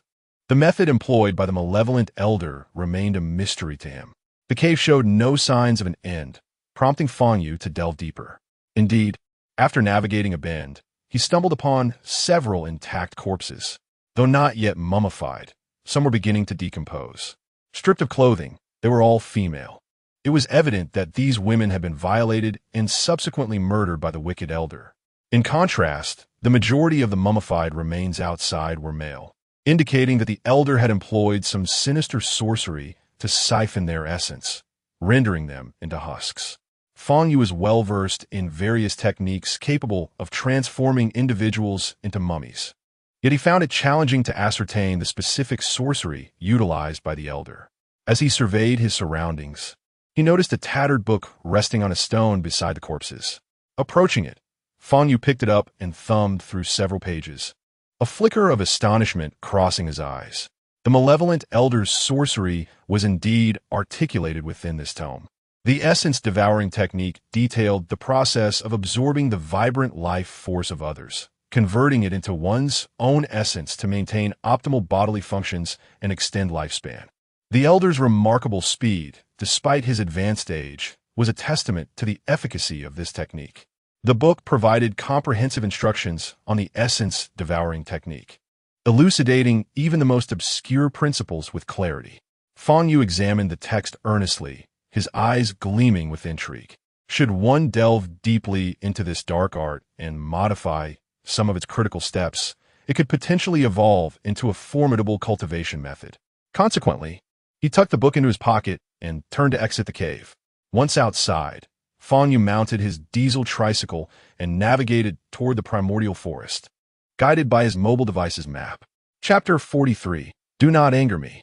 Half an hour later, Fang Yu arrived at the entrance of the forest. The outermost perimeter of the forest was surrounded by a fence, and a large warning sign stood at the entrance, emblazoned with 4 bold characters. No entry. A black jeep was parked at the entrance, indicating that someone had ventured in before Fang Yu. These individuals had not traveled far. He could still distinctly sense their presence. It was none other than Zhongli Yu and her companions, whom he had encountered the previous day. Fang Yu did not rush into the forest. Instead, he stood at the entrance, gazing into the depths of the woods, which were shrouded in a thick, white mist. Before him lay a narrow path, flanked by towering trees that reached approximately 30 meters in height. However, Fang Yu's focus was not on the flora or the scenery. He realized that the forest concealed a vast magical formation. From the entrance, extending roughly 100 meters inward, lay the boundaries of the formation. Although still at a distance, he could already sense a faint emanation of magical energy.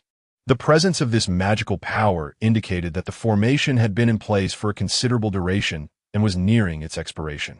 Establishing such an expansive magical array would require the concerted effort of at least 3 cultivators at the core formation stage. What could such a formation be used to suppress? Could it possibly be a 7th-tier demon beast? The mere thought ignited a spark of excitement in Fang Yu's eyes as he advanced further. After traversing about 100 meters, he reached the limits of the magical formation. Without hesitation, he stepped inside. Upon entering, he was greeted by an enchanting fragrance of medicinal herbs. Instantly, he recognized the scent of an ice soul snow lotus that had matured for over a millennium. The source of this aroma was unmistakably directed towards the heart of the forest. Fang Yu furrowed his brow slightly, but pressed onward. After approximately 15 minutes, he came upon a steaming hot spring. At the center of the spring, about 30 meters from the shore, a prominent white rock emerged, upon which grew a sky-blue ice soul snow lotus. Beside the spring stood a stone tablet. Fang Yu understood that this was the eye of the magical formation. At that moment, Zhongli Yu and her companions had already reached the shore, their eyes gleaming with delight as they beheld the ice soul snow lotus. Although they were unaware of the specific variety of the lotus, its intoxicating fragrance assured them that it was undoubtedly a treasure of unparalleled quality. Zhongli Yu was astonished that they had discovered such a priceless herb so soon after entering the forest. "Miss, let's retrieve it," Zhobei exclaimed, his eyes filled with greed as he gazed at the ice soul snow lotus. He knew that the lotus would not fall into his hands, but as a member of the team, he could at least expect a substantial share of the profits. "Indeed, miss, we are in for a windfall. If this lotus were to be auctioned, it would fetch no less than 100 million. Zhu Lingshan remarked, his gaze fervent. "Only a fool would sell it. Does the Zhong family lack for money?" Zhongli replied with a disdainful smile. She intended to present the ice soul snow lotus to her family elders, thereby securing her status and influence within the Zhong clan. In comparison to such matters, a sum of 1 or 200 million is hardly significant. Yet, procuring the snow lotus is evidently no simple feat otherwise. Why had so many ventured in previously without bringing the snow lotus out? Many had even lost their lives. Zhong Liu was not an impulsive individual. She turned to Tu Feng for counsel. As a master at the half-step level, Tu Feng was the strongest among them, and his words carried considerable weight. "Let me take the first step," Tu Feng said solemnly. He picked up a small stone from the ground and tossed it into the hot spring. The stone sank directly to the bottom without any notable reaction. Tu Feng frowned, then retrieved a branch adorned with fresh green leaves. He cast the branch into the spring, where it floated on the surface, still yielding no response. It appeared that the water in the spring posed no issues. However, Tu Feng believed caution was warranted, as many had perished in this forest. He sought a living creature to throw into the spring to ensure their safety. As he contemplated this, Tu Feng scanned the surroundings and suddenly noticed Fang Yu standing not far behind them, his gaze sharp. "It's you?" Following Tu Feng's line of sight, the other three turned to see Fang Yu. "What are you doing here?" Zhong Liu inquired, puzzled. However, she quickly surmised that Fang Yu must have been trailing them, hoping to share in whatever fortune awaited them. By doing so, he bore no risk, as any danger would first befall the four leading the way. Fang Yu could retreat at any moment or seize an opportunity for gain. That scoundrel. Realizing this, Zhong Liu's expression darkened considerably. "Miss, that brat surely intends to Zhu Lingshan," remarked, his face contorted with anger. "I am aware." Zhong Liu raised a hand, a chilling smile gracing her features. "Brat, I made it quite clear yesterday that this is not a place for you. But since you've come and are following us, do not blame us for being ruthless." Tu Feng stepped forward, his voice icy. "We are in need of a living specimen to verify the safety of the spring." "Master Tu, I appreciate your assistance," Zhong Liu responded with a respectful gesture. "It is but a trivial matter," Tu Feng replied coldly, then lunged toward Fang Yu with remarkable speed. Fang Yu stood motionless, hands clasped behind his back, his expression indifferent. "Has he given up resisting?" Zhou Bei remarked, astonished by Fang Yu's lack of defense. "Resist? That is Master Tu. The fact that he remains standing without trembling in fear is already commendable," Zhu Lingshan scoffed. Seeing Tu Feng's imposing demeanor, Zhong Liu shouted, "Master Tu, do not kill him. We still need him later." "I will exercise my discretion," Tu Feng replied coldly, simultaneously launching a punch toward Fang Yu. The strike was aimed directly at Fang Yu's right chest, a fierce wind accompanying the blow. Yet, Fang Yu did not even blink. He swiftly raised his foot. Just before the fist made contact, his kick struck Tu Feng's abdomen. Bang! With a resounding crash, Tu Feng was sent flying several dozen meters, ultimately landing not far from Zhong Liu and her companions. At that moment, the expressions on their faces were frozen in shock. What on earth was happening? "If you wish to take the snow lotus, then do so, but do not provoke me," Fang Yu remarked indifferently before turning away and strolling off. He sensed no presence of demonic beasts in the vicinity, prompting him to explore other parts of the forest. As for the Ice Soul Snow Lotus, he held little interest. The location of the Ice Soul Snow Lotus was peculiar, almost as if it were a bait. From the moment he stepped into the formation, the fragrance of the snow lotus was unmistakable. Ordinary individuals would undoubtedly succumb to its allure, following the scent to this spot.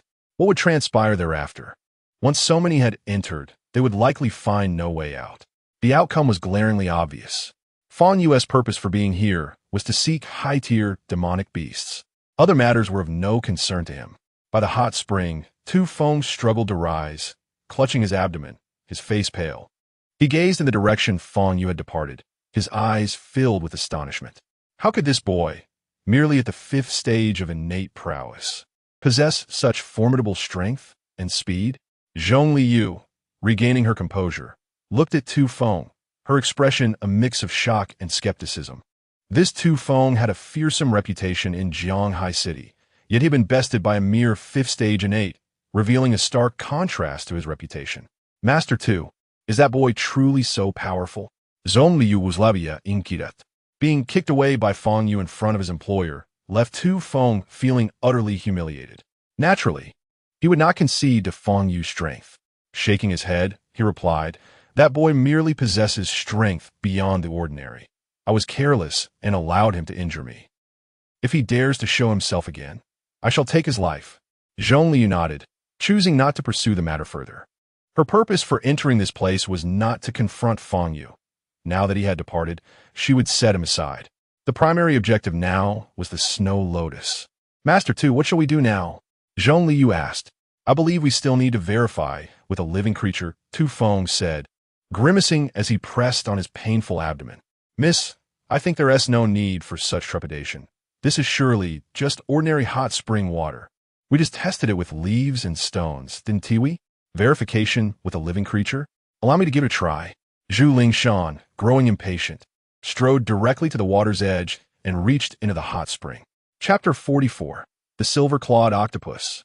Zhu Lingshan dipped his hand into the hot spring for a moment, while the others watched him anxiously. He then withdrew his hand, finding nothing amiss. "Now, can we confirm that the water in these springs is safe?" he remarked with evident irritation. Zhong Liu turned to Tu Feng, who nodded in affirmation. "Very well. I shall proceed to gather it. You all wait for me here." With that, Tu Feng stepped back a few paces, then accelerated towards the rock at the center of the hot spring, channeling his vital energy beneath his feet, gliding over the water's surface, leaving only a faint ripple in his wake.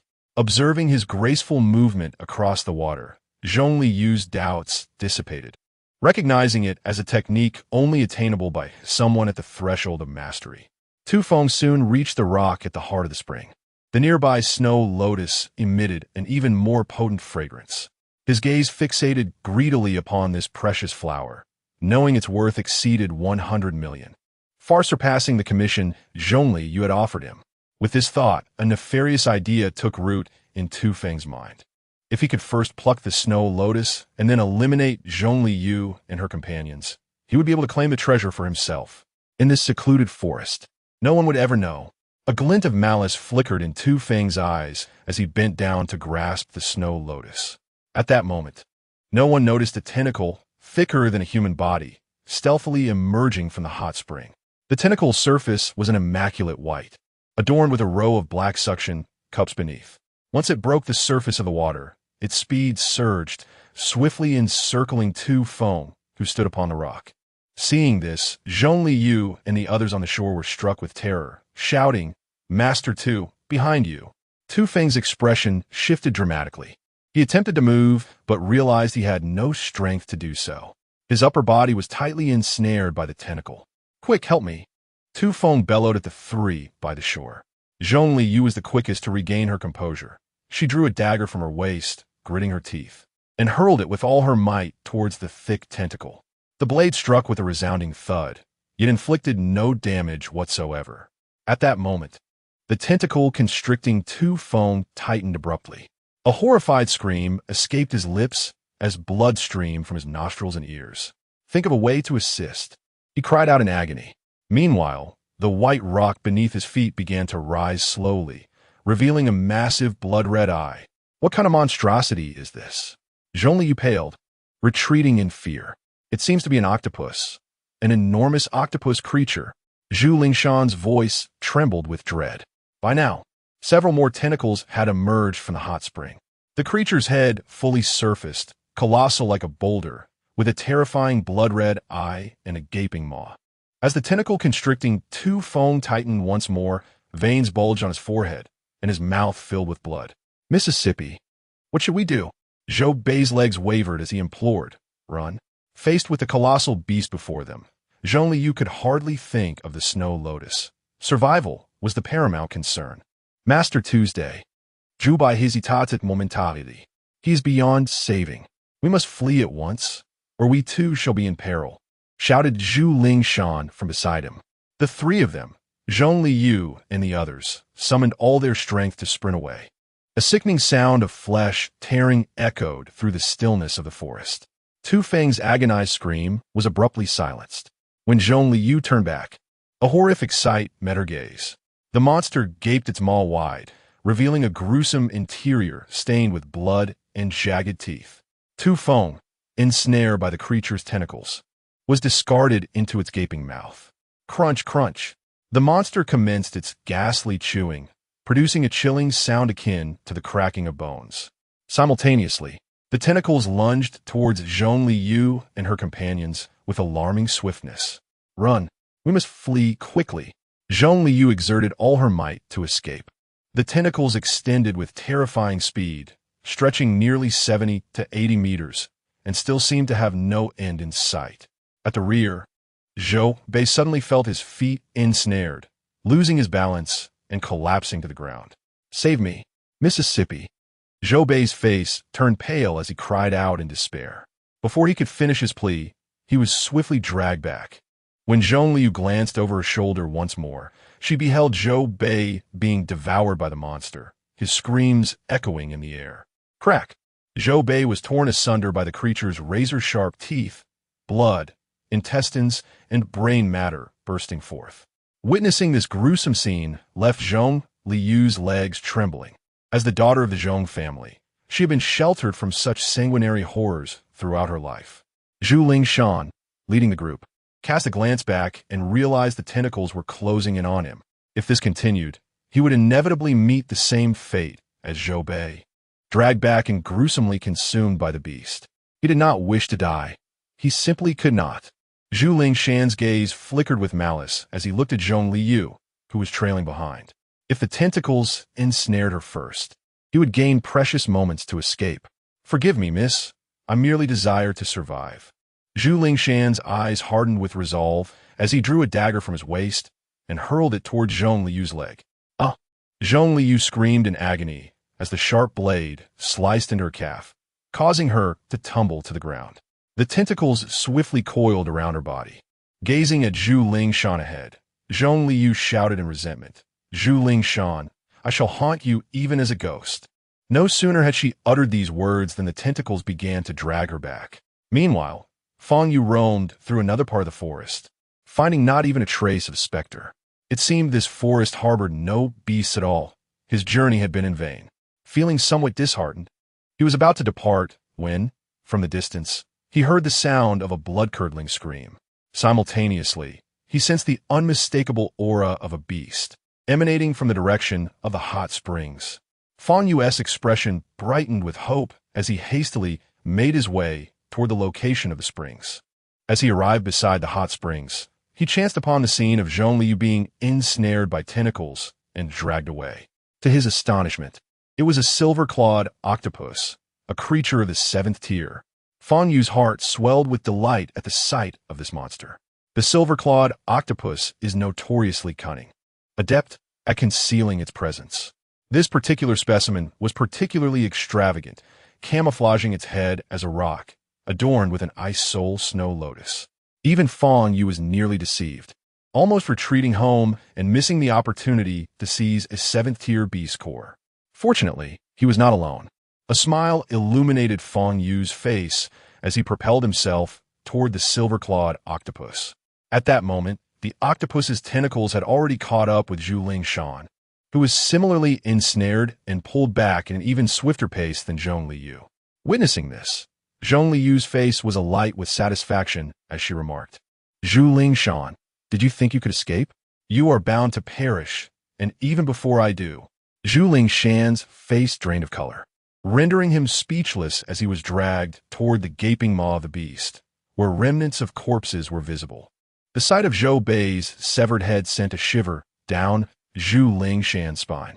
Zhongli Yu was also pulled to the forefront, positioned alongside Zhu Lingshan, as the silver-clawed octopus aimed to devour them both simultaneously. In a state of despair, Zhongli Yu shut her eyes, filled with regret.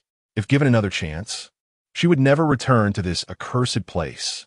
Just then, with a resounding thud, Fang Yu landed atop the octopus's head. "I'll take this ice soul snow lotus as well," he mused, bending down to pluck the precious flower and stowing it away in his pocket. Having consumed the ice soul snow lotus several times before, he knew its benefits, not to mention its exquisite flavor in soups. At the instant Fang Yu extracted the lotus, the silver-clawed octopus quivered in rage, letting out a roar that reverberated throughout the forest. It flung Zhongli Yu and Zhu Lingshan aside with reckless abandon. raising its 8 massive tentacles and lunging towards Fang Yu. The tips of its tentacles were razor-sharp and remarkably resilient, far surpassing the might of human weaponry. Yet, Fang Yu remained utterly composed, springing into the air with a powerful leap, effortlessly avoiding the onslaught of the 8 tentacles. In its fervor, the silver-clawed octopus inadvertently drove its own spiked appendages into its head. It thrashed violently, writhing in agony. Beasts, no matter how cunning, appear foolish before humanity. Fang Yu soared through the air, a smile gracing his lips. Zhong Liu, having been tossed aside, gazed at the nearly frenzied octopus, her complexion pale. She caught a glimpse of a figure in the sky, but could not discern who it was. Meanwhile, Zhu Lingshan had succumbed to unconsciousness. Fang Yu concentrated a soft crimson energy in his right fist and dove toward the head of the silver-clawed octopus. In Zhong Liu's line of sight, she beheld a streak of red descending from the heavens. Boom! The crimson impact struck the head of the silver-clawed octopus, unleashing an intense radiance. A tremendous sound reverberated throughout the vast forest, echoing endlessly. As the brilliance faded, Zhong Liu beheld the severed tentacles, each falling in disparate locations. The head of the silver-clawed octopus lay shattered, and a massive blood red eye had also tumbled to the ground, exuding an eerie aura. A faint scent of blood lingered in the air. Had that monster perished? Zhong Liu stood transfixed by the scene before her. It was then that she noticed a figure standing before the blood-red eye. Could it be him? Zhong Liu's eyes widened in shock as she recognized Fang Yu. It was Fang Yu, who had vanquished the beast. Fang Yu extended his right hand and plunged it directly into the eye. Subsequently, he retrieved a glowing red orb from within it. Chapter 45, A Breakthrough Once More. Cursed be it. Tu Feng's eyes brimmed with malice as tendrils of black smoke emanated from his body. This corporeal form was on the verge of collapse. He had no choice but to flee. The dark mist swirled around, hovering in the air and seeking its next prey. It then surged towards Zhong Liu and Zhou Bei, who were desperately attempting to escape. Fang Yu extended a finger towards the direction of its retreat. Boom! A pale red surge of true energy shot forth, colliding with the black smoke. The dark mist was momentarily dispersed by the force of this energy, producing a piercing sound in the air. However, it swiftly reformed and burrowed itself into Zhong Liu's body. Zhong Liu let out a harrowing scream, her body convulsing violently. Simultaneously, a small wisp of black smoke infiltrated Zhou Bei's form. Zhou Bei howled in agony as the dark mist consumed his flesh until he vanished completely. Moments later, Zhong Liu staggered to her feet, her eyes now an abyssal black. Gritting her teeth, she summoned all her strength to flee. The undead spirit had already sustained grave injuries. Should this body be destroyed, it would truly be obliterated. That accursed Fang Yu had rendered her so woefully helpless. Once she regained 90% of her power, vengeance would surely be hers. Zhong Liu quickly vanished from Fang Yu's line of sight. He had initially believed that his gesture would shatter the undead spirit. Yet he was taken aback to see it coalesce once more and possess Zhong Liu as it made its escape.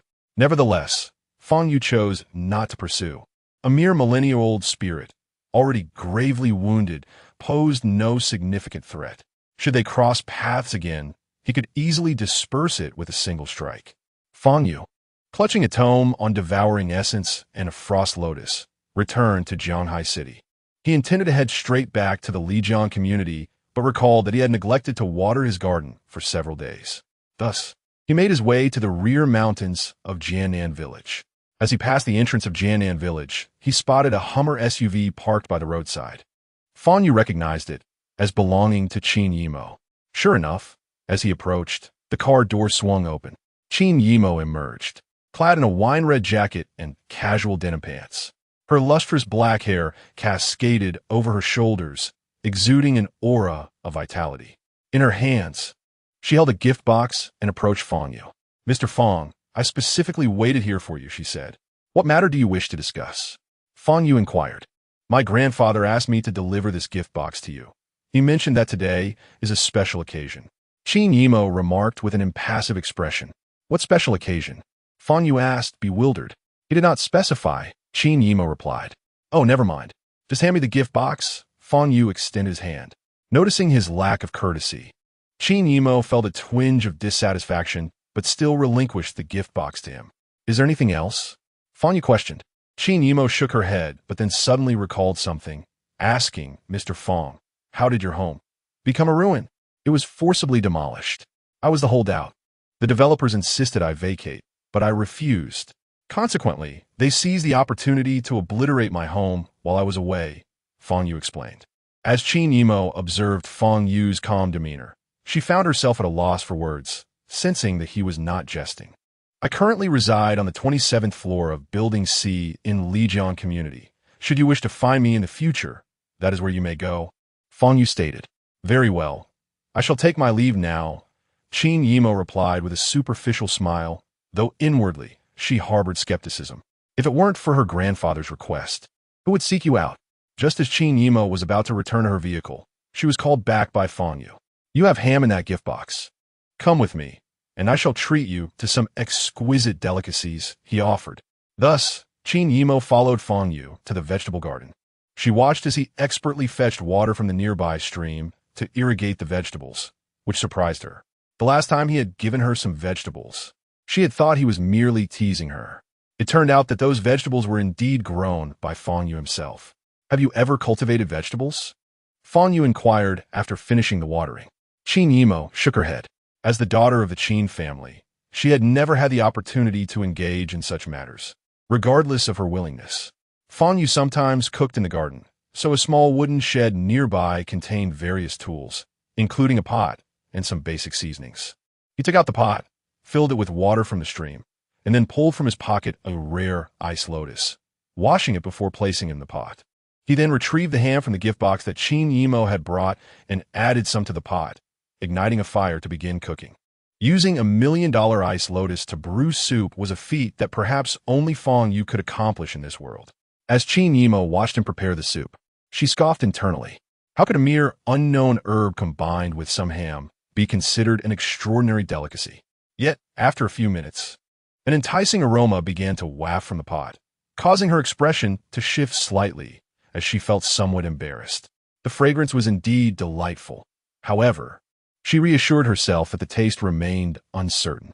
After several more minutes, the aroma intensified, and though Qin Yimo was not particularly hungry, her stomach unexpectedly rumbled in response to the enticing scent. How could a soup made from just ham and a single herb smell so incredible? Mr. Fang, is it ready yet? She asked, her cheeks tinged with a hint of embarrassment. Not yet. It needs to simmer for at least an hour, Fang Yu replied. As time passed, Qin Yimo found herself staring blankly, swallowing hard numerous times in anticipation. Finally, Fang Yu lifted the lid of the pot, releasing the full bouquet of fragrance. Unable to contain her intrigue any longer, Qin Yimo leaned closer, eagerly watching him. Fang Yu ladled a spoonful of soup into a bowl, and she instinctively reached out. Wait, that's too much, he cautioned, pouring half the soup back into the pot. The effects contained within the ice lotus soup were too potent for an ordinary person to handle. It was imperative not to consume too much. Witnessing Fang Yu return nearly half of the already modest portion back into the pot, Qin Yimo felt her frustration mounting. Does this person truly need to be so stingy? There's still more than half a pot of soup, yet she only offers her this little. Do you have bottled water in your car? Fang Yu inquired. Qin Yimo, infuriated, gritted her teeth and nodded, her face a shade of iron. Then go fetch a bottle of water and pour it into this bowl to dilute it. The flavor will be enhanced, Fang Yu suggested. Qin Yimo found it nearly impossible to maintain her basic civility. I genuinely mean it. You'll know once you try, Fang Yu insisted.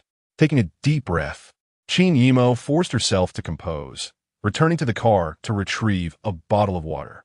With a sense of resignation, she poured the water into the bowl, transforming the less than a third full soup into a brimming bowl. What flavor is left? What a joke. Qin Yimo's eyes glistened with barely contained anger. After an agonizing hour of waiting, this was all she could drink, diluted soup. Yet, in the end, she suppressed her displeasure and took a small sip. It's delicious. She took another sip. How could it still taste so good after being diluted? In just a few gulps, Qin Yimo finished the soup, savoring every drop. If it was this delightful when diluted, how much better would it be undiluted? She glanced at Fang Yu, yearning for a bit more. But at that moment, Fang Yu was cradling the pot and drinking directly from it. Qin Yimo trembled with rage, her chest heaving. "I'm leaving," she declared, turning on her heel without looking back. If she lingered any longer, she would not only starve but also boil over with anger. "I'm not denying you. It's just that if you drink too much, your body won't handle it," Fang Yu called out behind her. "Won't handle it? Why can you drink straight from the pot? Yet I can't have more than a little. Stingy is stingy. There is no need for excuses." Qin Yimo fumed as she hastily returned to the car, pressing the accelerator and driving away. That Fang Yu was nothing but shameless, brazen, lecherous, and miserly. Upon returning home, she resolved to tell her grandfather never to let her meet Fang Yu again. In the afternoon, Fang Yu arrived at school and spotted Lu Fatty's silhouette on the first floor. Over the past 2 years, Lu Fatty had been the only person Fang Yu could converse with at school, considered friend. However, they hadn't seen each other much recently, nor had they communicated. Thus, Fang Yu approached and patted Lu Fatty on the shoulder to greet him. Lu Fatty appeared startled, his whole body trembling, his head retracting slightly. Observing this reaction, Fang Yu frowned. Upon closer inspection, Fang Yu noticed Lu Fatty's face was covered in bruises. His left eye was swollen and bruised, and there was bandaging on his forehead. Fang Yu." Lu Fatty looked at Fang Yu, his gaze evasive. "Who did this to you?" Fang Yu's expression turned icy as he questioned. Chapter 46. I do not require learning. Lu Pengzi forced a smile and said, "Who got hit? I merely tripped and fell yesterday afternoon. Can a mere fall cause such bruising around the eye?" Fang Yu remarked, narrowing his eyes slightly. "It just so happened that I bumped my eye." Lu Pengzi's face flushed crimson. He stammered. Fang Yu remained silent, his gaze fixed intently on Lu Pengzi. Under Fang Yu's penetrating stare, Lu Pengzi displayed signs of struggle, ultimately deflating, and muttered, "It was Han Zixian from the school Sanda Association." Han Zixian? Fang Yu had never heard of this individual. "Why did he strike you?" he inquired, frowning.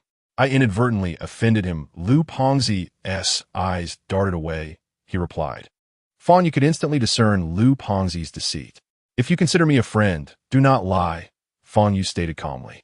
Lu Pengzi looked at Fang Yu, hesitating for a moment before finally sighing and recounting the events. Han Zixian was a close associate of He Donglin, who had recently learned that He Donglin had been injured by Fang Yu and subsequently transferred schools. Consequently, Han Zixian gathered a group to confront Fang Yu in the elite class for revenge on behalf of He Donglin. However, Fang Yu had fortuitously been absent from school that afternoon. Han Zixian, unwilling to leave empty-handed, had inquired and discovered Lu Pengzi's close ties with Fang Yu. Thus, he sought out Lu Pengzi in Class 2, resulting in Lu Pengzi receiving a beating. "You injured my brother and forced him to transfer. Unable to locate your brother, I had no choice but to vent my frustrations on you. Moreover, tell Fang Yu that I will inevitably find him. A man should not constantly hide. Come to the Sanda Association, and we shall resolve this matter in the most equitable manner."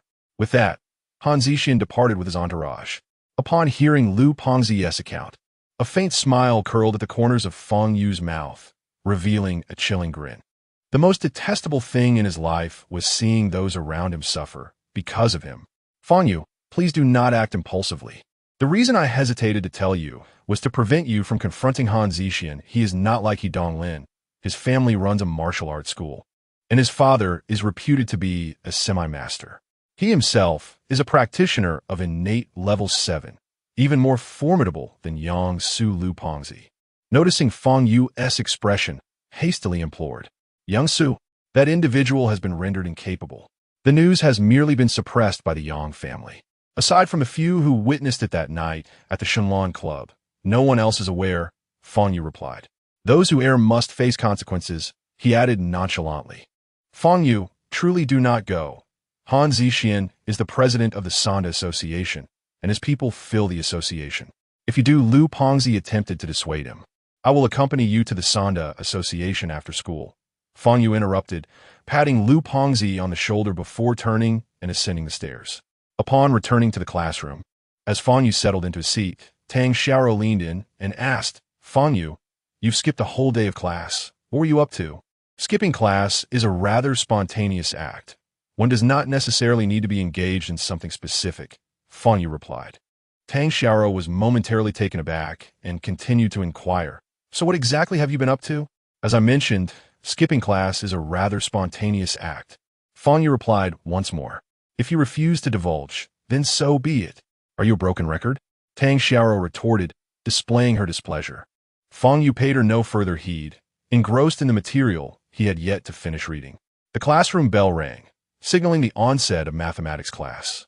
Mr. Hubo, the math teacher, entered the classroom and cast a glance at Fang Yu's seat, emitting a disdainful huff. He noted that Fang Yu had been absent during both yesterday afternoon's and this morning's classes without submitting a leave of absence, thus constituting truancy. Mr. who despised students who skipped classes, perceiving it as a blatant disrespect towards him, and Fang Yu's absence particularly irked him. Fang Yu had been transferred to a key class following an extraordinary examination performance, a decision Mr. Hu vehemently opposed. Although no discrepancies were found during the paper review, Mr. Hu remained convinced that Fang Yu had employed some dubious method. He firmly believed that a student who had consistently maintained an average standing for over 2 years could not possibly achieve the top score in the entire grade. Learning is a gradual process, not something that can be accomplished in a single leap. The emergence of a student like Fang Yu could have a profoundly detrimental psychological impact on those who were genuinely diligent in their studies. Mr. Hu's gaze bore down on Fang Yu, who appeared engrossed in extracurricular reading, further fueling his ire. I advise some students not to assume that one good score grants them the liberty to disregard their studies. Moreover, that score may not even reflect your true capabilities. He scoffed, his eyes fixed on Fang Yu. Consequently, the entire class turned to observe Fang Yu, anticipating an entertaining spectacle. The math teacher had taken it upon himself to address Fang Yu directly. Surely he wouldn't dare to ignore him now. Fang Yu remained oblivious, seemingly impervious to Mr. Hu's words. Unable to contain his frustration any longer, Mr. Hu slammed his palm on the podium and exclaimed, Fang Yu, I am referring to you. What is this attitude? When a teacher is speaking to you, you continue to read something extraneous. Do you think this is your home? This is a classroom, a place for learning. Tang Xiaoro gently nudged Fang Yu's shoulder and whispered, Fang Yu, Mr. Hu is speaking to you. Fang Yu finally lowered his reading material, met Mr. Hu's gaze, and declared, I do not need to study. This declaration elicited bewildered expressions not only from Mr. Hu, but from the entire class. Not need to study? Such audacity was utterly laughable. One could hardly imagine even an academician from the Chinese Academy of Sciences making such a claim. Fang Yu, a mere high school student, uttered this statement, provoking both incredulity and amusement. Mr. Hu, equally infuriated and bemused, retorted, Are you implying that you comprehend everything? Fang Yu offered no response. Very well. Today, I shall grant you an opportunity to demonstrate your knowledge before the entire class and ascertain whether you truly understand everything. Mr. Hu sneered, seizing a piece of chalk and turning to inscribe a problem on the blackboard. As soon as the problem was revealed, several students gasped in shock. It was the final question from this year's High School Mathematics Olympiad, renowned as the most challenging in history. The students participating in the competition were unable to answer perfectly. Ha ha! The more challenging, the better. I yearned to witness Fang Yu standing at the podium, chalk in hand, utterly at a loss. No need for study. His boasts have soared to the heavens. It is precisely time for the mathematics teacher to set him straight. I believe he wouldn't dare to take the stage. Wouldn't that be self-degradation? This question, uploaded online, has left many math prodigies at their wits' end, with some even asserting that the problem itself is flawed. Upon seeing the question posed by Hubo, the classroom was abuzz with excitement, as nearly everyone reveled in the prospect of Fang Yu's humiliation. However, upon glancing at the problem, Tang Xiaoro's expression shifted dramatically. This question is far beyond the capabilities of high school students. Hubo has clearly devised this question to challenge Fang Yu. Mr. Hu, this is a specialized Olympiad problem. How can we high schoolers possibly solve it? Tang Xiao stood, her face flushed crimson, exclaiming, If you can't solve it, then don't boast so grandly. Do you truly believe yourself to be invincible? A saying goes, in the mountains of books, diligence is the path. In the sea of knowledge, hard work is the vessel. Hubo glared at Fang Yu, declaring. Fang Yu gazed at the problem on the blackboard, seemingly deep in thought. The surrounding students, observing his demeanor, mockingly remarked, everyone quiet down. Our deity Fang Yu is contemplating. Perhaps he will truly take the stage and solve the problem. At this, the class fell silent for a moment before erupting into a chorus of derisive laughter. I'll say this, if Fang Yu manages to solve this problem, I'll live stream myself doing a handstand while defecating. A boy bellowed. His proclamation escalated the atmosphere to a fever pitch. Fang Yu, please take the stage and solve the problem. We are genuinely eager to see how you would manage the handstand. Many boys jeered. Defecating while doing a handstand? How extravagant. I prefer authenticity. If Fang Yu solves that problem, I'll live stream eating feces. Another boy shouted. The classroom erupted into yet another bout of laughter. Amidst this cacophony, Fang Yu continued to fixate on the problem on the blackboard, his brow furrowed. After approximately 20 seconds, his frown relaxed, and he rose to approach the podium. Chapter 47. Absolutely unacceptable. The once boisterous classroom fell into a notable silence. Under the watchful gaze of his peers, Fang Yu ascended the podium, grasped a piece of chalk, and commenced his explanations. Hubo, with furrowed brows, scrutinized each character inscribed by Fang Yu on the blackboard. To his astonishment, Fang Yu appeared to genuinely comprehend the problem. The initial formulas he presented seemed to be undeniably correct. Yet, how difficult could it be to list a few formulas? I could do that too. The most challenging aspect of this problem lies in the proof of the theorem at the end. The preceding parts are manageable, and many students can solve them. Just wait. Fang Yu is bound to hit a snag soon. The students below fixated on Fang Yu, whispering amongst themselves. He wrote on the blackboard without a moment's pause. Remarkably, he managed to derive complex calculations instantaneously, without any tools. Several students verified his computations with calculators, confirming that there were no errors. As time progressed, half of the blackboard was filled with the solution process. The eyes of the class widened in disbelief, their expressions shifting to astonishment. Gradually, they could no longer comprehend what Fang Yu was writing. The formulas and proof methods he employed were entirely foreign to them.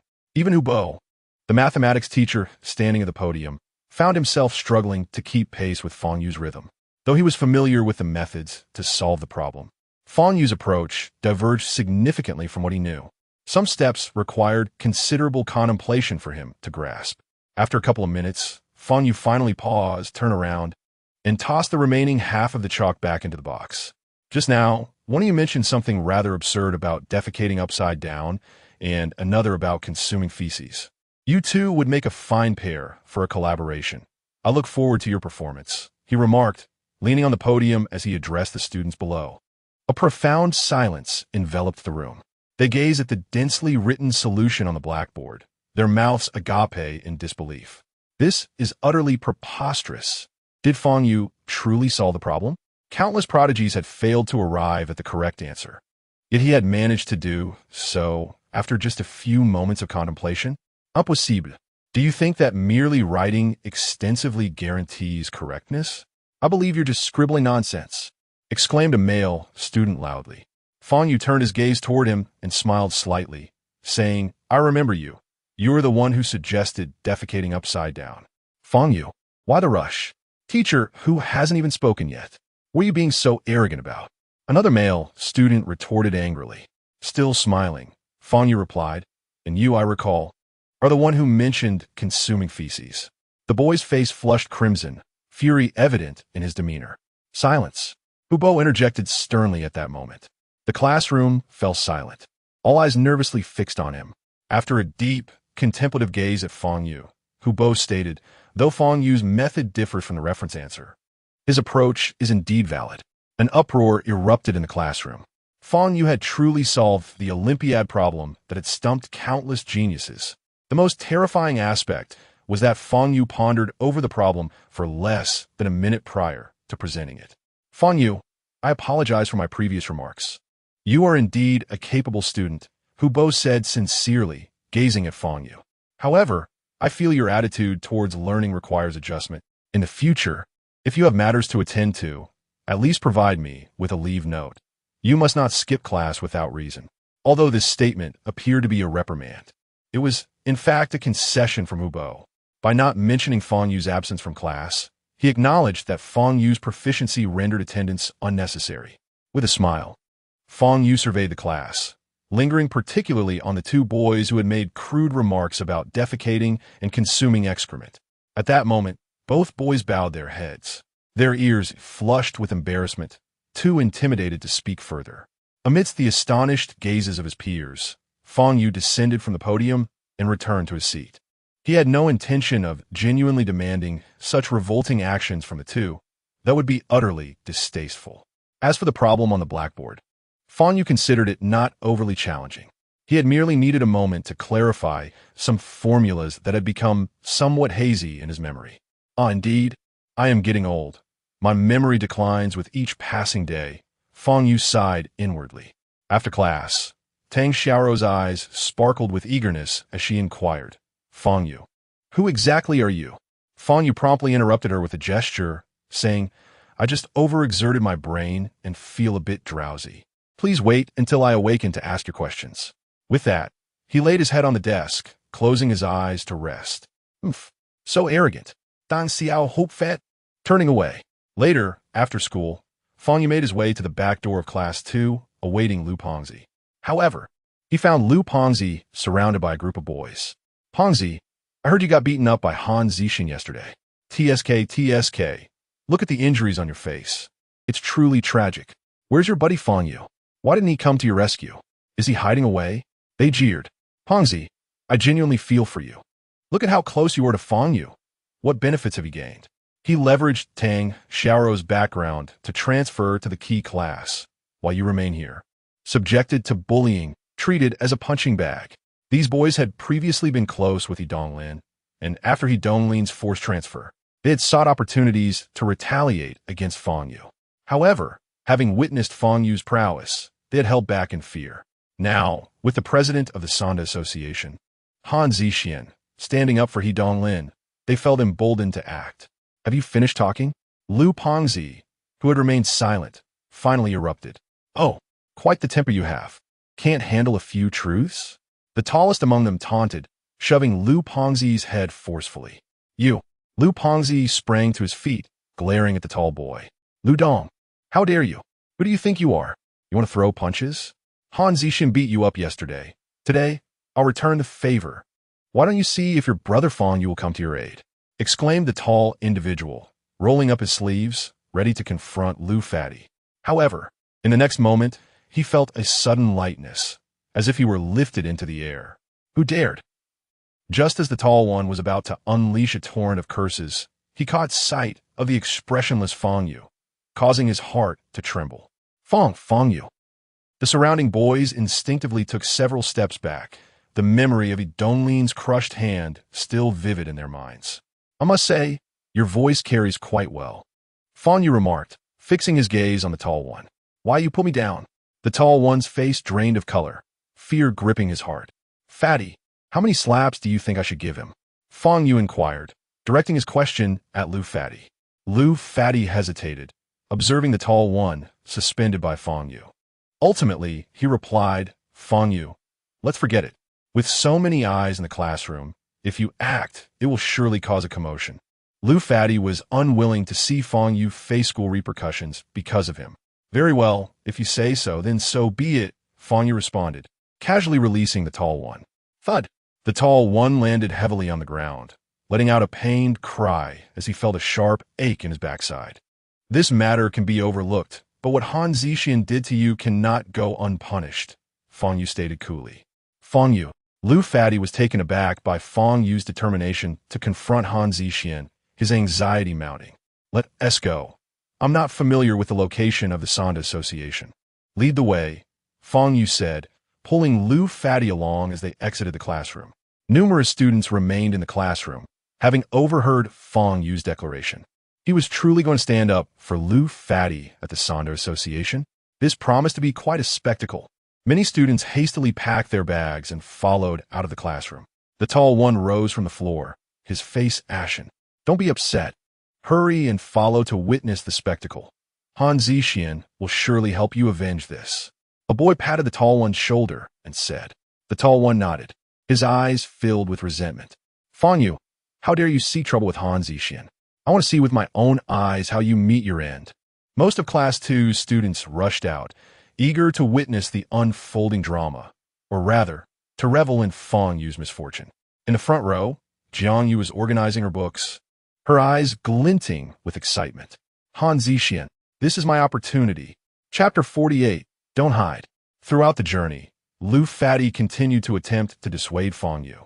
However, Fang Yu paid him no heed, and the two ultimately arrived at the activity room of the Sanzhou Association located on the first floor. Inside, a dozen students clad in martial arts uniforms were seated on the floor, attentively listening to a tall, crew-cut young man demonstrating techniques before them. That was Han Zixian. Lu Fadi informed Fang Yu. Fang Yu cast a sidelong glance at Han Zixian, narrowing his eyes slightly. Han Zixian, in turn, noticed the entrance where Lu Fadi and Fang Yu stood, a smirk of mockery curling his lips. Today, we shall not continue with the lecture. Instead, I will personally conduct a practical demonstration, allowing everyone to learn up close, Han Zixian announced to the seated members of the association. With that, he strode toward the entrance, halting in front of Fang Yu. So, you are Fang Yu? Han Zixian assessed him with a disdainful gaze. A practitioner of the 5th level of innate martial arts was hardly a concern in his eyes. I hear you were looking for me, Fang Yu remarked. Han Zixian squinted at him, a cold smile gracing his features. I recently learned that he Donglin transferred schools due to injuries inflicted by you. As his good brother, it is only natural for me to seek vengeance on his behalf, is it not? Quite natural, Fang Yu nodded. However, you ought to have come directly to me instead of taking your frustrations out on Lu Dong. An instant of fury ignited in Han Zixian's eyes as he replied in a low voice. Did you not also harm my brother? I am merely returning the favor. Han Zixian's mood was particularly foul of late. His father had been grievously injured while fulfilling a commission and now lay in a hospital's intensive care unit. Witnessing his father's frail form on the hospital bed fueled Han Zixian's desire for revenge. Yet he understood that the individual capable of injuring a master of the half-step realm was not someone he could confront lightly. Thus, his seething anger and resentment remained unvented. Yesterday, he had received a call from Donglin, only to discover that Donglin had been injured by Fang Yu and was compelled to transfer. Who did this? Han Zixian inquired. It was Fang Yu. Fang Yu from Class 2 of the 3rd year. Zixian, if you consider me a brother, you must help me take revenge, Donglin urged. Why did you not inform me sooner? You need not transfer. I would have dealt with that Fang Yu for you, Han Zixian replied. My father insisted I transfer and warned me not to provoke Fang Yu again. But the more I think about it, the more frustrated I become. I cannot swallow this grievance. I dream of avenging myself upon that scoundrel Fang Yu, Donglin expressed bitterly. Rest assured, Donglin, I have been looking for an outlet for my frustrations lately. I shall deal with Fang Yu and ensure he kneels to apologize to you. Await my news, Han Zixian replied coldly. At that moment, as he gazed at Fang Yu, Han Zixian's eyes grew increasingly frigid. Today, he would ensure that Donglin's grievances were avenged. Fang Yu, since you have dared to come here, it signifies your acceptance of my declaration of war. Let us engage in a fair battle on the arena. You're not afraid, are you? Han Zixian's eyes glinted coldly as he spoke. The activity room had been arranged with a fighting platform, where the sparring association regularly practiced their combat skills. At this moment, the students from Class 2, who had come to witness the spectacle, were present just in time to hear Han Zixian's words. All eyes turned to Fang Yu, awaiting his response to Han Zixian's challenge. Very well. Fang Yu nodded affirmatively. The group of students behind him initially displayed expressions of astonishment, which soon morphed into ridicule. Fang Yu was truly oblivious to the peril he faced. His opponent was none other than Han Zixian. Han Zixian, the young master of the Han family martial arts school, was a formidable practitioner of the 7th level of innate martial arts. Furthermore, Han Zixian specialized in free combat, making the arena his domain, his stage. Fang Yu's willingness to step onto it was akin to courting death. Fang Yu Lu Fadi's complexion turned pale as he tugged at Fang Yu's arm. Ah, Ludong, you seem quite frightened. Rest assured, today, since Fang Yu has arrived, my target for a beating will be him, not you. Han Sixian sneered. Fang Yu strode forward, stating, "Let us ascend the arena swiftly. I am pressed for time." Han Zixian was taken aback by Fang Yu's composure and even his insistence to hurry to the arena, causing a brief halt in his smile. However, his gaze quickly hardened with malice. "How dare you act so nonchalantly before me? Soon, you shall comprehend the chasm of our strengths." Before the eyes of the crowd, they ascended the arena. "President, give it your all. Knock this kid down. President, you are the best." The shouts of the association members echoed from the sidelines, with half being boys and the other half girls. They fervently cheered for Han Zixian, especially the girls, their gazes filled with adoration. Their choice to join the Free Combat Association was driven by the desire to be closer to the tall, handsome, and capable Han Zixian. "Han Zixian, go for it!" A boy among the spectators from Class 2 led the chant. Soon the entire group of Class 2 students joined in. "Han Zixian, go for it! Bring Fang Yu down!" The atmosphere was charged with cheers, with everyone rallying behind Han Zixian. "It seems many harbor disdain for you," Han Zixian remarked mockingly. Fang Yu remained silent, arms crossed behind his back, standing upon the arena. "It is quite a failure to be as despised as you are," Han Zixian lamented theatrically, shaking his head. Fang Yu furrowed his brow and replied, "You do talk quite a bit." Han Sixian smiled, saying, "I speak so much in advance because I fear you might faint and miss it all later." Fang Yu grew increasingly impatient. "If you do not remove your hand soon, you shall have no opportunity left." Han Zixian, seeing Fang Yu still with his hands behind his back, said coldly, "Fighting you requires no hands." Fang Yu replied nonchalantly. This declaration sent a wave of astonishment rippling through the activity room. Was Fang Yu truly this arrogant? The opponent is Han Zixian, who audaciously claims he does not need to use his hands. Such arrogance transcends mere hubris. It borders on folly. The consequence of such pretentiousness is to provoke Han Zixian, resulting in an even more severe beating. Indeed, upon hearing those words, the smile on Han Zixian's face vanished in an instant, replaced by a chilling aura of lethal intent. As the young master of the Han family martial arts dojo and a rising genius in the martial arts world of Jianghai City, he had never been challenged in such a manner. He vowed he would not relent until Fang Yu was brought to his knees, begging for mercy. "Fang Yu, you are courting disaster."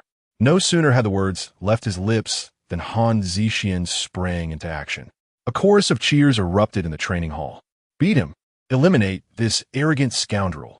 Jiang Yu stood amidst the crowd, her gaze icy as she watched Fang Yu on the stage. If Han Zixian could defeat Fang Yu, she believed she might salvage her father's position. After all, Han Zixian had once pursued her, only to be spurned. At that time, she had looked down upon him, a mere martial arts enthusiast, and had set her sights on dating a wealthy heir, choosing He Donglin instead. Yet now she understood that strength is the ultimate truth. On the stage, Han Zixian had already approached Fang Yu, delivering a rapid series of punches. The Han family's martial arts were renowned in the martial world, characterized by their speed, precision, and ferocity.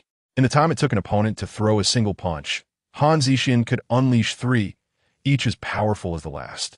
At his age, he had remained undefeated throughout Jianghai City, relying solely on this formidable skill. Swish, swish, swish. The air crackled with the sound of his fierce punches. Yet, Fang Yu stood with his hands behind his back, effortlessly evading Han Zixian's blows. His movements were minimal, yet each time he expertly sidestepped Han Zixian's attacks. Although Han Zixian could throw 3 punches in a second, he could not even graze Fang Yu's clothing. After a barrage of over 10 punches without success, Han Zixian's expression shifted, sensing something was amiss. Gritting his teeth, he summoned his strength for another full-force assault. This time, his speed surpassed that of his previous attempts. However, Fang Yu seemed to possess an uncanny foresight, effortlessly sidestepping each of Han Zixian's strikes. "What kind of skill is it to keep dodging? If you have the guts, throw a punch," shouted a member of the association from the audience. Indeed, fighting honorably in the arena, yet only evading, that is hardly manly, added a female member. "Fang Yu, if you have the courage, Confront Han Zixian head-on. The group of onlookers urge from the back. Chapter 49. Yang Jian emerges from seclusion. A grand bounty is bestowed. A total of 300 rewards. First come, first served. As you wished. After skillfully evading Han Zixian's punch once more, Fang Yu's lips curled into a subtle smile as he suddenly lifted his foot and delivered a powerful kick to Han Zixian's abdomen. Lost in his offensive fervor, Han Zixian's expression shifted drastically, leaving him no time to defend himself. Han Zixian let out a wretched cry, hurtling backward, crashing through the ropes surrounding the arena, and colliding heavily with the wall behind, producing a dull thud. Bang! Han Zixian lay sprawled on the ground, blood pooling beneath his face. The room fell into a profound silence. Was this the conclusion? All eyes widened as they beheld Fang Yu, standing with his hands clasped behind his back atop the stage. Then, they shifted their gaze to the fallen Han Zixian, who continued to bleed profusely. They rubbed their eyes, thinking they had misperceived the scene. Yet, the anguished cries from Han Zixian confirmed the reality of the unfolding events. The scion of the Han family martial arts school, a prodigy of martial arts, Han Zixian, who had reached the innate 7th stage, was vanquished by a single kick from Fang Yu. Expressions transformed, filled with shock and trepidation. They had anticipated witnessing Fang Yu's dismal fate, yet instead, they were confronted with Han Zixian's pitiful state. This outcome defied every expectation, especially for Jiang Yu, whose face turned ashen. She had envisioned Han Zixian triumphing over Fang Yu, allowing her to devise a plan to be with him, compelling Fang Yu to restore Jiang Jinlong's position. But now her scheme lay in ruins. Han Zixian was no match for Fang Yu. President. At this moment, the members of the Sanda Association finally regained their senses and rushed to Han Zixian's side, assisting him to his feet. Han Zixian muanid in agony, blood streaming from his nose and mouth. He glared at Fang Yu with a mixture of astonishment and unending resentment. How could he be reduced to such a state before so many eyes? For someone with such a strong sense of pride, this was an unspeakable humiliation, especially as he observed Fang Yu's nonchalant demeanor, seemingly dismissive of him. Han Zixian's fury boiled over. Yet, he recognized that he had indeed underestimated Fang Yu's prowess. The force behind that kick was utterly terrifying. I may not be your equal, but that does not imply I cannot contend with you. Han Zixian's eyes burned with malice as he gestured to a nearby association member to retrieve his phone. Upon receiving the device, he stifled his abdominal pain and dialed a number. Hello, Brother Chow, it's Zixian. I've encountered a bit of trouble. Could you possibly come to my school? You're nearby? That's splendid. After hanging up, Han Zixian directed a gaze filled with venomous hatred toward Fang Yu, stating, Fang Yu, you seem rather arrogant. How about you stick around? Once my senior from the Han family martial arts school arrives, I will ensure you pay for this. Fang Yu's smile broadened as he replied, Did we not agree to a fair fight? Why the sudden call for reinforcements? Han Zixian, already seething with indignation, felt as though he might spew blood upon hearing Fang Yu's taunt. Yet he bore the indignation within him. Having been so thoroughly beaten, his pride had withered away. All he desired was for Fang Yu to pay a price, to kneel and beg for mercy, thus restoring his honor.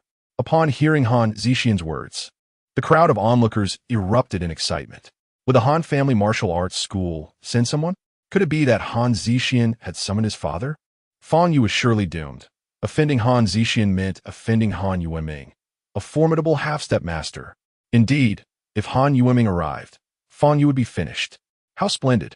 Fang Yu was finally going to meet his end. Upon hearing the name Han Yueming, Fang Yu understood. Han Zixian was indeed the son of Han Yueming. A faint smile crept across Fang Yu's face as he found the situation amusing, and he chose to sit down in the arena. I await your arrival, he declared. Seeing Fang Yu seated, Han Yueming's eyes glimmered with delight. Excellent. He had feared that Fang Yu would leave prematurely. As long as Fang Yu remained, he would have the chance to reclaim his dignity.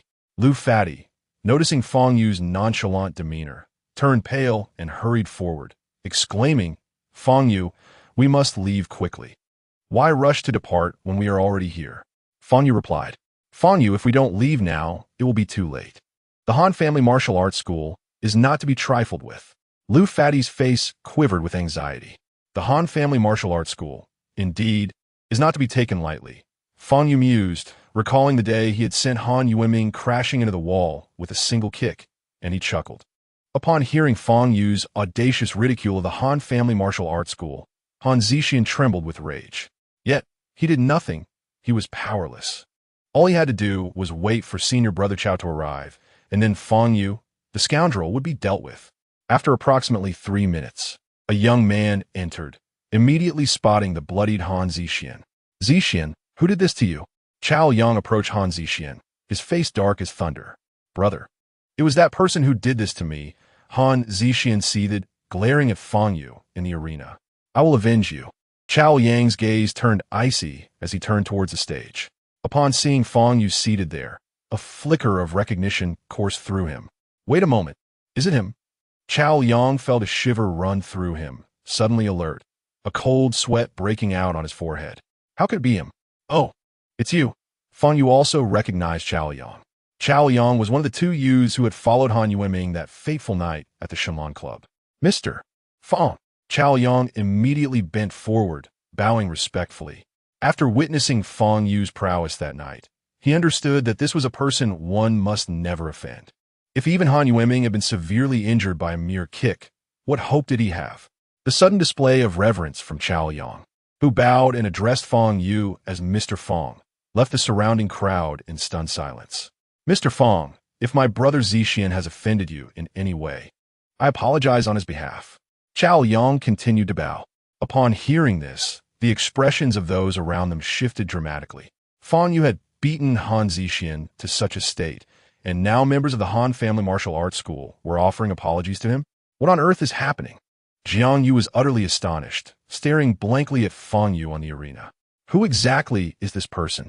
Senior brother, how could you? Han Zixian was equally dumbfounded, gazing incredulously at Chao Yang. Shut your mouth. Come here quickly and apologize to Mr. Fang. Gao Liang Bao Lao. Apologize to Fang Yu? Han Zixian's eyes brimmed with resentment. After being beaten to such a state, he was expected to apologize? Absolutely not. Senior brother, I do not know the nature of your relationship with him, but I will inform my father directly about this matter, and he will. Han Zixian continued speaking. Chao Yang stepped forward, seizing him forcefully. Senior brother Chao, what do you mean by this? I will never apologize to this bastard. Han Zixian fouted ludely. Chao Yang's complexion darkened severely as he replied. Your father was grievously injured by him with a single kick. At this revelation, the entire venue was stunned. Fang Yu had actually inflicted severe injury upon Han Yueming. That was a half-step grandmaster, a being second only to a martial arts master. Han Zixian was left speechless. He only knew his father had been hurt, but he was unaware that the one who had harmed him was Fang Yu. Han Zixian felt darkness envelop him, and he fainted on the spot. For him, losing consciousness was the best outcome in this dire situation. Chao Yang's face turned pale, yet he continued to bow deeply to Fang Yu, not daring to rise. Tomorrow, have him come to class 2 and apologize to Lu Dong in front of everyone. If he fails to do so, Fang Yu spoke coolly. I will ensure it is done. I will ensure it is done. Gao Liang Ziplit Vipit then. That is well. Let's go, fatty. Fang Yu said as he leaped down from the arena, amidst the astonished gazes of the surrounding crowd, placing his arm around Lu Fatty's shoulder as they exited. The crowd, initially clustered at the back, parted to grant Fang Yu a clear passage. In their eyes, Fang Yu had transcended the status of an ordinary student. He had become a demon. In the mountains of western Jiangnan, beneath a waterfall, a figure stood resolutely, allowing the powerful torrent to strike his body. After approximately 3 hours, he emerged from beneath the waterfall. Before him, on a rock, stood an elderly man clad in a purple robe. The old man appeared aged, yet his eyes were sharp as thunder, making it difficult for ordinary individuals to meet his gaze. You have just stepped into the realm of Grandmaster. Your foundation is unstable and should be consolidated for a while, the elder remarked. I must go out, the youth replied. Are you certain? The elder raised an eyebrow. Certain. My brother has been grievously injured, and my parents and sister are afraid to return home. If I do not go back, the Yang family will collapse. The youth responded coldly.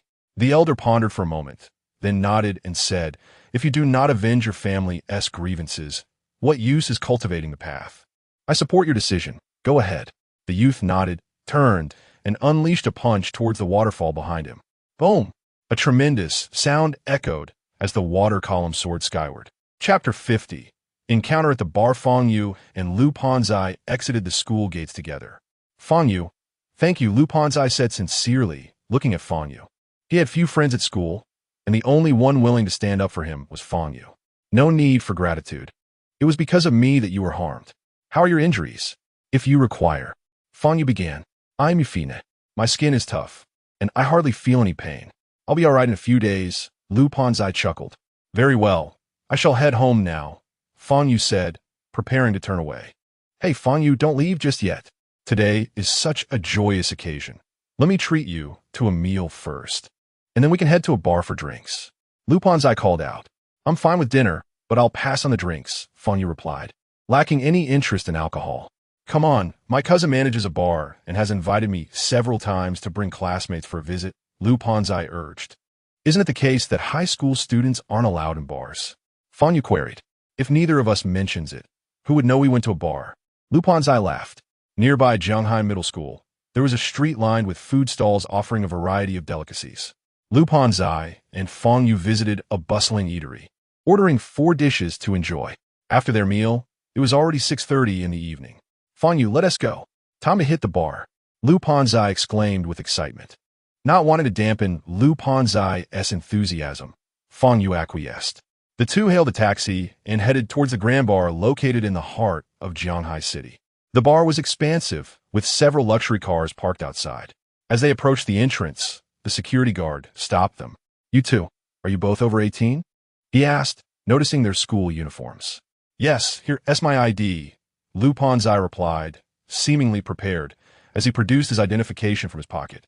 The guard then turned to Fang Yu and inquired, "What about you?" "I didn't bring my ID, but I assure you I am definitely over 18, Fang Yu stated. The guard scrutinized Fang Yu, seemingly skeptical, as Fang Yu appeared younger than Lu Panzai. After a moment's hesitation, however, he allowed both of them to enter. Upon entering the bar, Lu Panzai began to look around with wide-eyed wonder, his excitement palpable. The dazzling lights and pulsating music created an electrifying atmosphere, and the spacious dance floor was alive with energy. Most captivating of all, the bar was filled with alluringly dressed women, leaving Lu Panzai momentarily speechless. It was his first visit to a bar, and everything felt new and exhilarating, particularly the presence of the beautiful women. Lu Panzai and Fang Yu found a relatively quiet corner to sit down. "I'm going to find my cousin. Please wait for me here," Lu Panzai said before getting up and leaving. Bored, Fang Yu surveyed his surroundings and noticed a woman seated alone at the bar not far away. She wore a fitted white shirt atop a sleek black pencil skirt, her long legs accentuated by sheer black stockings, perfectly framing her stunning figure. Certainly, her attire, compared to the other women in the bar, could only be deemed modest. Yet, her striking beauty captivated the attention of numerous men nearby. However, Fang Yu was not preoccupied with her clothing, but rather her visage. Could it be Ding Ran? The English teacher from the honors class, Ding Ran. Since transferring to the honors class, Fang Yu had attended several of her lessons and found her demeanor to be quite gentle and reserved. It was unexpected to encounter her in such an establishment. Yet, Fang Yu well understood the duality of human nature. Thus he merely glanced at her before averting his gaze. Lu, the rotund companion, soon returned, accompanied by a man clad in a suit. "Oh, you only brought one classmate," the man remarked, his eyes narrowing with a hint of disdain upon noticing that Fang Yu was the sole occupant at the table. He had instructed Lu Dong to bring along a group of classmates, as that would significantly enhance his performance through increased bar patronage. However, Lu Dong had only brought one classmate, who appeared to be rather ordinary and clearly not affluent. "Fang Yu, this is my cousin, Luo Yang," Lu introduced. "Hello." Luo Yang managed to smile at Fang Yu before turning to Lu Dong and saying, "Dong, why don't you and your classmate just enjoy yourselves here? I must attend to other guests." "Wait a moment, cousin. This is our first time in a bar, and we are uncertain about what to drink. Could you recommend something?" Lu Dong inquired. "Haha, you two students, What do you need alcohol for? Perhaps some soft drinks would be more suitable and economical. Luo Yang responded with a chuckle. Now that we are at a bar, how can we not indulge in some drinks? Please recommend something quickly, Lu Dong insisted. A dong. I'm truly quite busy. You can figure out yourself. I must take my leave, Luo Yang said before turning away. Lu Dong felt somewhat awkward and turned to Fang Yu, saying, Fang Yu, why don't you take a look at the drink menu? Fang Yu picked up the drink list and glanced over it. The prices for whole bottles of foreign wines and spirits started at over 1,000 yuan. Such prices were clearly beyond Lu Dong's means. Let us have 2 Long Island iced teas, he suggested, as this was the most affordable cocktail at the bar, priced at 60 yuan per glass. All right, Lu Dong replied eagerly as he hurried to the bar to place the order. After a brief moment, their Long Island iced teas arrived, and the two sat quietly at the table, sipping their drinks.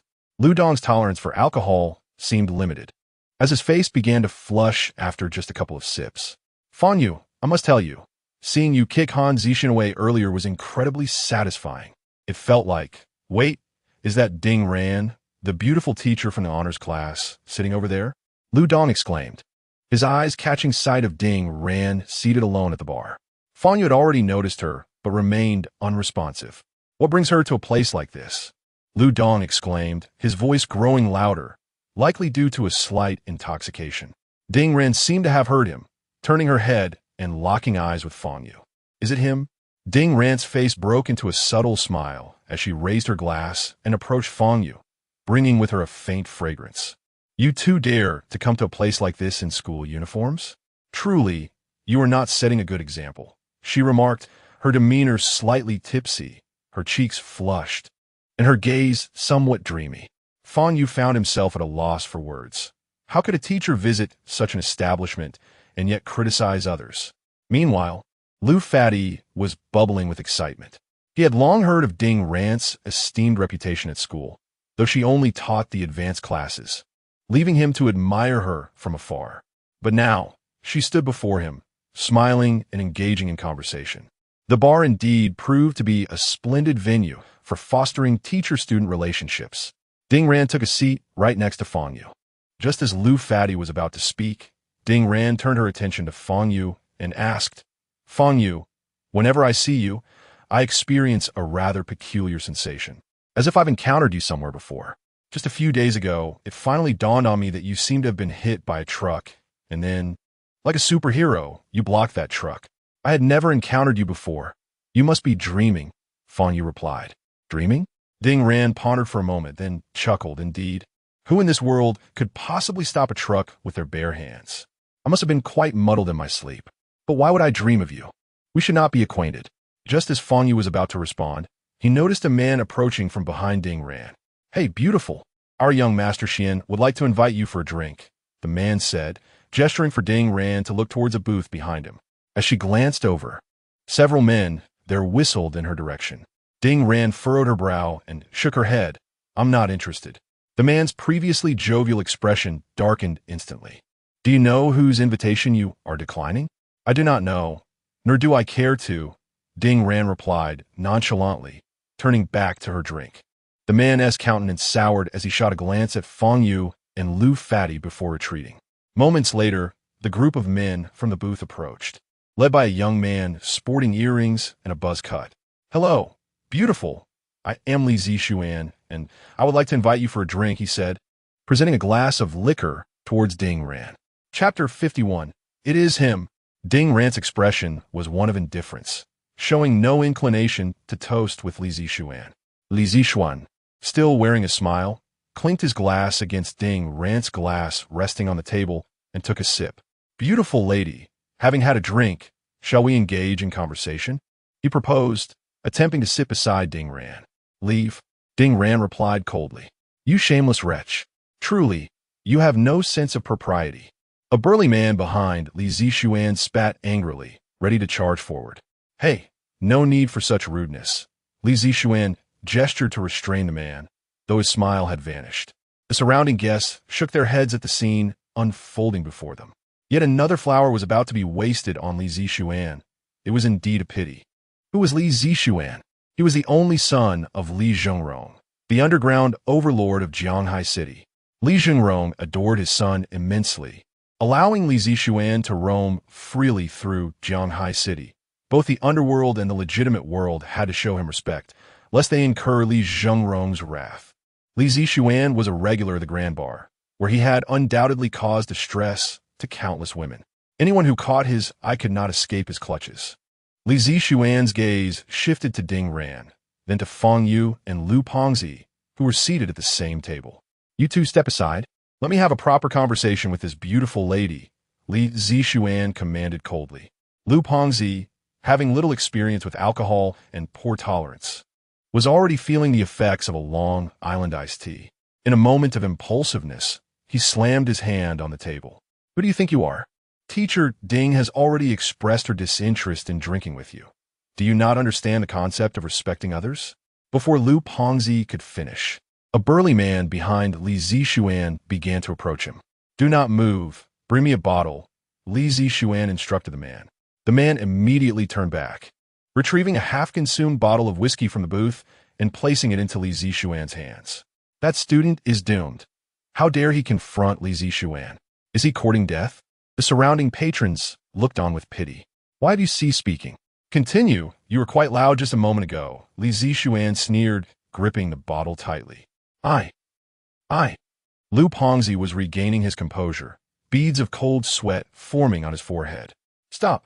Ding Ran cried out, her face paling. "Oh, beautiful lady. Do you have something to say?"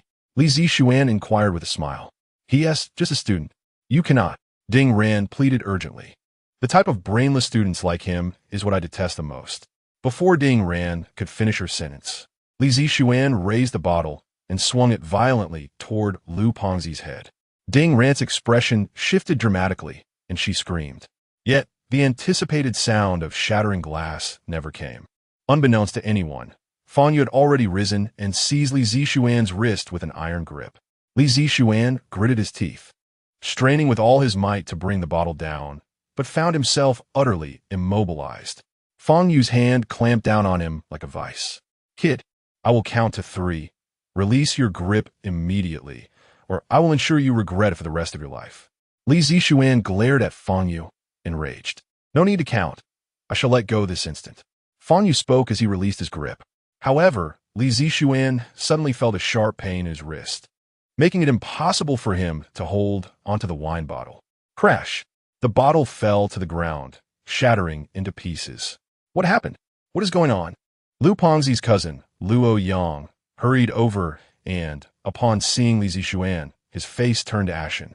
"Xian, young master Xian." Luo Yang bowed respectfully to Li Zixuan. Li Zixuan's expression was grim as he clutched his right wrist. Luo Yang raised his head and noticed Lu Pongzi and Fang Yu, his complexion turning pale. These two wretched individuals, how could they provoke Li Zixuan? "Cousin, it was them." Lu Pongzi was about to speak. "Shut your mouth." Luo Yang immediately interrupted him. "Cousin? This fat fool is your cousin?" Li Zixuan squinted slightly, regarding Luo Yang.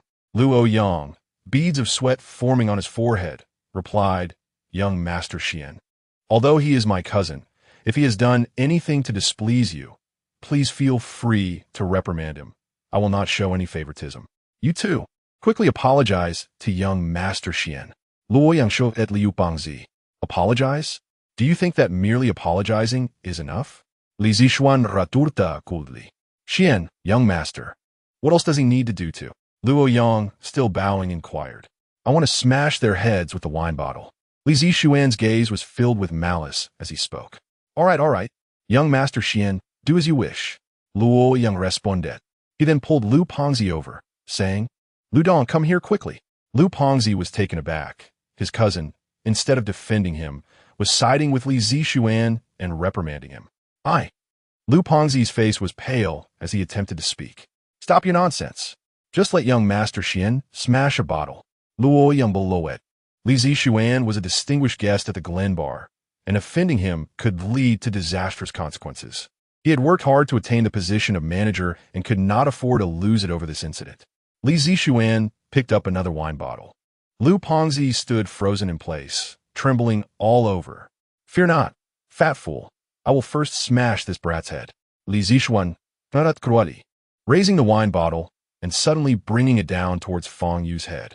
Crash! Fang Yu punched the bottle, shattering it. The red wine splattered everywhere, dousing Li Zixuan's face. Gasps of astonishment echoed around them. Can you believe he actually dared to do that? Is he tired of living? Li Zixuan touched the wine on his face. His eyes icy cold. Break his limbs. With a single command, several burly men behind Li Zixuan charged forward, menacingly targeting Fang Yu. Fang Yu, wearing an indifferent expression, stood his ground and unleashed a flurry of punches. Bam! Bam! Bam! One by one, the robust henchmen were sent flying, crashing into various corners of the bar. Cries of agony following. Witnessing this scene, the patrons around were left in shock. How could this boy in a school uniform be so formidable? He had effortlessly dispatched Li Zixuan's subordinates in mere moments. Only Li Zixuan remained before Fang Yu. Li Zixuan's countenance was grim. He had not anticipated Fang Yu's formidable prowess. However, he felt no fear. As the son of Li Zhengrong, who would dare to touch him in Jianghai City? You will undoubtedly regret your actions. Li Zixuan gazed at Fang Yu, retrieving his phone from his pocket, intending to make a call.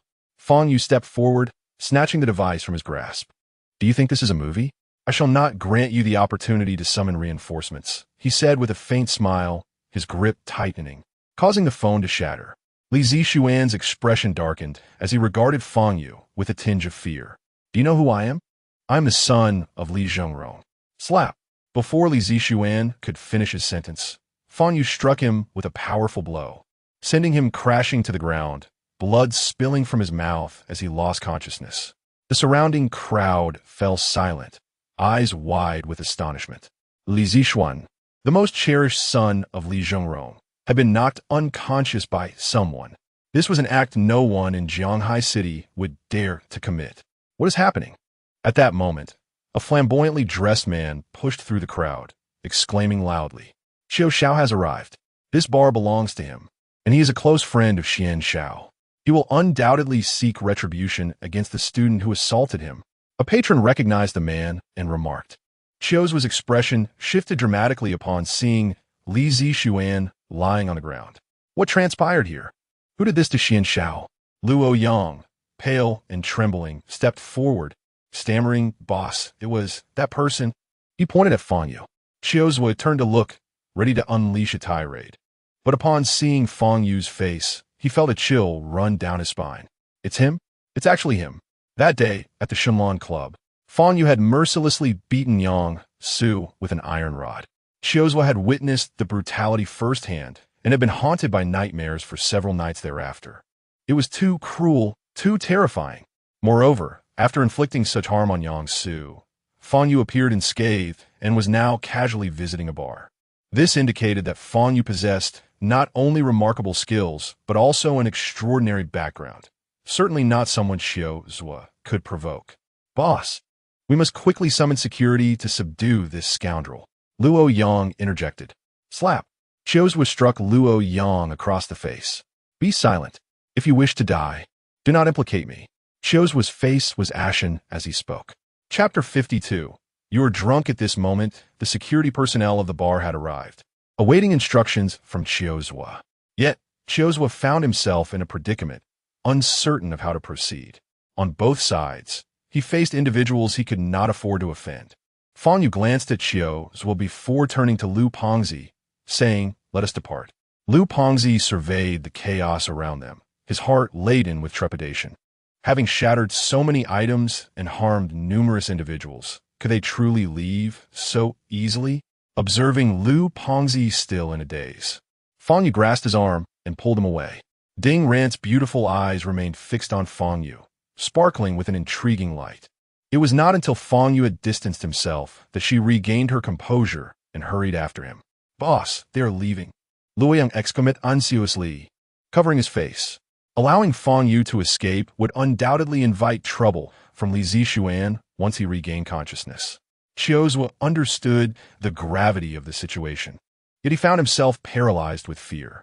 How could he dare to confront the demon that was Fang Yu? If Fang Yu were to turn around and retaliate, he would be unable to bear the consequences. Let him go, Xiao declared after a deep breath. Let him go. Boss, what about Xian Xiao? Luo Yang pleaded urgently. Slap. Another resounding blow. Did I not instruct you to let him go? Are you incapable of understanding?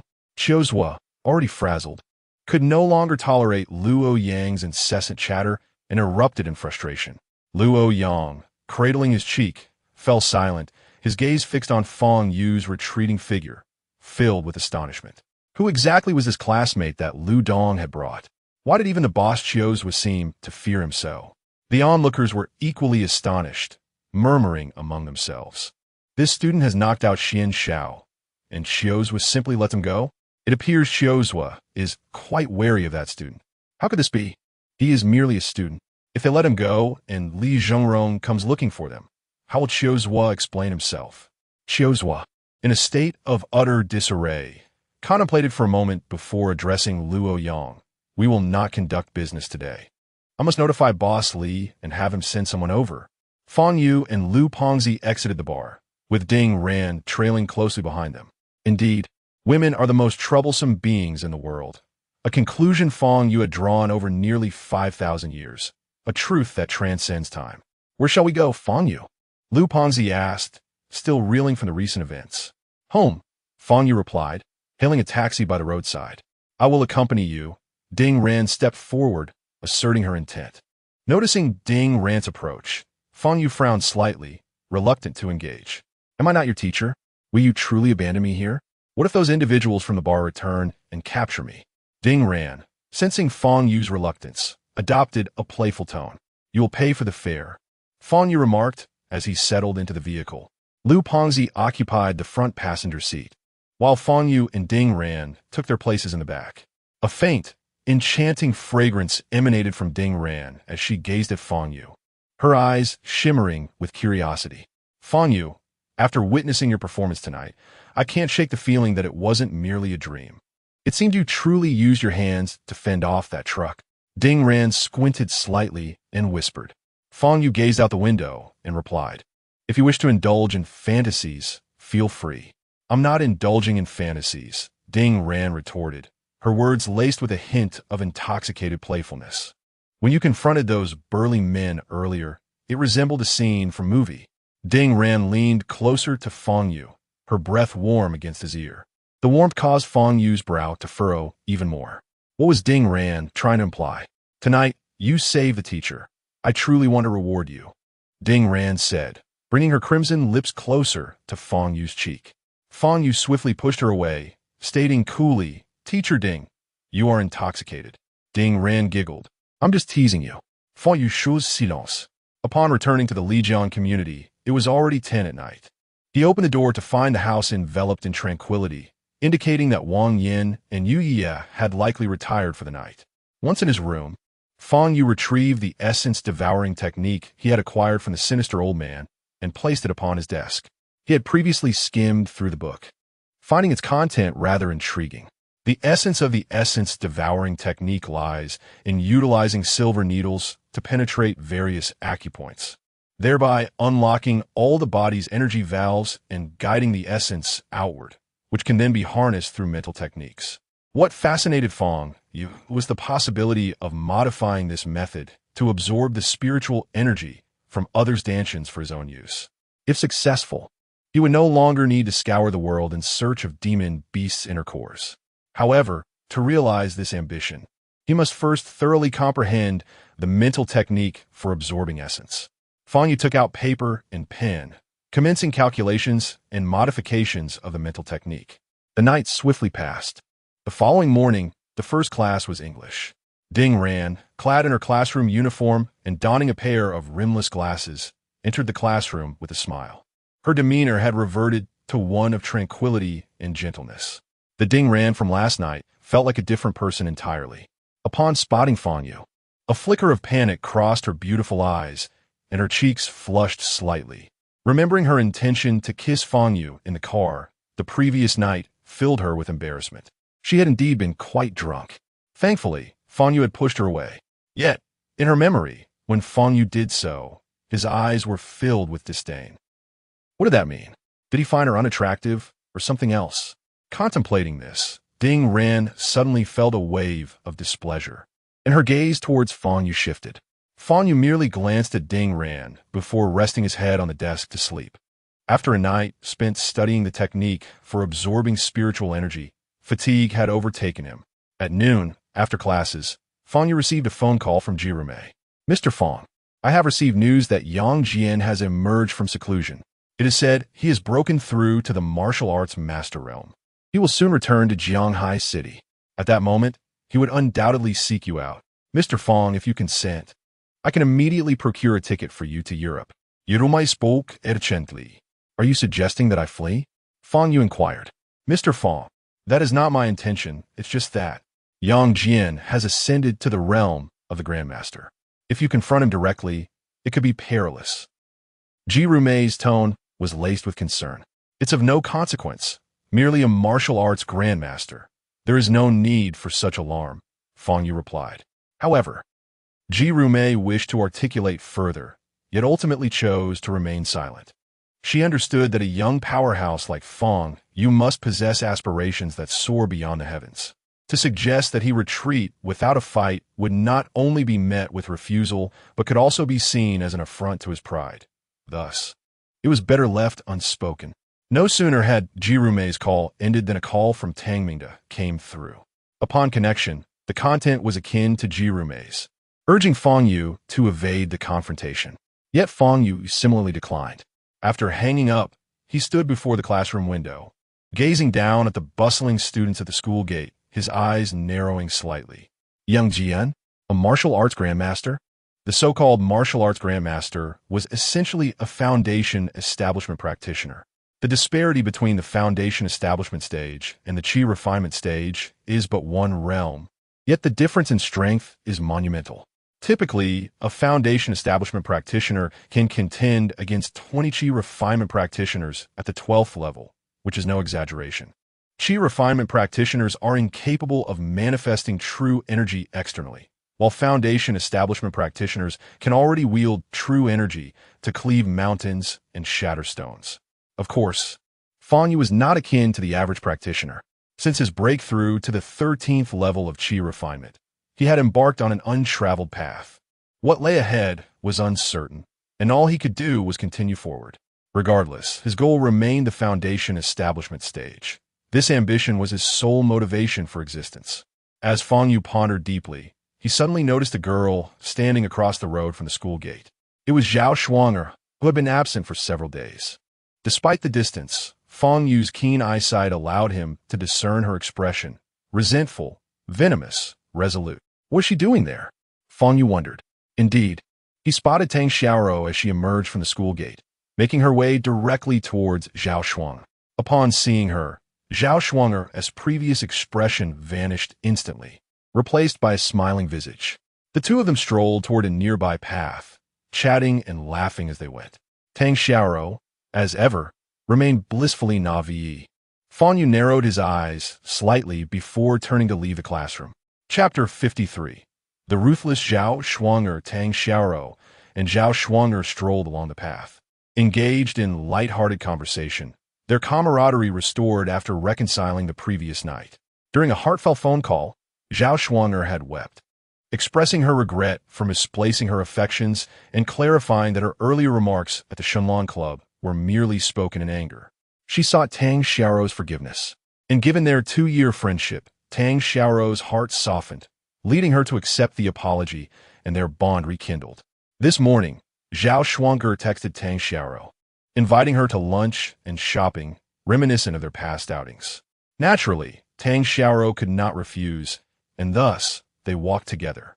Shuangya, you've been absent from class for several days. When do you intend to return? The college entrance examination is approaching, and your frequent absences may hinder your progress. Tang Xiaoro expressed her concerns, gazing at Zhao Shuanger. With a smile, Zhao Shuanger replied, I shall resume classes tomorrow. These days off have merely served to alleviate my stress. That's splendid. Tang Xiao be met. As they conversed and ambled on, they found themselves on an old pedestrian bridge, overlooking the renowned Lijiang River in Jianghai City. This bridge, positioned at the narrowest bend of the river, stands approximately 15 meters above the rushing waters, offering a splendid view. Many visitors to Jianghai opt to capture memories here. despite the bridge's century-old age and compromised safety, evidenced by the low railings that reach only waist height. Yellow warnings affixed to the railings cautioned against leaning. Upon reaching the center of the bridge, the two friends paused. It was Wednesday, and the bridge was sparsely populated, enveloped in tranquility save for the sound of the water below. Do you remember when we first met in our freshman year? We often came here to admire the scenery. Zhao Shuang'er reminisced with a smile. Indeed, time has flown by. 2 years have passed in the blink of an eye, Tang Xiao replied, her eyes shimmering with nostalgia. Once we graduate, opportunities to return here together will diminish, Zhao Shuang'er reflected. That won't happen. Even after graduation, we will remain close friends and can meet anytime. Tang Xiao reassured her gently. Zhao Shuang'er's gaze flickered momentarily with uncertainty before solidifying into resolve. At that moment, the bridge was devoid of other pedestrians, presenting an opportune moment. Xiao, look beneath the bridge. It appears there are many fish surfacing. Zhao Shuang'er exclaimed. Really? Tang Xiao stepped forward, leaning against the railing to peer down. I can't see anything, she murmured, searching for the fish Zhao Shuang'er had mentioned. In that instant, Zhao Shuang'er, positioned behind Tang Xiao, exerted a forceful push. Tang Xiao let out a piercing scream, losing her balance and plunging directly into the tumultuous river. Tang Xiao, do not blame me. You were the one who shattered my dreams. Do not fault me for being ruthless, Zhao Shuang'er said, her eyes glinting with malice, a triumphant smile creeping across her face, rendering her expression grotesque and twisted. To be honest, your capacity for cruelty has exceeded my expectations. At that moment, a voice suddenly emerged from behind Zhao Shuang, causing her complexion to shift slightly as she caught a glimpse from the corner of her eye. Fang Yu? What's he doing here? Upon seeing Fang Yu, memories of the scene at the Shenlong Club, where Yang Su was brutally struck by him, flooded her mind, instilling a sense of fear within her. Yet, perhaps due to her revenge being fulfilled, a strange sense of courage washed over her. What could Fang Yu possibly do? He could not have witnessed what had just transpired. Before taking action, Zhao Shuang'er had meticulously surveyed her surroundings, assuring herself that no one was nearby, which emboldened her to proceed. However, as she pondered, panic and urgency began to distort her expression. Fang Yu, your timing is impeccable. Xiao has accidentally fallen in. What should we do? Hurry, call the police. Zhao Shuang'er feigned distress, her eyes welling with tears. Fang Yu regarded her performance with a furrowed brow. It's just the two of us here. There is no need for pretense, he remarked. Zhao Shuang'er froze, taken aback. She had not anticipated that Fang Yu had indeed witnessed everything. She had been certain that there was no one around before she acted. I don't understand what you mean, Zhao Shuang'er stammered, her complexion paling. The human heart is indeed terrifying. I have encountered many individuals with twisted psyches like yours, though you are quite young among them, Fang Yu replied coolly. The feigned panic on Zhao Shuang'er's face gradually evaporated, replaced by a smirk. Even if you saw it, what of it? There are no cameras here, nor any passers-by. Your solitary testimony holds no weight as evidence. Tao Shuang'er laukit bahatsenli. Of course, I'm aware of your prowess. You could easily kill me. However, tang xiorowish iretrievobilost. Ha ha ha. This location had been meticulously chosen by her, allowing for a stealthy execution of her plan. To exact revenge on Tang Xiao, she had previously contemplated several schemes, slashing her face with a knife, dragging her into an alley to deliver her to thugs. But those plans would ensnare Zhao Shuang'er as well, leaving her with no escape. Given the Tang family's influence, the consequences for her actions would be dire. Thus, she opted for the most foolproof method, bringing Tang Xiao to this pedestrian bridge and pushing her into the river. This way, she could exact her revenge while disguising it as an accident, evading any responsibility. I need no further evidence. My sight alone suffices, Fang Yu asserted. Ha ha! Zhao Shuang'er cackled without restraint. Fang Yu, your words are futile. Tang Xiao is already dead, and there is nothing you can do to me. With a swift motion, Fang Yu stepped forward and delivered a resounding slap to Zhao Shuang'er's face. Zhao Shuang'er let out a piercing scream, several of her teeth flying out as she collapsed to the ground, her head spinning and her vision blurred. Tang Xiao could still be saved. But you, there is no hope left for you. With that, Fang Yu leapt off the bridge into the flowing river below. Moments later, he emerged from the water, gently placing Tang Xiaoro on the bank. She appeared relatively unscathed, merely having swallowed a few mouthfuls of river water. Fang Yu could have intervened before Zhao Shuanger struck. Yet he refrained. For Tang Xiaoro, in her foolishness, required a lesson. Without this experience, she would likely continue to trust Zhao Shuanger too easily. Soaked to the skin, Tang Xiaoro's complexion was pale and her body trembled. The emotional toll she bore was far greater than the physical one. How could Zhao Shuanger have intended to kill her? This friend of over 2 years had harbored such dark intentions. Recalling the phone call from the previous night, and the words Zhao Shuanger had spoken on the bridge, along with her feigned expressions, sent a chill down Tang Xiaoro's spine. This person, I suggest leaving her to Tang Si, Fang Yu remarked. Is she still on the bridge? I wish to see her, Tang Xiaoro murmured softly. At present, she should be unable to move, Fang Yu replied. A few minutes later, Fang Yu and Tang Xiaoro returned to the pedestrian bridge. Zhao Shuanger remained on the ground, clutching her swollen cheek. Upon seeing Tang Xiaoro return unscathed, her eyes widened with shock, quickly transforming into a deep-seated hatred. Zhao Shuanger, I have returned solely to ask you one thing. Why do you harbor such hatred for me? Tang Xiaoro's gaze turned cold as she looked at Zhao Shuanger. Haha. Why do I hate you? Do you not understand? For over 2 years as your good friend, I have merely been a backdrop, highlighting your beauty as the flower you are. I have harbored a secret love for Yang Su for more than 2 years. Yet his gaze has always been upon you. When he once told me he liked me, I believed it to be true. Those are the happiest moments of my life, and I wished for it to last. But it was you who ruined my dreams. You destroyed everything for me. Every time I see your smiling face, I feel sick. Do you know that?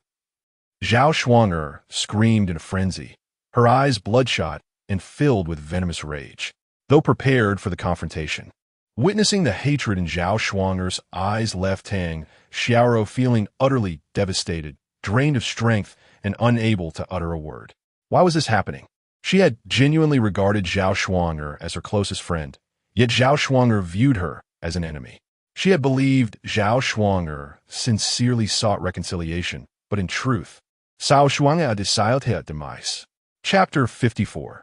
The initial experiment Fang Yu summoned Tang Si to address the matter concerning Zhao Shuanger. Given the implications for Tang Xiaoyu's safety, Tang Si approached with utmost seriousness, hastening to the scene.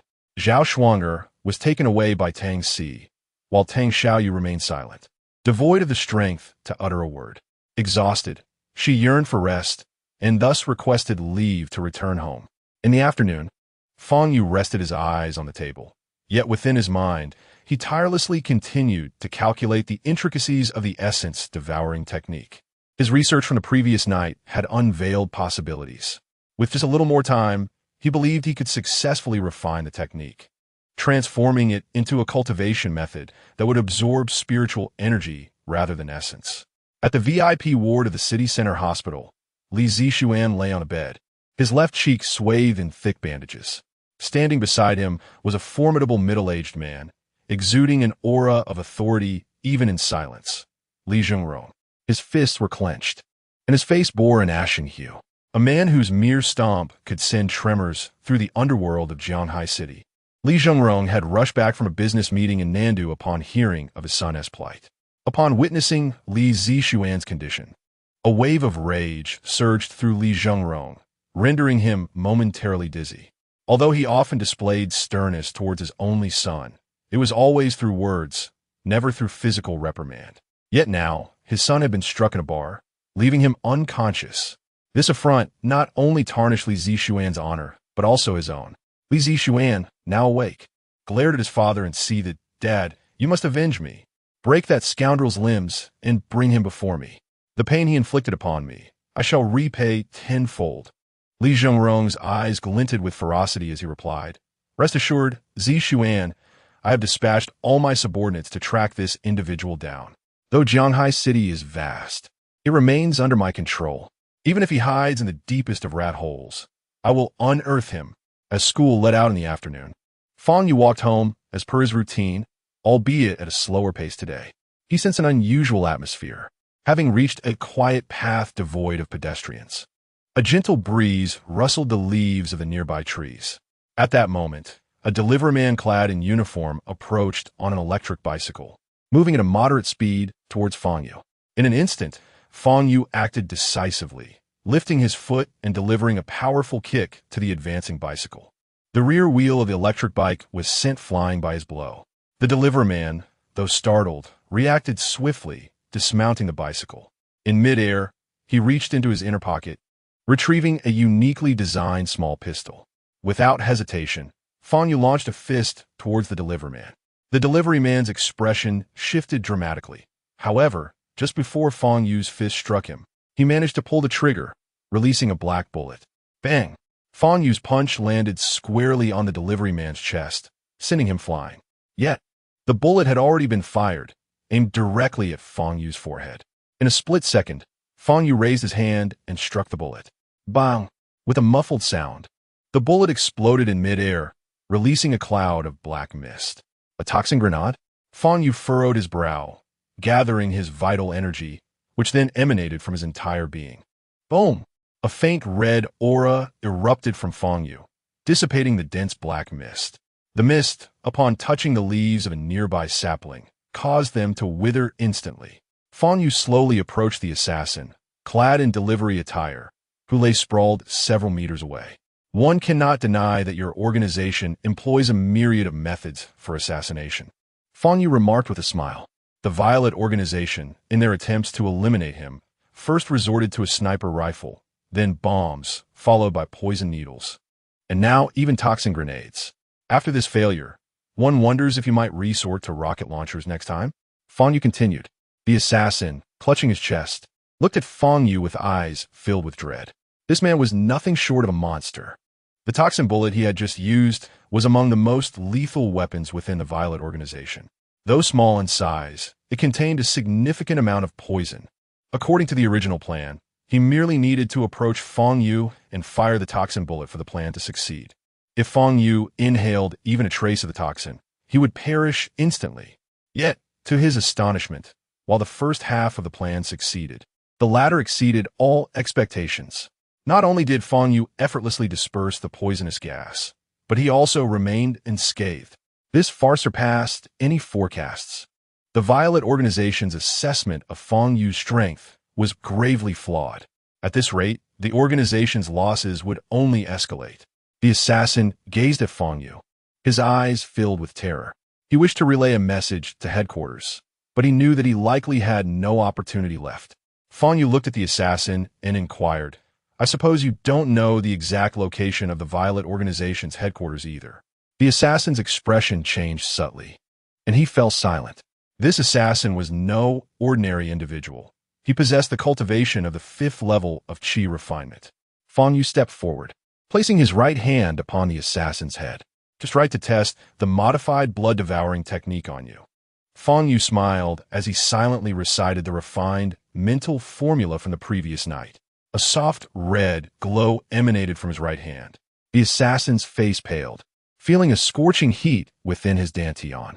His entire vital energy was being uncontrollably drawn back into his dantian. The dantian began to swell. Boom! The dantian reached its limit and exploded. The assassin spat out a mouthful of blood, his eyes bulging. When Fang Yu withdrew his hand, the assassin collapsed to the ground, lifeless.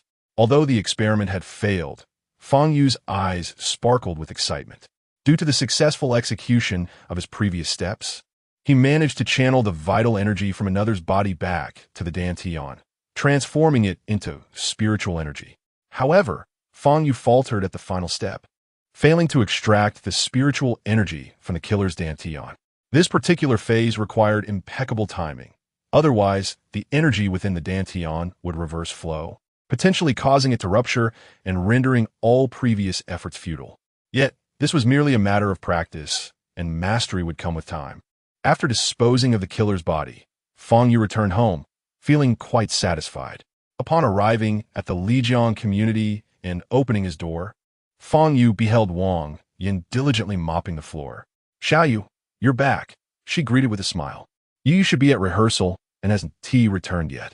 Fang Yu settled onto the sofa, cracking sunflower seeds, and inquired, Aunt Wang, have you found a job yet? Wang Yin paused her mopping and replied, not yet. Is the economic situation that dire? Is finding work so challenging? Fang Yu asked, perplexed. I lack a formal education and possess no specialized skills. Moreover, my age makes me less appealing to many employers. Wang Yin lamented with a wry smile. Aunt Wang, your culinary skills are exceptional. Finding a job in a restaurant shouldn't be too difficult, right? Fang Yu suggested.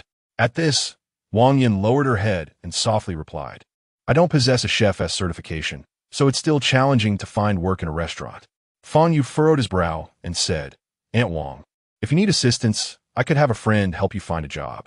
Wang Yin quickly waved her hand, saying, Xiao Yu, I can't keep troubling you and your friend like that.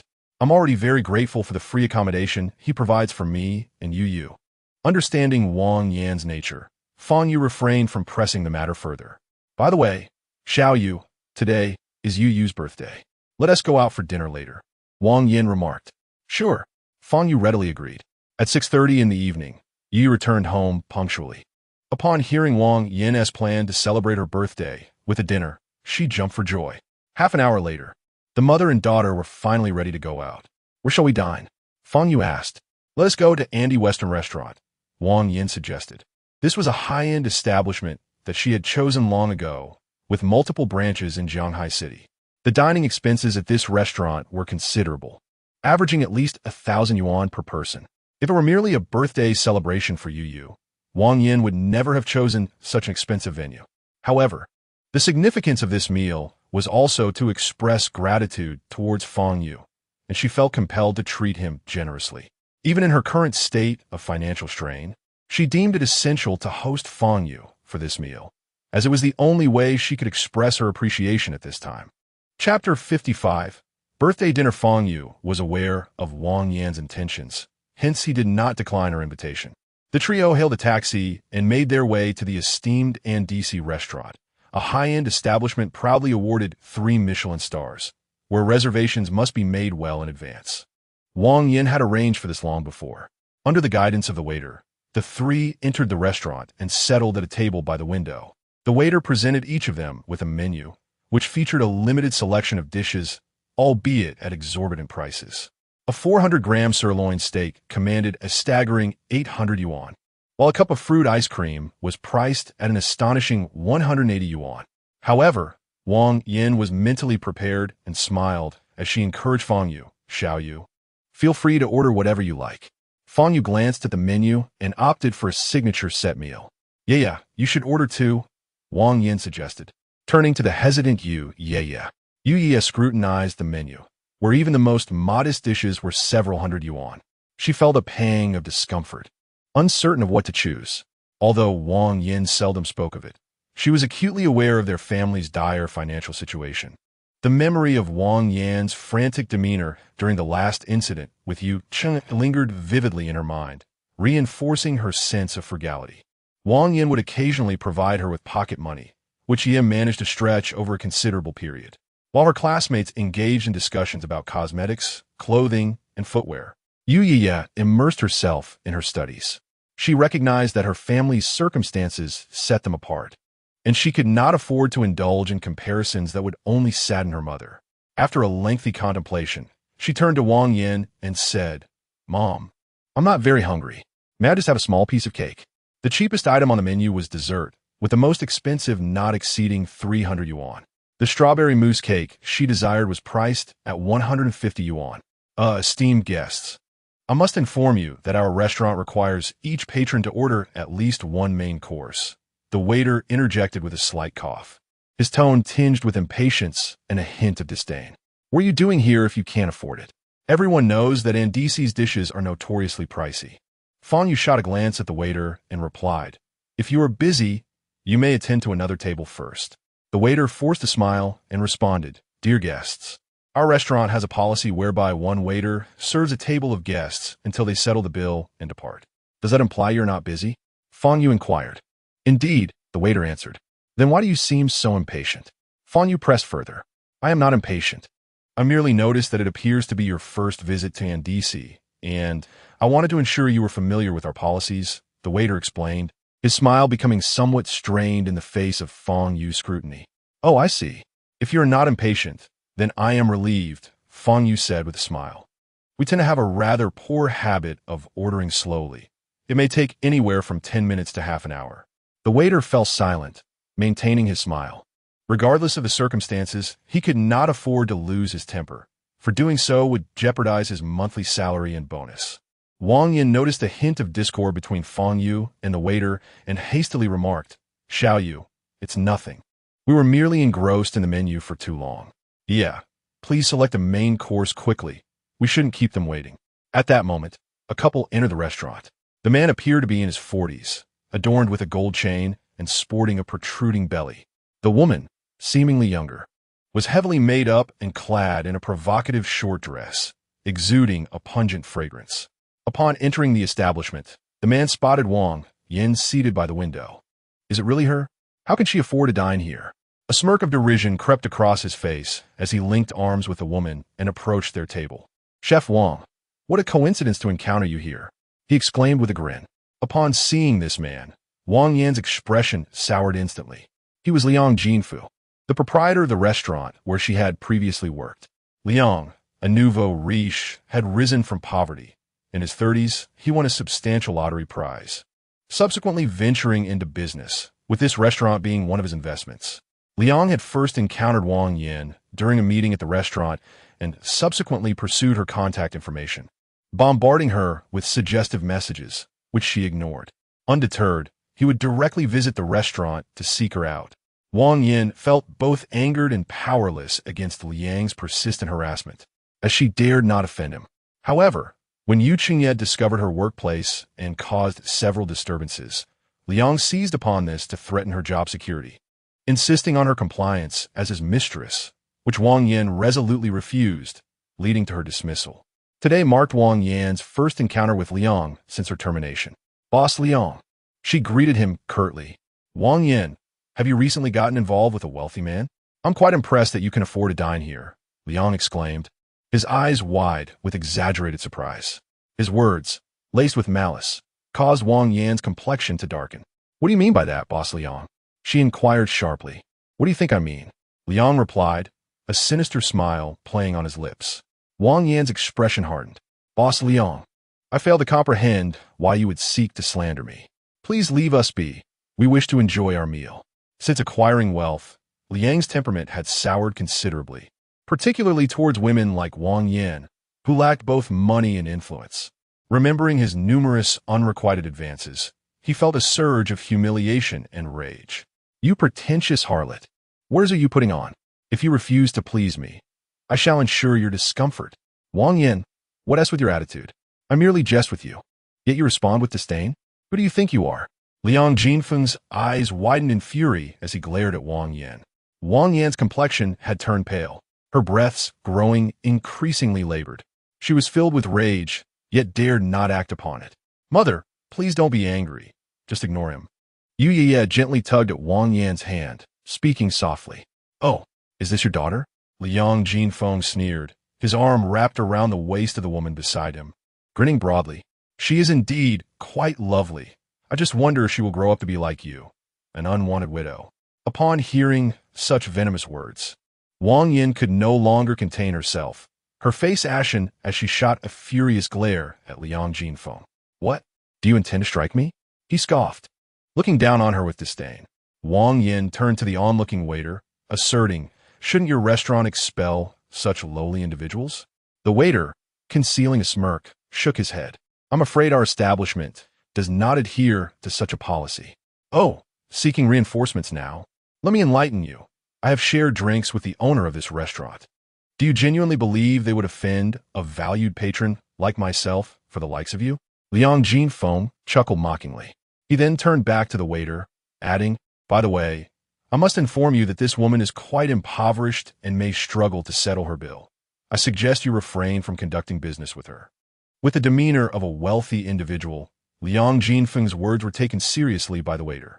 A hint of amusement played upon the waiter's lips as he remarked, Esteemed sir, I shall investigate this matter, and should it prove true, I will escort her out. The waiter approached Wang Yin, stating, "Madam, kindly present your bank card for verification." In the face of such humiliation, Wang Yan's pallor deepened, her eyes glistening with unshed tears. She had come merely to dine, having offended no one. The waiter's expression remained indifferent as he extended his hand toward her. Many patrons nearby had turned their attention to the unfolding scene. Although Wang Yin felt an overwhelming sense of indignity, she found herself powerless, compelled to retrieve her wallet. At that moment, Fang Yu stood up, walking toward the waiter with a smile and inquiring, "I am curious, does your restaurant have a policy of waiving the bill for those who are assaulted?" Chapter 56. No such rule. Upon hearing Fang Yu's words, the attendant's expression shifted slightly as he turned to face him. However, before he could utter a word, Liang Jinfu approached, scrutinizing Fang Yu from head to toe, a mocking glint in his eyes. "You can't possibly be Wang Yan's illegitimate child, can you? You've grown quite a bit." A subtle smirk formed at the corner of Fang Yu's mouth, yet he remained silent. Liang Jinfu scoffed derisively, saying, "Today's students are utterly brainless. You think you can just start a fight here? Do you imagine this is a movie? If you injure someone, can you afford their medical expenses? If you break something, do you have the funds to compensate?" As he spoke, Liang Jinfu cast a glance at Wang Yin, whose expression was grim, and taunted, "Oh, I almost forgot. Wang Yin could always resort to selling herself for money." Smack! Fang Yu stepped forward and delivered a resounding slap across Liang Jinfu's left cheek. Liang Jinfu let out a piercing scream, collapsing alongside the woman beside him. Clutching his face, blood streamed from his nose as he glared at Fang Yu with a mixture of horror and fury. You dare to lay a hand on me?" Liang Jinfu bellowed in indignation. Fang Yu crouched down and struck Liang Jinfu's right cheek with another slap. This time, Liang Jinfu attempted to evade, but Fang Yu's speed was unparalleled, rendering him unable to react. Smack! Another loud crack echoed through the air. A wretched scream escaped Liang Jinfu's lips as he rolled on the ground, his hands covering his face, the pain in his cheeks overwhelming him. His female companion, terrified, rushed away, shouting, "Someone's fighting! Call security!" The attendant, momentarily stunned, had intended to intervene but was paralyzed with fear at the sight of Liang Jinfu's condition, hesitating to step forward. Meanwhile, the surrounding patrons were drawn to the commotion. Could it be that someone dared to cause a ruckus at the NDC restaurant? Surely, they had no intention of maintaining their standing in Jianghai City. The proprietor of NDC restaurant was a significant figure, well connected in the upper echelons of Jianghai City, capable of mingling with the scions of elite families. If this incident caught the attention of the owner, it could spell serious trouble. Regardless of who instigated the altercation, accountability would ensue. Wang Yin and Yu Yiya were equally startled by Fang Yu's sudden aggression, particularly when they beheld Liang Jinfu's plight. Wang Yan's complexion paled, her heart sinking like a stone. The ramifications of Fang Yu publicly humiliating Liang Jinfu were unfathomable. Not only would Liang Jinfu seek retribution, but the NDC restaurant would also hold Fang Yu accountable. After all, this was a dining establishment, and Fang Yu's actions posed a disturbance to the other patrons. Yet, one could not entirely blame Fang Yu. He acted out of a desire to defend her honor. What should be done? What to be done? The more Wang Yin pondered, the more frantic her thoughts became. At that moment, Fang Yu, who had been crouched on the ground, rose to his feet and turned to the attendant with a smile. "I notice you haven't answered the question I posed earlier." Feeling the chill emanating from Fang Yu's smile, the attendant's legs weakened, and he stammered, "What question? Is there a rule here that allows for a complimentary meal after someone has been assaulted?" Fang Yu picked up a glass of water from the table, took a sip, and inquired. "And no, there isn't." The waiter was perplexed by Fang Yu's inquiry and replied, "Oh, I see there is no such rule. Thus, he has suffered in vain." Fang Yu returned to his seat, appearing as if nothing had transpired. Liang Jinfu lay on the ground, wailing incessantly, his cheeks swollen to the point of resembling a pig's head. Observing that Fang Yu had no intention of further aggression, the waiter hastily turned to leave, eager to summon the security chief to deal with this audacious young man. However, just as the waiter took a few steps, a deep and authoritative voice resonated. "What is happening here?" A middle-aged man, impeccably dressed in a suit and adorned with gold-rimmed glasses, descended from the second floor of the restaurant. Many patrons recognized him as Chun Jinyu, the owner of the renowned Andisi restaurant, frequently featured on culinary programs. Chun Jinyu had come to inspect the establishment and hold a meeting, but upon descending, he was met with the commotion within the dining area, his countenance darkening considerably. Andisi restaurant prided itself on a high-end, tranquil, and comfortable dining atmosphere, imposing strict requirements on patrons. No loud noises, no smoking, and no pets allowed. Violators were promptly asked to leave. However, the clientele of Andisi restaurant typically comprised individuals of considerable stature, making breaches of etiquette quite rare. Yet today, under Chun Jinyu's watchful eye, a disturbance had erupted, a situation utterly intolerable. As Chun Jinyu approached, the gazes of the other patrons shifted towards Fang Yu, filled with sympathy and mockery. They understood that with Chun Jinyu's arrival, Fang Yu was bound to face dire consequences. Regardless of Fang Yu's justification, his actions within the restaurant tarnished Andisi's reputation, and Chun Jinyu would not let him off lightly. Chun Jinyu strode directly to Fang Yu's table, inquiring in a low voice. "Can anyone explain what has transpired?" The waiter, his face brightening at the opportunity, stepped forward and said, "Mr. Chun, I am the server for that table. It was that man in the school uniform who struck this gentleman, and he did so with considerable force. Just look at him." Following the waiter's gesture, Chun Jinyu's gaze fell upon the pitiable sight of Liang Jinfu, sprawled on the floor, his expression shifting slightly. Such brutality! What exactly occurred? Chun Jinyu approached Liang Jinfu, his demeanor darkening.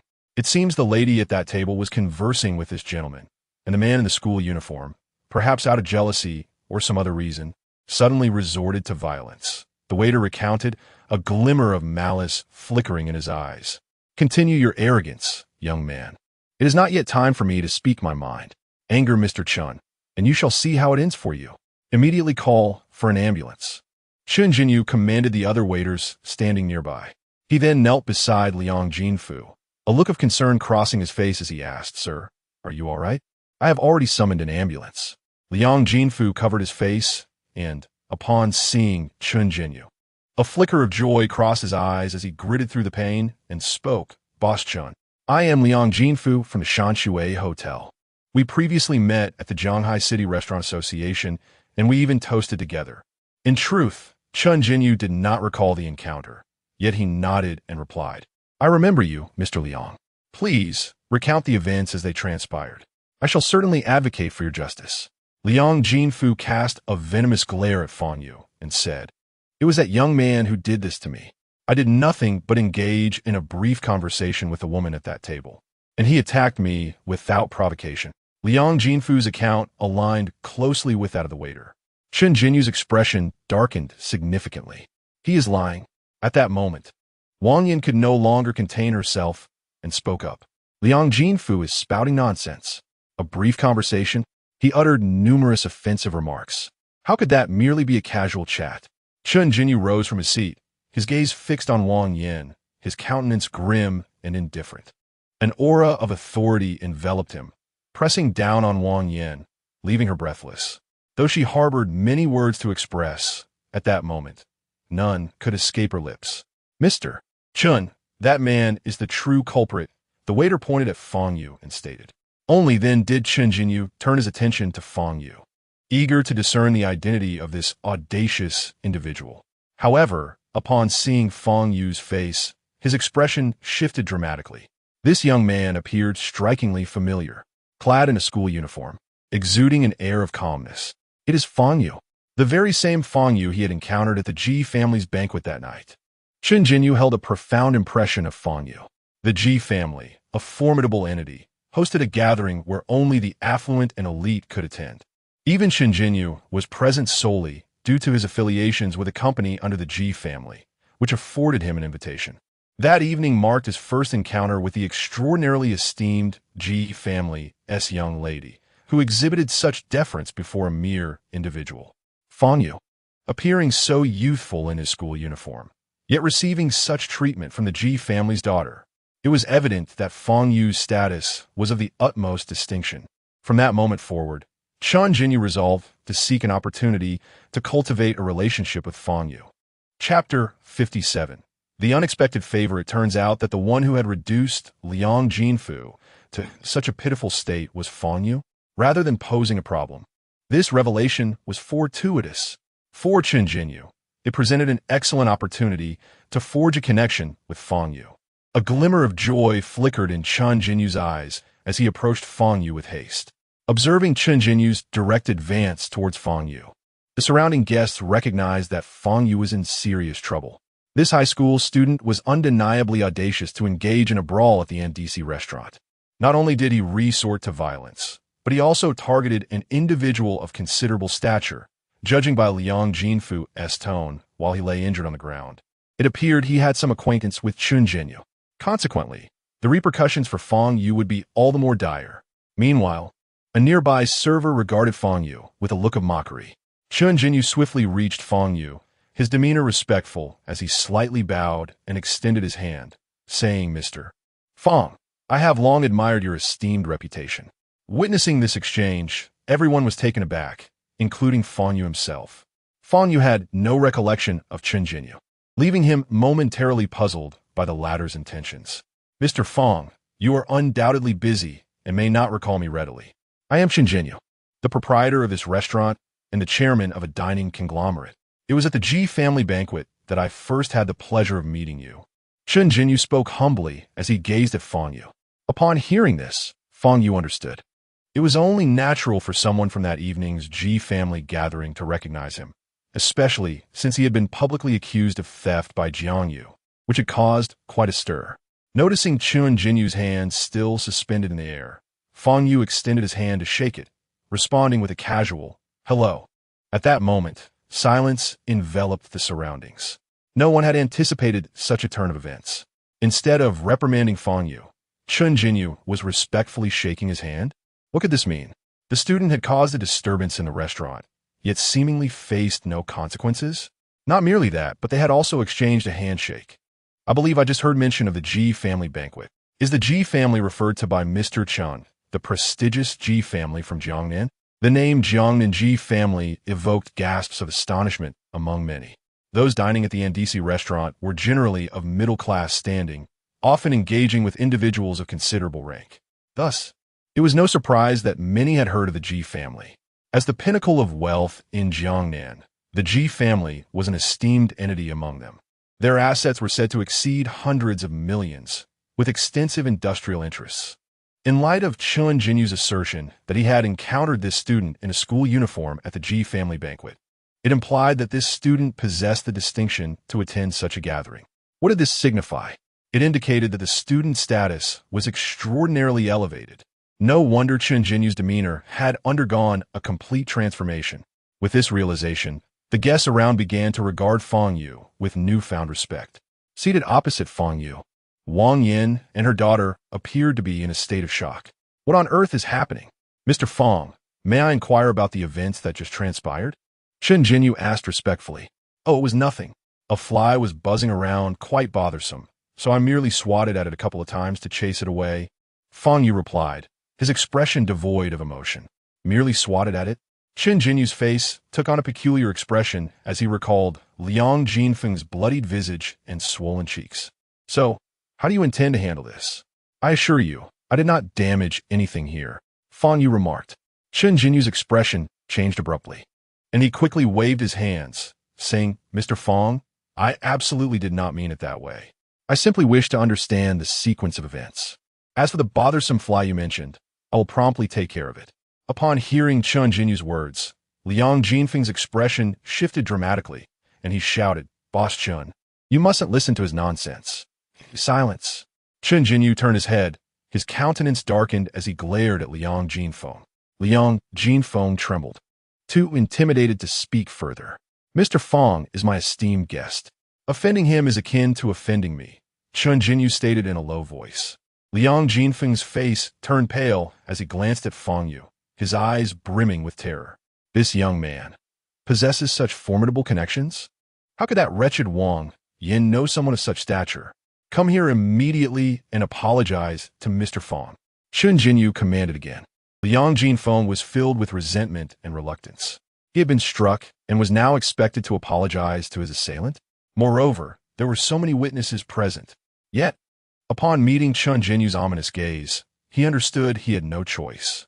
Should he offend Chun Jinyu, with his influence in Jianghai City, particularly in the culinary industry, he could effortlessly obliterate his restaurant and other establishments.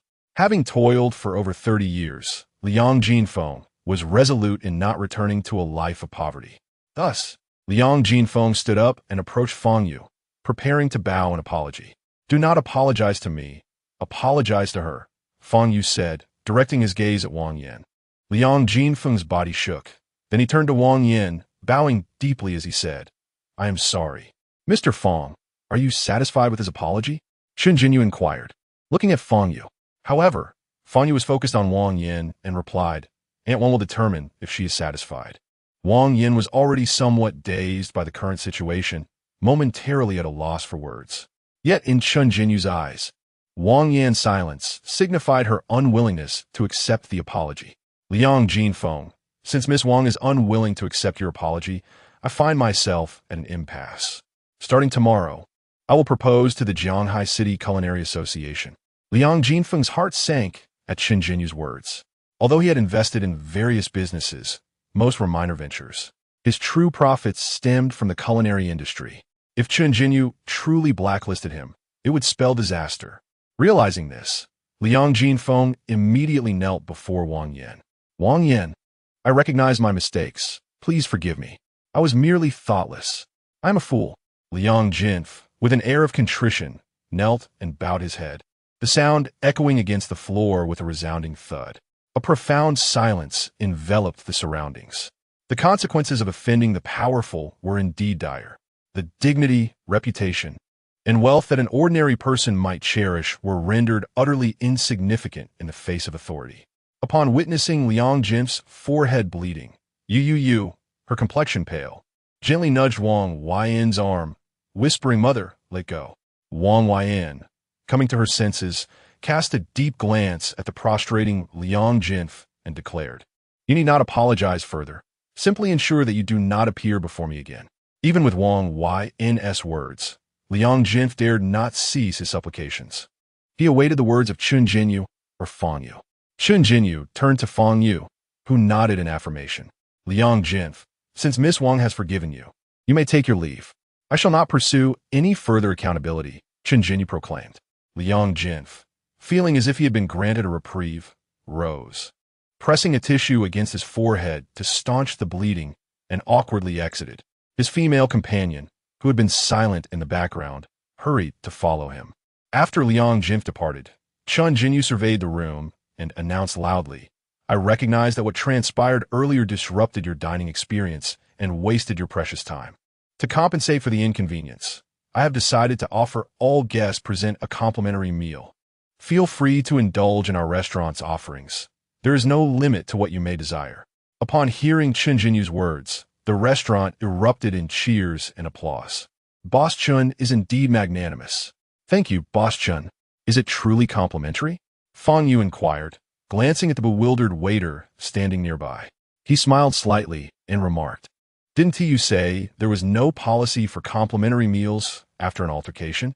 I, the waiter, trembling with fear, recalled his earlier demeanor towards Fang Yu's table. His legs felt weak, and beads of cold sweat formed on his forehead. How could he have fathomed that such an ordinary student would be a personage deserving of reverence? Even from Chun Jinyu? "Mr. Fang, please continue your meal. I shall ensure that the chef personally prepares our finest dishes for you. I hope you will find them to your liking," Chun Jinyu said.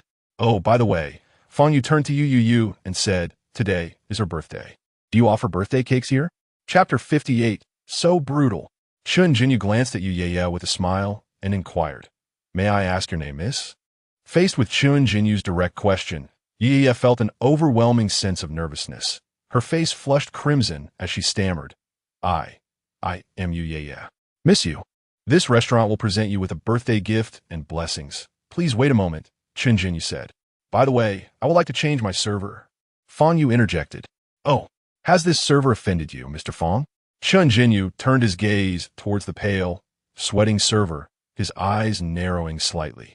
I feel he seems quite busy, appearing rather impatient with his tasks, Fang Yu remarked. Chen Jinyu's expression darkened as he replied, Very well, Mr. Fang. I shall have another server attend to you. As for him, I will address the matter with utmost seriousness. Sensing Chen Jinyu's cold gaze, the server's legs weakened, nearly collapsing to the ground.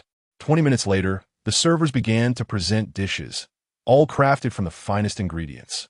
Based on the pricing, Fang Yu's table was worth at least several tens of thousands.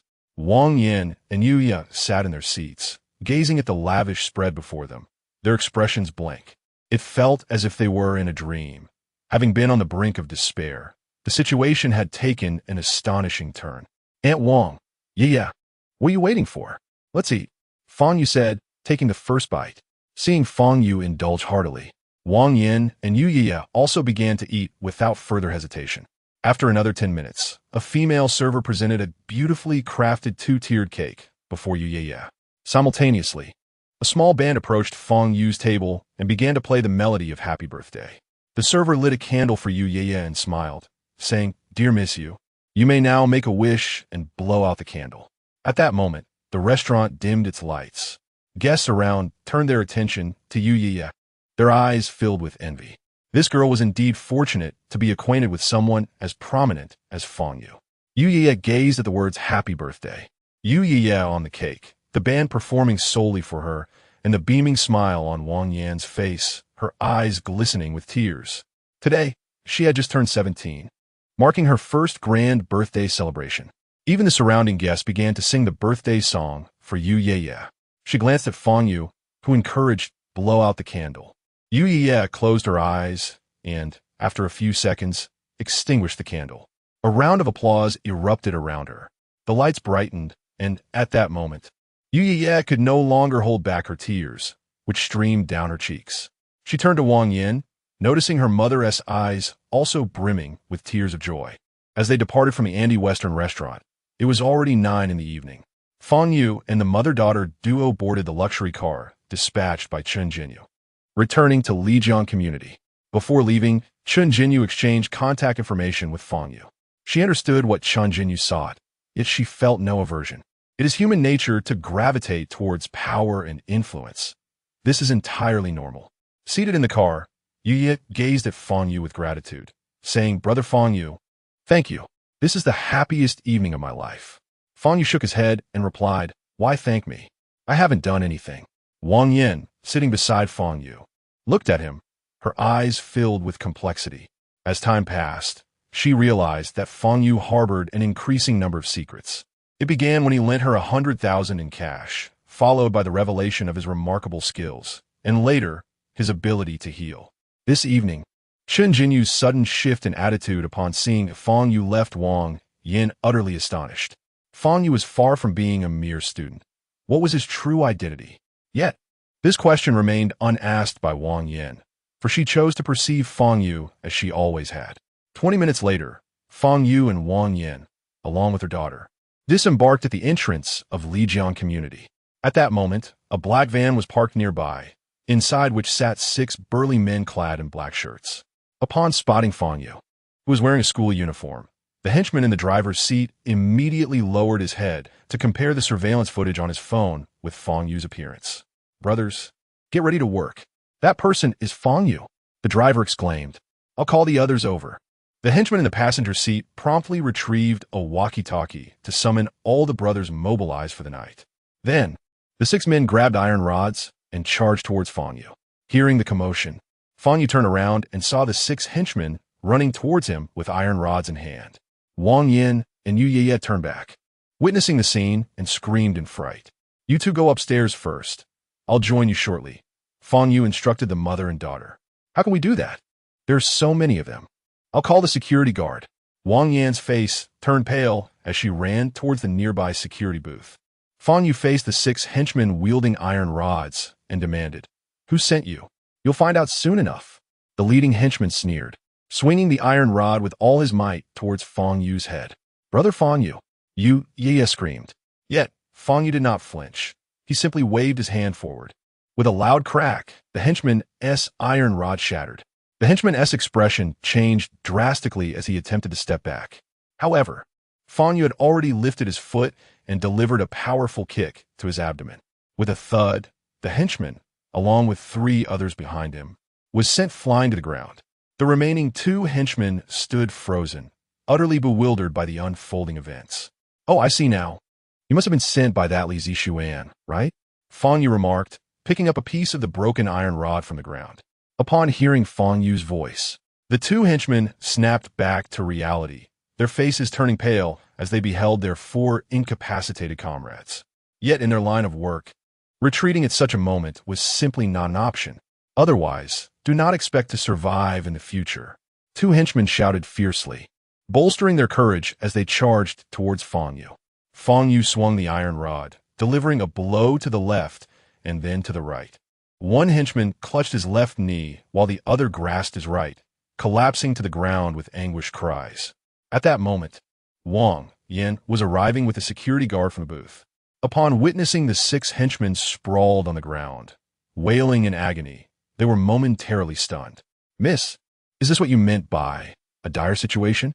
The security guard inquired, glancing at Wang Yin. She, too, covered her mouth in shock, her eyes fixed on Fang Yu, filled with disbelief. She was aware of Fang Yu's extraordinary abilities, yet she had never anticipated he would reach such extremes. Just moments ago, the 6 henchmen had charged at him with fierce intent, and now they lay helplessly on the ground. Suddenly, the sound of car engines echoed in the air. Several vans appeared around the corner, not far away. 1, 2, 3. A total of 6 vans. They drove directly to Fang Yu's side, encircling him. The doors swung open, and over 30 henchmen clad in black shirts surged out. Upon seeing their fallen comrades, the group of henchmen displayed fierce anger, rushing towards Fang Yu with fervor. Witnessing this scene, Wang Yin and her daughter, Yu, along with the security guard, turned pale. "Quick, step back a little to avoid being caught in the crossfire." The security guard urged Wang Yin and Yu. "But what about Brother Fang Yu?" Yu exclaimed, her voice trembling with impending tears. The security guard, with a grave expression, responded, "You must have offended some underground forces. The situation is beyond our control. All we can do now is call the police." Wang Yin gazed at Fang Yu, surrounded by a dense crowd, her beautiful eyes brimming with tears. No matter how skilled Fang Yu was, he was still human. How could he withstand the onslaught of dozens? Even if they called the police, it would take time for them to arrive. In that interval, this group could easily render Fang Yu incapacitated. What should she do? She had to think of another way. But soon, Wang Yan's expression shifted to one of astonishment, her eyes widening as she fixated on Fang Yu. Bang, bang, bang. Surrounded by the throng, Fang Yu remained expressionless, his movements as swift as lightning, striking out with thunderous force. With each blow he delivered, a chorus of anguished screams erupted from the crowd. Chapter 59. Tremors in the Underground World. In this chapter, there are 300 grand red envelopes. First come, first served, come quickly to seize them. After approximately a minute, Fang Yu ceased his actions. At this moment, the ground around him was strewn with 30 or 40 henchmen. These individuals were either unconscious or sprawled on the ground, emitting anguished cries. Scattered around were numerous iron rods, some bent, and others completely fractured. Witnessing this scene, none could escape the profound shock it instilled. Particularly, the security guard stood with his mouth agape, eyes wide with disbelief, his face a canvas of terror. He clutched his phone, initially poised to call the police. But before he could make the call, all the henchmen had already collapsed. Passers-by in vehicles and on foot, upon seeing such a large group of individuals down before the entrance of Lijiang community, could not help but change their expressions, hastening their departure. They assumed it was merely a gang conflict. No one considered that the fallen were part of the same group, and the one who had incapacitated them was the stoic Fang Yu. Had it not been for the desire to digest his meal, Fang Yu could have dispatched all these henchmen with a single punch. Fang Yu glanced aside and noticed that Wang Yin and Yu had yet to leave. Thus, he approached them and, addressing the still-stunned Wang Yin and Yu, suggested, "Shall we ascend?" That evening, news of the incident spread rapidly, sending shockwaves through the entire underground realm of Jianhai City. Li Zhengrong's beloved son, Li Zixuan, had been brutally assaulted at a bar, prompting Li Zhengrong to dispatch over 40 henchmen to rectify the situation, only to have all of them urgently sent to the hospital. The velocity at which this news disseminated was astonishing. Within mere hours, it echoed throughout the underworld of Jianghai City. Li Zhengrong was indeed a significant figure in the underground, his influence vast and his notoriety widespread. Now, having suffered such a tremendous setback, many were astonished, yet more relished in his misfortune. Li Zhengrong, who typically exuded an air of arrogance, finally faced a humiliating defeat. In a room of a five-star hotel, a tattooed bald man was laboring over a voluptuous woman when suddenly his phone rang. His countenance soured as he picked up the device, cursing vehemently, "Damn it, do you have any idea what I'm doing at this hour?"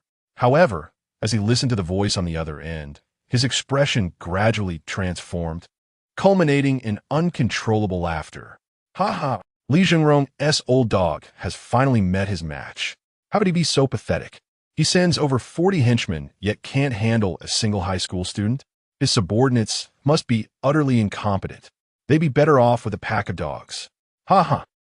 Contemplating this, the bald man abandoned his prior task, eager to seek out Li Zhengrong and witness his expression firsthand.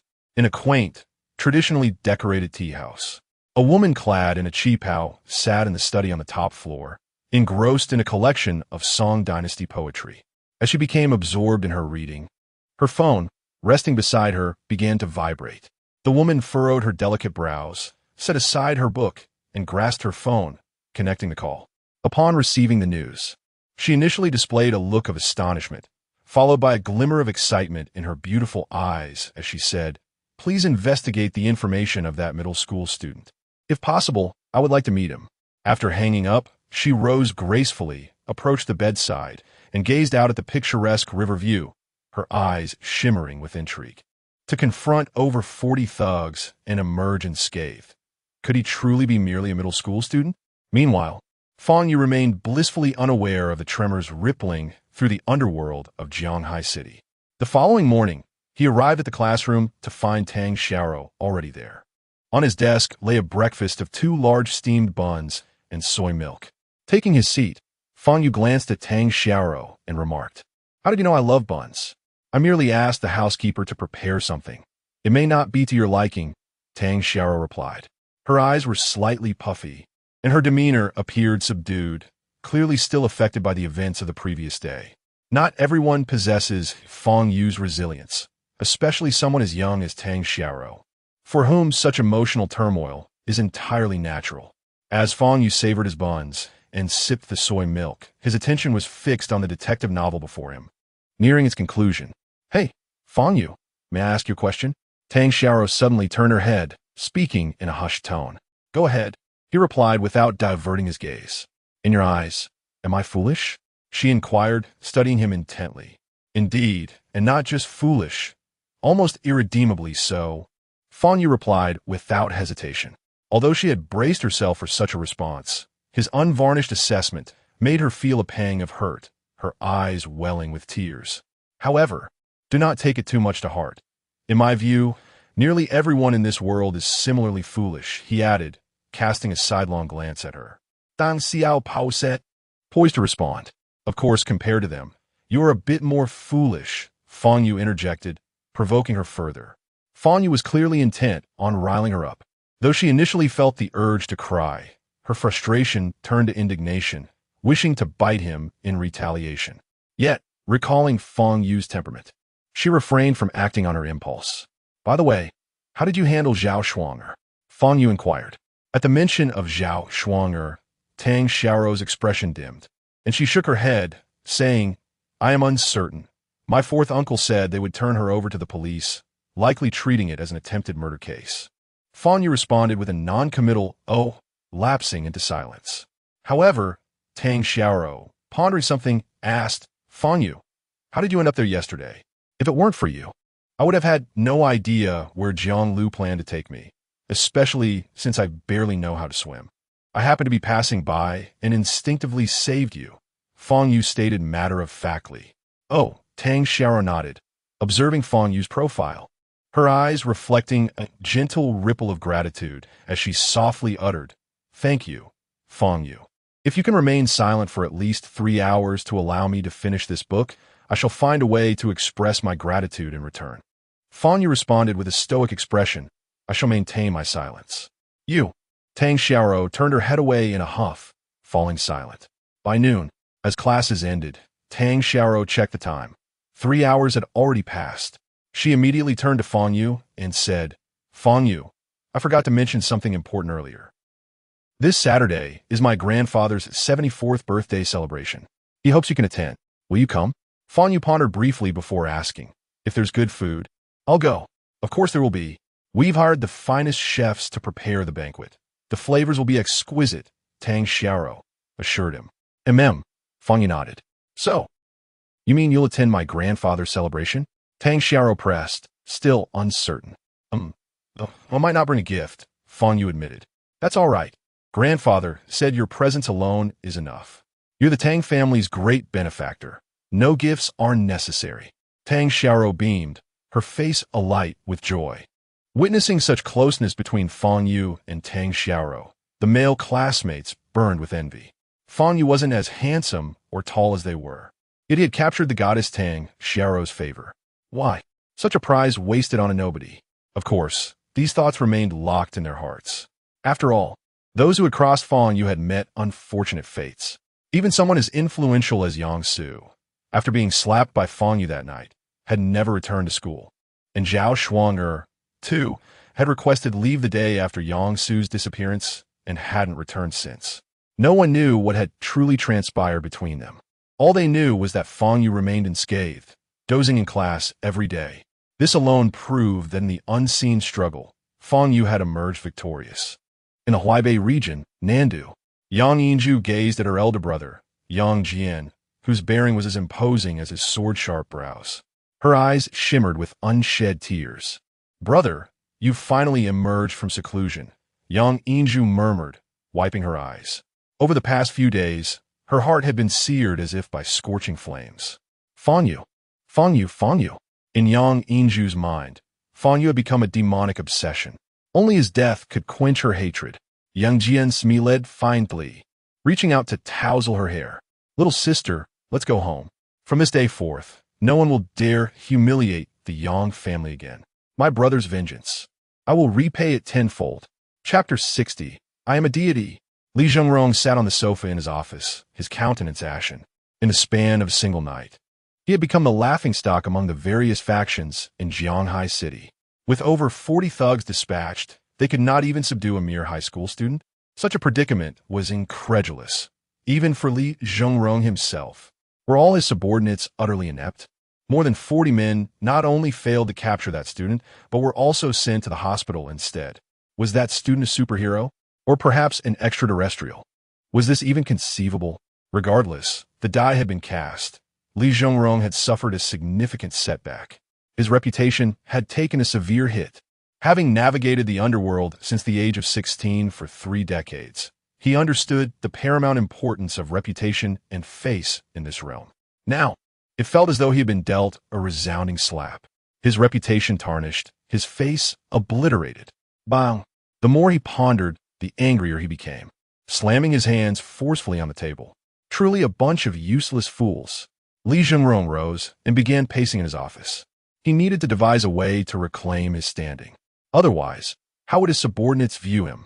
A prominent underworld figure in Jianghai City, unable to manage a single high school student? Who would still believe in him? Who would still wish to associate with him? He had to find a way. A ruthless approach was imperative to restore his reputation and dignity. With that thought, a flicker of determination ignited in Li Zhengrong's eyes. "Boy, you have forced my hand." He summoned his trusted subordinate, Ahu, using the office phone. "Ahu, have you gathered the details on that little bastard?" Li Zhengrong's eyes glinted with coldness as he spoke. "I have found out. His name is Fang Yu, a senior at Jianghai High School, currently residing in Lijiang Community. However, I have yet to ascertain his exact address." Ahu replied, "That is sufficient." Li Zhengrong waved his hand dismissively, his voice low and serious. "Have the rifles we procured from foreign merchants arrived?" They arrived 2 weeks ago, a total of 20 rifles. Boss, Ahu answered. Have these weapons been tested? Li Zhengrong inquired further. They have been tested, and all are in perfect working order, Ahu confirmed. A ruthless glint flashed in Li Zhengrong's eyes as he commanded. Today, take 10 skilled marksmen, arm yourselves with the rifles, and find a way to ambush that Fang Yu. Ahu's expression shifted uneasily. Boss, is it really necessary to take such a significant risk for a mere student? The firepower of 10 rifles is comparable to that of a special forces unit. Using rifles in a city poses immense risks. If the police discover this, the consequences would be dire. Smuggling arms, illegal use of firearms, murder, these are grave offenses. Regardless of the risks, it must be done. Li Zhengrong's gaze remained resolute as he spoke. He had exhausted all other options. This was the most effective means of restoring his reputation. Not only would it ensure Fang Yu's tragic demise, but it would also serve as a warning to various factions. I, Li Zhengrong, am not a paper tiger. Anger me, and this shall be your fate. Ahu had intended to dissuade him, but upon witnessing the resolute glint in Li Zhengrong's eyes, he refrained from speaking further. That afternoon, as school dismissed, Fang Yu proceeded homeward as usual. Halfway into his journey, he sensed 2 jeeps trailing him. Here we go again. Casually glancing back, he noticed a large bundle wrapped in black cloth on the rear seat of one of the jeeps. Weapons? Fang Yu furrowed his brow as the road ahead turned toward the remote hills behind Jiannan village, the most desolate part of Jianghai City, seldom visited by anyone. Engaging there would stir no commotion and would spare the innocent. Observing Fang Yu venture further into the secluded area, Ahu's face brightened. Excellent. He had been troubled about how to lure Fang Yu to the outskirts, but unexpectedly, Fang Yu was facilitating their dilemma. The more isolated the location, the lower their risk. Soon, Fang Yu arrived at a clearing not far from the vegetable garden, turning to quietly await the approach of the 2 jeeps.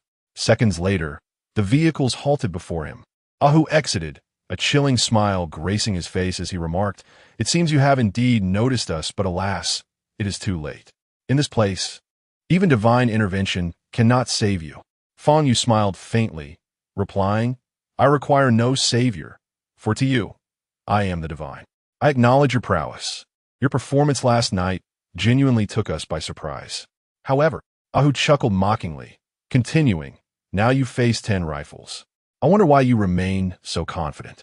At that moment, all the gunmen disembarked from the jeeps, each wielding a black automatic rifle. These were procured at a high price by Li Zhengrong from 4 merchants. Initially intended for inter-faction conflicts, yet they found early use. Boy, angering our boss leads to this outcome, Ahu sneered cruelly. Killing you wouldn't necessitate so many guns. But Bosley insisted we turn you into a sieve, hence, you speak too much, Fang Yu replied coolly, advancing towards Ahu. Ahu's expression shifted slightly as he signaled to his men. The 2 gunmen immediately aimed their rifles at the approaching Fang Yu. In your next life, remember not to provoke our Bosley, Ahu coldly stated, waving his hand forward. Bang, bang, bang. The 2 gunmen pulled their triggers, unleashing a storm of bullets toward Fang Yu. At such a distance, a normal human would have no chance to evade. Fang Yu raised his left hand, palm forward, directly facing the oncoming bullets. A faint crimson aura erupted from his palm. The bullets, fired at an astonishing speed, abruptly halted before Fang Yu's palm, suspended in the air. Witnessing this spectacle, Ahu and the 10 gunmen were struck with terror, their hairs standing on end. What kind of supernatural phenomenon was this? How could the bullets simply float in midair? Fang Yu remained stationary, a faint smile gracing his face. Ahu, regaining his wits, shouted, "Quickly, open fire. Everyone shoot together." The 10 gunmen, coming to their senses, stepped forward and once more squeezed the triggers. This time, they unleashed every bullet from their magazines. The sound of gunfire reverberated through the forest. After a brief moment, the magazines of the 10 gunmen were entirely emptied. Yet, Fang Yu stood resolute, with hundreds of copper-brown automatic rifle bullets suspended in front of him. At this moment, Ahu and the gunmen were aghast, mouths agape, unable to utter a word. The scene before them felt surreal, as if they were ensnared in a dream. How could this be possible? How could the bullets remain suspended in the air? I have already stated Before you, I am a deity, Fang Yu calmly declared. Upon hearing Fang Yu's voice, Ahu felt a jolt of realization. He had heard whispers of individuals in the world who could wield such otherworldly abilities, those who were martial arts masters. Was it possible that this Fang Yu was indeed a martial arts master? They needed to flee. Upon returning, he must inform their leader that this Fang Yu was a martial arts master. They could not provoke him any further. Almost simultaneously, as Ahu turned to escape, Fang Yu inclined his palm forward. The suspended bullets shot toward Ahu and his companions with blinding speed. A series of chilling sounds pierced through flesh, accompanied by anguished cries. Within mere seconds, Ahu and all 10 gunmen lay sprawled on the ground, each riddled with over 20 bullet wounds, bleeding profusely, with none escaping the grim fate. The bullets that transformed them into massive wounds were not from another gun, but from their own. Fang Yu regarded the lifeless bodies before him with unyielding composure. He stepped forward, retrieved the phone from Ahu's pocket, and dialed the emergency number. I wish to report a shooting incident at the back mountain of Jiannan Village. Chapter 61. The birthday banquet of the Tang family. The reason Fang Yu reported to the authorities was twofold. Firstly, to alleviate the burden of dealing with the corpses, and secondly, to create complications for Li Zhengrong. The firearms in question were evidently acquired unlawfully, prompting the police to investigate their origins as well as the identities of the individuals involved. Consequently, Li Zhengrong was bound to be implicated. That night felt interminable for Li Zhengrong. His subordinate, Ahu, and 10 armed men had yet to return. This group, under no circumstances, could afford to encounter any mishap, as they were armed with 10 automatic rifles. What could have transpired? The hour was late, and communication with them was impossible. Anxiously, Li Zhengrong paced back and forth in his office, regretting his earlier impulsive decision. Even if he intended to confront Fang Yu, dispatching 10 gunmen armed with rifles was an excessive measure. Should anything go awry and the police take notice, the repercussions would be endless. Just as Li Zhengrong was engulfed in anxiety, a phone call came through. He quickly answered. "Boss, I've just received news. Ahu and his men. They are all dead. The firearms have been confiscated by the police." Upon hearing this devastating news, Li Zhengrong could no longer bear the weight of it. His vision darkened, and he collapsed on the spot. The following day was Saturday. Tang Xiaoro called Fang Yu early, informing him that a car would arrive at 10 in the morning to pick him up, urging him to be prepared. However, Fang Yu had little to prepare. He simply donned a shirt and casual trousers and descended the stairs. Around 10:20, Fang Yu arrived at the entrance of the Tang residence, where an array of luxury vehicles was parked, each valued at no less than $1 million. Including high-end brands like Maybach and Rolls-Royce Phantom, boasting prices exceeding $10 million. A long red carpet led from the entrance to the villa's grand hall. Fang Yu made his way directly inside. Inside the villa, a lively crowd filled the space. Among the attendees were not only the immediate family of the Tang clan, but also numerous representatives sent by allied families to partake in the birthday celebration. Most of these individuals were unfamiliar to Fang Yu, whose sole purpose for attending was to indulge in delectable food. Thus, he approached the buffet table set in a corner of the hall, ready to savor some dishes. At that moment, Tang Xiaoro emerged from the inner chamber.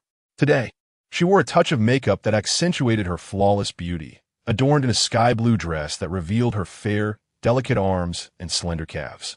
The moment she appeared, she captivated the attention of everyone present. This was indeed the Tang family's beloved daughter, a true little princess. As one of the premier aristocratic families in the Jiangnan region, the Tang family boasted assets exceeding 10 billion. Currently, the family head, Tang Mingde, had only one daughter, Tang Xiaoro. Most families attending the banquet had brought along their finest young talents, each harboring ambitions to draw closer to Tang Xiaoro and win her favor. Securing a marriage with her would indeed bring great honor to their lineage. It is of immense assistance to the entire family. All eyes are fixed on Tang Xiaoro, yet she anxiously searches the crowd for another individual. Where is he? Tang Xiaoro glances left and right, but she cannot find Fang Yu among the throngs. Suddenly, her gaze lands on a solitary figure seated at the buffet table in the corner. There he is. Tang Xiaoro hurriedly makes her way towards Fang Yu. Just as he was about to scoop food onto his plate, his shoulder was firmly patted twice. Fang Yu, I thought you weren't coming. Dan xiao et gulim. Her beautiful eyes sparkling. Do you need something from me? Fang Yu asked, somewhat impatient. Don't eat just yet. Come with me to the inner hall. Grandpa, Dad, and brother are all waiting for you inside, Tang Xiao replied.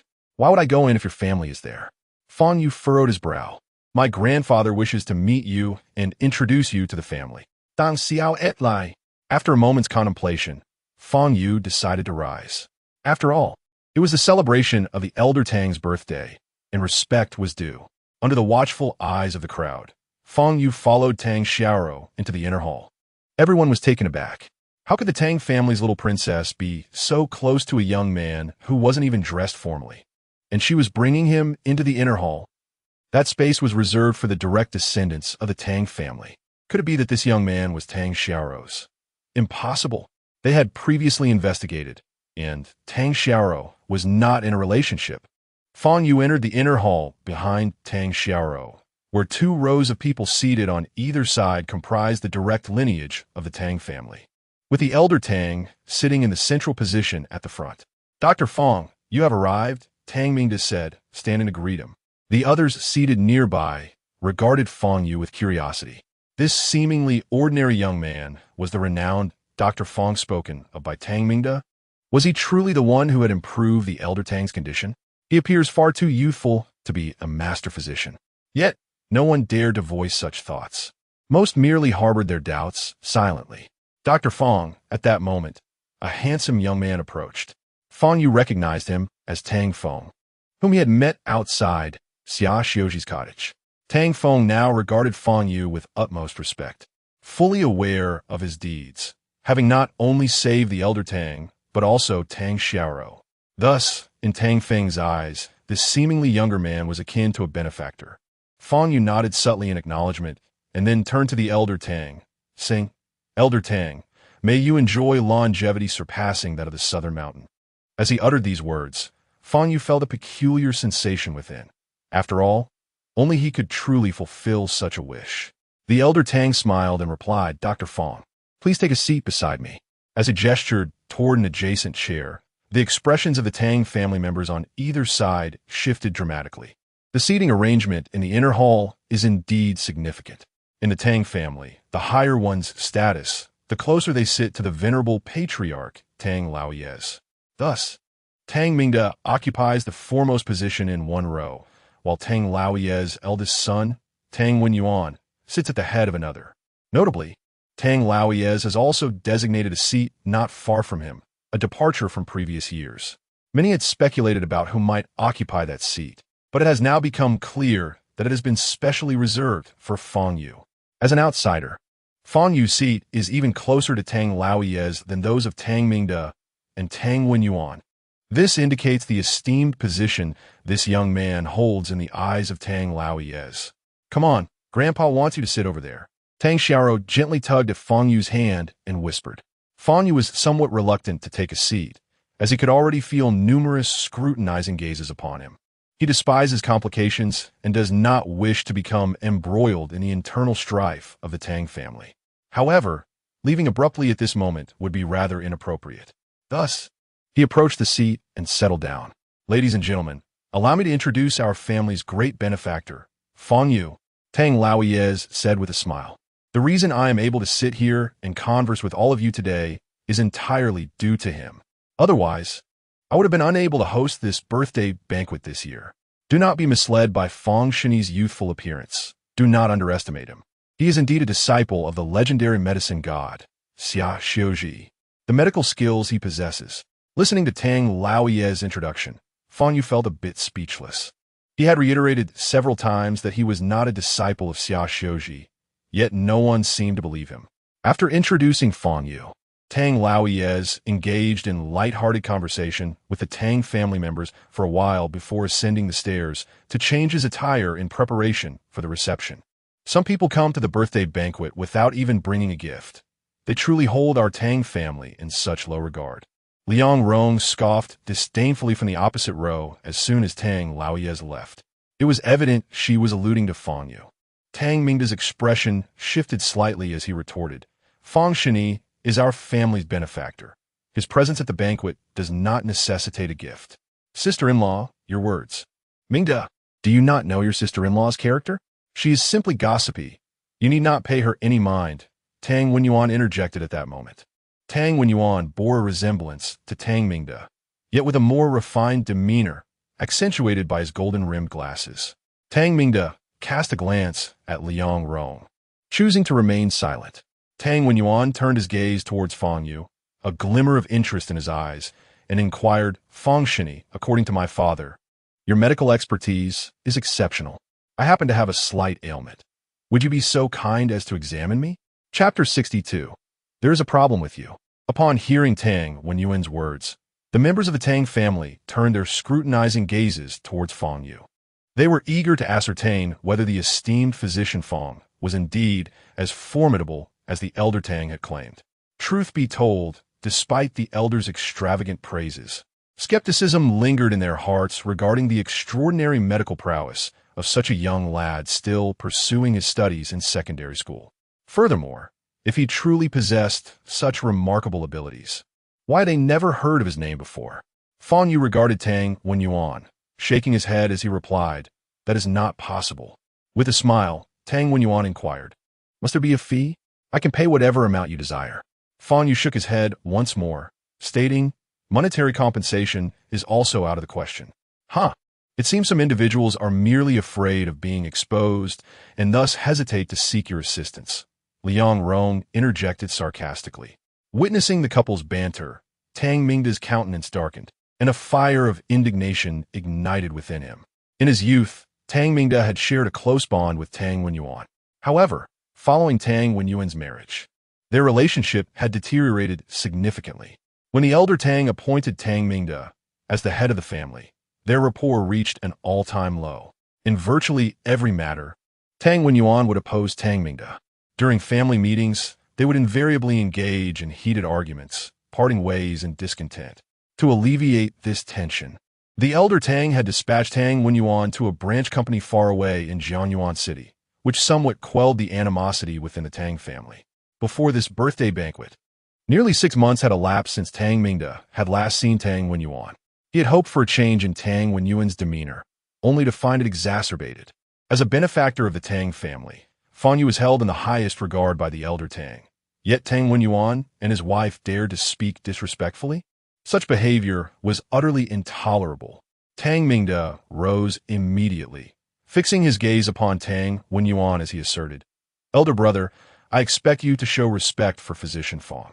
Mingda, when have I ever disrespected Physician Fang? I do indeed have a slight ailment, and I merely wish for him to examine it. Is there a problem with that? Tang Wenyuan furrowed his brow, adding, it seems you are intentionally seeking a quarrel. Furious, Tang Mingda clenched his fists, his face a stormy hue. Were it not for the elder Tang's birthday celebration, he would have unleashed a torrent of curses. Typically, he was a poised and composed individual. But in the presence of Tang Wenyuan, his temper resembled a powder keg, ready to explode at the slightest provocation. Alas, Wenyuan, cease your words. Others are simply intent on targeting you. What can you do about it? As for this so-called physician, I perceive him as nothing extraordinary. The elder's recovery might just be a stroke of luck, Liang Rong remarked with a sardonic tone. In truth, the couple had little concern for Fang Yu's genuine abilities. They were acutely aware that Fang Yu held a position of considerable esteem in the elder Tang's eyes, and his close association with Tang Mingda positioned him as an ally of that faction. Consequently, they felt compelled to challenge him.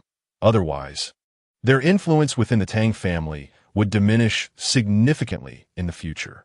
In truth, I had not heard of the so-called divine physician, Xia Xiuji, having any disciples. Regardless of whether he is indeed a disciple of the divine physician, if his medical skills are as formidable as claimed, why does he remain in obscurity? Look at his attire. It barely amounts to 100 yuan. Attending a birthday banquet without a gift. Do you suppose he is impoverished or merely miserly? The members of the Tang family seated alongside Tang Wenyuan were engaged in hushed discussions.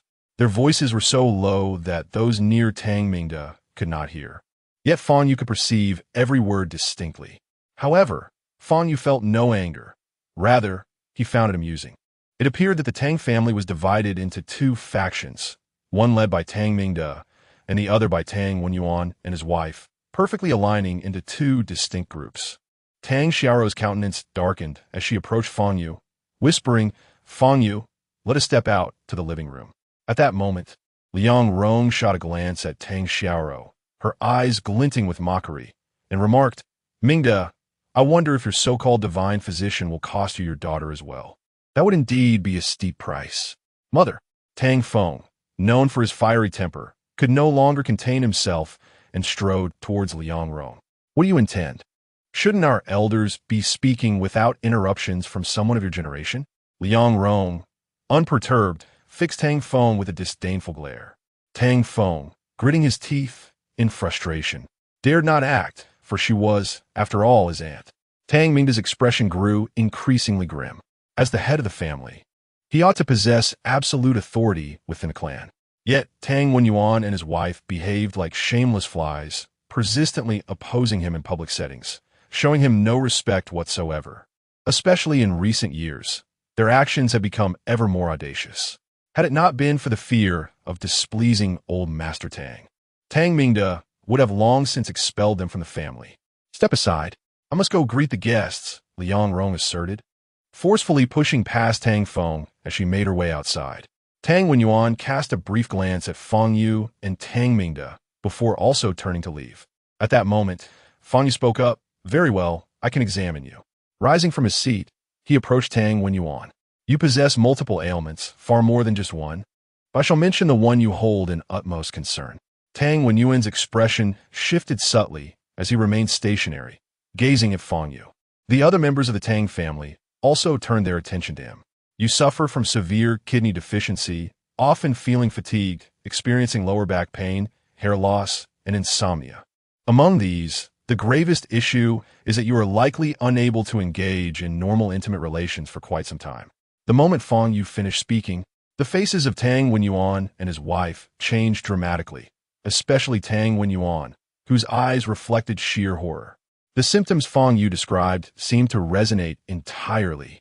The other members of the Tang family exchanged glances, shocked at the implication that Tang Wenyuan had issues in such a sensitive area, a matter that, for a man, could elevate to a question of dignity.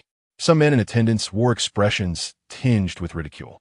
Liang Rong's complexion soured as she glared at Fang Yu, exclaiming sharply, "What nonsense are you spouting? None of it is true. There is fundamentally no issue with Wenyuan." However, Liang Rong's demeanor only serves to expose her insecurities. The gazes of the onlookers became increasingly mocking. As for the reason behind the deficiency in vitality, it is quite simple. During your youth, you lacked restraint, indulging in carnal pleasures almost daily, sometimes even multiple times a day. Throughout that period, your vitality was severely depleted, Fang Yu continued. Tang Wenyuan's complexion had turned a shade of dark purple. Every word Fang Yu uttered was undeniably accurate. In his youth, he indeed indulged excessively, becoming ensnared in the allure of women.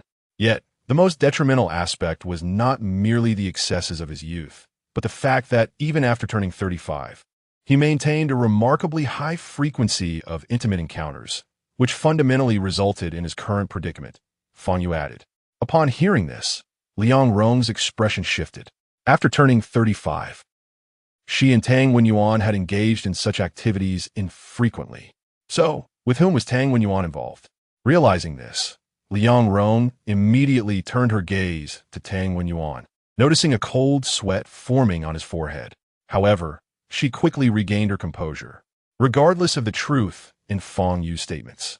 Displaying any sign of distress would only serve to substantiate those claims, leading her to become the subject of ridicule. Thus, the calmer she appeared, the less credible Fang Yu's words would seem. Without hesitation, she stepped forward and whispered in Tang Wenyuan's ear, "Tang Wenyuan, you must remain composed. This brat is deliberately trying to ensnare you. Do not fall into his trap." Upon hearing Liang Rong's warning, Tang Wenyuan's expression softened slightly. Yet, only he knew that every claim Fang Yu made was accurate. After turning 35, he had indeed grown weary of Liang Rong, frequently spending nights with other women. However, he could never admit to such actions. Otherwise, the embarrassment would be far beyond mere humiliation. You must have visited numerous hospitals and consulted numerous doctors. Yet none have been able to resolve your issue. Fang Yu remarked with a slight smile. Perhaps I am the only one in this world who can aid you. Hearing this, Tang Wenyuan looked at Fang Yu, a flicker of excitement dancing in his eyes. For a man, failing in this regard is an unparalleled agony. If a cure were possible, he would be willing to pay any sum. Unfortunately, I find you rather unappealing, and thus I shall not assist you, Fang Yu stated nonchalantly. Upon hearing this, Tang Wenyuan's expression froze and then darkened considerably. Chapter 63. Who is Fang Yu? This Fang Yu is deliberately toying with him. Although he has not openly admitted it, his earlier demeanor has already revealed much. Tang Wenyuan glanced around and noticed that many individuals were regarding him with expressions of mockery and derision. Tang Wenyuan's countenance darkened. This matter was supposed to be a secret known only to him and Liang Rong. Yet Fang Yu has laid it bare for all to see. Perhaps some would believe it, while others would not. Regardless, the seeds of doubt have been sown in the hearts of the Tang family. In the future, whenever they see Tang Wenyuan, they are bound to recall the whispers regarding his inadequacies. Damn it, that infernal Fang Yu. And the Tang Mingda family. Tang Wenyuan shot a piercing glare at Fang Yu before striding towards the hall. You, young man, your words constitute slander. Expect a lawyer's letter soon. Liang Rong left him with this remark as she exited. Fang Yu, let us also depart. The birthday banquet is about to commence. Observing Tang Wenyuan and his wife at a disadvantage brought great delight to Tang Xiaoro, her face beaming with joy. Tang Mingda turned to Fang Yu, his expression apologetic, saying, Dr. Fang, I am sorry, my elder brother. No matter, I have not taken to heart, Fang Yu replied. Old Master Tang emerged into the hall, where guests promptly approached to present their birthday gifts. Old Master, I hail from Huang's family in Guanglong City. I am Huang Xiaofeng. My grandfather, Huang Tianrong, is unwell, so he could not attend personally. Please accept this gift we have prepared for you. A middle-aged man stepped forward, extending a gift wrapped in a decorative box, his demeanor respectful. That old rascal Huang Tianrong has always been in good health. He will surely recover soon. When he does, I shall invite him for a drink, Old Master Tang chuckled. Witnessing Old Master Tang's vitality, many guests displayed expressions of astonishment. Previously, rumors had circulated throughout Jiang claiming that Old Master Tang was gravely ill and on the verge of death. Yet, upon seeing him in person, he appeared remarkably robust and full of life, showing no signs of illness whatsoever. Clearly, the earlier rumors were mere fabrications. One after another, members of various families approached to present their gifts. Fang Yu had intended to retreat to the corner buffet for a bite to eat, but he was halted by Tang Xiaoro. Could you stay here with me for a while? It is quite dull and awkward for me to stand alone. But my presence here only adds to the awkwardness. This is your family's designated area, Fang Yu countered. Numerous individuals had already taken note of Fang Yu standing beside Tang Xiaoro. The fact that he could occupy a position in the Tang family's welcoming area was remarkable. That spot was typically reserved for the direct descendants of the Tang family. His presence there, alongside Tang Xiaoro, suggested that he might indeed be her boyfriend or fiancé. However, if Tang Xiaoro truly had a fiancé or boyfriend, such news would have undoubtedly circulated throughout Jiangnan long ago. How could it possibly remain a secret? Especially since this man seemed unfamiliar, and he did not appear to belong to any prominent family. Feeling the weight of many gazes upon him, Fang Yu furrowed his brow slightly. Indeed, one should not stand here. He casually surveyed the guests and noticed Ji Ruby among them. Ji Ruby was gazing at Fang Yu with a radiant smile. Fang Yu immediately averted his gaze. It was uncanny, truly too similar. As Fang Yu glanced aside, he unexpectedly spotted another familiar face, Qin Yimo. What brings her here? The Qin family is rooted in the capital, which seemingly has little connection to the prestigious families of Jiangnan. Before long, Ji Ruby approached with a birthday gift, respectfully stating, Old Tang, may you enjoy blessings as vast as the Eastern Sea, and may you celebrate many more days like this. This golden peach of longevity is a carefully prepared offering from the Ji family. I hope you will accept it graciously. I must visit your home soon and engage your grandfather in 300 rounds of chess. Old Tang chuckled heartily. The moment Ji Ruby appeared, A wave of astonishment rippled through the crowd. Beyond her breathtaking beauty, the most surprising aspect was her presence at Old Tang's birthday banquet. The Ji family holds a status in Jiang incomparable to that of the Tang family, both being among the top-tier aristocracies. Their previous relationship could only be described as mediocre, with minimal interaction. Yet now, the Ji family's heiress graced Old Tang's celebration. Could this signal a union between the two formidable families? If the Ji and Tang families truly allied, which family in Jiangnan could possibly contend? Everyone present experienced a jolt of realization, their gazes filled with awe. Qin Yimo was the last to present her gift, which similarly sparked a commotion. Qin Yimo was stunningly beautiful, possessing a flawless visage, skin as fair as snow, and a figure that incited envy among countless men. Dressed merely in a work uniform, she overshadowed 90% of the women present. Only Ji Ruby and Tang Xiaoro could rival her beauty. However, in terms of presence, Qin Yimo outshone them both. She stood there, exuding an aura of aloofness and superiority. Old Tang, this is a jade Buddha statue my grandfather instructed me to bring you. Wishing you good health and enduring blessings, Qin Yimo said politely. Old Tang rose to his feet, receiving the gift with both hands and replying respectfully. Thank you for the generous gift from Elder Qin. It has been quite some time since I last saw him. I miss him dearly. Once I regain my health, I shall certainly visit the capital to express my gratitude. Though Old Tang had remained seated while receiving other gifts, he stood in respect for Qin Yimo, his demeanor exceedingly deferential. Moreover, he referenced the capital. Could it be that this enchanting woman hails from a prominent family in the capital? With this thought, the crowd's gazes towards Qin Yimo transformed into one of reverence. The families of the capital possess profound heritage and are not to be trifled with. After presenting her gift, as Qin Yimo withdrew, she suddenly caught sight of Fang Yu standing nearby. What is he doing here? A flicker of surprise crossed her beautiful eyes. Out of courtesy, she contemplated approaching Fang Yu to exchange pleasantries.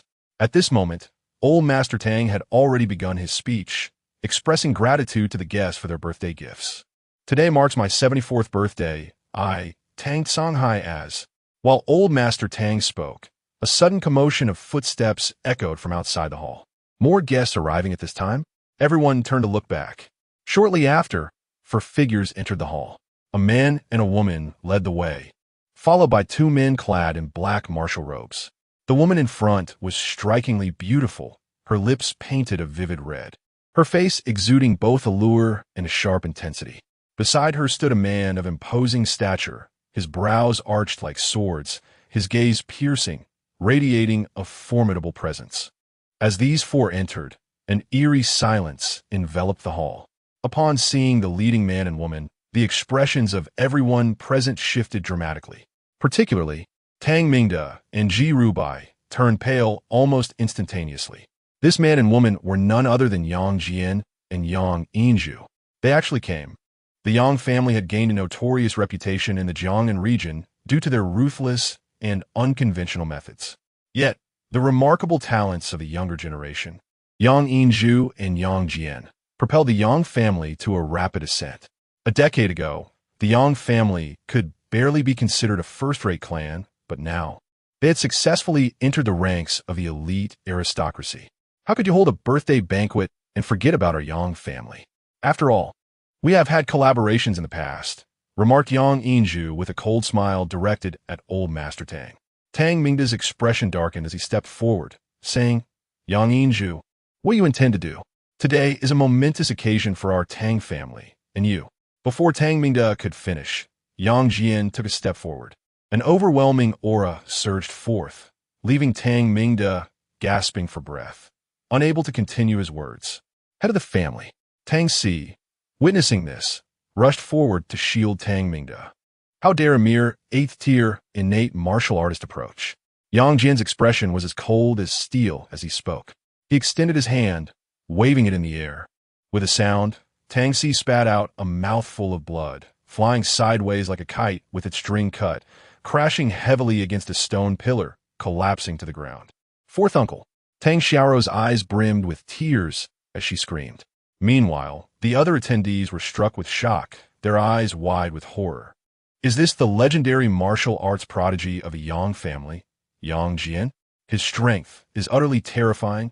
It seems that today, the Tang family is in for a significant upheaval. Yang Jian's gaze, sharp as a blade, glanced at the pallid-faced Tang Mingda before sweeping the room. His voice cold as he inquired, "Who is Fang Yu?" Chapter 64. The Might of the Grandmaster. In the grand hall of the Tang family, an oppressive silence enveloped the atmosphere. Those who felt the piercing gaze of Yang Jian experienced an icy chill rising from their very core, as if they had plunged into a frozen abyss. The sheer intensity of Yang Jian's aura was overwhelming. Simultaneously, a colossal question loomed in the minds of all present. Who is Fang Yu? What could have provoked the ire of the Yang family? Old Master Tang, gazing at Yang Jian, was filled with trepidation, his body trembling ever so slightly. Today marked his 74th birthday, a day he had never anticipated would be marred by such a predicament. As no one offered a response, Yang Jian took a step forward, fixating his gaze on Tang Mingda, articulating each word with weight. "I shall inquire once more. Who is Fang Yu?" With every syllable that escaped Yang Jian's lips, the pressure bearing down on Tang Mingda intensified. Having never practiced martial arts, Tang Mingda was merely an ordinary man, ill-equipped to withstand the oppressive force of a martial arts grandmaster. His legs trembled violently on the brink of collapse. Standing beside Yang Jian, Yang Yinju regarded Tang Mingda with a haughty glare, asserting, "Tang Patriarch, surrender the individual in question, and I assure you, no harm shall befall you." Tang Ming, his forehead pulsating with veins and drenched in sweat, remained resolutely silent, his lips sealed. Yang Jian advanced another step, his voice cold as steel. "Your Tang family cannot protect him." Unable to endure the mounting pressure any longer, Tang Mingda let out a cry of despair. Sinking to one knee, his teeth chattering, his entire body quaking, Yang Jian surveyed the room once more, a cruel smile emerging upon his lips, declaring, "Patriarch Tang, I truly do not wish to turn my wrath upon you." As he spoke, Yang Jian's right hand was raised. "I am here. Do you seek me for something?" A languid male voice emerged from the crowd. Upon hearing the voice, Yang Jian immediately turned towards the source, where Fang Yu stood. Feeling the frigid intensity of Yang Jian's gaze, those shielding Fang Yu felt a wave of fear wash over them, hastily dispersing to the sides. Before long, only Fang Yu and Tang Xiaoro remained in their original position. Tang Xiaoro's face was ashen, trembling uncontrollably. The brutal beating of Yang Su at the hands of Fang Yu left her certain that Yang Jian would not let Fang Yu escape easily today. At that moment, Yang Jian and Fang Yu's eyes locked in a silent exchange. Yang Jian's gaze was frosty and sharp, akin to a blade capable of piercing the heart. In contrast, Fang Yu's expression was remarkably composed, even somewhat vacant, betraying little in the way of emotion. A foundational stage, cultivator. It had been quite some time since Fang Yu had interacted with a practitioner of the foundational stage. Yang Jian, having entered this realm before the age of 30, was considered an extraordinary talent in this world. However, having lived nearly 5,000 years, Fang Yu had encountered countless prodigies. 4,000 years ago, when the spiritual energy on Earth was abundant, the realm of cultivation was teeming with exceptional talents, each more astonishing than the last. Throughout every era, new geniuses emerged. Some broke through to the foundational stage within a year.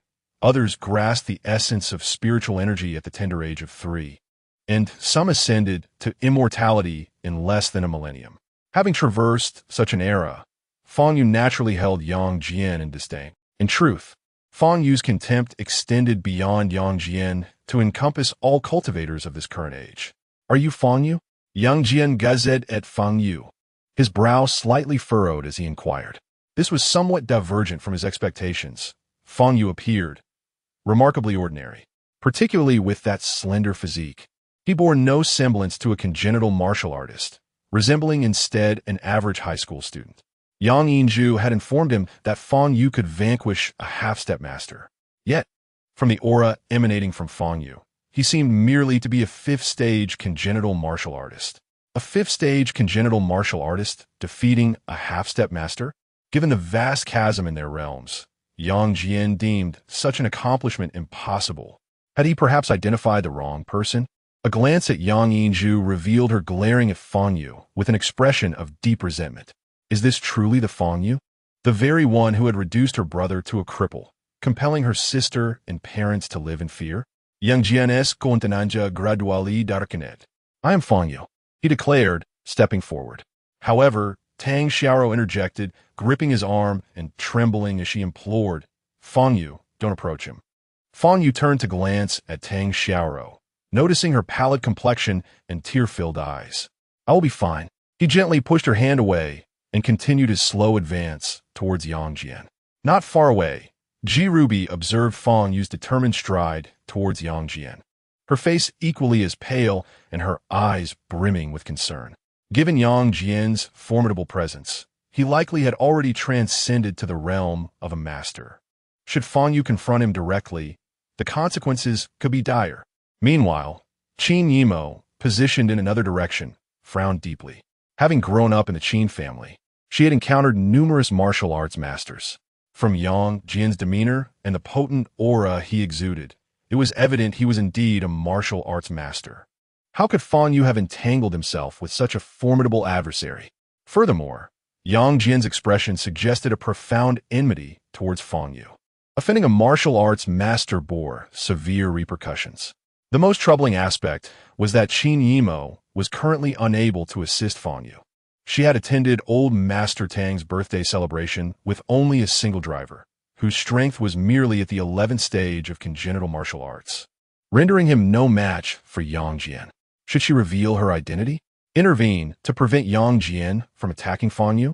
Yet, such an approach was the very antithesis of Qin Yimo's preference for discretion. After much contemplation, she resolved to remain an observer. She wished to seize the opportunity to discern what capabilities Fang Yu possessed that warranted her grandfather, Qin Wudao's, profound regard. Fang Yu halted a mere 2 meters from Yang Jian. Is that person truly Fang Yu? Is he courting death? How dare he approach Yang Jian so brazenly? The murderous intent radiating from Yang Jian was palpable. The onlookers in the hall regarded Fang Yu with astonishment. He turned his gaze towards Yang Yinju, who stood beside Yang Jian, her eyes filled with venomous resentment, and inquired, You are Yang Yinju? Upon seeing Fang Yu, memories of Yang Su's medical report surged through Yang Yinju's mind, and she was unable to restrain her emotions, bitterly declaring, Fang Yu, I shall repay the injuries inflicted upon my brother tenfold. Yang Su, he had not perished. How remarkably resilient he is, Fang Yu thought, a faint smile gracing his lips as he replied. Upon witnessing the smile on Fang Yu's face, Yang Yinju felt a surge of fury, wishing fervently to tear apart Fang Yu's visage and rip out his very heart. The surrounding onlookers were filled with astonishment as they listened to the exchange between the two. It was evident that Fang Yu had done something to provoke Yang Su, inciting the wrath of the Yang family. Yang Jian furrowed his brow and stepped forward. Boom! This seemingly effortless step caused the entire hall to tremble. A formidable aura erupted from Yang Jian, pressing down upon Fang Yu with immense force. The might of a master. Any ordinary martial artist would have crumpled under such overwhelming pressure, rendered immobile upon the floor. Yet, Fang Yu remained unfazed, a subtle smile gracing his face. Yang Jian's gaze shifted slightly as he advanced another step, intensifying the pressure upon Fang Yu. Crack! The tiled floor beneath Fang Yu's feet caved in dramatically. What an overwhelming force! The spectators felt a chill run down their spines. Yang Jian was extraordinarily powerful, so powerful it was suffocating. Most among them had encountered innate martial artists, and a select few had witnessed the prowess of a half-step master. Yet they were witnessing the techniques of a true martial arts master for the very first time. They were just beginning to understand that such formidable individuals existed in this world. Even as the floor cracked beneath the pressure, Fang Yu stood there with an air of ease, his expression and demeanor betraying no sign of distress. Yang Jian's brow deepened further. I'm quite pleased that you came to find me, Fang Yu remarked. For now, I need not seek you out. Hearing this, Yang Yinju erupted into laughter, beautiful yet laced with malice in her enchanting eyes. Fang Yu, do you believe yourself to be strong? Do you think yourself invincible? Perhaps my previous choice of incompetent fools to deal with you has led you to this delusion. Now that my elder brother has returned after attaining mastery, he shall surely take your life to avenge Sewer. Yang Yinju's eyes turned crimson, brimming with hatred. Yang Jian remained silent, gazing at Fang Yu with an expression of astonishment. The pressure he exerted upon Fang Yu was tremendous, yet Fang Yu appeared utterly untroubled. Chapter 65. The Duel. Yang Jian withdrew the oppressive aura he had cast upon Fang Yu, his eyes glinting with a determined light. This afternoon at 3 o'clock, on the martial arts competition stage of the Jianghai City Martial Arts Association, I challenge you to a fair duel in the presence of the association. Do you dare to accept? The Martial Arts Association? A duel? Fang Yu scrutinized Yang Jian, narrowing his eyes slightly. It had been many years since he had last stepped onto the competition stage, and he found himself somewhat nostalgic for that feeling. Very well, Fang Yu replied. Yang Jian regarded Fang Yu with a penetrating gaze and coldly stated, I hope you will arrive punctually at the competition stage this afternoon. With that, he turned to depart. Wait, Fang Yu suddenly called out. Yang Jian halted, inquiring, do you have a question? You injured Tang Si, for the sake of fairness. Your side should allow me to injure one of your people, should you not? Fang Yu proposed. Upon hearing this, Yang Jian remained composed. Yet many others around them turned pale. Was Fang Yu courting death?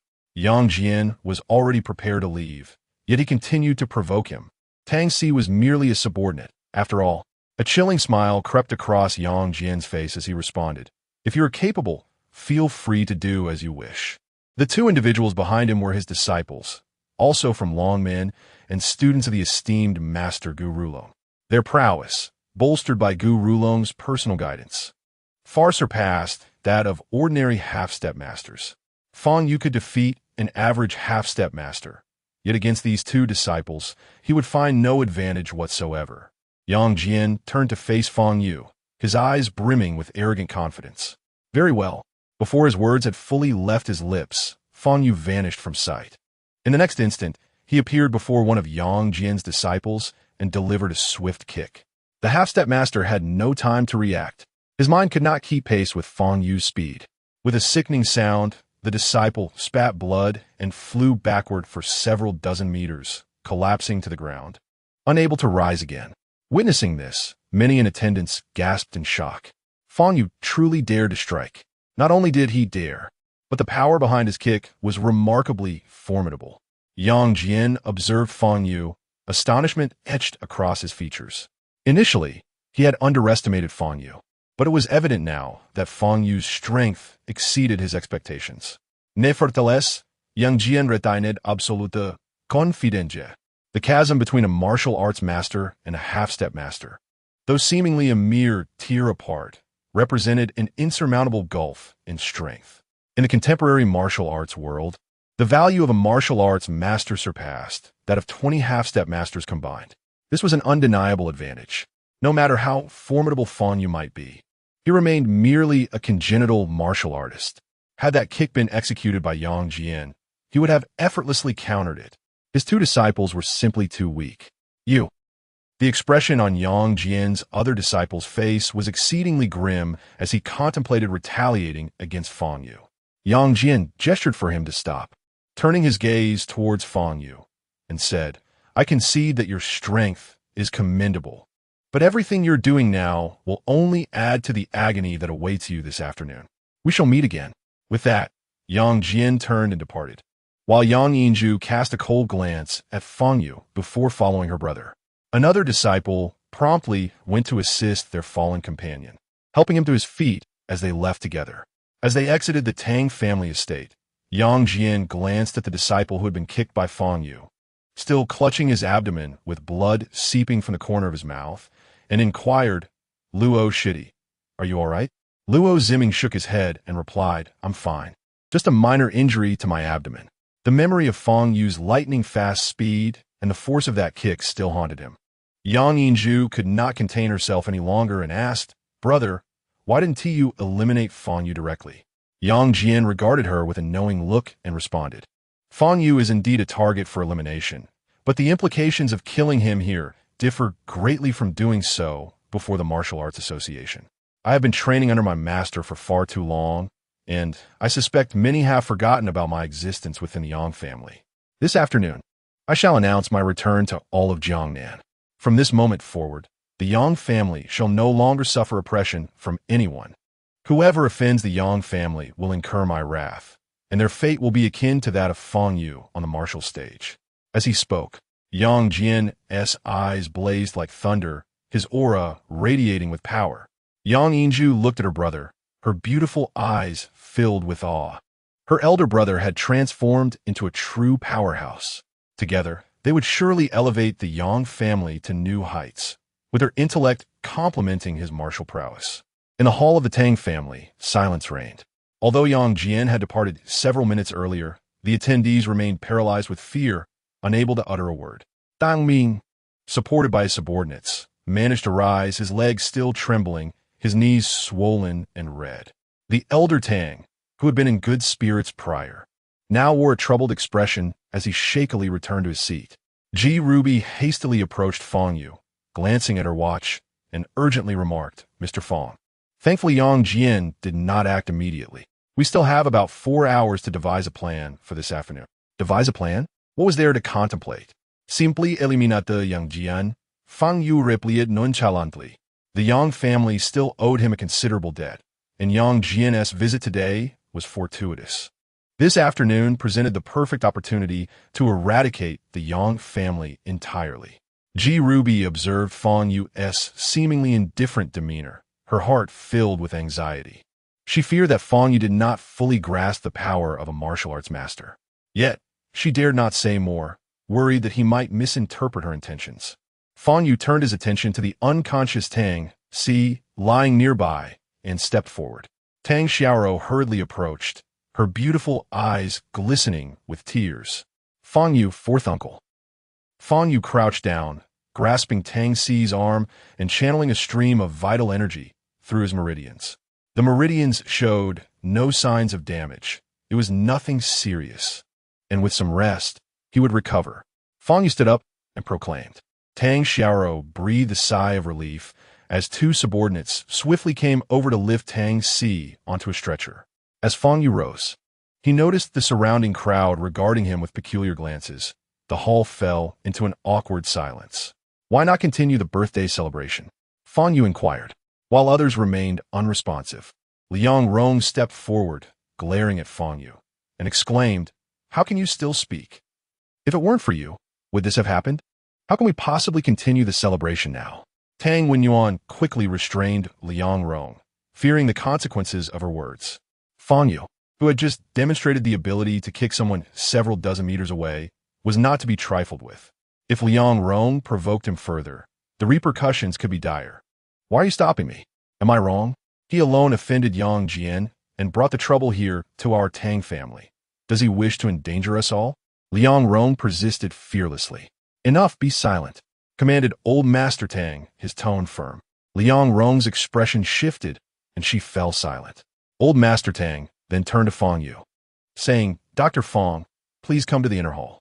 He then addressed the guests in the hall. "Some unexpected events have transpired today, causing distress to all. I sincerely apologize. The celebration shall continue. Please feel free to enjoy yourselves while I attend to a matter in the inner hall." With Old Master Tang's words, the guests obliged, the atmosphere slightly warming.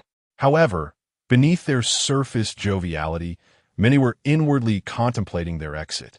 With the return of the martial arts prodigy, Yang Jian, everyone had witnessed his formidable prowess.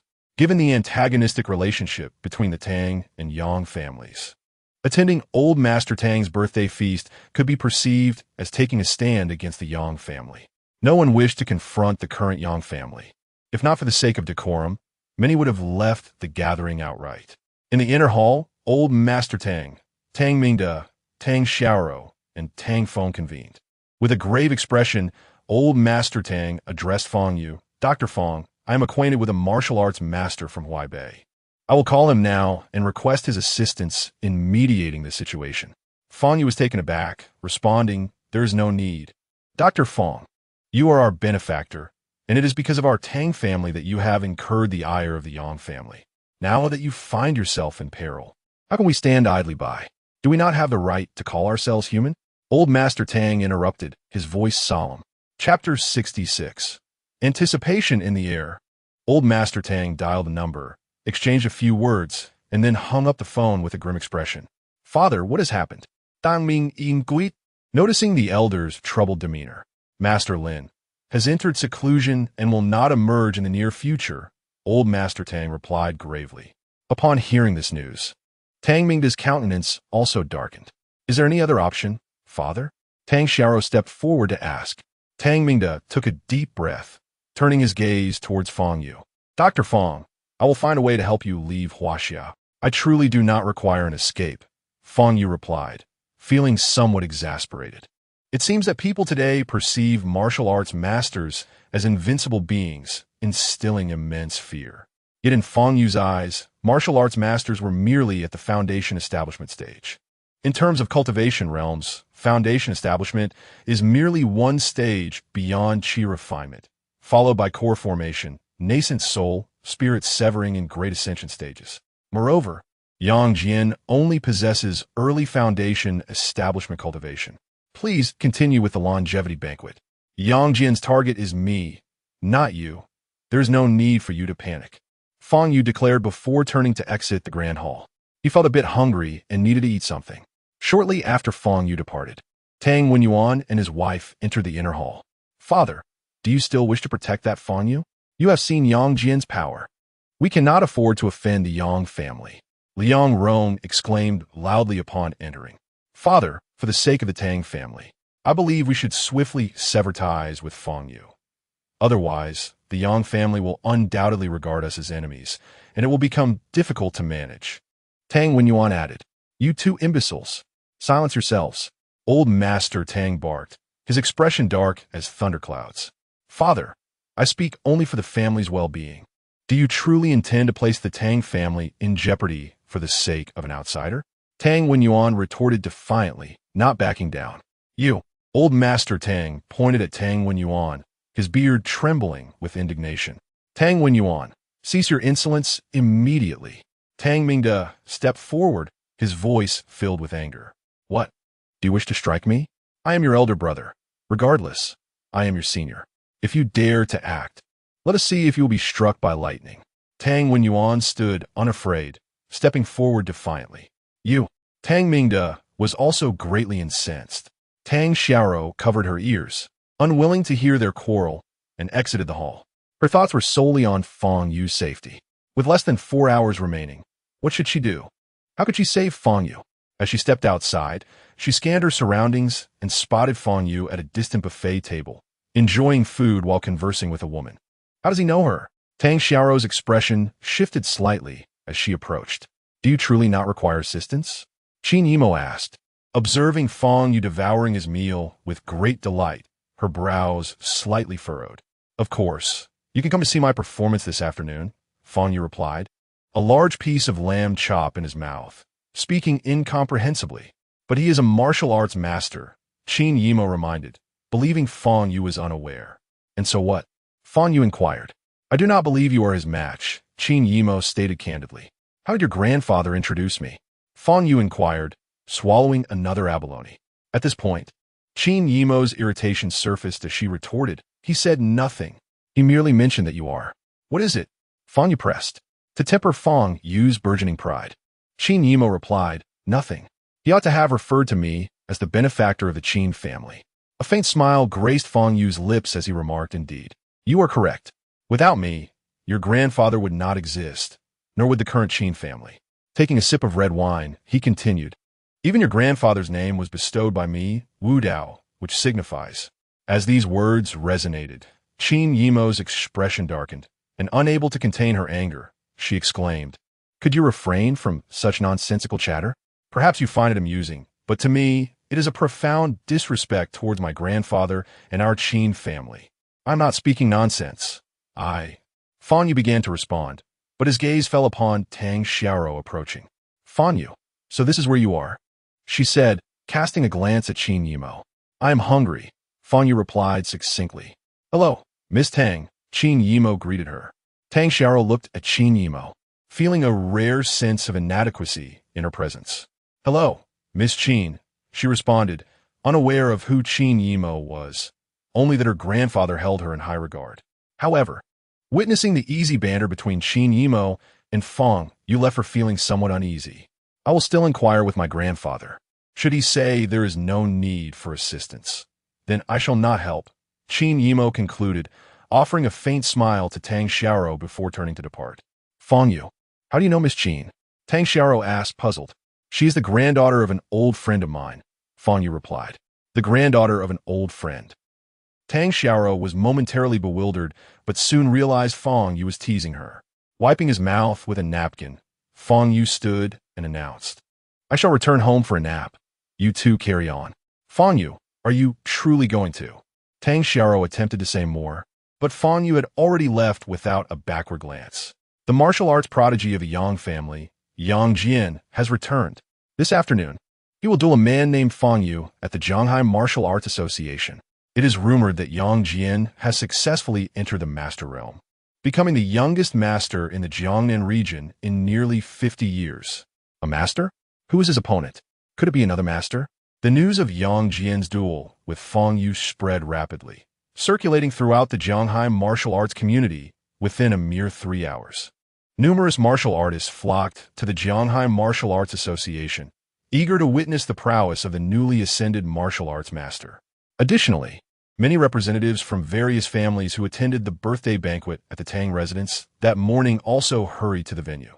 This battle holds immense significance, primarily serving as a testament to Yang Jian's prowess and whether he has genuinely attained the status of a martial arts master.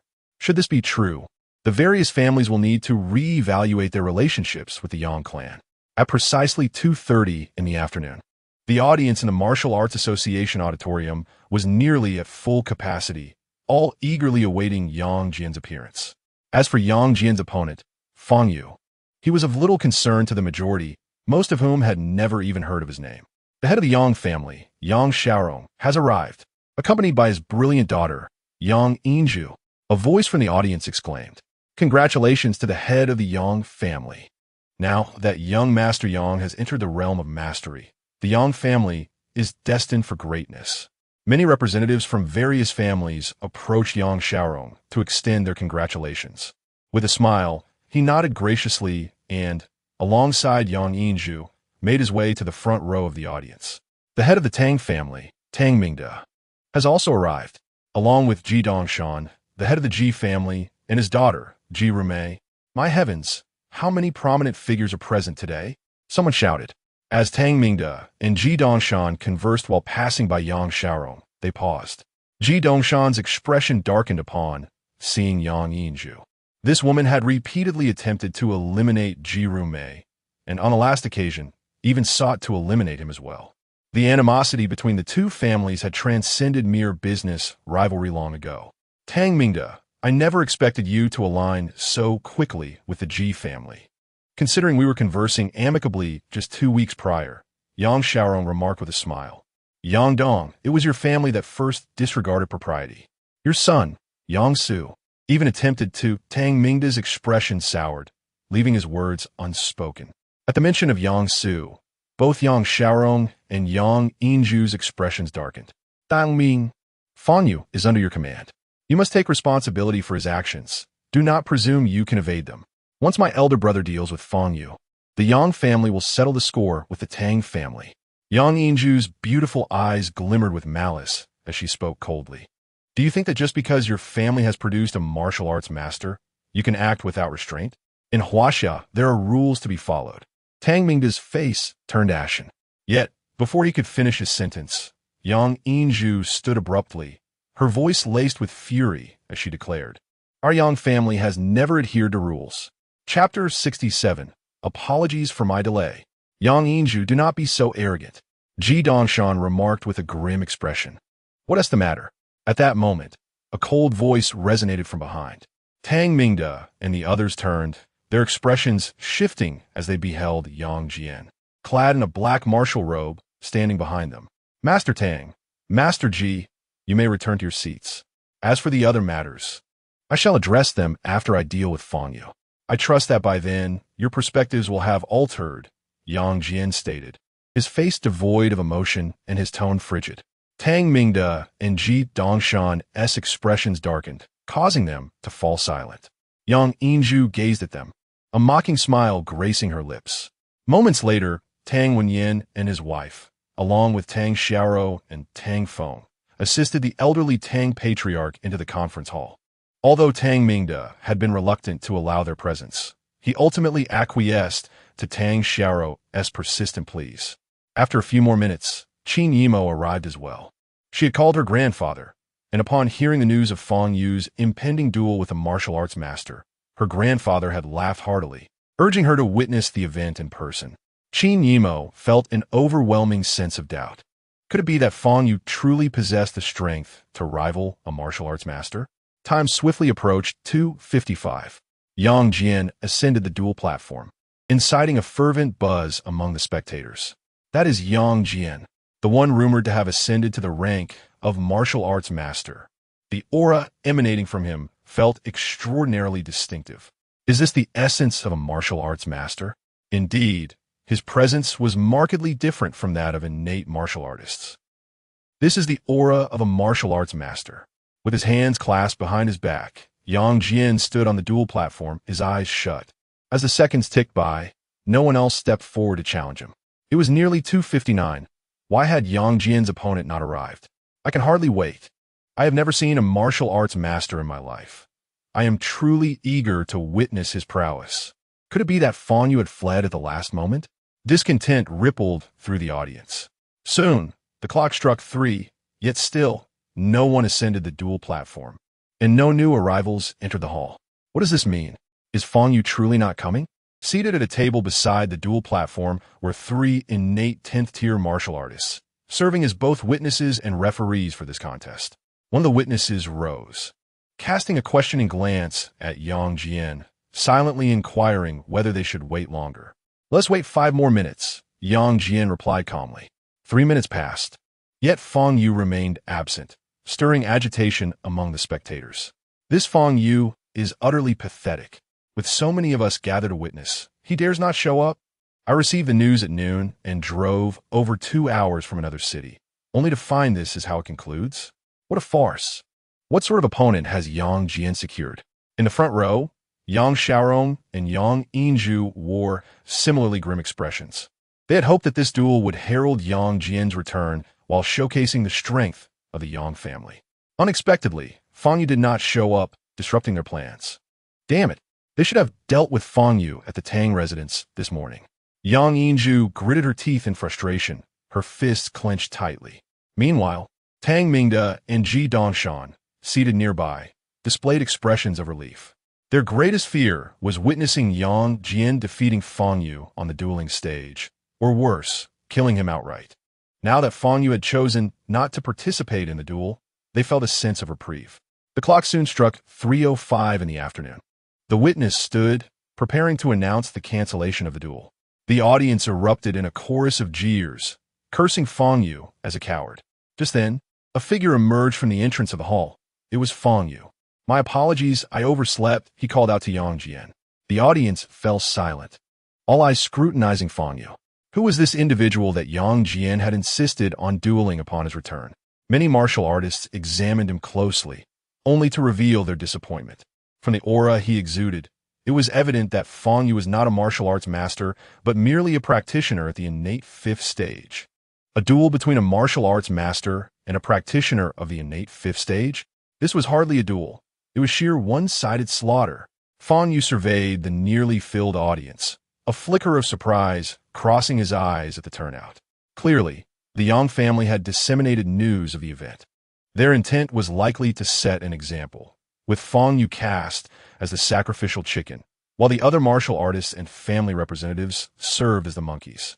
As Fang Yu squinted slightly and prepared to ascend the dueling stage, he was halted by the witness. Before you step onto the stage, you must sign a death contract. Master Yang has already done so, the witness informed him. Oh, Fang Yu replied without hesitation, signing his name on the death contract laid upon the table. Upon witnessing Fang Yu's signature, a smirk crept across Yang Jian's lips. This meant he could now unleash his full fury upon Fang Yu without restraint. Under the gaze of the entire audience, Fang Yu ascended the dueling stage, eliciting a wave of cheers from the crowd. Regardless of Fang Yu being merely an innate fifth-stage practitioner, his courage to step onto the stage was commendable. Any other innate practitioner, when faced with a martial arts master, would be hard-pressed just to maintain their footing. "I thought you wouldn't dare to step onto the stage," Yang Jian remarked. Fang Yu smiled slightly. After all, he had faced the Xianyuan platform several times. How could he be daunted by such a trivial dueling stage? Yang Jian glanced at Fang Yu before turning to the audience, stating, "I'm sure you're all curious as to why I proposed a duel with this Fang Yu. It is because this man has rendered my brother Yang Su a cripple." The audience gasped in shock. The Yang family had previously kept this information under wraps, leaving many unaware of the incident. The fact that this individual, possessing only innate fifth-stage cultivation, had dared to incapacitate Yang Su was audacious beyond belief. Does he not realize that the Yang family is the most unprovocable among all the top aristocratic families in Jiangnan? Today, I challenge him to a duel. First, to avenge my younger brother Yang Su, and second, Yang Jian was about to continue. "Enough with your nonsense. If we're fighting, let's get started," Fang Yu interrupted coldly. Yang Jian's expression darkened as he turned away. "Since you're in such a hurry to die, I'll oblige." A torrential aura erupted from Yang Jian's body. Even the distant spectators felt an oppressive force that stole their breath. "Fang Yu, you cripple my brother. For that, I will repay you tenfold." Yang Jian snarled, his right fist condensing a mist-like surge of true qi before he launched a devastating punch toward Fang Yu. The sheer force of the strike tore through the air with a sonic boom. The white mist morphed into the shape of a ferocious leopard's head, jaws gaping wide, terrifying and bloodthirsty. A direct hit from such a strike would surely reduce a human body to pulp. True qi externalization, shaping and materializing. So this is the foundation establishment stage. Truly enviable, Fang Yu murmured, a flicker of admiration in his eyes as he raised a single hand and clenched it in midair. Boom! The leopard head of true qi, as if crushed by an invisible, colossal hand, exploded into nothingness. How is this possible? Yang Jian's face twisted in shock. Fang Yu was merely a Xiantian martial artist, yet the technique he had just displayed was unmistakably true qi externalization. How could a Xiantian warrior possibly wield such a power? Some kind of sorcery? Though startled, Yang Jian remained composed. With a low growl, he kicked off the ground, soaring over a dozen meters into the air, chanting an incantation. His hands wove intricate seals as an overwhelming energy gathered around him. His senior brother using the Dragon Gate's ultimate technique, Divine Dragon Art? Luo Ziming, watching from below, trembled with excitement. This is Master Gu Rulong's signature move. Only those at the Grandmaster level or above can master it. High above, Yang Jian's eyes burned with golden flames. His expression icy. His hands moved in an increasingly complex pattern, the energy around him swelling to terrifying proportions. Seconds later, his palms pressed together, and his entire body became sheathed in a faint golden radiance. A deep, resonant roar, akin to a dragon's cry, echoed through the air. Fang Yu, today you shall witness the Dragon Gate's exclusive technique, Divine Dragon Art. Yang Jian declared coldly before hurtling down toward Fang Yu on the arena like a golden meteor. A blazing golden trail lingered in his wake, its intricate patterns resembling the scales of a dragon, with Yang Jian himself as the dragon's head. Watching the incoming assault, Fang Yu's pupils glowed faintly crimson. Divine Dragon Art? Interesting. Then I suppose I'll take this a little seriously. Shifting his left foot back, Fang Yu clenched his right fist, a deep red aura of true qi swirling around it. A dreadful pressure radiated from his fist. Chapter 68, I Surrender. In the assembly hall, a gasp erupted from the audience as they beheld the magnificent golden dragon descending from the heavens. Was this the prowess of a martial arts master? It was truly awe-inspiring. Senior brother, you have indeed mastered the Divine Dragon technique, exclaimed Luo Ziming, his eyes brimming with admiration and excitement. Within the Dragon Gate, only a mere 3 individuals could claim mastery over the Divine Dragon technique, as its prerequisites were exceedingly rigorous. Only upon reaching the master realm could one begin to cultivate it, and the process was fraught with challenges. For instance, Luo Ziming's senior brother, the foremost disciple of the Dragon Gate, took nearly 15 years after entering the master realm to fully cultivate the divine dragon technique. Yet, Yang Jian had only recently stepped into the master realm and was already capable of employing the technique. Although his proficiency was still less than that of a minor adept, it was nonetheless sufficiently astonishing. Moreover, employing the divine dragon technique against someone as relatively weak as Fang Yu, who was merely at the 5th stage of innate power, seemed like overkill. Senior brother, just how formidable is the divine dragon technique? I have never witnessed you or master utilize this supreme skill, inquired Wan Yang, standing beside Luo Ziming. I have yet to see it with my own eyes, but I have heard that the true power of the divine dragon technique lies in its enhancement of a human body. It can condense true energy into a protective armor-like form, safeguarding the flesh and amplifying the force of each strike. In the past, Master relied on this extraordinary skill to dominate the various masters of Jiangnan, earning the title of Master of Masters from the Martial Arts Association. Luo Ziming proclaimed proudly, his eyes shimmering with brilliance. Yang Xiaorong had long since risen, gazing up at the golden dragon with reddened eyes. This was the hope for the future of the Yang family. In this generation, they had one dragon and one phoenix, embodying both martial and literary prowess. Truly a divine blessing. Though Yang Xiaorong himself lacked exceptional talent, his children possessed near-miraculous gifts. At that moment, Yang Xiaorong's thoughts turned to his son, Yang Su, who lay in a foreign hospital bed. Rest assured, my son, once the duel concludes, I shall bring Fang Yu's lifeless body to see you. A flicker of hatred ignited in Yang Xiaorong's eyes. On the duel stage, Yang Jian dove within a mere meter of Fang Yu, unleashing a powerful punch. You wish to clash with me head-on? Fang Yu's lips curled into a slight smirk as he raised his fist, enveloped in a faint red aura. To meet Yang Jian's oncoming strike, the two fists collided in midair. Yang Jian wore a cold smile, confident that with the enhancement of the divine dragon technique, his physical form was nearly invincible. Engaging in a fistfight with him was tantamount to courting death. However, at the very moment of impact, Yang Jian's expression shifted dramatically, yet he had no time to react. Boom! A resounding explosion echoed through the arena, unleashing an exceedingly intense radiance. The overwhelming force emanated from the center of the duel stage, radiating outward. The three closest witnesses were directly blasted away by this wave of energy.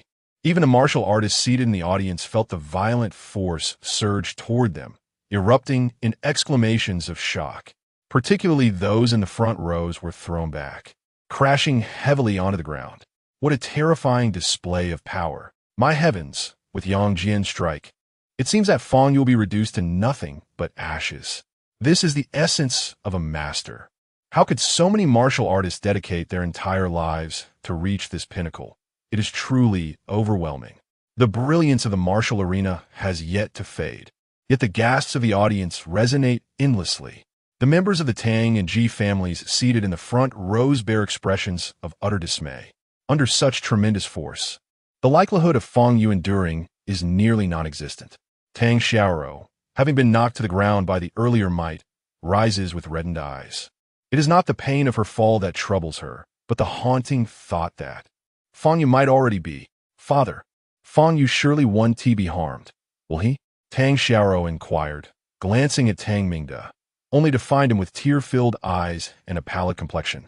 Old Master Tang sighed deeply, lamenting, our Tang family has failed to protect Dr. Fang. Given his innate talent, with just another decade, he would undoubtedly rise as a remarkable figure. It is our inadequacy that has led to this. Nearby, Ji Dongshan and Ji Rumei also appeared ashen, their lips sealed in silence. In a corner of the audience, Qin Yimo furrowed her brows, intently fixed on the brilliance of the martial arena. Since her grandfather instructed her not to intervene, it implied that Fang Yu possessed the strength to contend with Yang Jian. Thus, she believed it impossible for Yang Jian to defeat Fang Yu in a single blow. The father-daughter duo of Yang Xiaorong still reeling from the earlier display of power, have now regained their senses. They exchanged glances, their eyes reflecting not only shock, but also unrestrained joy. Shocked by the overwhelming force just witnessed, elated by the certainty that Fang Yu must be dead. Moreover, Yang Jian has perfectly showcased his prowess. One can only imagine that, after today's duel concludes, Yang Jian will gain renown throughout Jianghaishi and even across the Jiangnan region. At that moment, the Yang family shall truly embark on a path to ascendancy. The brilliance of the martial arena gradually dissipates. On the marble platform, a sizable crater emerges, shrouded in thick clouds of dust. This is the aftermath of Yang Jian's earlier strike, a sight that is nothing short of shocking. For those who have never witnessed the might of a martial arts master, this scene is profoundly staggering. As the dust begins to settle, all eyes are fixated on the crater. Soon, a figure emerges, standing amidst the hollow. It is over. Yang Jian has claimed victory. Is it possible that Fang Yu has truly been obliterated, leaving no trace? The audience murmured in disbelief. How could it be surprising? The force of Yang Jian's strike would obliterate anyone. Martial artists in the audience began to converse animatedly, many rising to depart. Representatives from various families sought out Yang Xiaorong, eager to extend their congratulations. Father, from this day forth, our Yang family shall be invincible, dominating Jiangnan. Yang Yinzhu exclaimed, her beautiful eyes brimming with excitement and ambition. Yang Xiaorong, with reddened eyes, replied, Su, your vengeance has been avenged by your elder brother. As the smoke gradually dissipated, a sudden gasp erupted from the audience. It appeared that the figure standing there was none other than Fang Yu, not Yang Jian. The moment these words were spoken, it was as if a bomb had detonated. Everyone turned their gaze towards the arena, and indeed, they beheld Fang Yu standing amidst the pit, his expression tranquil, his attire somewhat tattered, yet not a single trace of injury marred his body. How could this be? The person standing there was actually Fang Yu? Where was Yang Jian? The crowd began to search for Yang Jian's figure on the stage. Soon, those present noticed a figure sprawled on the ground beneath the arena. This person lay motionless, his entire right arm vanished, the ground soaked in blood. From the attire, it was evident. He was Yang Jian. My heavens! The one collapsed beneath the arena was indeed Yang Jian. A wave of astonishment swept through the audience. Disbelief etched across every face. In the front row, Yang Xiaorong and Yang Yinzhu were utterly bewildered, struggling to comprehend what had transpired. Senior brother, Luo Ziming and Wanyang immediately recognized Yang Jian, shouting as they rushed forward. At that moment, however, Yang Jian's body stirred. He braced himself with his left hand against the ground, laboriously rising to his feet. At that instant, everyone could see clearly. The individual who had lost his right hand was Yang Jian, elder brother, Yinea. Witnessing this scene, Yang Yinzhu and Yang Xiaorong felt a surge of rage. Yang Jian's right shoulder was a hollow void, a gaping wound exposing bone and flesh. Blood streamed profusely from the gaping hole. Yang Jian's face drained of color as he gazed at Fang Yu in the arena, terror reflected in his eyes. He could scarcely fathom the sheer power behind Fang Yu's punch. The vitality armor he had fortified with the Divine Dragon technique had been shattered in an instant by Fang Yu's blow. Fang Yu was undoubtedly not a mere innate fifth-stage practitioner. His strength transcended the realm of innate martial artists. Yang Jian even believed that only his master, Guru Long, could defeat Fang Yu. Who exactly are you? Yang Jian trembled, directing a quaking voice toward Fang Yu in the arena. I am Fang Yu, merely a practitioner of the Qi refining stage. Fang Yu replied calmly, advancing toward Yang Jian. I concede. As Fang Yu approached, Yang Jian's countenance filled with dread as he shouted loudly. Chapter 69, Exhausted Cultivation. Yang Jian surrendered? A profound silence enveloped the audience. The reversal occurred with such swiftness that they could scarcely comprehend it. Merely 20 seconds prior, they had believed Yang Jian to be the victor, with Fang Yu already reduced to mere bones. Yet the reality was that Yang Jian had lost his right hand and was now declaring his surrender. The most terrifying aspect was that apart from a tattered shirt, Fang Yu bore no discernible injuries. This indicated that Fang Yu's strength likely far surpassed that of Yang Jian.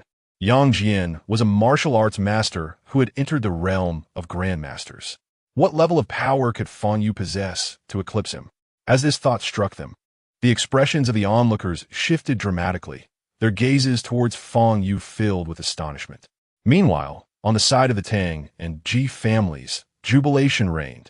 Tang Xiaoro wept tears of joy, exclaiming, "I knew that Fang Yu would be unscathed. This is the Mr. Fang I know, always capable of delivering surprises."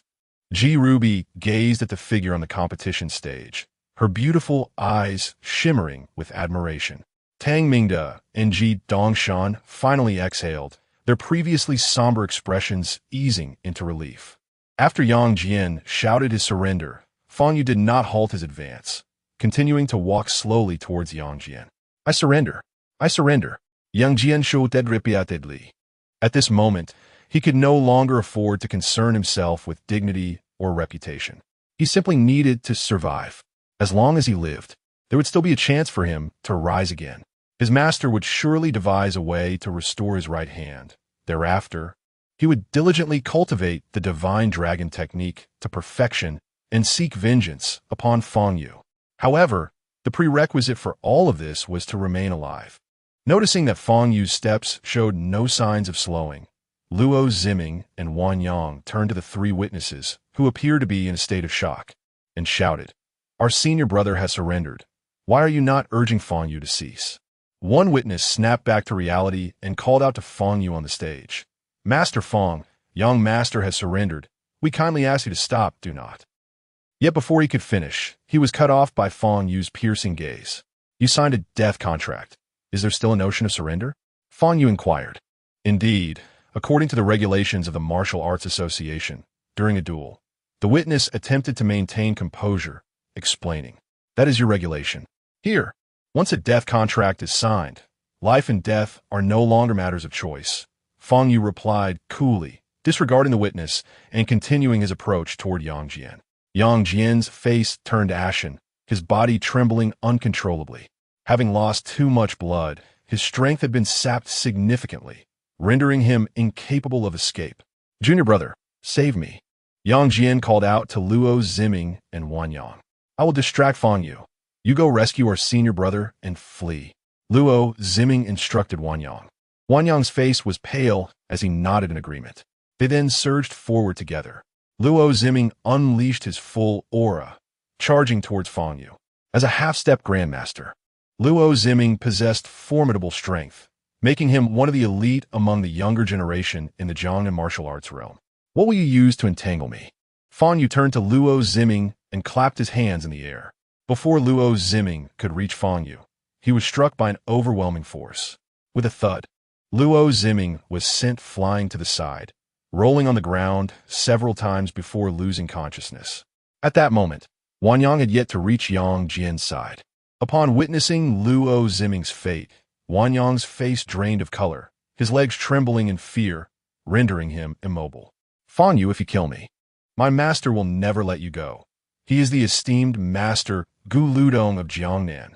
Yang Jian shouted hoarsely, his eyes filled with terror. Fang Yu approached him, gripping Yang Jian's throat and lifting him off the ground. "Fang Yu, stop."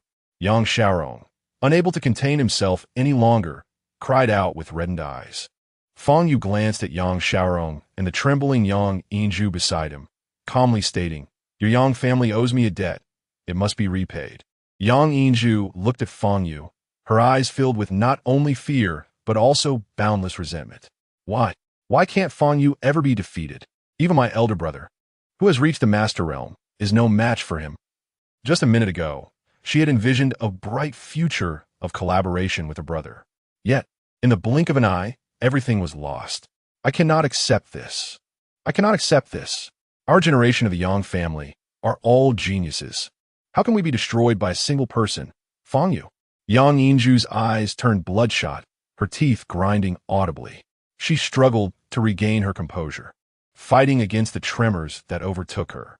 Yet, her mental imbalance brought her to the brink of collapse. She longed to charge onto the arena and confront Fang Yu, but she understood that such an act would not only be futile, but also foolish. Reason urged her to find a way to escape the venue. Otherwise, she might not leave unscathed. With this thought, Yang Inju grabbed Yang Xiaorong's hand and whispered hoarsely, "Father, we must leave here quickly. I will not go. Last time, when Sewer was in trouble, I was absent. If Jinner encounters danger again, I, what good would it do to leave?" Yang Xiaorong's eyes were bloodshot, his body trembling uncontrollably. If even Yang Jian, who had entered the Master Realm, could not stand against Fang Yu, then the Yang family was utterly doomed. Despair engulfed Yang Xiaorong as he solely wished to preserve Yang Jian's life. He never imagined that the stage they had meticulously constructed today would witness Yang Jian's downfall. Yang Inju gritted her teeth, gazing at Yang Xiaorong before turning away in resignation. On the arena, Fang Yu continued to strike Yang Jian relentlessly. Slap, slap, slap. The sound of resounding slaps echoed in the otherwise silent venue. The onlookers, witnessing Yang Jian's bloodied state, felt a chill run down their spines. It was a grim sight. Just moments ago, Yang Jian had been in high spirits, yet now he faced such a dire fate. However, in the ruthless world of martial arts, where the strong prey upon the weak, this was merely the natural order of things. Nearby, Wanyang observed Yang Jian's tragic state, his scalp tingling with dread, his body quaking in terror. Yang Jian, the most favored disciple of the master, would surely invoke the master's ire upon discovering the extent of his injuries. Fang Yu grasped Yang Jian's head with one hand, poised to experiment with the modified essence devouring technique. At that moment, Yang Xiaorong suddenly knelt, bowing deeply before Fang Yu. "Fang Yu, esteemed master, I implore you to spare Yang Jian's life. Whatever you desire, our Yang family can provide. We only hope you will grant him a path to survival," he cried. Utterly shattered, Yang Su had already been rendered incapacitated. If Yang Jian were to perish as well, he could hardly bear to continue living. Witnessing this scene, many representatives from various families present harbored glimmers of compassion and sympathy in their eyes. Fang Yu cast an indifferent glance at Yang Xiaorong, his demeanor unyielding. He had extended opportunities to the Yang family, yet they had failed to appreciate them, persistently testing Fang Yu's limits. Ultimately, they had breached his threshold. From the moment Yu Yiya was injured, the Yang family had been sentenced to death in Fang Yu's heart. Ignoring Yang Xiaorong's playas, Fang Yu held onto Yang Jian's head and silently recited the incantation. A faint red aura emanated from his palm, coalescing the essence within Yang Jian's body into spiritual energy concentrated in his dantian.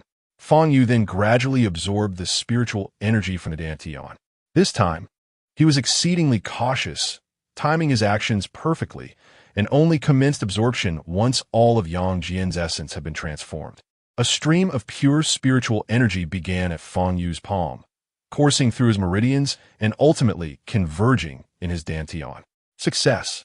A smile broke upon Fang Yu's face as warmth radiated from his dantian, his cultivation surging upward. 1 layer, 2 layers. Fang Yu had ascended to the 9th layer of the Qi refining stage, akin to consuming a 5th-tier demon beast core.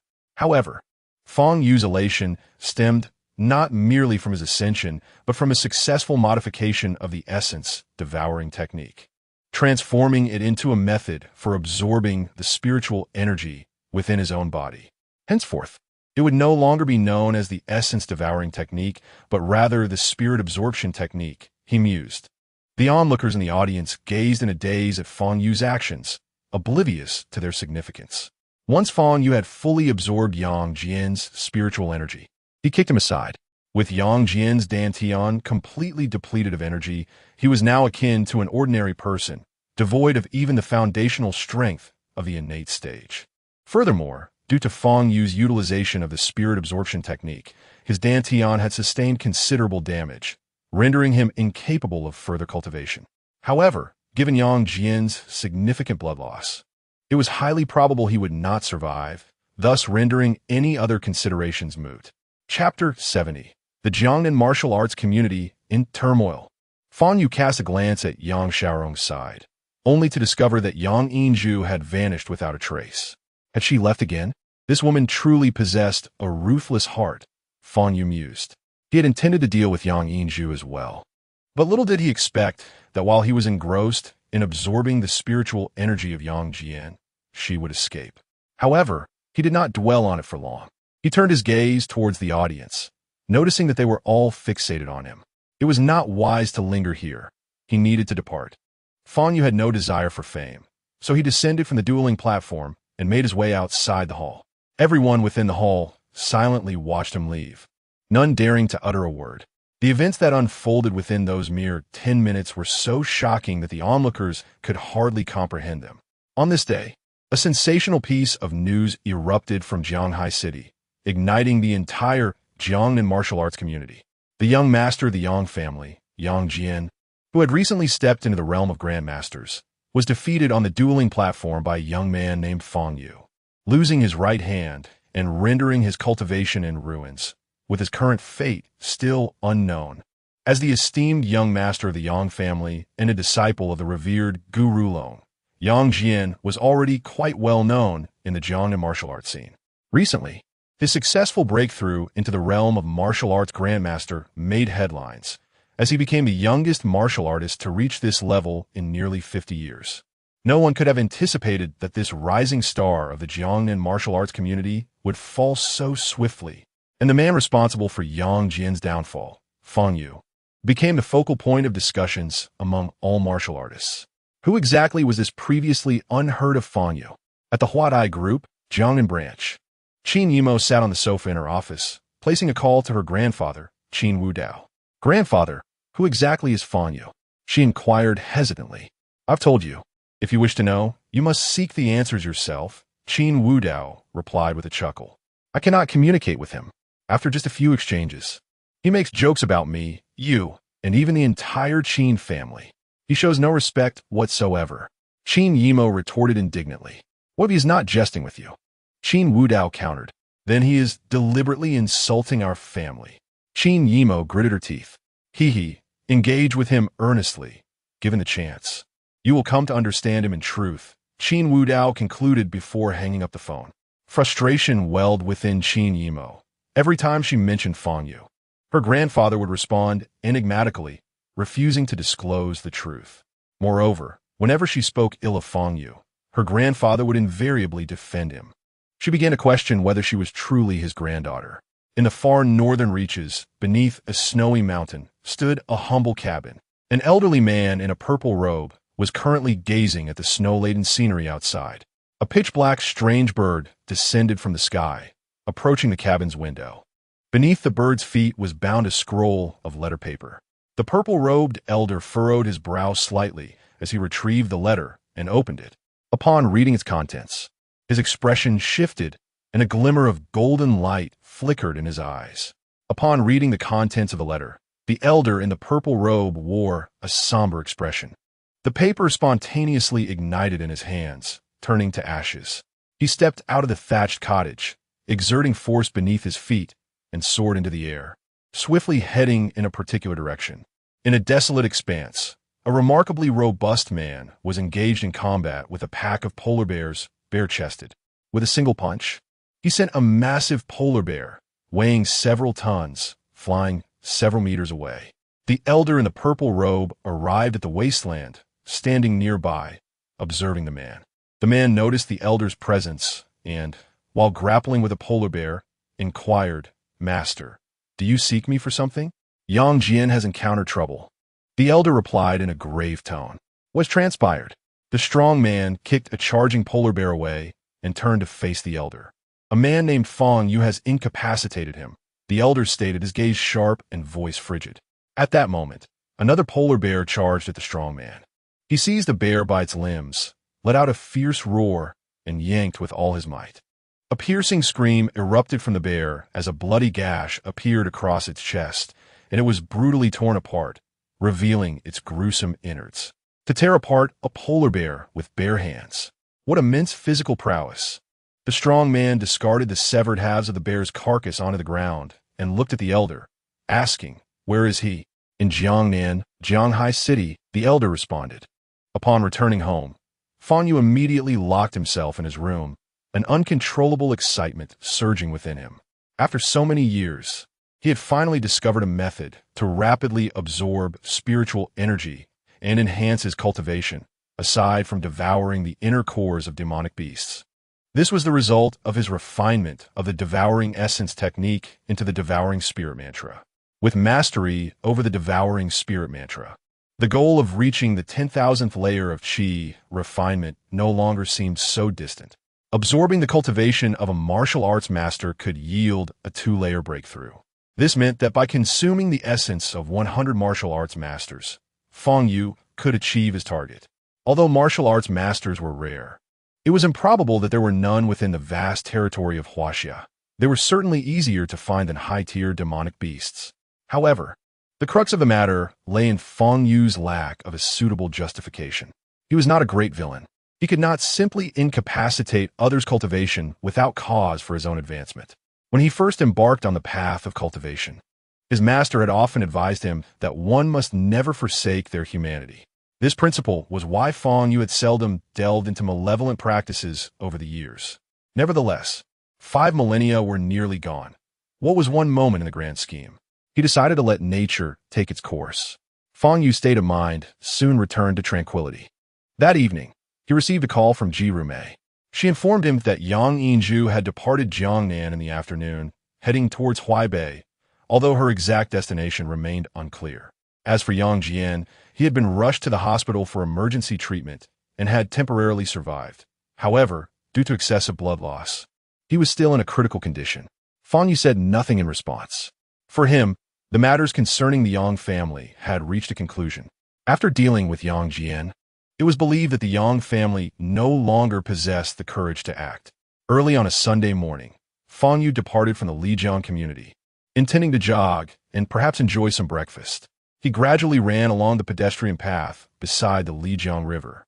At that moment, the sun was rising, casting a golden sheen upon the water's surface. A black Mercedes-Benz trailed behind him, gradually catching up. Fang Yu halted his pace and turned to regard the vehicle. The door of the Mercedes swung open, revealing a woman clad in a light blue qipao. She possessed an exquisite and lovely visage, adorned with a hint of makeup, exuding an ethereal and refreshing aura. "Good day, Mr. Fang. I am Li Xiaoma from the Qingyan Society. May I have a moment of your time for a discussion?" Li Xiaoma spoke with a respectful smile. Fang Yu furrowed his brow slightly. He was unfamiliar with the Qingyan Society and had never heard of Li Xiaoma. "How did you come to know about me?" Fang Yu inquired. Following the duel yesterday, he had left swiftly, granting no one the opportunity to approach him. This woman before him could not possibly be one of those present yesterday. Could she? "Mr. Fang, your remarkable feat of single-handedly confronting over 40 thugs at the entrance of the Lijiang community that night has already spread throughout the underground realm of Jianghai City." Li Xiaoma chuckled softly, covering her mouth. "Oh, is that what it is?" Fang Yu nodded.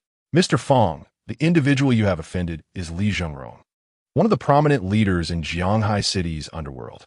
He is known for his vengeful nature.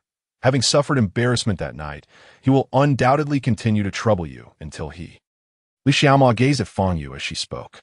"Therefore, I should collaborate with you to counter him, correct?" Fang Yu interrupted her. Li Xiaoma's expression shifted slightly. Then she laughed lightly. "Mr. Fang is indeed astute. I had not yet mentioned. Not interested. I do not require collaboration with anyone," Fang Yu replied coolly. Turning to resume his run, Li Xiaoma stood frozen for a moment, biting her lip before returning to the car. "Did you capture the scene of my conversation with him?" Li Xiaoma inquired of the driver seated in the front. "President, as per your instructions, I have taken all the photographs. You may review them now," the driver replied, handing his phone to Li Xiaoma. Li Xiaoma glanced at the photos, a sly smile gracing her features. Meanwhile, Fang Yu continued running along the pedestrian path beside the Lijiang River. As he jogged, he suddenly sensed a potent aura emanating from a powerful beast. This presence approached from afar, gradually drawing closer. Fang Yu came to a halt and turned to look behind him, seeing nothing. How could a beast materialize in such a place? Yet the aura persisted, inching nearer. Could it be? Fang Yu turned his gaze toward the Lijiang River beside him. An 8th-tier beast was swimming through the river. An 8th-tier beast. It had been years since he had encountered one. Without hesitation, Fang Yu leapt into the Lijiang River. At that moment, A sanitation worker not far away witnessed the scene and urgently shouted, "Help! Someone has jumped into the river." Chapter 71. The Eighth Order Demon Beast, the Thunder Dragon. Fang Yu submerged into the river. The Lijiang River was approximately 60 to 70 meters deep. Given that it was midday and the sun blazed overhead, the water, although somewhat murky, still maintained a fair degree of visibility. Following the direction of the emanating aura, Fang Yu continued his descent, reaching a depth of about 50 meters. The presence of the demon beast grew increasingly closer. What could this Eighth Order demon beast be? A thrill coursed through Fang Yu. After about 10 seconds, he spotted a distant point radiating a white glow. Soon, the luminous point expanded, revealing a massive head with gigantic silver glimmering eyes.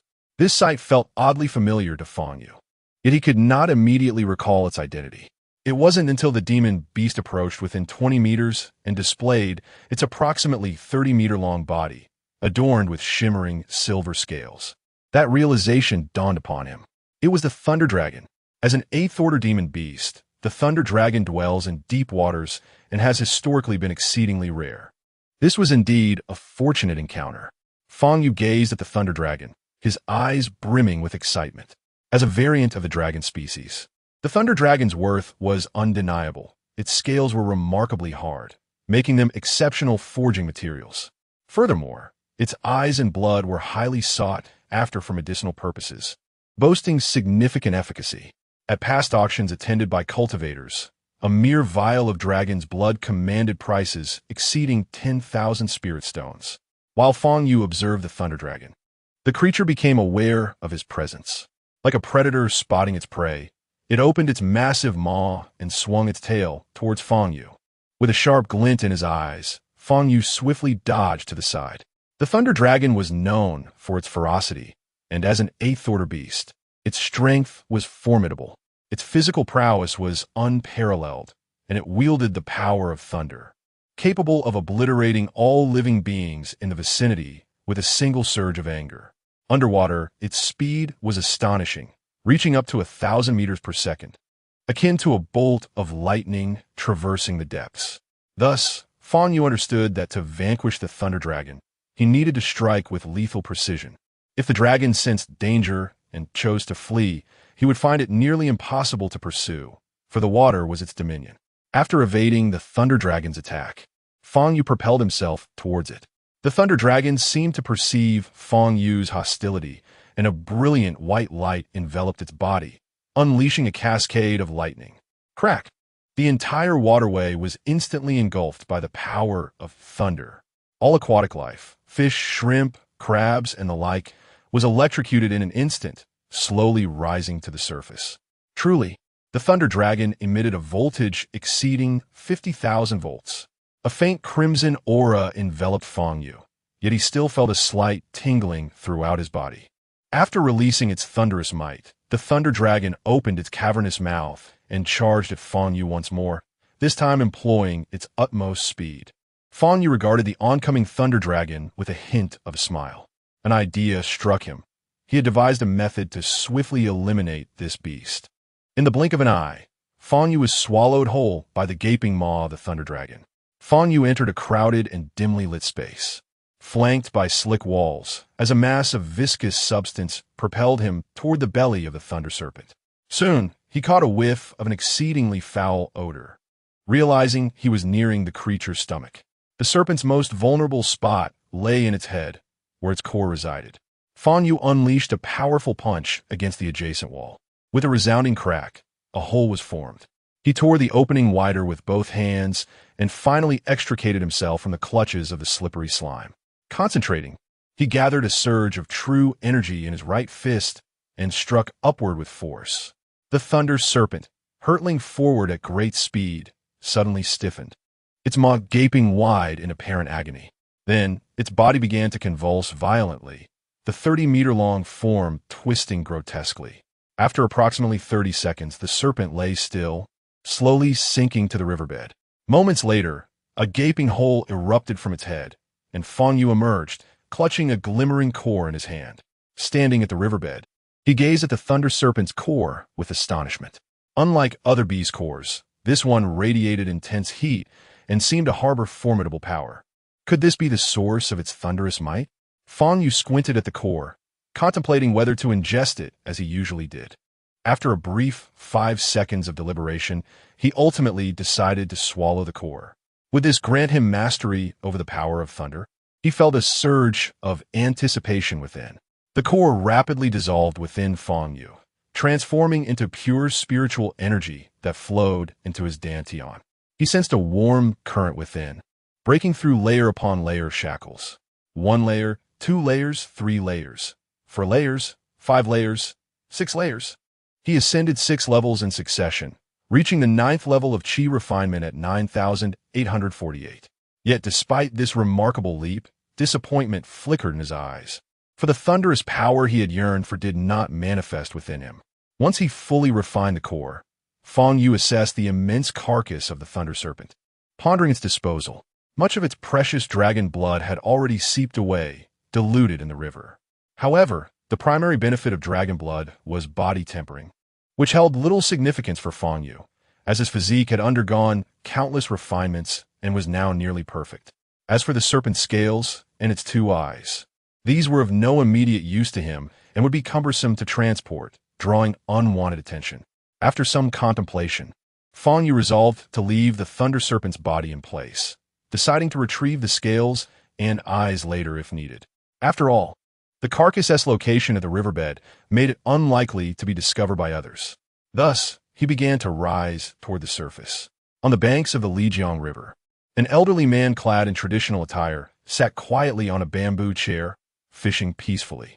Beside him stood a girl with short hair. Her features were exquisite. A pair of arched eyebrows enhanced her spirited demeanor, setting her apart from other delicate girls. Behind the elderly man in traditional attire and the girl, 2 attendants dressed in casual clothing stood with serious expressions and erect postures, resembling soldiers. "Grandfather, you've been fishing here for half an hour without a single bite. There must be no fish. Let us return," the girl remarked impatiently. "Xiao Weiyu, the reason I brought you here to fish is to cultivate your patience. It has only been half an hour, and you're already restless?" The elderly man smiled as he looked at her. "I'm not restless. I simply believe that your efforts are in vain. The river here is so calm that hardly any bubbles have surfaced," Xiao Weiyu pouted in protest. "The essence of fishing lies in the process of waiting. My dear Weiyu," the old man chuckled, shaking his head. Before he could finish, Xiao Weiyu suddenly gasped. "Grandfather, look at the river." The old man turned his gaze to the water, only to discover numerous dead fish floating, their bellies upturned. What is happening?" Even the well-versed elder was momentarily stunned. In all his years, he had never witnessed such a scene. He stood up, eager to approach for a closer inspection. The 2 attendants quickly stepped forward to support him, cautioning, "Master Xia, please be careful. Fetch me a corpse of one of those fish," the elder commanded. One of the attendants promptly moved closer to the riverbank, attempting to retrieve a dead fish. Splash! Just then, a massive wave erupted from the river not far away, startling the entire group and causing their faces to pale. "Master Xia, we must retreat. This place could be dangerous," one attendant urged. The elder waved his hand dismissively, remaining silent as he fixated on the river. The surface settled back into tranquility, littered with a floating dead fish. What on earth had transpired in the water? The old man continued to gaze intently, his expression grave. After approximately 2 minutes, a head suddenly emerged from the riverbank. Soon after, a young man climbed out of the water and onto the shore. Chapter 72. Mockery After Stepping Ashore. Fang Yu cast a glance at the elder Xia and his entourage before turning to leave. "Young man, please wait," Elder Xia called out loudly. Fang Yu turned around, looking at Elder Xia, and inquired, "Is there something you need? May I ask, why did you emerge from the river?" Elder Xiao's expression was one of shock as he questioned. "It was rather warm, so I decided to take a swim." "What's the matter?"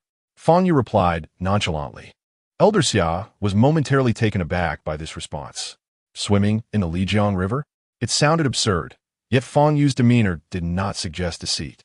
"Did you cause those dead fish?" Xiao Weiyu, standing nearby, asked bluntly. Fang Yu glanced at the multitude of lifeless fish on the river surface. aware that they had perished from the thunderous power released by the thunder Jiao moments earlier. Nevertheless, he shook his head and said, "It has nothing to do with me." Elder Xia squinted, scrutinizing Fang Yu, and suddenly noticed something that changed his expression drastically. He realized that the young man before him was completely dry, without a trace of moisture on his clothing.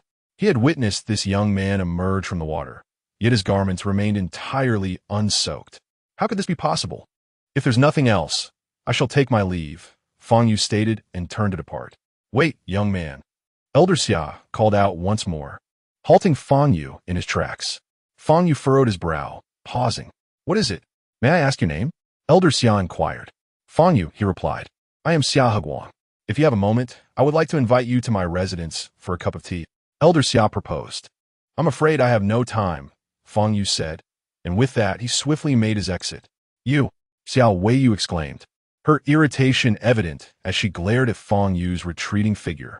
Does this Fang Yu even understand the significance of being invited for tea? How can he be so rude? In the entire Jiangnan city, only a handful of individuals merit such an invitation from my grandfather. Grandfather, why do you wish to invite this person for tea? Is it simply because he swam in the Lijiang? Look at his attitude. Xiao Weiyu protested indignantly. I was too abrupt. It is only natural for him to decline, Elder Xiao remarked, his gaze still lingering on Fang Yu's receding silhouette, a sense of astonishment in his eyes. Noticing her grandfather's expression, Xiao Weiyu grew more perplexed. Grandfather, please tell me why you wanted to invite him for tea. Did you not notice? Elder Xia redirected his gaze to Xiao Weiyu. Notice what? She asked, bewildered. Weiyu, you remain as careless as ever. Elder Xia shook his head helplessly before continuing. Did you not observe that his clothes were completely dry? Dry clothes? Xiao Weiyu recalled, and her expression shifted dramatically. This detail had indeed escaped her notice. Yet she vividly remembered that Fang Yu's garments were dry, even his hair, but he had just emerged from the river. Could it be? Xiao Weiyu pondered a potential realization, her complexion paling. What thought crossed your mind? Old Master Xia glanced at Xiao Weiyu. Grandfather, do you think we have encountered ghosts? As she uttered these words, a chill breeze swept along the riverbank, causing Xiao Weiyu to shudder slightly. After Fang Yu departed from Lijiang, he hurried straight home. As for Old Master Xia, Fang Yu could immediately discern his distinguished status, likely with connections to the military. However, for Fang Yu, the higher the social standing of an individual, the greater the potential for trouble. Thus, he had always endeavored to steer clear of such individuals. Upon returning to the Lijiang community, it was precisely 9:30 in the morning. Fang Yu stepped through the door, where Wang Yin was emerging from the kitchen with breakfast. Xiao Yu, you're back. I just finished making breakfast. Come and eat. Wang Yin smiled warmly. Due to the unexpected encounter with the thunderous dragon during his morning jog, Fang Yu had indeed forgotten the need for breakfast. He approached the dining table and picked up a sandwich prepared by Wang Yin, indulging in it. A few minutes later, Yu Yiye, clad in pajamas and still drowsy, descended from upstairs and joined in the breakfast. Yeah, I have an interview at a restaurant shortly, so I want to be able to accompany you to the mall today. Why don't you ask Brother Fang Yu if he is free?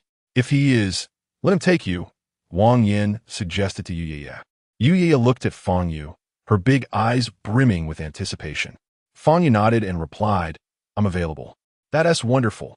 Yu Yiye's eyes sparkled like crescent moons. Half an hour later, Yu Yiye descended the stairs wearing a sky-blue dress. Due to their previous home being destroyed, all of her clothes had been lost. The dress she wore now was an emergency purchase from a market.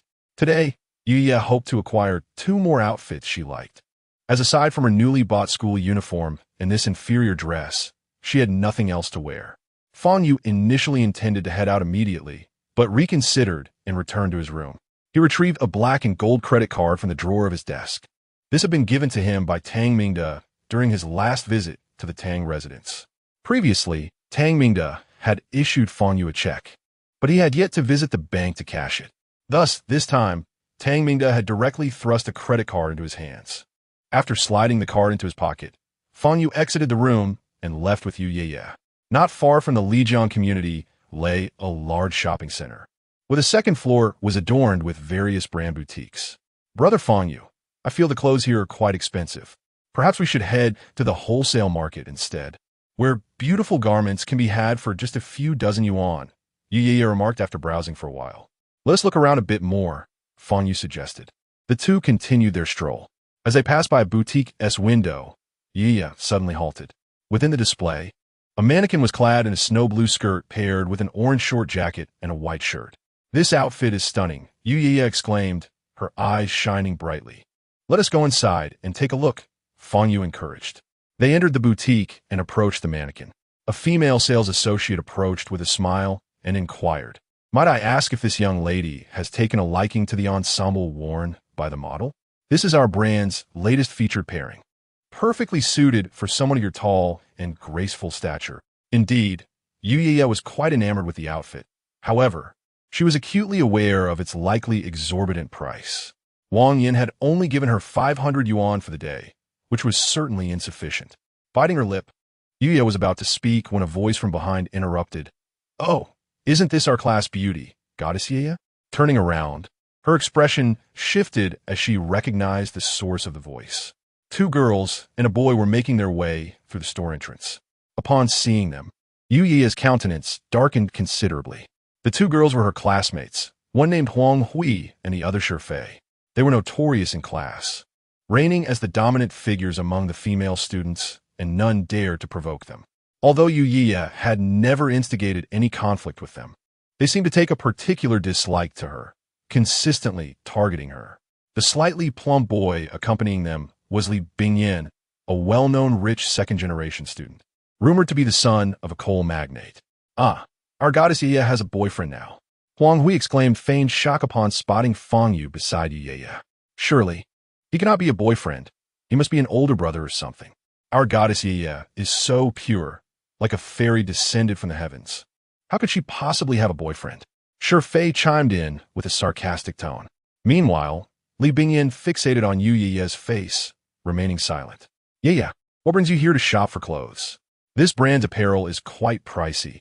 A single outfit costs at least a few thousand." Wang Yu said, fully aware of Yu's modest background, knowing she likely had very little money. "A few thousand? Have you not noticed the person standing next to Yu? If they had no money, how could they possibly enter this store?" Shifei interjected, her tone conspiratorial. Their banter only served to deepen the discomfort on Yu's face. Turning to Fang Yu, she whispered, "Brother Fang Yu,